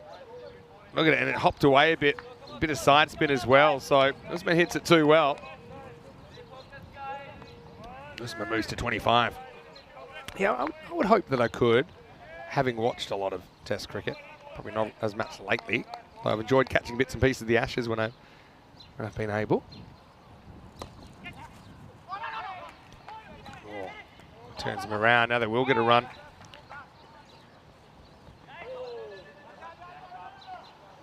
I'll stop on just the one overthrow. This will be the end of the over. See here. He says, hey, we're going here. To be honest, I think it might have been close. Yeah, it would have been out, you know, and it wasn't far away for Ali Naya. He's pointing at the stump saying, why wasn't anyone there? But to be honest, you were pretty much there. And they take the overthrow into the over. It's 95 for 4. Just take a moment to look at the quarters. I always like to do that. See if they're going quicker or slower. 29 in the first quarter. 34 in the second quarter and 32 in the third quarter. So kind of consistent. So they get 40 here. We'll say Switzerland, they chased 135-ish pretty easily against Romania, but I do think France ask you some tougher questions than Romania with the ball. So, yeah, Keanu, could I do a test match? I mean, I could. I'm contracted ECN, I think, for another 50 years, so I don't know if you'll see that. But I would like to think I could, and also you don't do it all at once, so you do kind of sessions. You do like an hour here, an hour there. So I think after 2,500 matches, I would be able to do that. But the interesting part of your question, do I think a test commentator could do 5 days of the ECS? Can I be honest with you? No. I think they'd pack it in after day one. What a great question. You know what? I'm actually going to ask that question to Corey. And I'll ask I'm going to text it to him and see what his answer is, because I know what his answer will be. Come on, boy, coming up to that. Come on, buddy.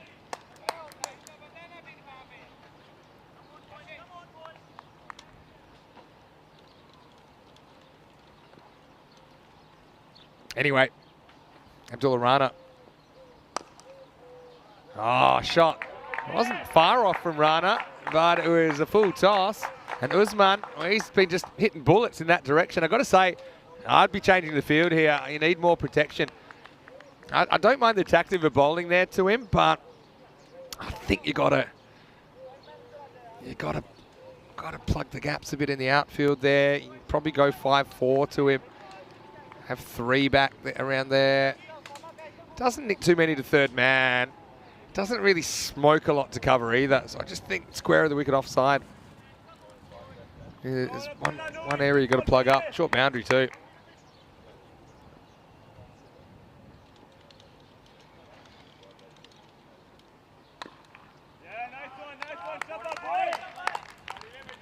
Alinaya. He's had an interesting time in the field, hasn't he? I mean, he dropped one which was basically like if you threw a cricket ball at your grandma, that's probably how hard you'd throw it. And then he's also missed the stumps with 3 meters, but really hasn't cost his team too much. I'll go on the hit here and get it fairly safely. Yeah, so I mean, I just think, so going back to what we were saying, I don't think many people that are accustomed to what cricket commentary normally involves, don't think many. Maybe some of the radio commentators who do long hours, maybe. But even then, they're doing kind of 6 hours a day max if they're doing a full session, maybe 7. We're talking 10, and we're talking a bit more fast-paced in those 10. So it's one of those things. It's like saying to Usain Bolt, "You're a fast runner. Do you reckon you could run a marathon?"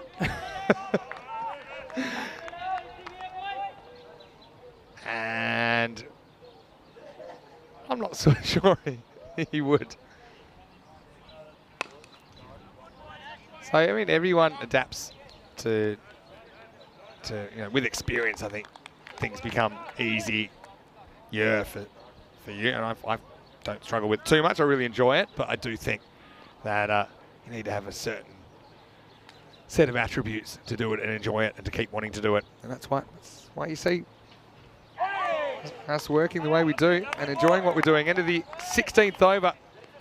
Rana goes for 7 in his first, and with 4 overs remaining, France, they're 102 for 4.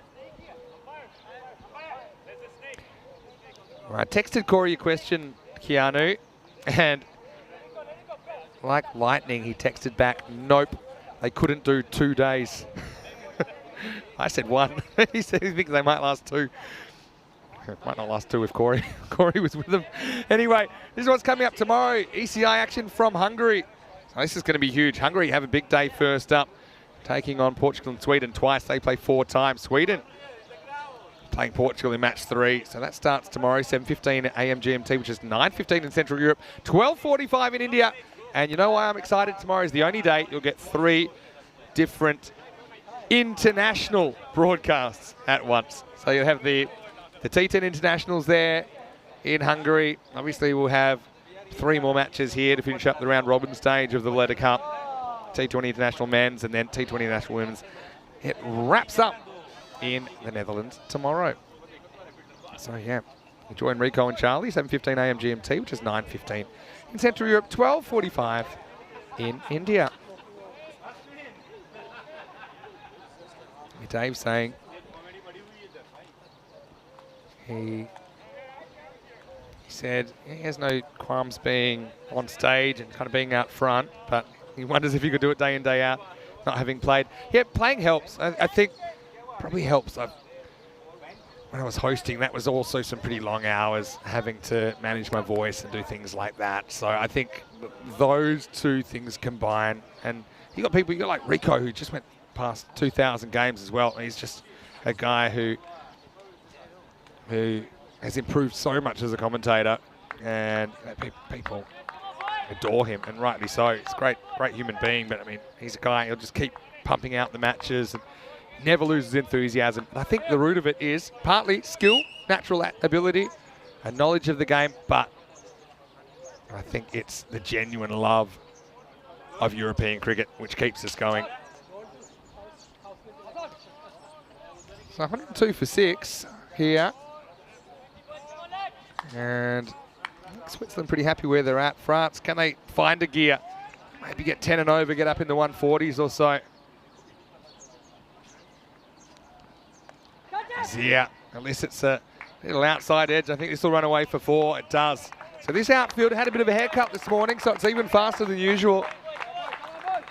It's a bit unlucky, to be honest, for the bowler. Nazir has been swung around to the top end now because they brought Rana on at the bottom end. I don't think it really matters which end you bowl from today, to be honest. The wind's not really a factor. Sometimes you just feel more comfortable at one end or the other.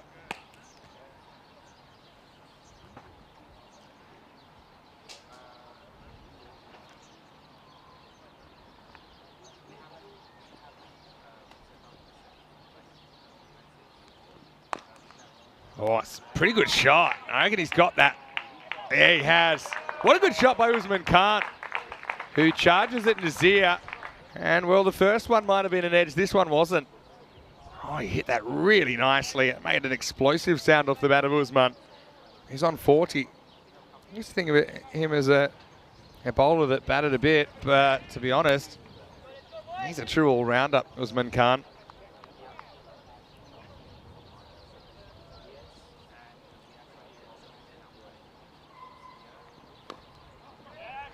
Looks for a single this time. Good to come back by Nazir.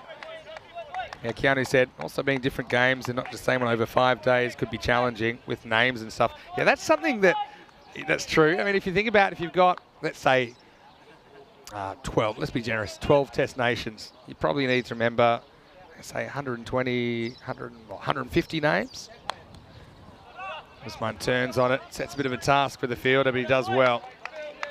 Murali, nice job by him, keeps it to 1. Yeah, but I mean, I think at last count, I've commentated over 7,000 cricketers.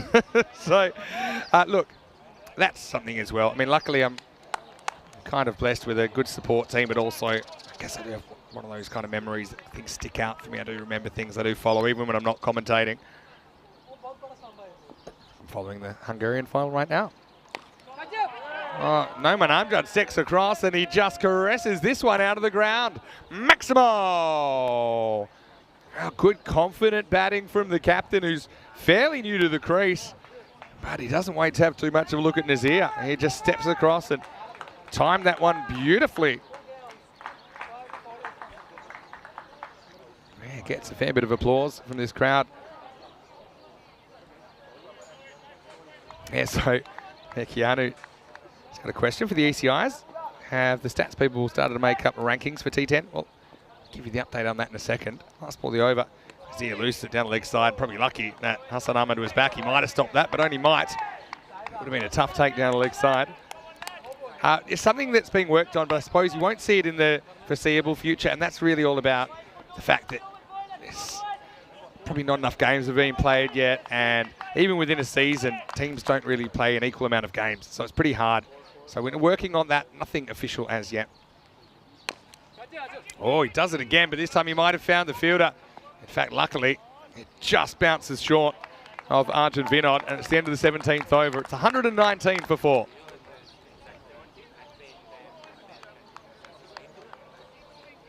Yeah, so yeah, to answer your question, so nothing official. There's a few like proposed systems, Keanu, but the idea would be that at some point we would then use those ECO rankings to seed groups and things like that in the ECC. But at this stage, I think with 31 teams, some of them haven't even played before. So I think the idea is we put them in pots of top 6, middle 12, bottom 12 in T20 international rankings, but then we do make some adjustments based on previous performance in the ECC. So that's how we make some minor adjustments. And each group will have 1 from the top pot, 2 from the middle, and 2 from the lower pot. Having said that, T10 cricket, anything can happen. Corey was enjoying recalling Indo-Bulgarians beating VOC Rotterdam in the ECL earlier this year, the previous champions, when Indo-Bulgarians dropped 14 catches but still won the game.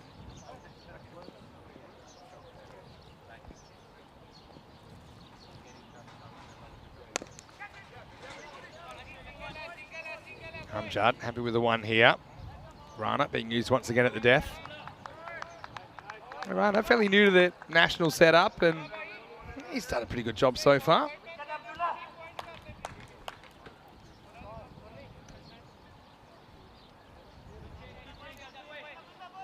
Come on, Abdul. Come on, Abdul. Come on, boy.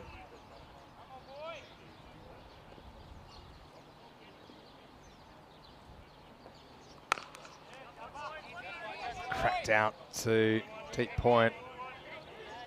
Just a single. Yeah, sometimes I get asked, would there be other sports I would commentate? There's probably others I could. Probably Australian football's the most obvious one. I grew up watching a lot of that. Didn't play a lot, played a little bit. Tennis is probably another one I probably could get away with. Oh, high-ish, but it won't carry. Scramble back for 2 again. This is going to be called a no ball, I think. Yeah, it has. So there was one earlier where Vikram Vij got out that we thought was probably pretty high. Let's have a look at it on the replay. Yeah, I mean, it's probably waist height. I don't think anyone will complain about that. It's probably hitting him in the belt. maybe just below, but you shouldn't be bowling that high. So free hit's coming up. If you know cricket, you know you shouldn't even be bowling kind of over the top of the pads on the full. At that pace, it can be a bit dangerous.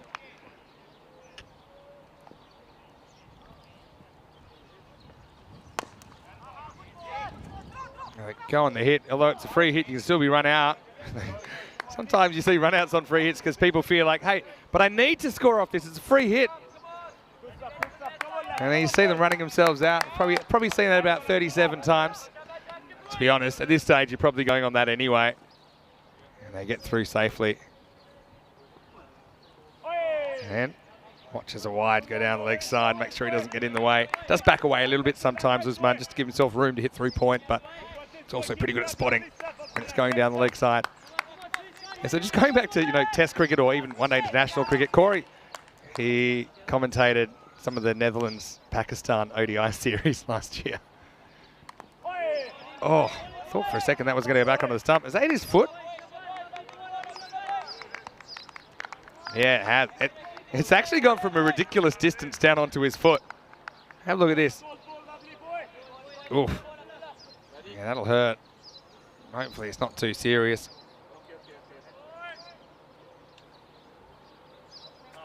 Yeah, look, right on the top of the foot before the pad can really take any of the sting out of it. So, well, it went head, shoulders, knees and toes, didn't it, on Usman Khan. He'll recover. Not wasting any time. Now, cracks a pull shot. And that's probably going to make it to the boundary. It does. So, I mean, they kind of plugged up the offside, but you can understand that's where he scores a lot of his runs. But he's also really good if you get the hands out in front and getting it to the leg side. So, 4 more. And Usman, once again, what a series he's having. Yeah, so just when Corey did that, he said, well, hold on. I'm not used to this because you commentate a few overs, then you go off and have a snack. And then you come back and then you go have another snack. Oh, this is in the air. It's really clever.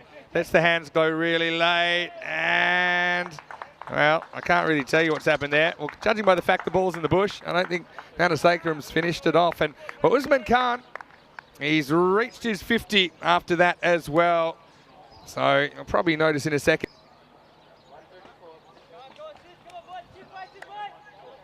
And yeah, Usman, he's made it so quickly. I don't think they've really clocked it yet, but he brings up his 50 off 31 balls with 9 boundaries. And so 2 overs to go. Usman raising the rate. We talked about kind of 10 and over for 140-ish. I mean, it looks like it'll be more than that now, to be fair. It looks like they should touch the 150 plus. That'll be a really interesting chase. We haven't seen Switzerland chase that many yet. Plus, judging by what we've seen so far, France look to have a really dangerous attack. Yeah, so commentating a test match, I suppose, it's a mixture of do you know the game well enough.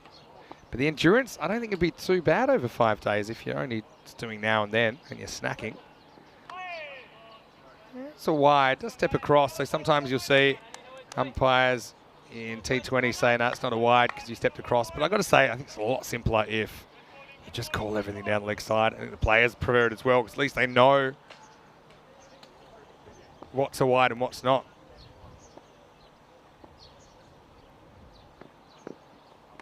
Now misses out on a fully no man Judd. He's been pretty good in his own right though.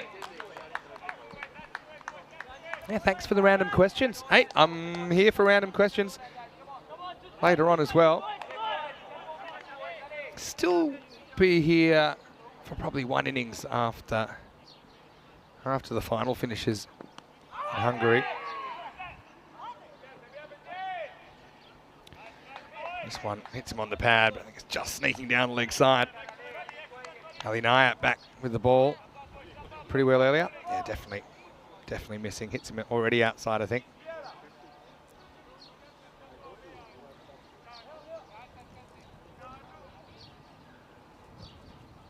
Bowled an absolute peach to get his wicket earlier on. Went outswing, outswing, outswing. Brought one back to Action Jackson and just clipped the pad on the way to cleaning up the stumps. Oh, that's a shot. That's a shot from Usman Khan. Class. And now he will celebrate his 50, even though we know that he'd already brought it up. And well, he premeditates. He saw there's no fine leg. Class shot. Yeah, and then he hears the applause and he says, yep. And he bangs his chest, actually. And it means a lot to him, Usman Khan. So, well, we knew he was already there, but that's that kind of normal thing. If you miss it, you cheer the next run. Just hope they don't get out in the meantime. 140 up now for France. They've recovered well. Again, they got themselves out of a tight spot. They're giving a few examples in the chat of there are some very good commentators that haven't really played the game or played the game at a high level. That's what I mean. That exists. There's quite a few, actually, examples of that. Dennis Cometti in AFL. At least 2 here. In fact, you might get more than that. This outfield's quickened up so much in the afternoon. Usman Khan just kind of bunts the ball through cover. Look at where that front foot goes. Goes so far outside leg stump. But he's so good at catching up with it, isn't he? And yeah, Fahim Nazir couldn't get close to it in the end. 144 and counting. Last ball of the over coming up. So that's what I mean about the middleweight, where you've played a reasonably high level of the sport, but also have a bit of a broadcasting background. Finally, you see a dot ball. Naya. That's the end of his action with the ball this afternoon. He takes 1 for 29 off 3, and France, an over remaining 144 for 4. Should crack the 150s here in match 7 of the Valletta Cup. I'm just trying to think. Harsha Bogle is a good example. I mean, he has played some cricket, so make no mistake about that. He has played some cricket, and there's plenty of others that have played. I mean, probably everyone's played a bit, but when I say played high level, I'm probably talking, you know, playing with or against professional cricketers, even if you're not really a fully fledged professional yourself. So a professional style game. So maybe Premier Cricket in the UK, be an example. There's Premier Cricket in Australia now as well. Similar around the world. Like I say, probably first grade cricket in Australia, probably equivalent to the kind of standard you'd see at the ECC. We'll see both of these teams later in the year. Anyway, here's Canado back to get us going at over number 20. Now, I'd said before, if he had €1 for every time that he beat a batter outside the off stump in this game, he could buy an ice cream. Well, now he might be able to buy 2 and share one with a friend. He just continues to beat the outside edge. This time Amjad's looking at him for the first time. Yeah, but I think you can watch a lot of cricket without playing, is what I'm saying. Just get a sense of it. Always helps, though, if you've been out there. Certainly helps me. All right, goes after it. Probably gets lucky here, you know. Bermuda Triangle situation. They're going to go for 2. Oh, it probably should have been out. Hassan Ahmed doesn't get it on the full. Wasn't the easiest throw to handle. Amjad was looking tired. Actually, he probably would have made it, to be fair. Got there quicker than I thought. Hassan was in a kind of funny spot to the side of the stump, still making his way in. Another one, though. To be honest, I mean, Usman's been on. I know you probably take every run at this stage, but it might have been a good one to just turn down and see if Usman can grab you another boundary or 2. And I think they're going to have a conference. And my French isn't that good, but I think I saw him say, "We're running." So Hassan, get your 10-pin bowling gloves on, because if he misses this, I think they're going to go. Usman wants to get back on strike. Well, they will be running.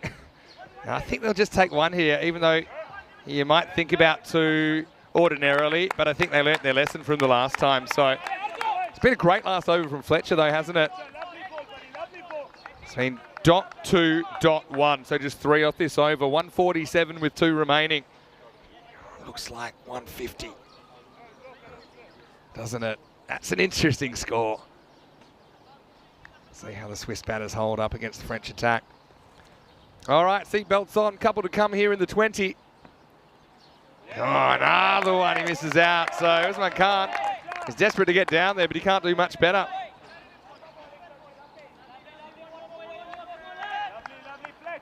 Last ball of the over. Last ball of the innings. And yeah, they're running no matter what now for sure. Canado, again, he'll only get 3, but he's been brilliant. Hasn't taken a wicket, but he's only gone for 16. He continues to just angle the ball past the right-handers. They can't deal with him. Gets good bounce as well, but right now, he's in the crosshairs of Usman Khan. 58, last ball.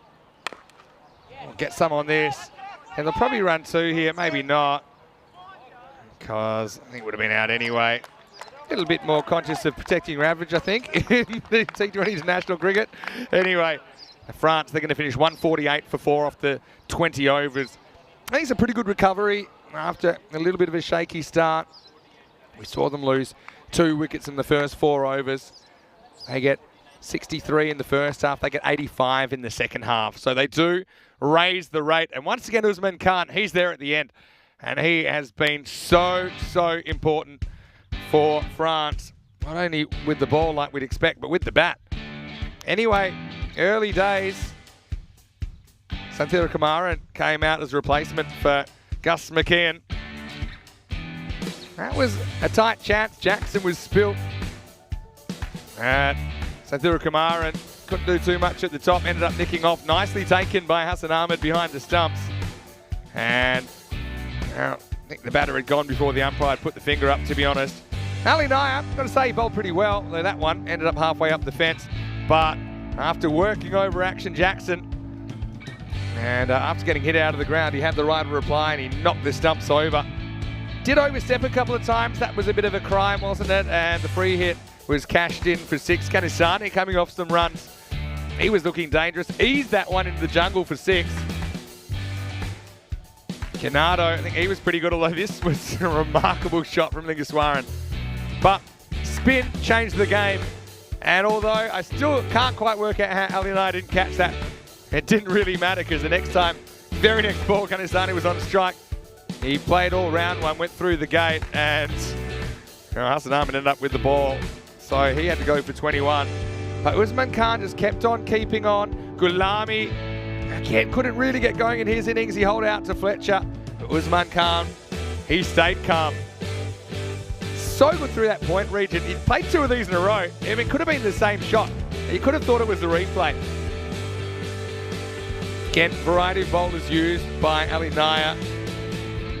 That was hit away nicely to the boundary. But yeah, the outfield seemed to have quickened up a bit. That's probably good news for Switzerland, who is still to bat this afternoon. And then it was time for the party tricks, wasn't it? He was already on 50, but that's when he recognised the applause. And along with his captain, Noman Amjad, who contributed a pretty useful 17. France get out of jail a bit. 148, something to bowl at. 59 not out for Usman Khan. I'll build the guy a statue. He's been standing up time and time again for France this week. 37 balls for his knock. 11 fours, doesn't hit his 6, but doesn't need to. He hit the ball really well. Still was striking at about 160 runs per 100 balls. Apart from that, Gulami with 29, but he couldn't quite go run a ball pace. Just a 4 and a 6 for him in his 32 ball knock. 21 for Kanisana in quick time. Jackson got knocked over for 10 late in the piece. Amjad 17, including a big 6 towards the start of his innings. Switzerland used 7 bowlers in the 20 overs. Wickets to Ashwin Vinod, who once again did a job with the new ball. 1 for 19, including a maiden in his 4. But apart from that, only Anish Kumar got the 4. He took 1 for 18. Wickets for Naya and Nazir as well. But really, everyone pretty economical. Maybe Nazir just having a bit of an off day. He was the most expensive of the bowlers. But I think when it comes down to it, Switzerland will feel they can chase it. But also, I think France will feel they can defend it. That tells me we've got some entertainment ahead. You might want to flick over to Hungary just in the break because there's 10 balls to go in that chase. You don't want to miss it. But then you can come back here and finish the day with me. Vinny Sandu here, Mr. Maximo for ECN. Join you after the break in Malta for more Valletta Cup.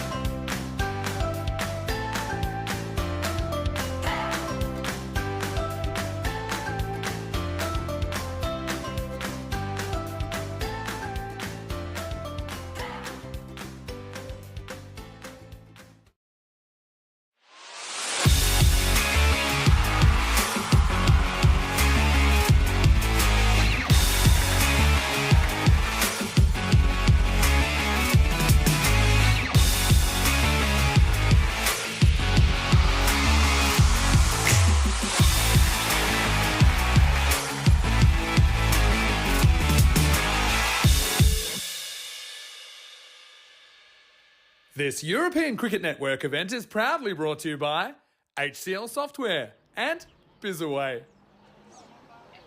Hello and welcome back to Malta. Well, I've got you all to myself now after that crazy final in Hungary. Did you catch that? Well, if you haven't, go back and watch the last couple of overs of it. It was nuts. And I won't spoil it for you, but yeah, that has been run and won. So now we're back to having your undivided attention here. If you're watching the European Cricket Network, you're watching us. And it's going to be France, who are coming out to defend 148. Should be a really interesting chase. Fahim Nazir looked so good yesterday, 77 not out, but failed this morning after hitting a sparkling 6. He was out soon after. He's out there facing up. Double left-hand attack from Switzerland opening the batting. You've got Osama Mahmood at the other end.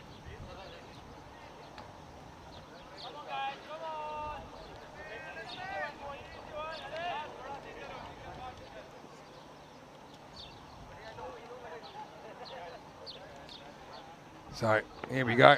Amjad opening up from the city end, and Ziyech pushes it away for a single. First up, welcoming back all of our viewers watching on our YouTube channel, ECN European Cricket Network. If you haven't already, make sure you like this video. In fact, try and like all the videos from today because we had 3 concurrent telecasts.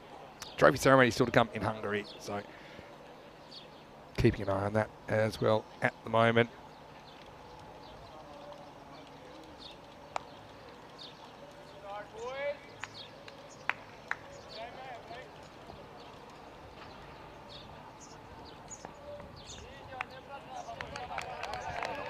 There, so we'll have that one again.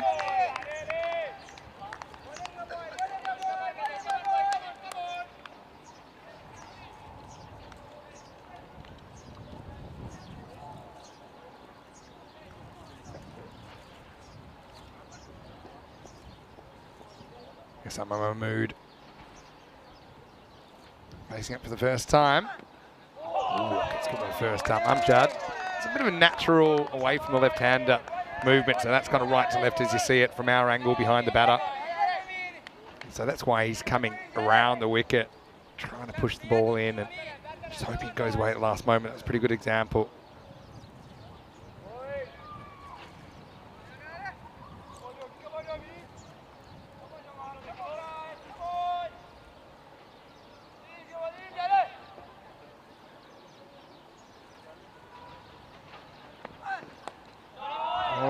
Leg glance, and we know that France like to operate without a fine leg. Cost them that time. Mahmood off the mark with 4. This one doesn't move away from him. That's the issue. It just kind of stays on the same line, and Mahmood able to just flick it away. Gets 4.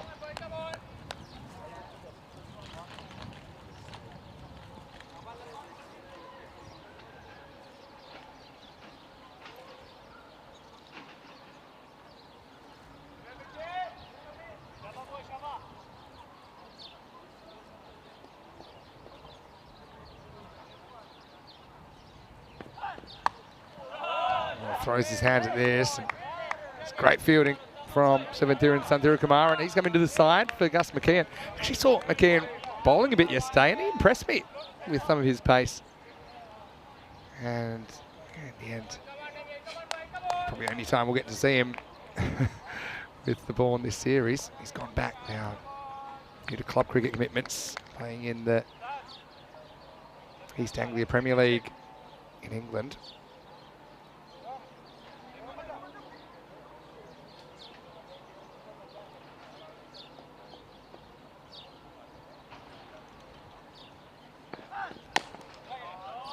Driven away this time, and this outfield's quickened up, and that shows that Mahmood this time through the offside, opens up, finds the gap and gets 4 more. They mowed the lawn this morning. It was already pretty quick. Now it's pretty quick, as Ramatullah Mangal finds out.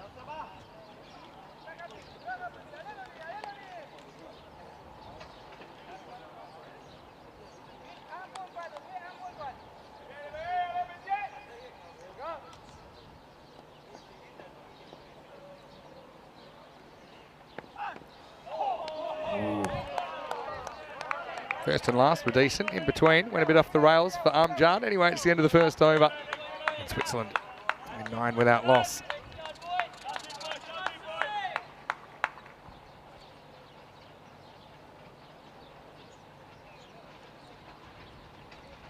It's been a big day, but every day that goes past, we creep a little bit closer to the ECC. It's the Euros of Cricket, Dream 11 European Cricket Championship, starting on the 25th of September, and of 31 nations. So it just keeps on growing and growing. We had 15 nations in the first ever tournament in 2021. And then last year, it was 21. This year, 31. And it could get even bigger. Spoiler alert. But yeah, I think we're pretty set with these 31. There's other teams we'd love to include, like Serbia, like Slovenia, that we've seen on the network recently. Netherlands get the free pass to Championship Week, but that can be a blessing and a curse. I was speaking to some of the Dutch players, and they were saying, would you rather qualify through the group, or would you rather, are you happy with going straight through? They said, with a 3-day group stage, it can go wrong, and a couple of bad games, you could be out. So, we're pretty confident that we can hit the ground running in finals week. England 11, though, last year, who had the automatic spot, they had 4 losses in a row to start them off. Ended up fighting back to make the final, but it went down to the Netherlands in the decider. It's Shaim Warner-Saria. Problem with Shaim is he does get in front of the umpire. This is probably going in the leg side. I think it bites into the left-hander. Look, it's pretty close though. Where it hits him. It would have been impossible for that to hit the stumps. But the problem is the umpire can't see diddly squat, because Warner-Saria needs to follow through away from the middle of the pitch. So he needs to bowl, if he's around the wicket, go off to the right, not the left. He doesn't do that.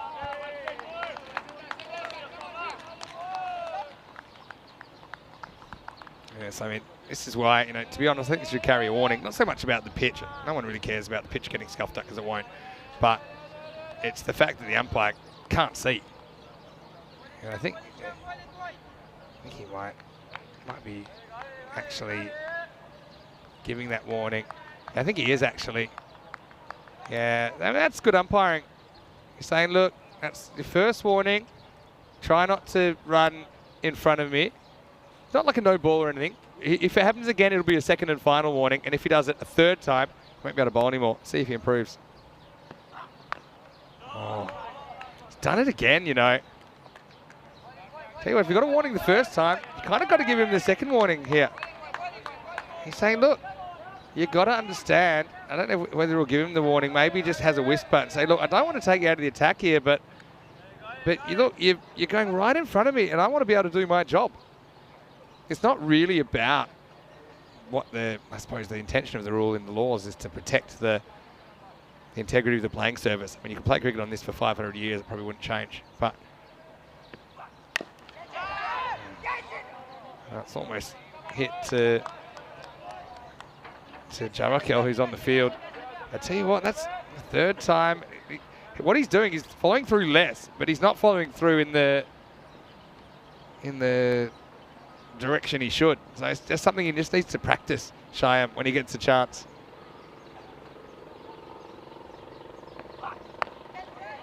Slightly better. I'm spending more time watching what he's doing rather than what the ball's doing. But meanwhile, he's kind of getting away with a pretty tight over here.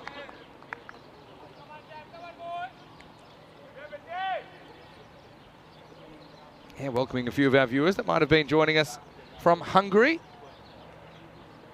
It was a crazy finish to that one, wasn't it?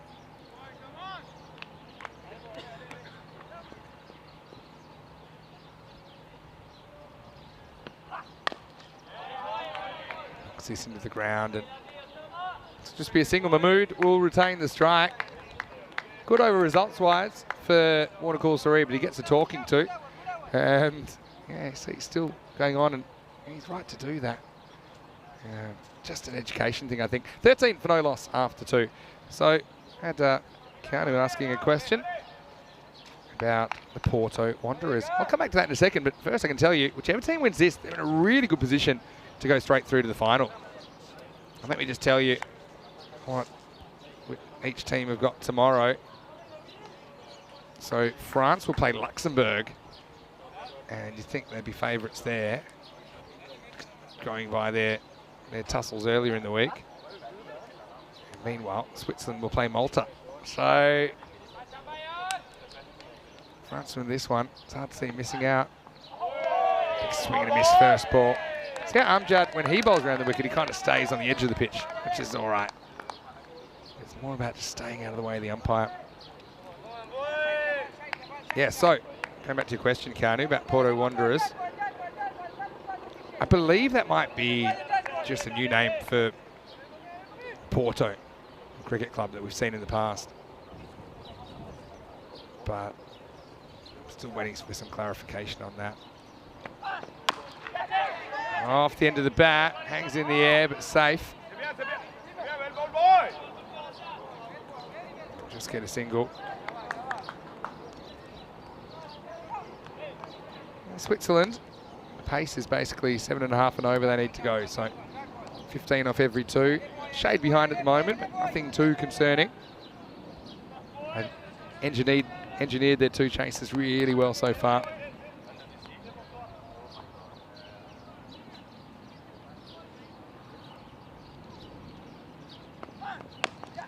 Whipped away, and Nazir gets this past the fielder initially. Do well to keep this to 1 in the end. In fact, I think they might actually scramble back for 2. I'll have my eyes turned. Yeah, so Porto Wanderers were called O Porto Cricket Club, which is a Portuguese name, but they're now known as the Porto Wanderers, Keanu, so they're not a new side. We have seen them before. Oh, nice looking shot, but picks out the fielder down there.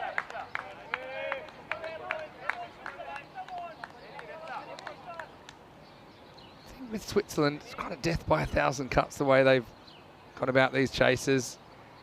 Just seem to be good at keeping wickets in hand and making sure they don't fall too far behind in the game.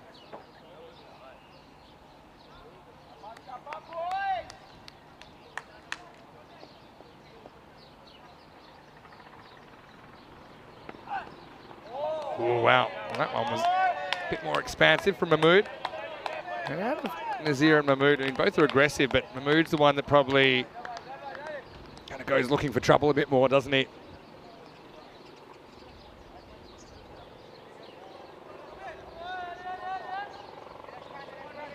Yeah, Asif, welcome to you. He said he's been enjoying the women's series in the Netherlands this week. Yeah, well, enjoy it while you can. Unfortunately, it's over tomorrow. It's been really great. I've been following along with it really closely as well.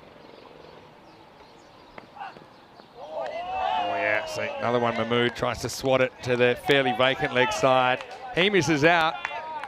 And that's the end of the over at 17 for no loss after 3.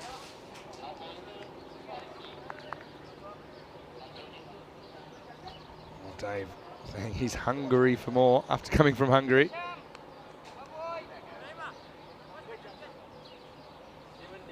So yeah, Switzerland and France. I think it's a pretty good matchup, to be honest.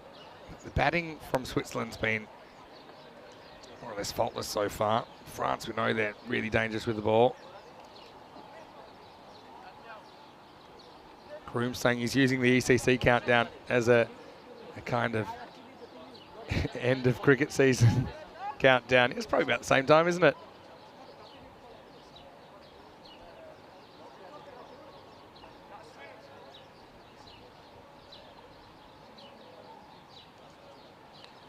Yeah, so now I've got you back to myself. Feel free to put some random questions in. I've got some good ones in the first half. Can't tell you if you just joined us what it was about. It's a bit of behind the scenes commentary chat. But yeah, let us know. Off the leg, and I mean leg, not thigh pad, because I know that sound. Anyway, it's fine. Cricketers have to get used to that. Are we back on danger area watch? Warner calls Saria. See if he can just bowl and get off to the right. When he watches this back, he'll know exactly what we're talking about. When he's bowling, he's probably too focused on you know, the release and the lead up, that he's not thinking that much about what he's doing afterwards. He's just kind of doing it out of habit. Oh, this is a nice shot. Cracked by Nazir. Wide mid on. He's going to get 4. Class shot. Angle into him, and he just leans on it. On drive, probably one of the most difficult shots to play along the carpet. Oh, that was pretty from Nazir. Why not try over the wicket? Yeah, I think he is now. Hasn't really worked so far. Nazir nicked off earlier, so maybe he can push one across him and get a little nick. Still think they'll get into the field set. Yeah, so if you are watching, now that it's just us, like it was at the start of the day. We had about 45 minutes alone at the start of the day. We have about an hour and a half here at the end of the day where I've got you all to myself. Pretty good looking shot as well. And Usman Khan, who puts the boot out.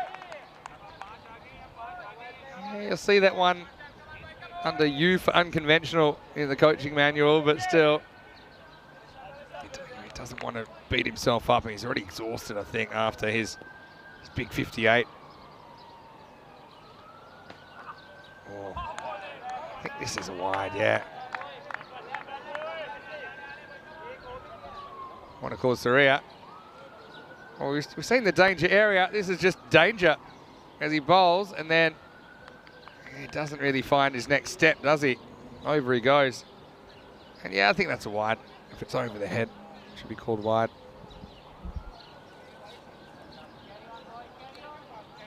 Dave's asked me, have I seen the double hat trick from Putawong and the 5 all bowl dismissals? Well, I've seen it on paper. I have not seen it yet, and I can't wait to see it. This is worked around the corner. I think it's Swari. Kanasani, he's going to throw it away. Tell you what, oh, I think that's actually gone for 4. Well, it'll be 4 anyway, because they run 4. So, I mean, take your pick. I mean, doesn't really matter. So, yeah, we're going to get an all-run 4. To be honest, I didn't see what happened after this. Kanasani had it running away from him and then threw it away. To be honest, the second fielder picked it up and kind of looked like he took the rope. Yeah, to be honest, that's 4, boundary 4. That's just one for the stats, because I think you only get a 4 to your name if it actually goes to the boundary. It's a bit harsh. But anyway, now we're getting really caught in the weeds. But anyway, the fact there's an all-run 4, it's probably even more impressive. Either way, it's 4. I'm going to count it as a boundary, even if it's not officially.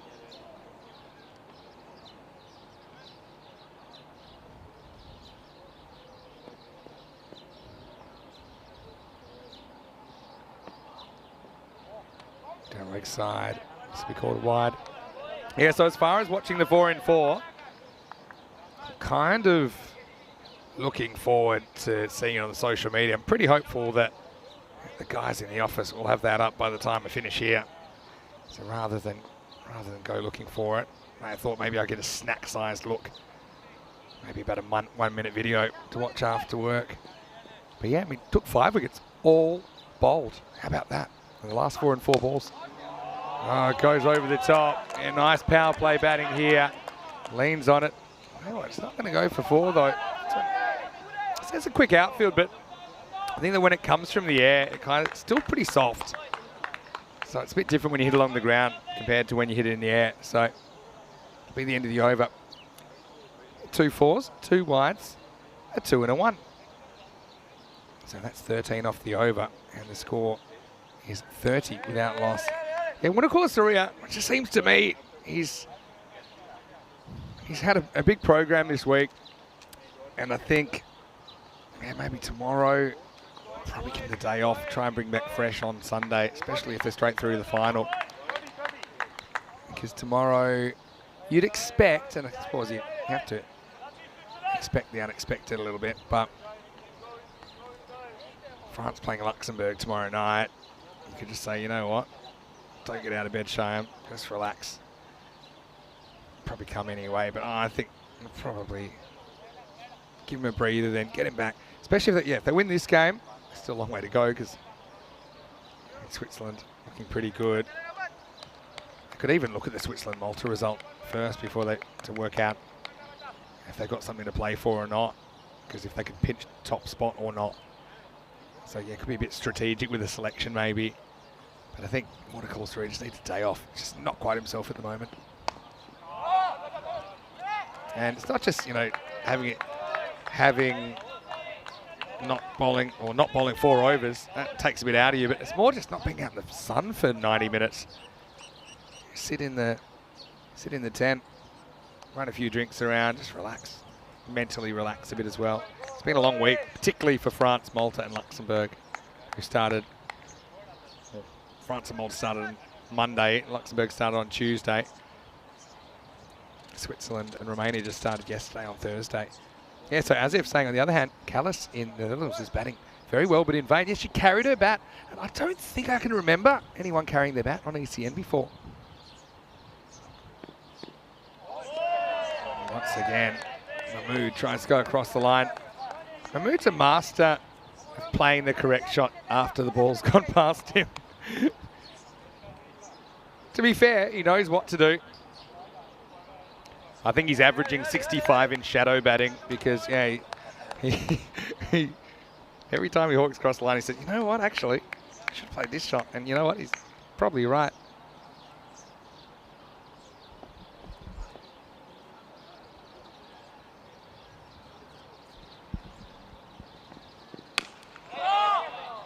This is driven, finds the gap. This is another one that probably runs away at this time of day. Yeah, this outfield's definitely quickening him up. And Osama Mahmood, I tell you what, practice makes perfect. He practiced that cover drive after he tried to take one from about here over the leg side. But that one is spot on. Ramjad puts in a good chase. We can see how that ball's always gaining on him.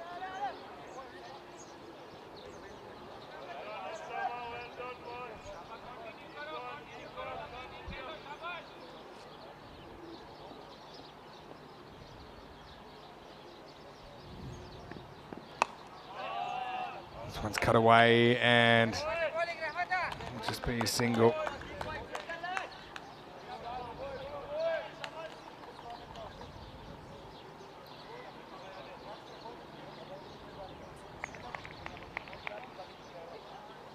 Nazir hasn't had the bulk of the strike so far. But yeah, always looks like he's a step ahead of the bowling, doesn't he? Picking his steps. I think there's just one step wrong for Rahmatullah Mangal. He's coming on here for the first time in over number 5.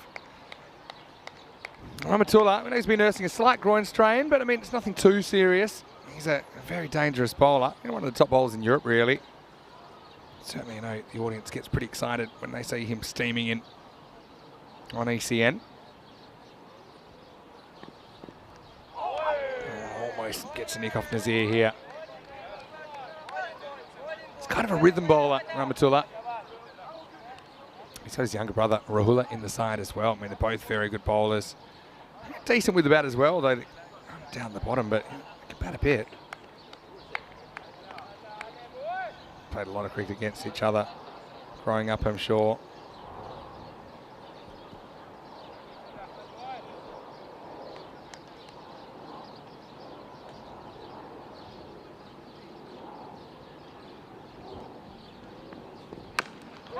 Goes after this, he gets enough to get it over the infield, and he gets enough to get it over the outfield. Maximo! Oh, what a shot again. He step out of the crease. He's a little bit concerned if it'll go all the way or not, but it does. And yeah, Fahim, again, looking pretty as a picture. And that also takes us to the end of the over. So it's 42 without loss after 5, 42 in the first quarter. They're on target so far. Just the way Switzerland have been able to accumulate runs with a minimum of risk. I mean, that's been what's been impressive so far for them. Keanu's saying when Switzerland last Played France and beat them in the qualifiers. Nadir made 69. So he's had some success against this bowling unit before.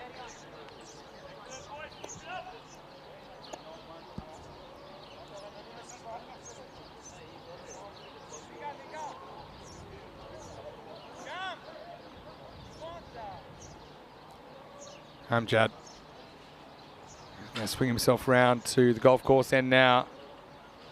Need a breakthrough here. It won't get a lot easier, but one at a time. Try and pick your way through this batting order.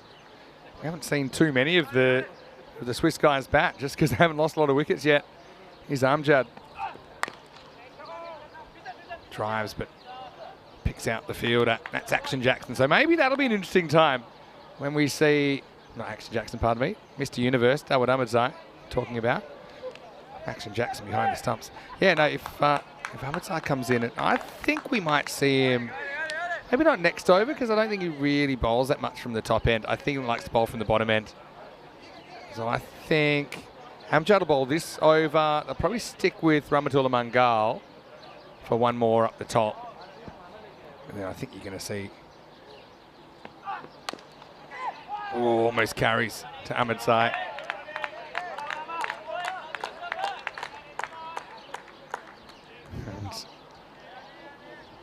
I'll tell you what, they got an unwanted 12th man on the field. It's the cat. Galami chased it off before we could get it on the camera.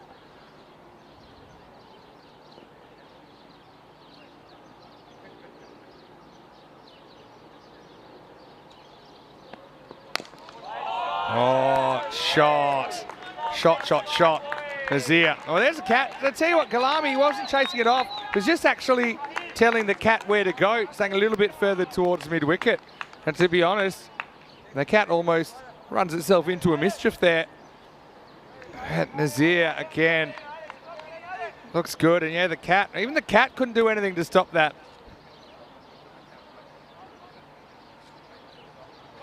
I tell you what, I've seen a few things on ECN, but the day I see a cat stop a boundary, I think I might pack it in.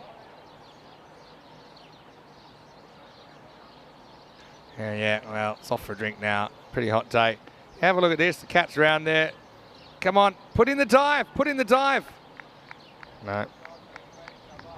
To be honest, even a human, I think, would have struggled to stop that boundary.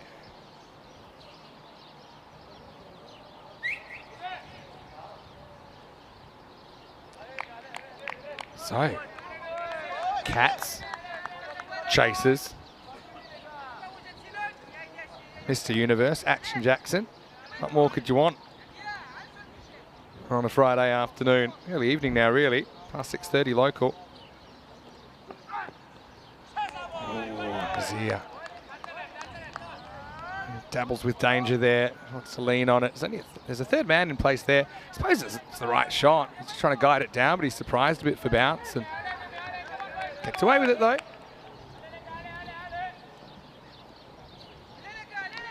Kareem saying the extra fielder.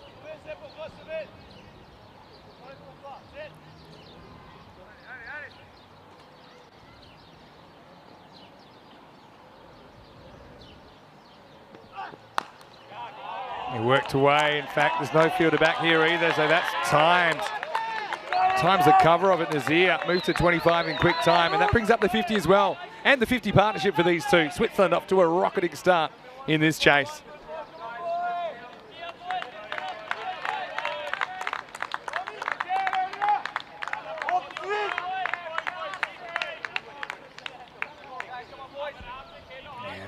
Congratulating each other, I think.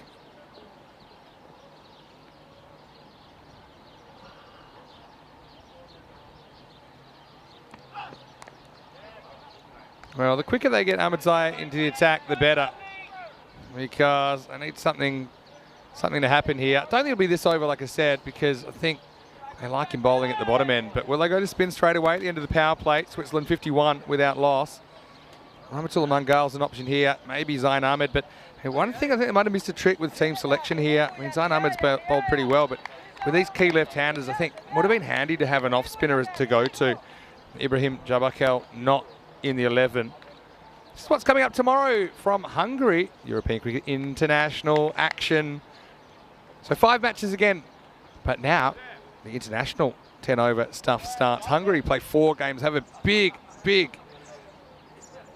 schedule on the first day. Portugal will play 3 times. Sweden will play 3 times. No Conrad Greenshields due to injury in that Portuguese squad. And Sweden, Sweden, we saw them pretty recently in the ECIs, and they were pretty impressive as well. So watch out for Rico and Charlie there in Hungary. 7:15 a.m. GMT, 9:15 in Central Europe, and 12:45 p.m. in India.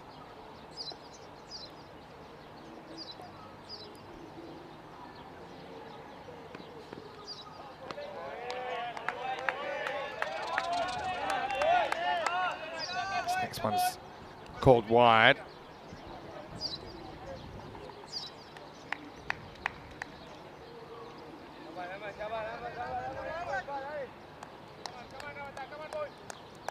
Cream's got a very good question. What animal interruptions have there been on ECN? All right, well, that's a good random question. Get these random questions coming in. I love them last innings of the day here. Oh, gets away with it. I reckon this could be to do with the fact that Mungal gets in the umpire's line of sight here, because to me, it's looked pretty wide.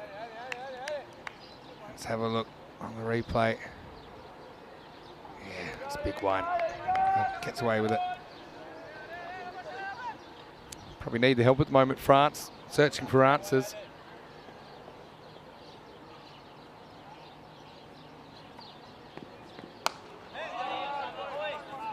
This time, steps across and takes one out to deep point. Yeah, so most unusual interruptions on ECN. You know what's weird? I don't think we've had too many interruptions due to animals, that I can remember at least. Not during the game anyway. We have had some incidents in the Czech Republic where Danny Hudacek would love to bring his dogs, and we had Oki, who was very, very calm, would stay under the commentary table, and then Talia would kind of give a scare to some of the fielders, even though she was tied up, but sometimes she almost took Danny with her. So that's probably one that comes to mind. But I'll give you one. In Bulgaria, we had wild horses running across the ground, but it was before the first ball. So we actually got some footage of it. But in Bulgaria, yeah, last year, it's wild horses, running across the cricket ground, as you do.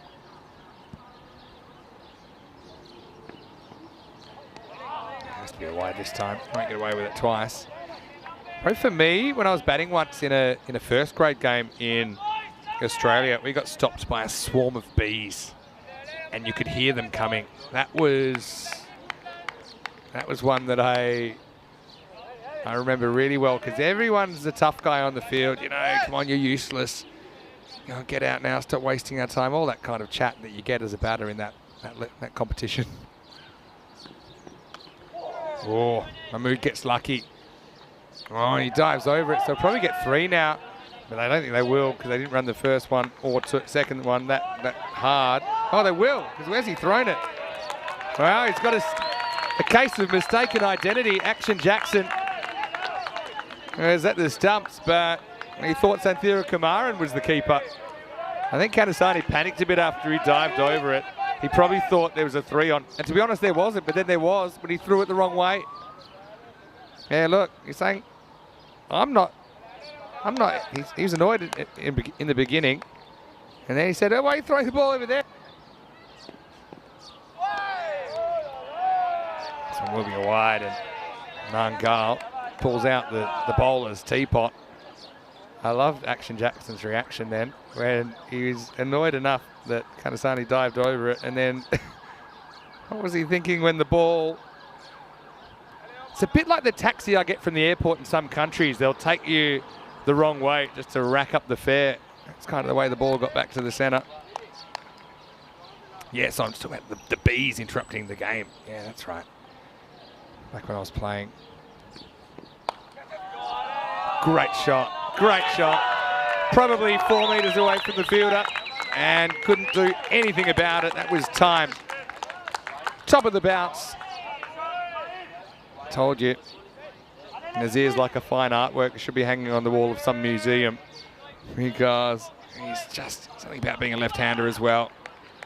He's turning it on at the moment. Yeah, so when the bees came, the thing is you could hear them coming first. So you could hear them and you're like, uh-oh, I don't think this is good. And everyone just hit the ground. Umpires, batters, bowlers, everyone. Oh, shots. Oh, I'll tell you what, if my commentary seems a little bit repetitive, I apologise, but I'm kind of casting the role of spectator here. And Nazir is giving us some pure batsmanship. That's the end of the over at 67 for 7. Wow. I mean, right now, Nazir is he's taking this away pretty fast. The thing with Nazir, he makes his runs with very minimal risk. Mahmood's made runs as well, but he's probably been riskier. Hasn't always chosen the right options, but yeah, well, Sadaf in the chat is hopeful that, well, he thinks there'll be a twist and France will win. I mean, that's the thing. You've still got plenty of runs to play with. You've got kind of 81 runs to play with. You just have to break through. Now, here's the moment, and I talked about this. I thought we'd see Dawood Ahmedzai in the 8th, and we will.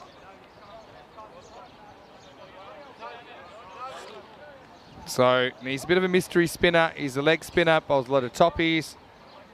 Interestingly, he's dispensing with the thigh pad. Says, look, don't need it. Okay, that's fine, but what if the fast bowler comes back on? Is he going to put it back on? I can't say I've seen that before. Most batters these days are pretty comfortable batting in the thigh pad. It doesn't bother them. Anyway, Mahmood with this magic mic moment. But now it's time for over number 8. And yeah, these overs from Ahmedzai, I think they're critical.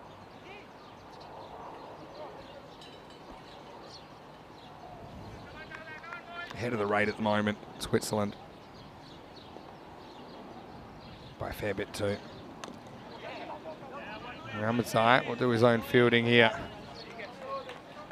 And yeah, he's a proper jack in the box, isn't he? You know, he's always pumped up. He likes to get a bit emotional. We saw that the other day, a bit of a fire exchange with Imran Amir.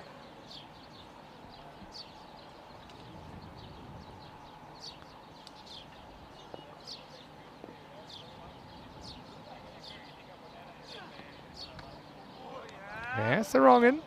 I don't think Nazir really picks it. So yeah, you can see the importance of having something different because Nazir has just been carving up some quality pace bowling so far.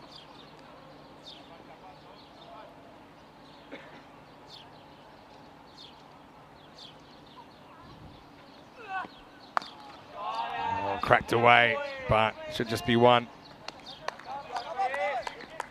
Oh, Ahmedzai, wow. Look at this. I don't advise this. Ahmedzai is willing to put his body on the line to stop it, but yeah, check this out. When the ball comes back in, he ends up running and tries to trap it with his foot. There was no one backing up because everyone's back on the boundary. Anyway, Mahmood, what do you think of this? Just plays it. I said the way I would play Ahmedzai, firstly, probably would be with difficulty, but I don't think I'd be playing for much spin. I think you can read him off the pitch a little bit because he's not a huge side spinner of the ball. He's a big over spinner of the ball. So even his regulation leg spinner is wrong and they turn, but they don't turn a whole bunch. Should be able to adjust off the pitch. Oh, that was the leg spinner. Let's wait for the signal because this might have been a little edge, you know. Oh, so that was so close, and yeah, I think that's a little inside edge. Wouldn't really call it a chance, to be honest, because when it takes a little deflection, there's not much you can do about it. But to be honest, I think that Jackson doesn't really pick that either. That's why, you know, it was small enough that if he had the gloves in the right spot, it probably would have stuck. Jackson, yeah, unfortunately, couldn't read that one too well. Don't blame him. So into the over, you can see Dawood Ahmedzai. His remaining over is going to be crucial. Right now, it's the end of 8. And the score is 74 without loss. I want to say cheerio to Nick, who's off, but we still have some Nicks left. Nick Nevinshire's there. And yeah, I loved the random questions. Had some good ones today, got to say. throw something in. If you want to find out a little bit more about the ECN, or even anything you like, that's why it's random question time. It can be anything you want at all.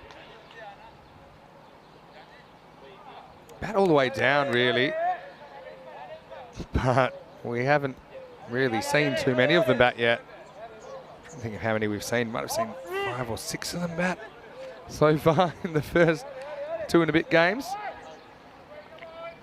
All right, so Usman Khan comes on. And instead of going to the spinner, this is where I thought, yeah, it might be handy to have Javakel in the lineup to turn the ball away from left-handers. You know they've got some good left-handed batters. But they've got Zain Ahmed to bowl. But instead of going to him, they're going to go to Usman. And why not? He's a guy who just keeps on performing for France this week with the bat, with the ball.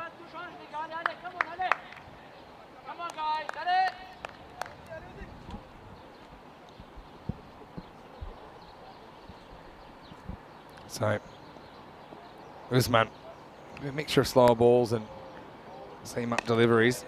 Always starts with a quick one.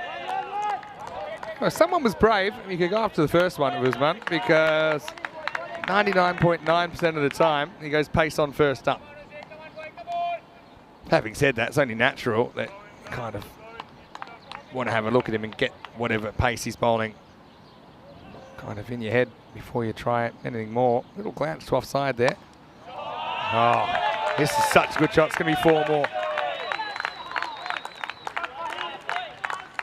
Tell you what, Nazir, I always often got a little expression that the eyes never lie. I think when he's facing up, he kind of glances, he looks for the gap. Oh, he looks for the gap. See that gap there? I want to go there. That's where the gaps are. Okay. I don't go for that gap, but I go for that gap. But he certainly looks at the offside field. Right now, France need to get him quickly. He's got it down to run a ball. Oh, they almost do. I mean, for a guy who's batting so well, it's been the occasional one that surprised him for bounce and he's played under it.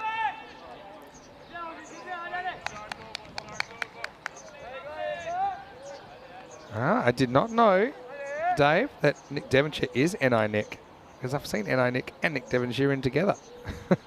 So, thanks for telling me.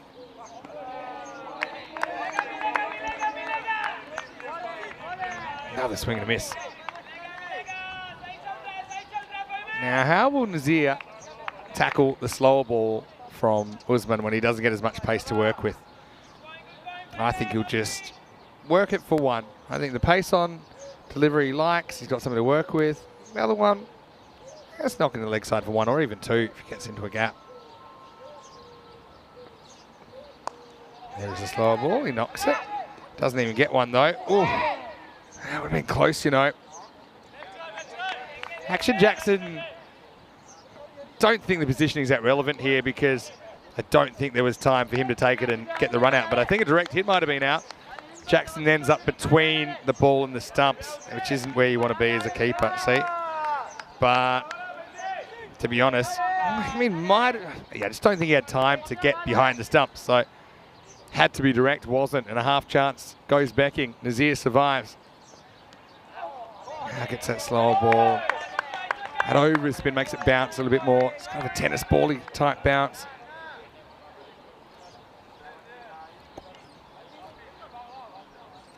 That will also be the end of the over. So a pretty good one. And at the end of 9, it's 79 without loss. No one able to get through yet. See the top 3 threw everything at the openers, but they weren't able to get the first wicket. So now they're going to Ahmadzai and Usman Khan. You've got to go back to Ahmadzai here. Honestly, I'll probably see the Ahmadzai bowling at least 3 straight, maybe 4. I think he's quite difficult for left-handers to pick as well, and right-handers, but I mean, the fact that the wrong end, which is his kind of variation, the one that actually turns, it could easily draw you forward out of your crease and get you stumped. Or maybe get a little nick.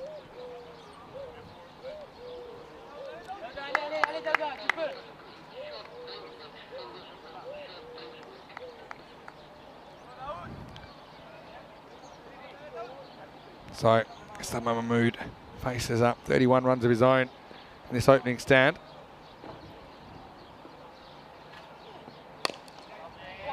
First one full. I suppose the foolery is Ahmed Zayat, unless it matters what the ball's doing after it pitches, because it doesn't have as long to travel before you can intercept it with the bat.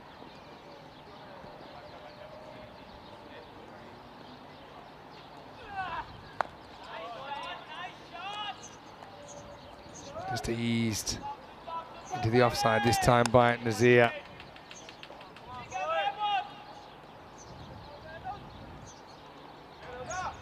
Not often we've seen the French attack looking short of a gallop, although you've got to realise they are playing their 5th consecutive day of cricket. Oh yeah, Mahmood, I mentioned he's the one. He'll go looking for it a bit more, won't he?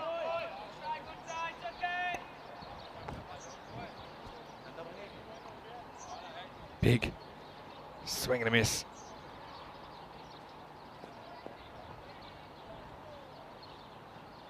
France playing their 7th match of the week. Yeah, well bowled. Soft hands. It's clever stuff from Mahmood. To be honest, I mean, they're up and going, I think. In Mahmood, pretty much put the big shots away at the moment. I mean, you're just cruising. Sure, if you get a bad ball, put it away, but you don't really need to take unnecessary risk. You've got it down to around about a run a ball already. Nazir cracks it at point. I think of throwing, but it's not on. And France in the field, still searching for answers. I think Ahmedzai's doing a pretty good job, but these two are playing him well.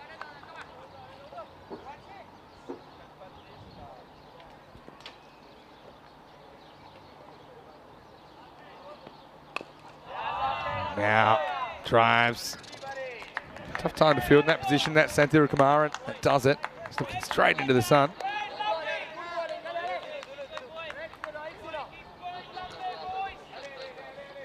And that'll take us to the end of the 10th over.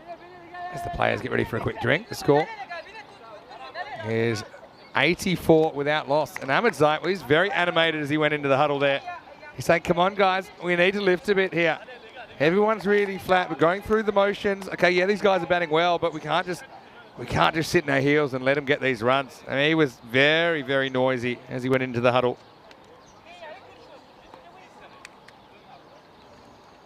So 84 in the first half, 65 required in the second. Brilliant start from Switzerland. Remember Switzerland, they were runners-up in this Valletta Cup back in 2021.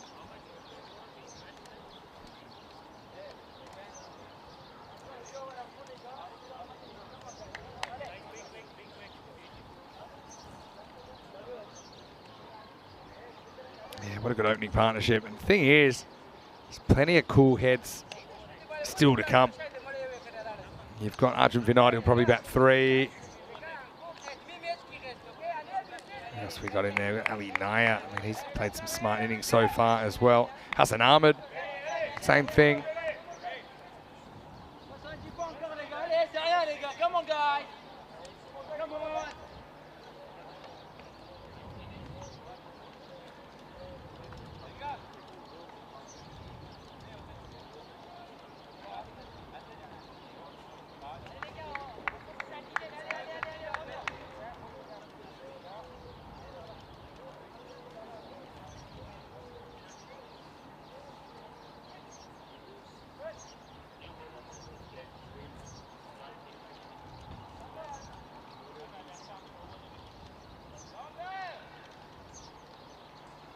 So they bowled 1 over of Usman Khan, but I think now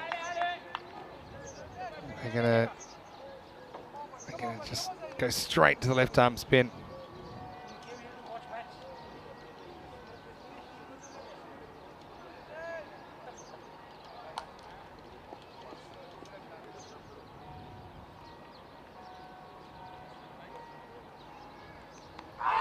Oh, he's gone down the leg side. In fact, he might have been stumped anyway. That's a great bit of work down the leg side by Action Jackson, and Zain Ahmed, he is going to get the wicket straight away. It's caught. So it must have been outside the pad. to be honest. Yeah, no real complaints from the batter. And let's have a look here. Any case for stump? I think he's given court. I mean, you heard that straight away. And so Osama Mahmood is gone. It was round about the pad, but you can see, I've got to admit that live, I thought the gloves were just a little bit outside, the bat was a little bit outside the pad, and yeah, Mahmood goes thanks to a very smart piece of keeping from Action Jackson. And Zain Ahmed is the man that get the breakthrough. Well, you know what they say, change is as good as the holiday. And Switzerland lose their first wicket. It's 84 for 1.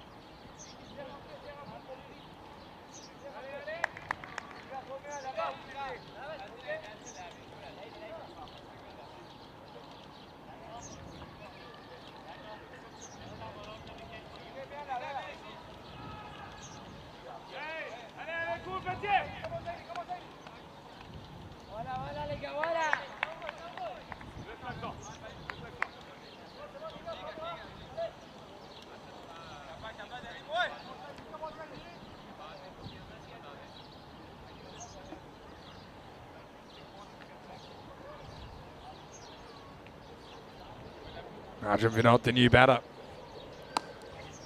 Oh, almost gets a return catch here.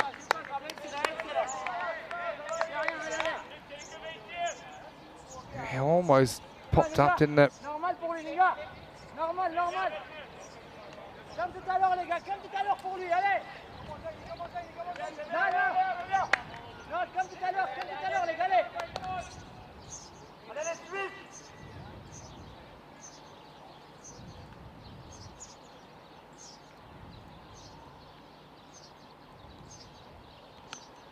Oh, big swing from Nazir. Rare false shot. Well, Zain Ahmed's coming. He's changed the complexion at the moment, hasn't he?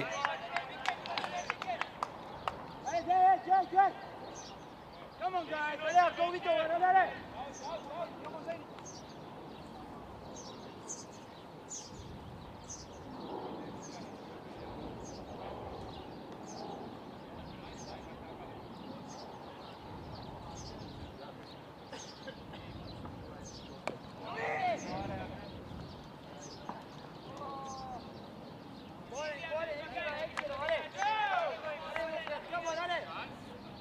So Vinod, he's shown he doesn't mind making a slow start, a slowish start.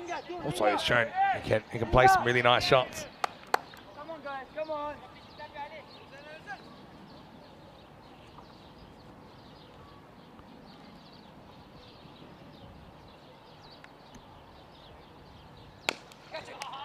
Oh, he's gone. And guess what? Nazir's gone. And Zain Ahmed gets 2. Couldn't have picked out Noman Amjad any better. And so the left arm spin turns out to be a genius stroke. Gets both left-handers. Oh, say what you like about cricket on paper, but you don't play it on paper. You play it out there in the middle. And Zain Ahmed has come on and he's got both set batters. And Switzerland lose the second wicket. It's 87 for 2.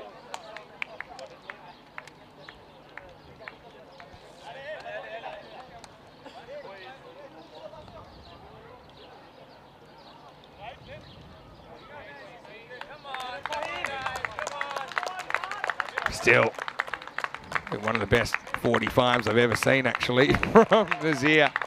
He sparkled through that innings, but there's still some work to do. And Hassan Ahmed, another left-hander comes out. But I suppose Zain Ahmed won't mind. He's already got 2 of them out this over.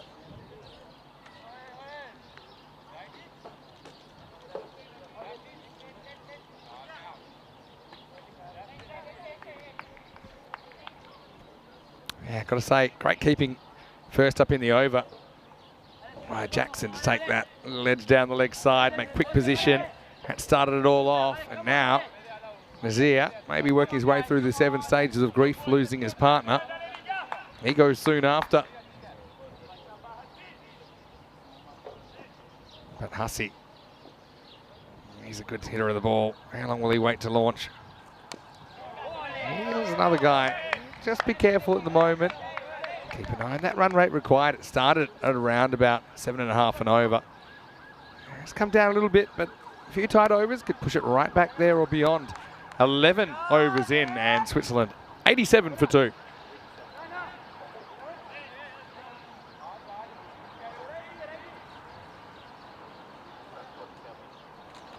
Zayn Ahmed, what an over, 2 for 3. You see France. Well, maybe as soon as Darwood started yelling at them, seemed to have an immediate effect. Quick drink as well. Said, okay, wasn't our best 10 overs. Let's fight. And we've got the attack to do this.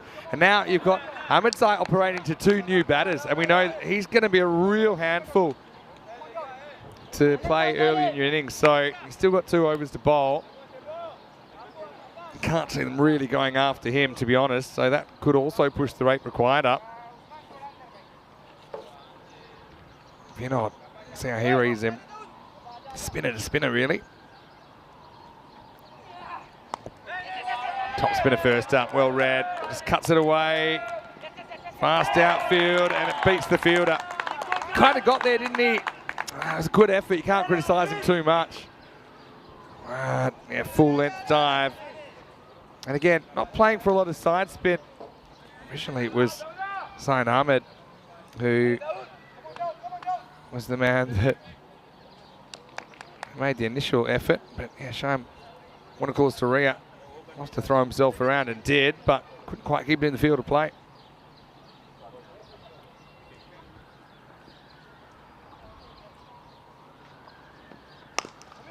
Oh, it's fun.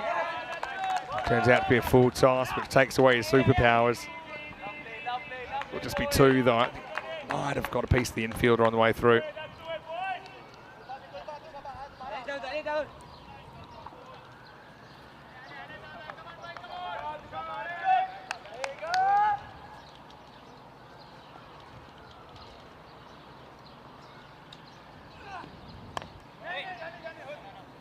Chopped down this time, infield jumps all over it. Yeah, France, well now they've got a reason to have their tail up.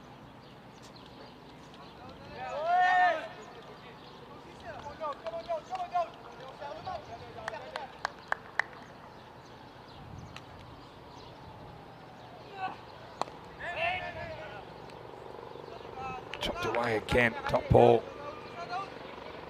Tell you what, if Ahmed Zai gets a wicket, he's going to go right off like a frog in a sock, as we say back home. He tries a slight wrong in there.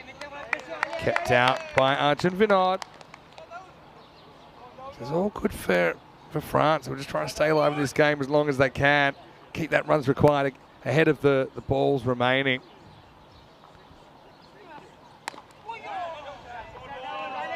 And this will take us to the end of the 12th over. Pretty good one from Ahmed Zai. Still got one in the bank.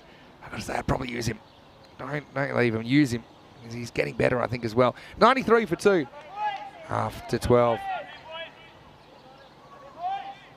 Now, hey, I haven't said this yet, and I've been meaning to say it for the whole game.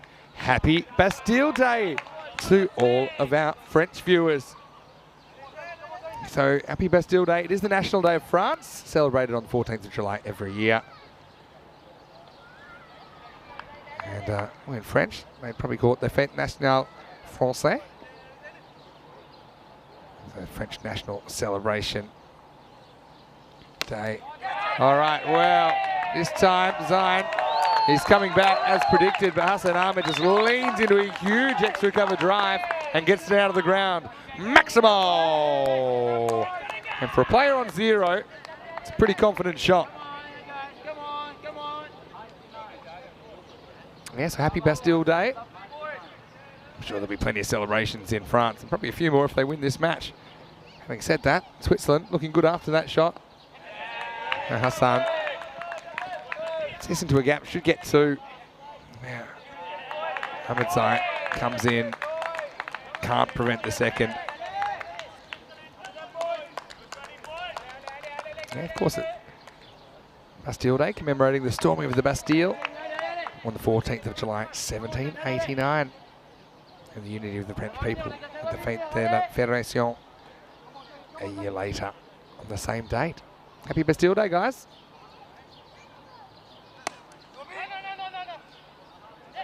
Knows the call straight away. Man, those 6s in a game like this relieve a lot of pressure, don't they?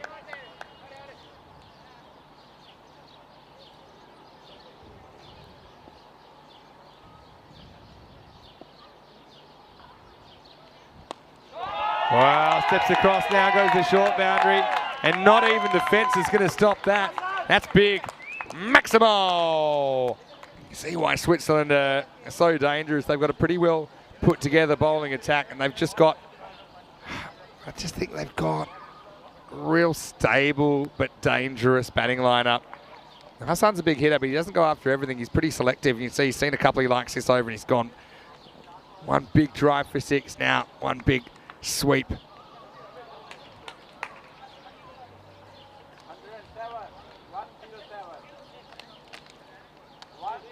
42 or 44. We talked about the fight to keep the runs above the balls remaining. Well, that didn't last long, did it? Hassan goes bang, bang. He gets it right under control. Nick's talking about the Savannah Lander, which I think is it's a big train ride you can do in Australia, I think. It's like an old-timey train thing. I've heard of that, I think. There's also a couple of famous ones like the GAN.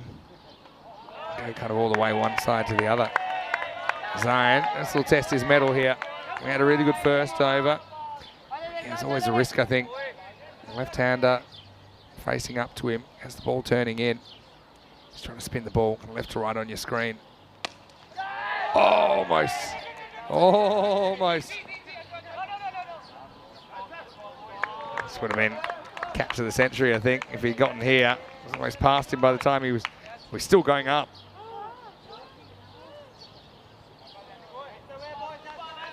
Dave, happy Bastille Day to you, Dave, in France. Don't think you can put that down as a chance. Without translating this, I do think I've got a fair idea of what you're asking. My French isn't great because we haven't done an ECS here, that's why. But anyway, it's the end of the 13th over, 108 for 2. I think he's asking me. I think he's complimenting my French. I think you are, despite my accent. Well, the thing is, yeah, I guess a little bit. I did do 6 months of French, but that was back when I was 10 years old. And foolishly, I chose Japanese. Again, nothing against our Japanese viewers. I know we actually have a few. But I ended up doing Japanese for 8 years. But Japanese, I enjoyed a lot. But it's only really good in one country. Oh, well bowled. This one goes across. Hassan doesn't really pick it. Yes, I'm probably working on my Spanish at the moment.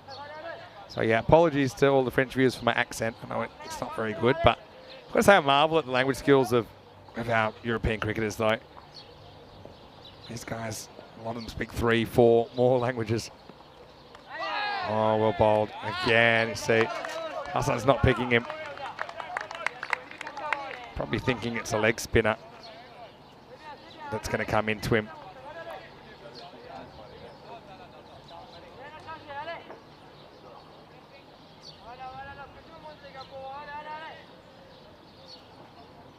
Yeah, I've got to admit, a fair bit of guesswork goes into me speaking French when I read it. So he's just a little bit careful now. He doesn't want to throw away his wicket here, Hassan. Felt a bit more comfortable, I think, against the more orthodox spin of Zain Ahmed at the other end. Oh, thick outside edge once again. Just beats him on that side, so I think Hassan, he doesn't play too far outside it where he maybe becomes an LBW risk or risk of chopping onto his stumps. But I do think he's playing for a little bit of movement back into him that's probably not there. I think he can afford to kind of assume the ball's going straight on more than anything. I said a lot of them are just kind of over spinners, but they're designed to be ambiguous. So they look like something you're not quite sure what it's going to do. That one comes back towards the right-hander. Ahmed Zai, pocket rocket. How about that for some fielding? Tell you this guy, it's all natural as well, by the way. It's just got all this energy. And have a look at this off his own bowling, hot day. I mean, he's saying, guys, look, lead by my example. In short, he dived to a spot where the ball had long gone, but still, he's so infectious. And you could hear him really vocal at the 10 over mark, trying to fire his teammates up, and it worked. The 2 wickets of the openers. Oh, again. Tell you what, Ahmedzai is frustrated. He doesn't get a wicket, saying, hey, I bowled well enough to get one. And Darwood, I agree, but he's going to have to finish with none for 20, and that's the end of him for the afternoon. Switzerland 110 for 2 after 14.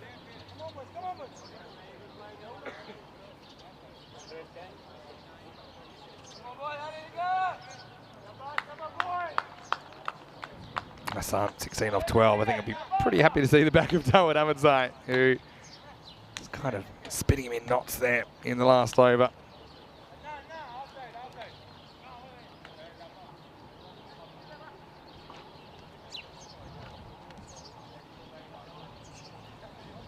I have pushed it back above a run of ball, at least, marginally, but with 8 wickets in hand, I feel Switzerland are cruising here. They'll be in the box seat to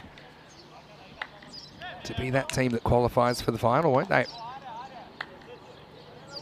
Fixtures tomorrow, we'll show you them in a sec, but I can tell you Switzerland will play Malta. France will play Luxembourg. I mean, both teams would go into that as favourites based on what we've seen so far. Also, Malta and Luxembourg, they'll be beat up a little bit after so many matches. Malta, a couple of fresh faces there in that lineup though today. Slightly mishandled. Probably is going to be one either way though. So yeah, +3 now. The differential between runs required and balls remaining. Yeah, Dave saying that he did Russian for 2 years but only learnt the alphabet. With Japanese, I can still read it, and this is kind of 25 years after I stopped learning it. It's fun, but it's also more fun if you know what you're saying and people can understand you. All right, so I've gone for Rahul Mangal here. Finally giving him a crack. Oh, a little bit short, pulled over the long boundary. Maximal! We know that Rahul likes to bang it in, and he basically throws down the challenge to Hassan Ahmed. It was outside the off stump. He says, look, pull this if you can. And Hassi said, oh, I can. And he put that one over the fence. Hassan, for a guy who's only played, I think it's his 4th T20 international, he is super experienced. Been around the traps of European cricket. You know, first saw him playing for Chandra Brescia in the ECL in 2019, the first ever tournament we did on ECN. I've seen him playing in Italy a fair bit since then, and also seen him play for Zurich Nomads in the Swiss ECS. It takes on again. Ah, short boundary, short fielder. 6. Maximal. Oh, Ahmedzai said he's the guy that's going to spark something, but the wrong guy at the wrong time here, to be honest. I think in the end he's probably maybe a metre inside the field. Let me have a look. Yeah, maybe. But I mean, to be honest, when you're running sideways, you're never quite sure. You'd rather be too far in than too far back and be out of play. Now, once again, back-to-back sixes. Hassan putting this game within reach of Switzerland, you think?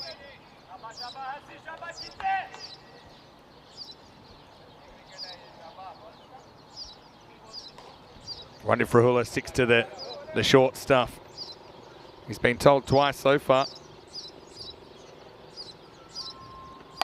Kind of. Oh, shot. And there's a fielder out there.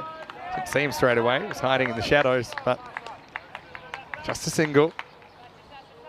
Dave saying that he can always tell non-French people. He tells non-French people that English is 50% French, so just speak English in a French accent and most French will understand you. I don't know. I do know the French, they're a little bit more protective than most about their language. I always try and learn a little bit of the local language, but I suppose English is used, I suppose, as a bit of a universal language that everyone knows a bit of. Not everyone, but a lot of people, particularly in the big cities across Europe, which is lucky for me. It's the only language I speak fluently.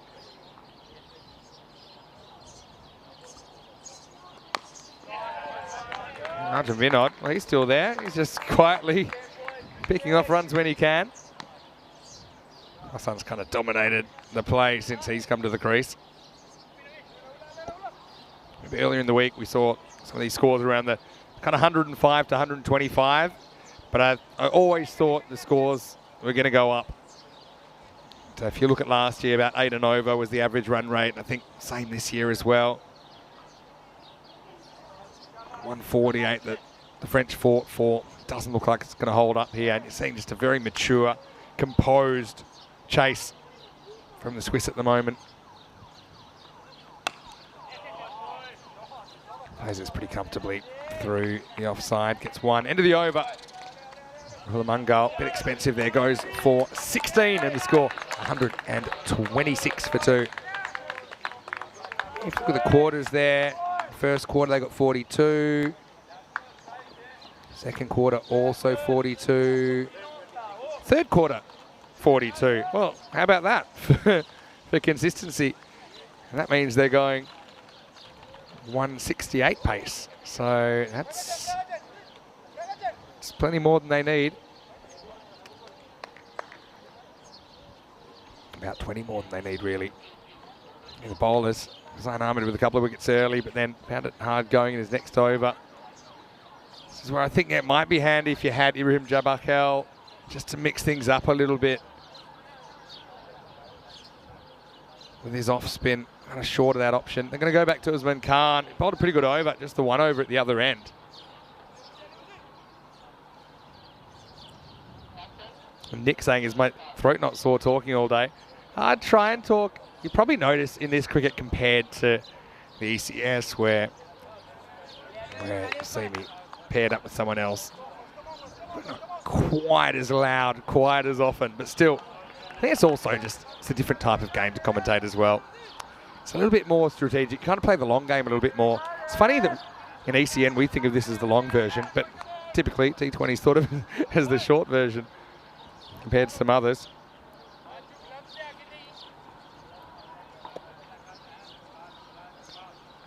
Sidolo asking, what's the RPO? Very good question. Get back to you in a sec. And the first ball sneaks past the outside edge. Yeah, right now, well, the runs per over, the RPO required, 4.6 and over.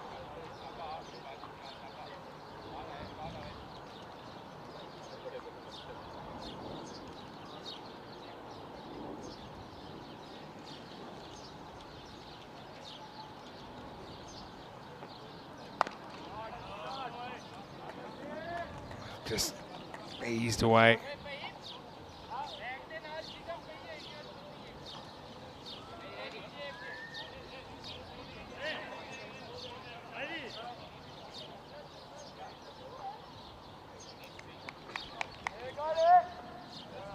Closing in.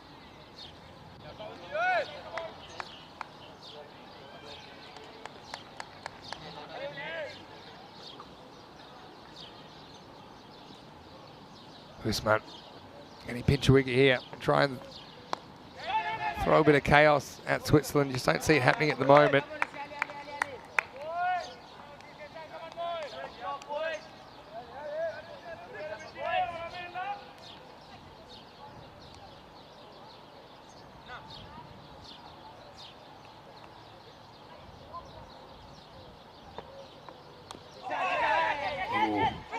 Back of the bat. They end up going to the keeper's end, but they scramble through for one anyway. It's really good running. Action Jackson manoeuvres it onto the stumps, but it's too late.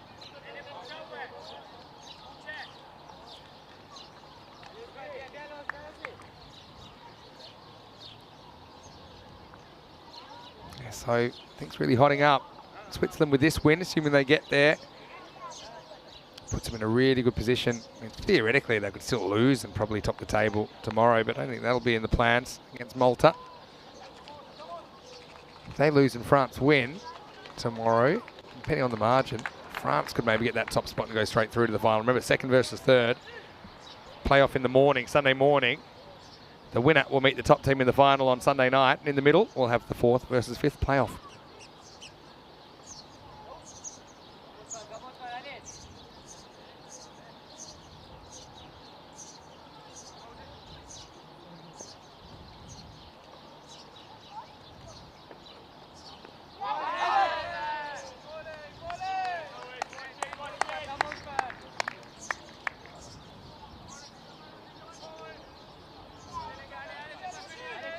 Gets that one past.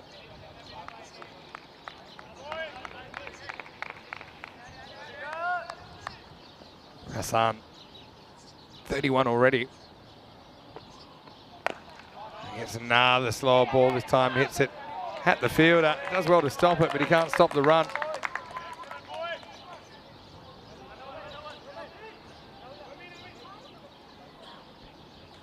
Again, picks that slower ball without too much fuss.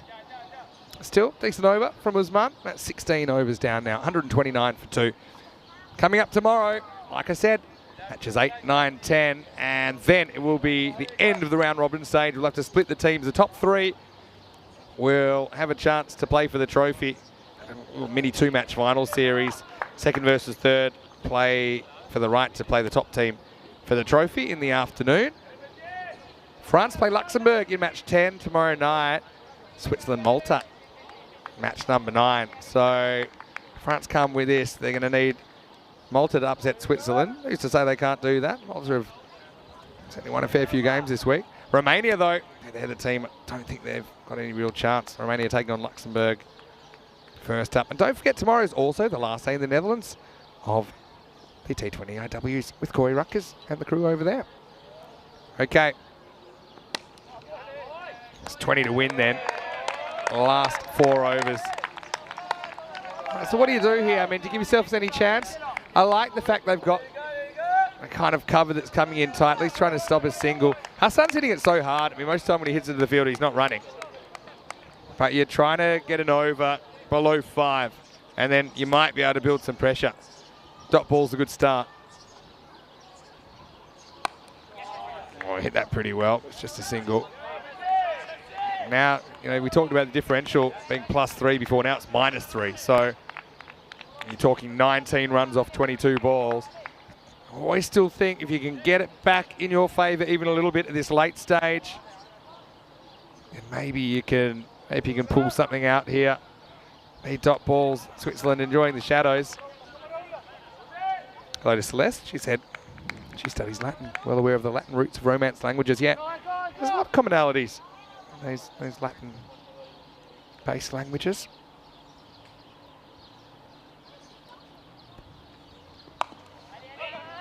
Pulled straight to the fielder. Well, there's a dot. Zain Ahmed doing the job. Right place, right time.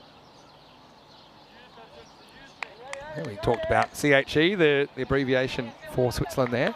Confederacio Helvetica. It's the Latin description, which is used to not favour any of the 4 official languages of Switzerland.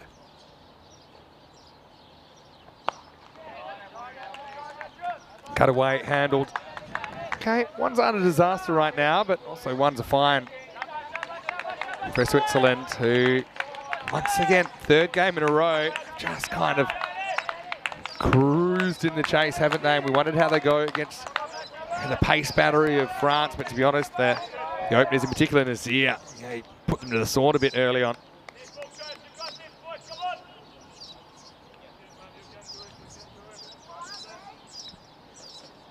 I feel like something's going to happen here. Yeah, see? Just sensed it. The hair stood up in the back of my neck. I thought he's going to go for one here.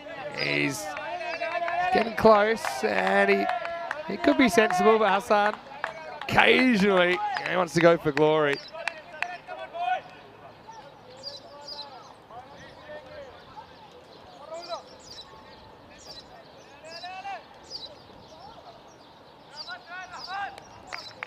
Hassan definitely won't do anything stupid now because he got away with that. Unless it's a Gundy ball, he's just patting it for one. Yep. See, this is, we talked earlier about, does it help to have played cricket? Yeah, I've kind of been in a lot of these situations and can relate to a lot of these players. As it is, Hassan will retain the strike, and it's the end of the 17th over. Switzerland 132 for 2. But that's a great over from Rahula Mangal. And we talked about them needing a good over, let's say 5 or less. Well, there's only 3 off that over. And to be honest, Usman Khan's over only went for 3 the over before. So they've clawed it back after Rahula got hit for back-to-back Maximos. Since then, there's been 9 runs in the last 15 balls after that.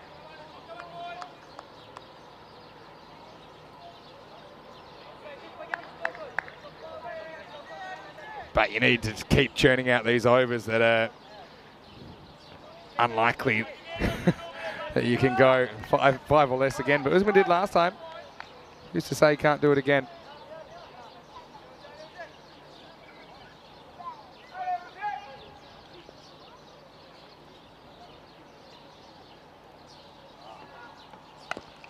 Oh, always takes out. Usman, I think, might have actually flicked his hand, even though he wasn't moving up, trying to catch it.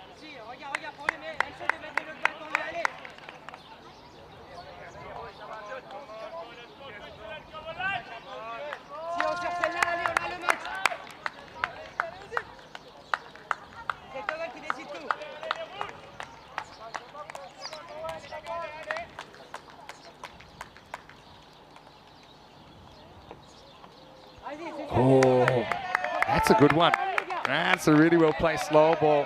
But Vinod, we know that he just wants to get out of jail here. We know that he likes to play fairly low risk. I mean, I can't see him firing a big shot unless it's a real ball that's asking for it.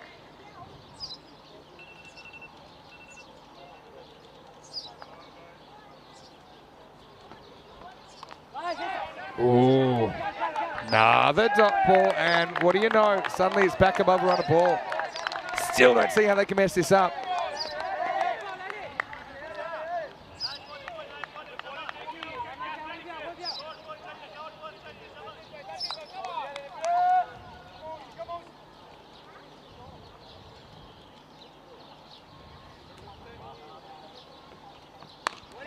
Yeah, so he wants the one. Doesn't get it. Another dot. All right.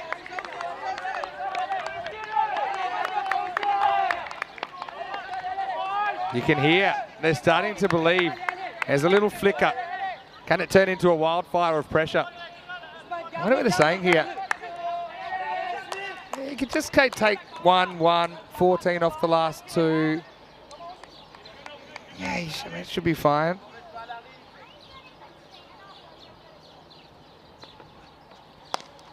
Oh, hits that pretty well, but again, just one. So yeah, gets off strike. Now, what does Hassan do here? Now, the smart man he is. Do you just take the one, control the game? And you got Rahula to bowl again. He's coming off a 3-run over last time. Got Usman that still has the last over up his sleeve. You're trying to force an error here. I think he's just taking the one here, unless it's something that kind of warrants a big swing. Here we go, last ball of the 18th. He makes some room, drills it. I think about two, and they're going to get it. Oh, that's good running. It's just a little bit away from the outfielder, but only just. And now they're going to get an overthrow. So a 2 becomes a 3. It's almost as good as a boundary, really. How did he miss this? So it's going to be 137 for 2 off 18. What happened here at the end? I mean, they pushed for 2. To be honest, the 2 was always on if they went straight away. And Jackson takes the glove off. He doesn't actually back it up. And then no one really commits to backing it up. You want to call it Suria's kind of there. Jackson makes a late move. To be honest, Jackson tries to go into the hole. He just notices no one on the right line. So it's wasteful after they built so much pressure. Still, now you kind of like need that miracle over again of 5 or less and force the finish. They're going right down to the wire there. I mean, they're still ahead, but I mean, they've snuck back a little bit. I mean, how important was it in the first innings?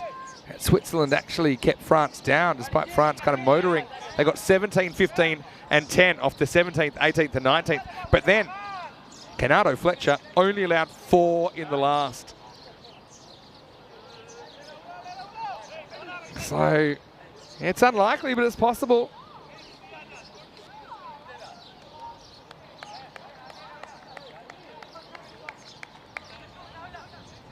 All right. Rahula, he's got one more over to bowl today. Hassan's the one, I think they're happy to give him the one at the moment. Arjun's the one that you can probably dot up and maybe gamble and bring some fielders in. Oh, he backs away. Oh, that's close.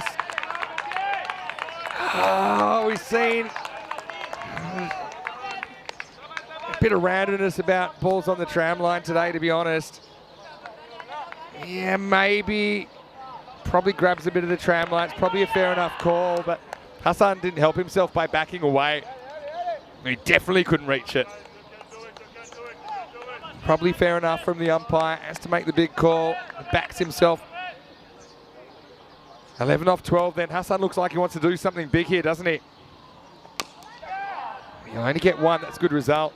Well, now for me, you kind of need 2 dot balls on Vinod. So I think you're trying to work him over the offside, bring the field in. You know, he's a guy, he looks, you know exactly what he wants. He wants to be at the other end. So, you know, use one side. France like to do that as well. They've got the third man covered. They've got the cover in on the one. And I almost feel like Vinod's just going to go on contact here. Not that he's not capable of the big shot, but I mean, it just feels like he doesn't want to swing and miss. Oh, he goes the big shot. Does he get it? Oh, he doesn't get it all the way to the boundary, but he does get 2. Nice shot. And really, to his credit, you know, he's brave. He takes it on. He says, well, I know that you think I just want to drop and run. Well, I'm going to pull out a big shot. He's just got a little bit of a history on his resume of sometimes conceding a few dot balls in a row. And I suppose that's what's worrying some of the Swiss supporters at the moment. But to his credit, 8 off 10. It's a pretty healthy equation. And he faces up again. It goes again. Probably same result here, to be honest. They're not going to take on the second. They go the long way. Just one. So 7 off 9. Again, the equation in Switzerland's favour. -2. So 7 off 9 required. So your only way out of here is you got to get at least 2 dot balls along the way. 7 off 9. So can you push it to the last over and just, you really need to increase the pressure. And the way you do that is you survive in the game if you're France. Hassan, he could tie the game with a Maximo here. I have a feeling that's in the back of his mind. Oh, you see it was 2, and that was the off cutter. 7 off 8. Sometimes you can get so close that you start to think, you know what? I've hit a few Maximos. I like the way that felt. That would relieve all the pressure. They've got heaps of wickets in hand, but I mean, whoever's got the pads on, their heart rate will be going up pretty quickly right now.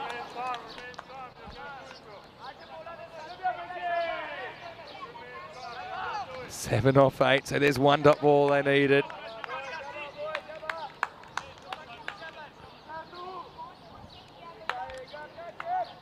Santosh, I'm not being harsh on Arjun, I'm just calling it as I see it at the moment. It's less than a run of ball. All right, in the air. And this is going to be a wicket, surely. He's gone, and that's a big wicket. It'll mean the new batter's on strike. Hassan goes for glory, but he just top edges it. Rahul has been brilliant at the death. Finally, France have found their mojo. And the score is now 142 for 3. Hassan played a good knock there, didn't he? Went for 39. And yeah, gets them so close. Should get there, but not a ball required. He's disappointed. Didn't go all the way. You can see, went for the big shot, hoping to tie the match. Yeah, no, let me just talk to you about Arjun. I'm not being critical of his ability to hit. We've seen that already. You know, he's come out and played some really nice shots. I'm just saying that in this tournament, there have been times where he's had runs of dot balls. So that'd be concerning, right? So he faced out a maiden earlier, for example. Okay, different situation. In that last over, for example, he just wasn't able to beat the field. You know, credit to him, though. He came up with a couple of decent shots down the ground. Right now, it's Ali Naya. To be honest, Ali's probably a perfect person to come out right now for Switzerland.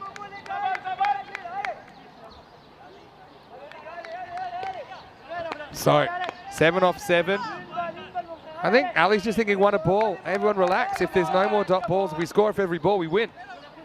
But, you know, credit to France. They've really pushed this. Mangal, 1 ball left in the day for him. Oh, he's gone. He's caught behind. And what's more important is the top ball. So Mungo's going to finish with back-to-back wickets. And well, Jackson, he was almost kind of rushing this. He was already running in. He caught it above his head. It's a golden duck for Ali Naya.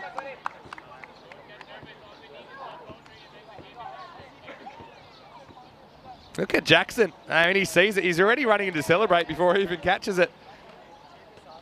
Rahula, as we've seen him do, challenging the top edge of the bat. And well, Ali, I said he's an ideal man for the situation. He goes out there for 1 minute and comes back with a friend that he didn't want to bring back with him, Golden Derek. It's 142 for 4. All right, so we've got to finish here, and it's Usman Khan, surely. Haven't even looked, but surely he's going to get the last over. They managed their bowling resource as well. Didn't see it getting this close, really. First time we've really seen Switzerland put under pressure in this series.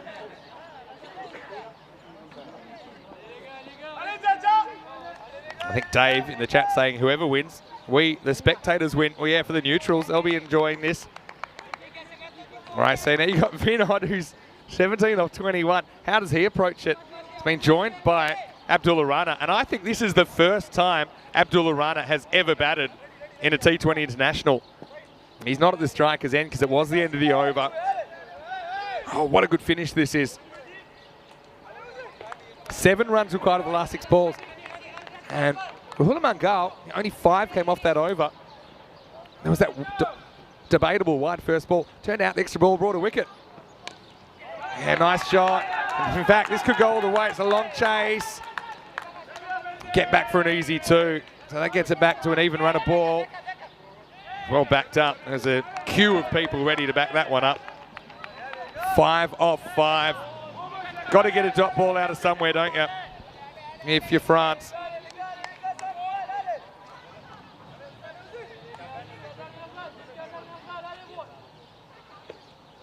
We might be watching a preview of the final, if form has anything to go by.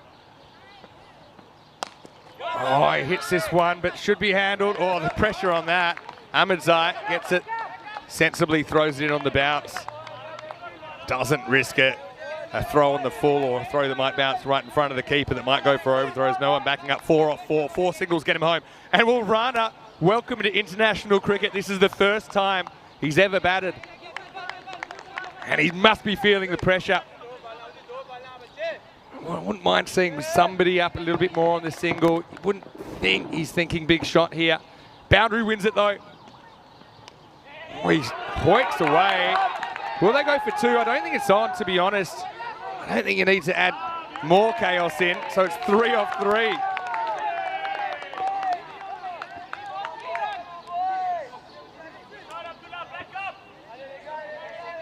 Quite an audacious stroke first ball really from Rana given the circumstances. Didn't really play with a straight bat. That could have gone anywhere, to be honest. Could have gone back on the stumps. What a game this is late in the day. 7:45 in the evening. Been here all day and it's gone right down to the wire. 3 off 3. Vinod, can he get the boundary that gets him home? No, oh boy, can you believe it? Now 2 singles will be a tie. It would be a super over from here. Oh, the fireworks going off a bit prematurely, to be honest. Vinod's lucky that doesn't knock his stump out of the ground. Still think here you don't want to over-attack because, I mean, probably you take a super over if you're France. But who knows? If it is a tie, I'm not saying it will be, 148, 148, we have a super over. Each team will get 6 balls with 2 wickets in hand. We're a long way from that now. 3 to win. Vinod has another go. And he'll get 1. Oh, wow, here we go now. So really, 2 runs required.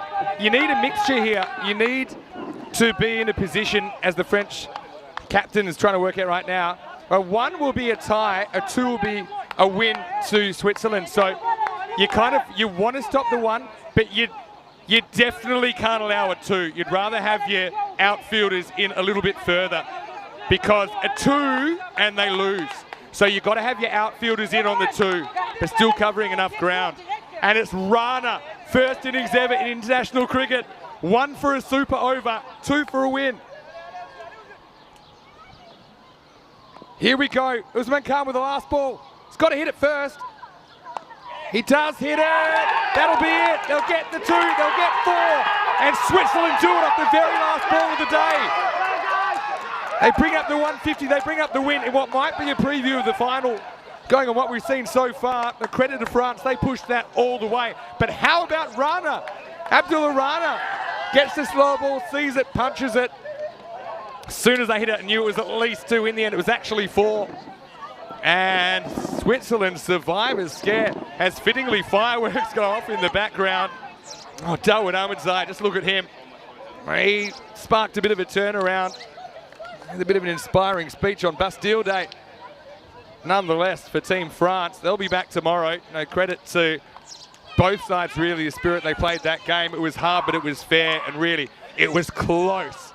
And Abdullah Rana hits the last ball of the day to the boundary, and his first boundary in international T20 cricket. He'll remember that for a long time.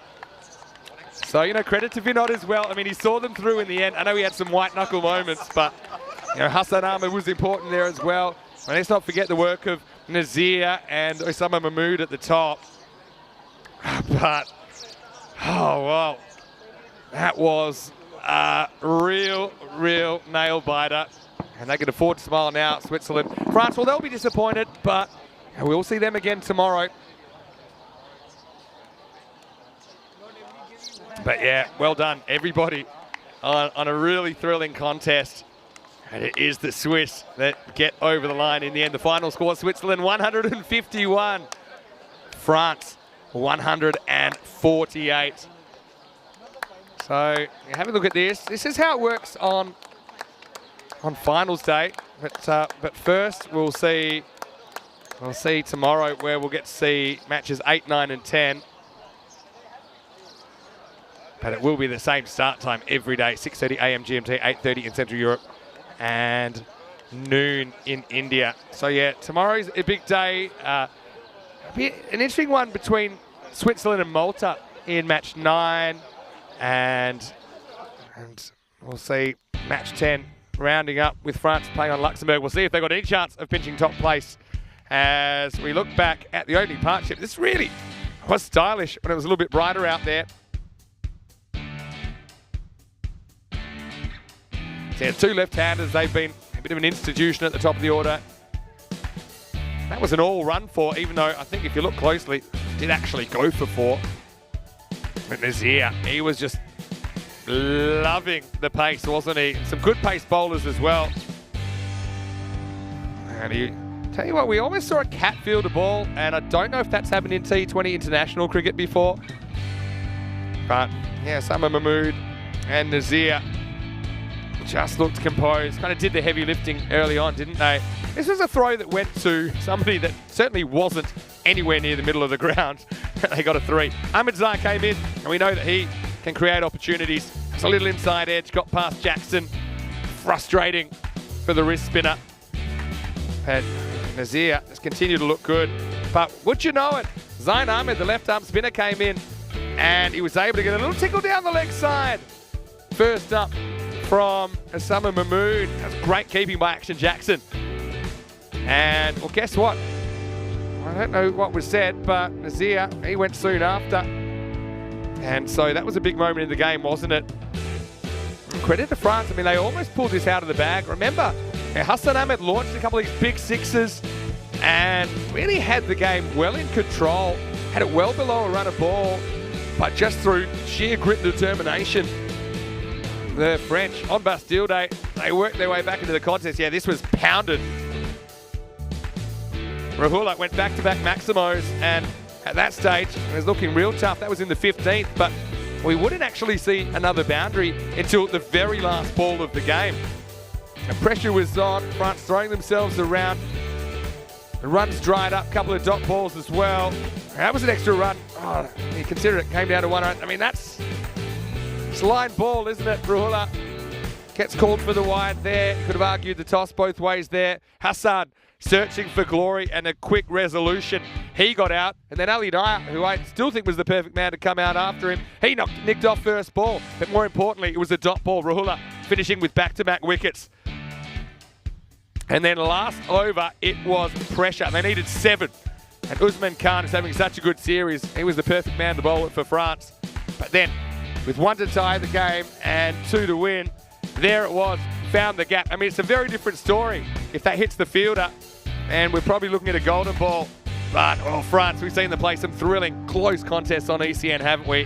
And this is another one to put in the book. But unfortunately, just 3 runs separate these teams after they face their 20 overs. So this is what's coming up tomorrow. Romania, Luxembourg. Well, it's going to be tough for either of those teams, to be honest, to make it from here. But we will see them in match 8 in what might be a preview of the 4-5 final the next day. But we will see Switzerland versus Malta in match 9. And yeah, Switzerland, I mean, Malta are no easy beats here, especially at home on home soil. And that's actually a rematch of the final from 2021 in the Valletta Cup. So that should be a real spicy one in match 9. France versus Luxembourg, and Luxembourg by then, second match of the day, last match, and potentially not much to play for. That could, that's one you'd favour France, and may even see a few rotations in that one, but we'll have to see. Join at 6:30 a.m. GMT, which is 8:30 in Central Europe, noon in India. Not to mention as well the Netherlands final game there in the T20Is, and also we've got the first day of the ECIs in Hungary, featuring Hungary, Portugal, and Sweden tomorrow. Top 4 doing the job, but it was hang on to your hat stuff, wasn't it, Nazir? He was stylish in his 45 or 31. Got out to the left arm spin of Amjad just after Osama Mahmood, who was smartly caught down the leg side by Hevat Aladdin Action Jackson. So Zayn Ahmed turned the game around. Binod, well, to his credit, he stuck it out to the end and did just enough, didn't he, to get Switzerland over the line.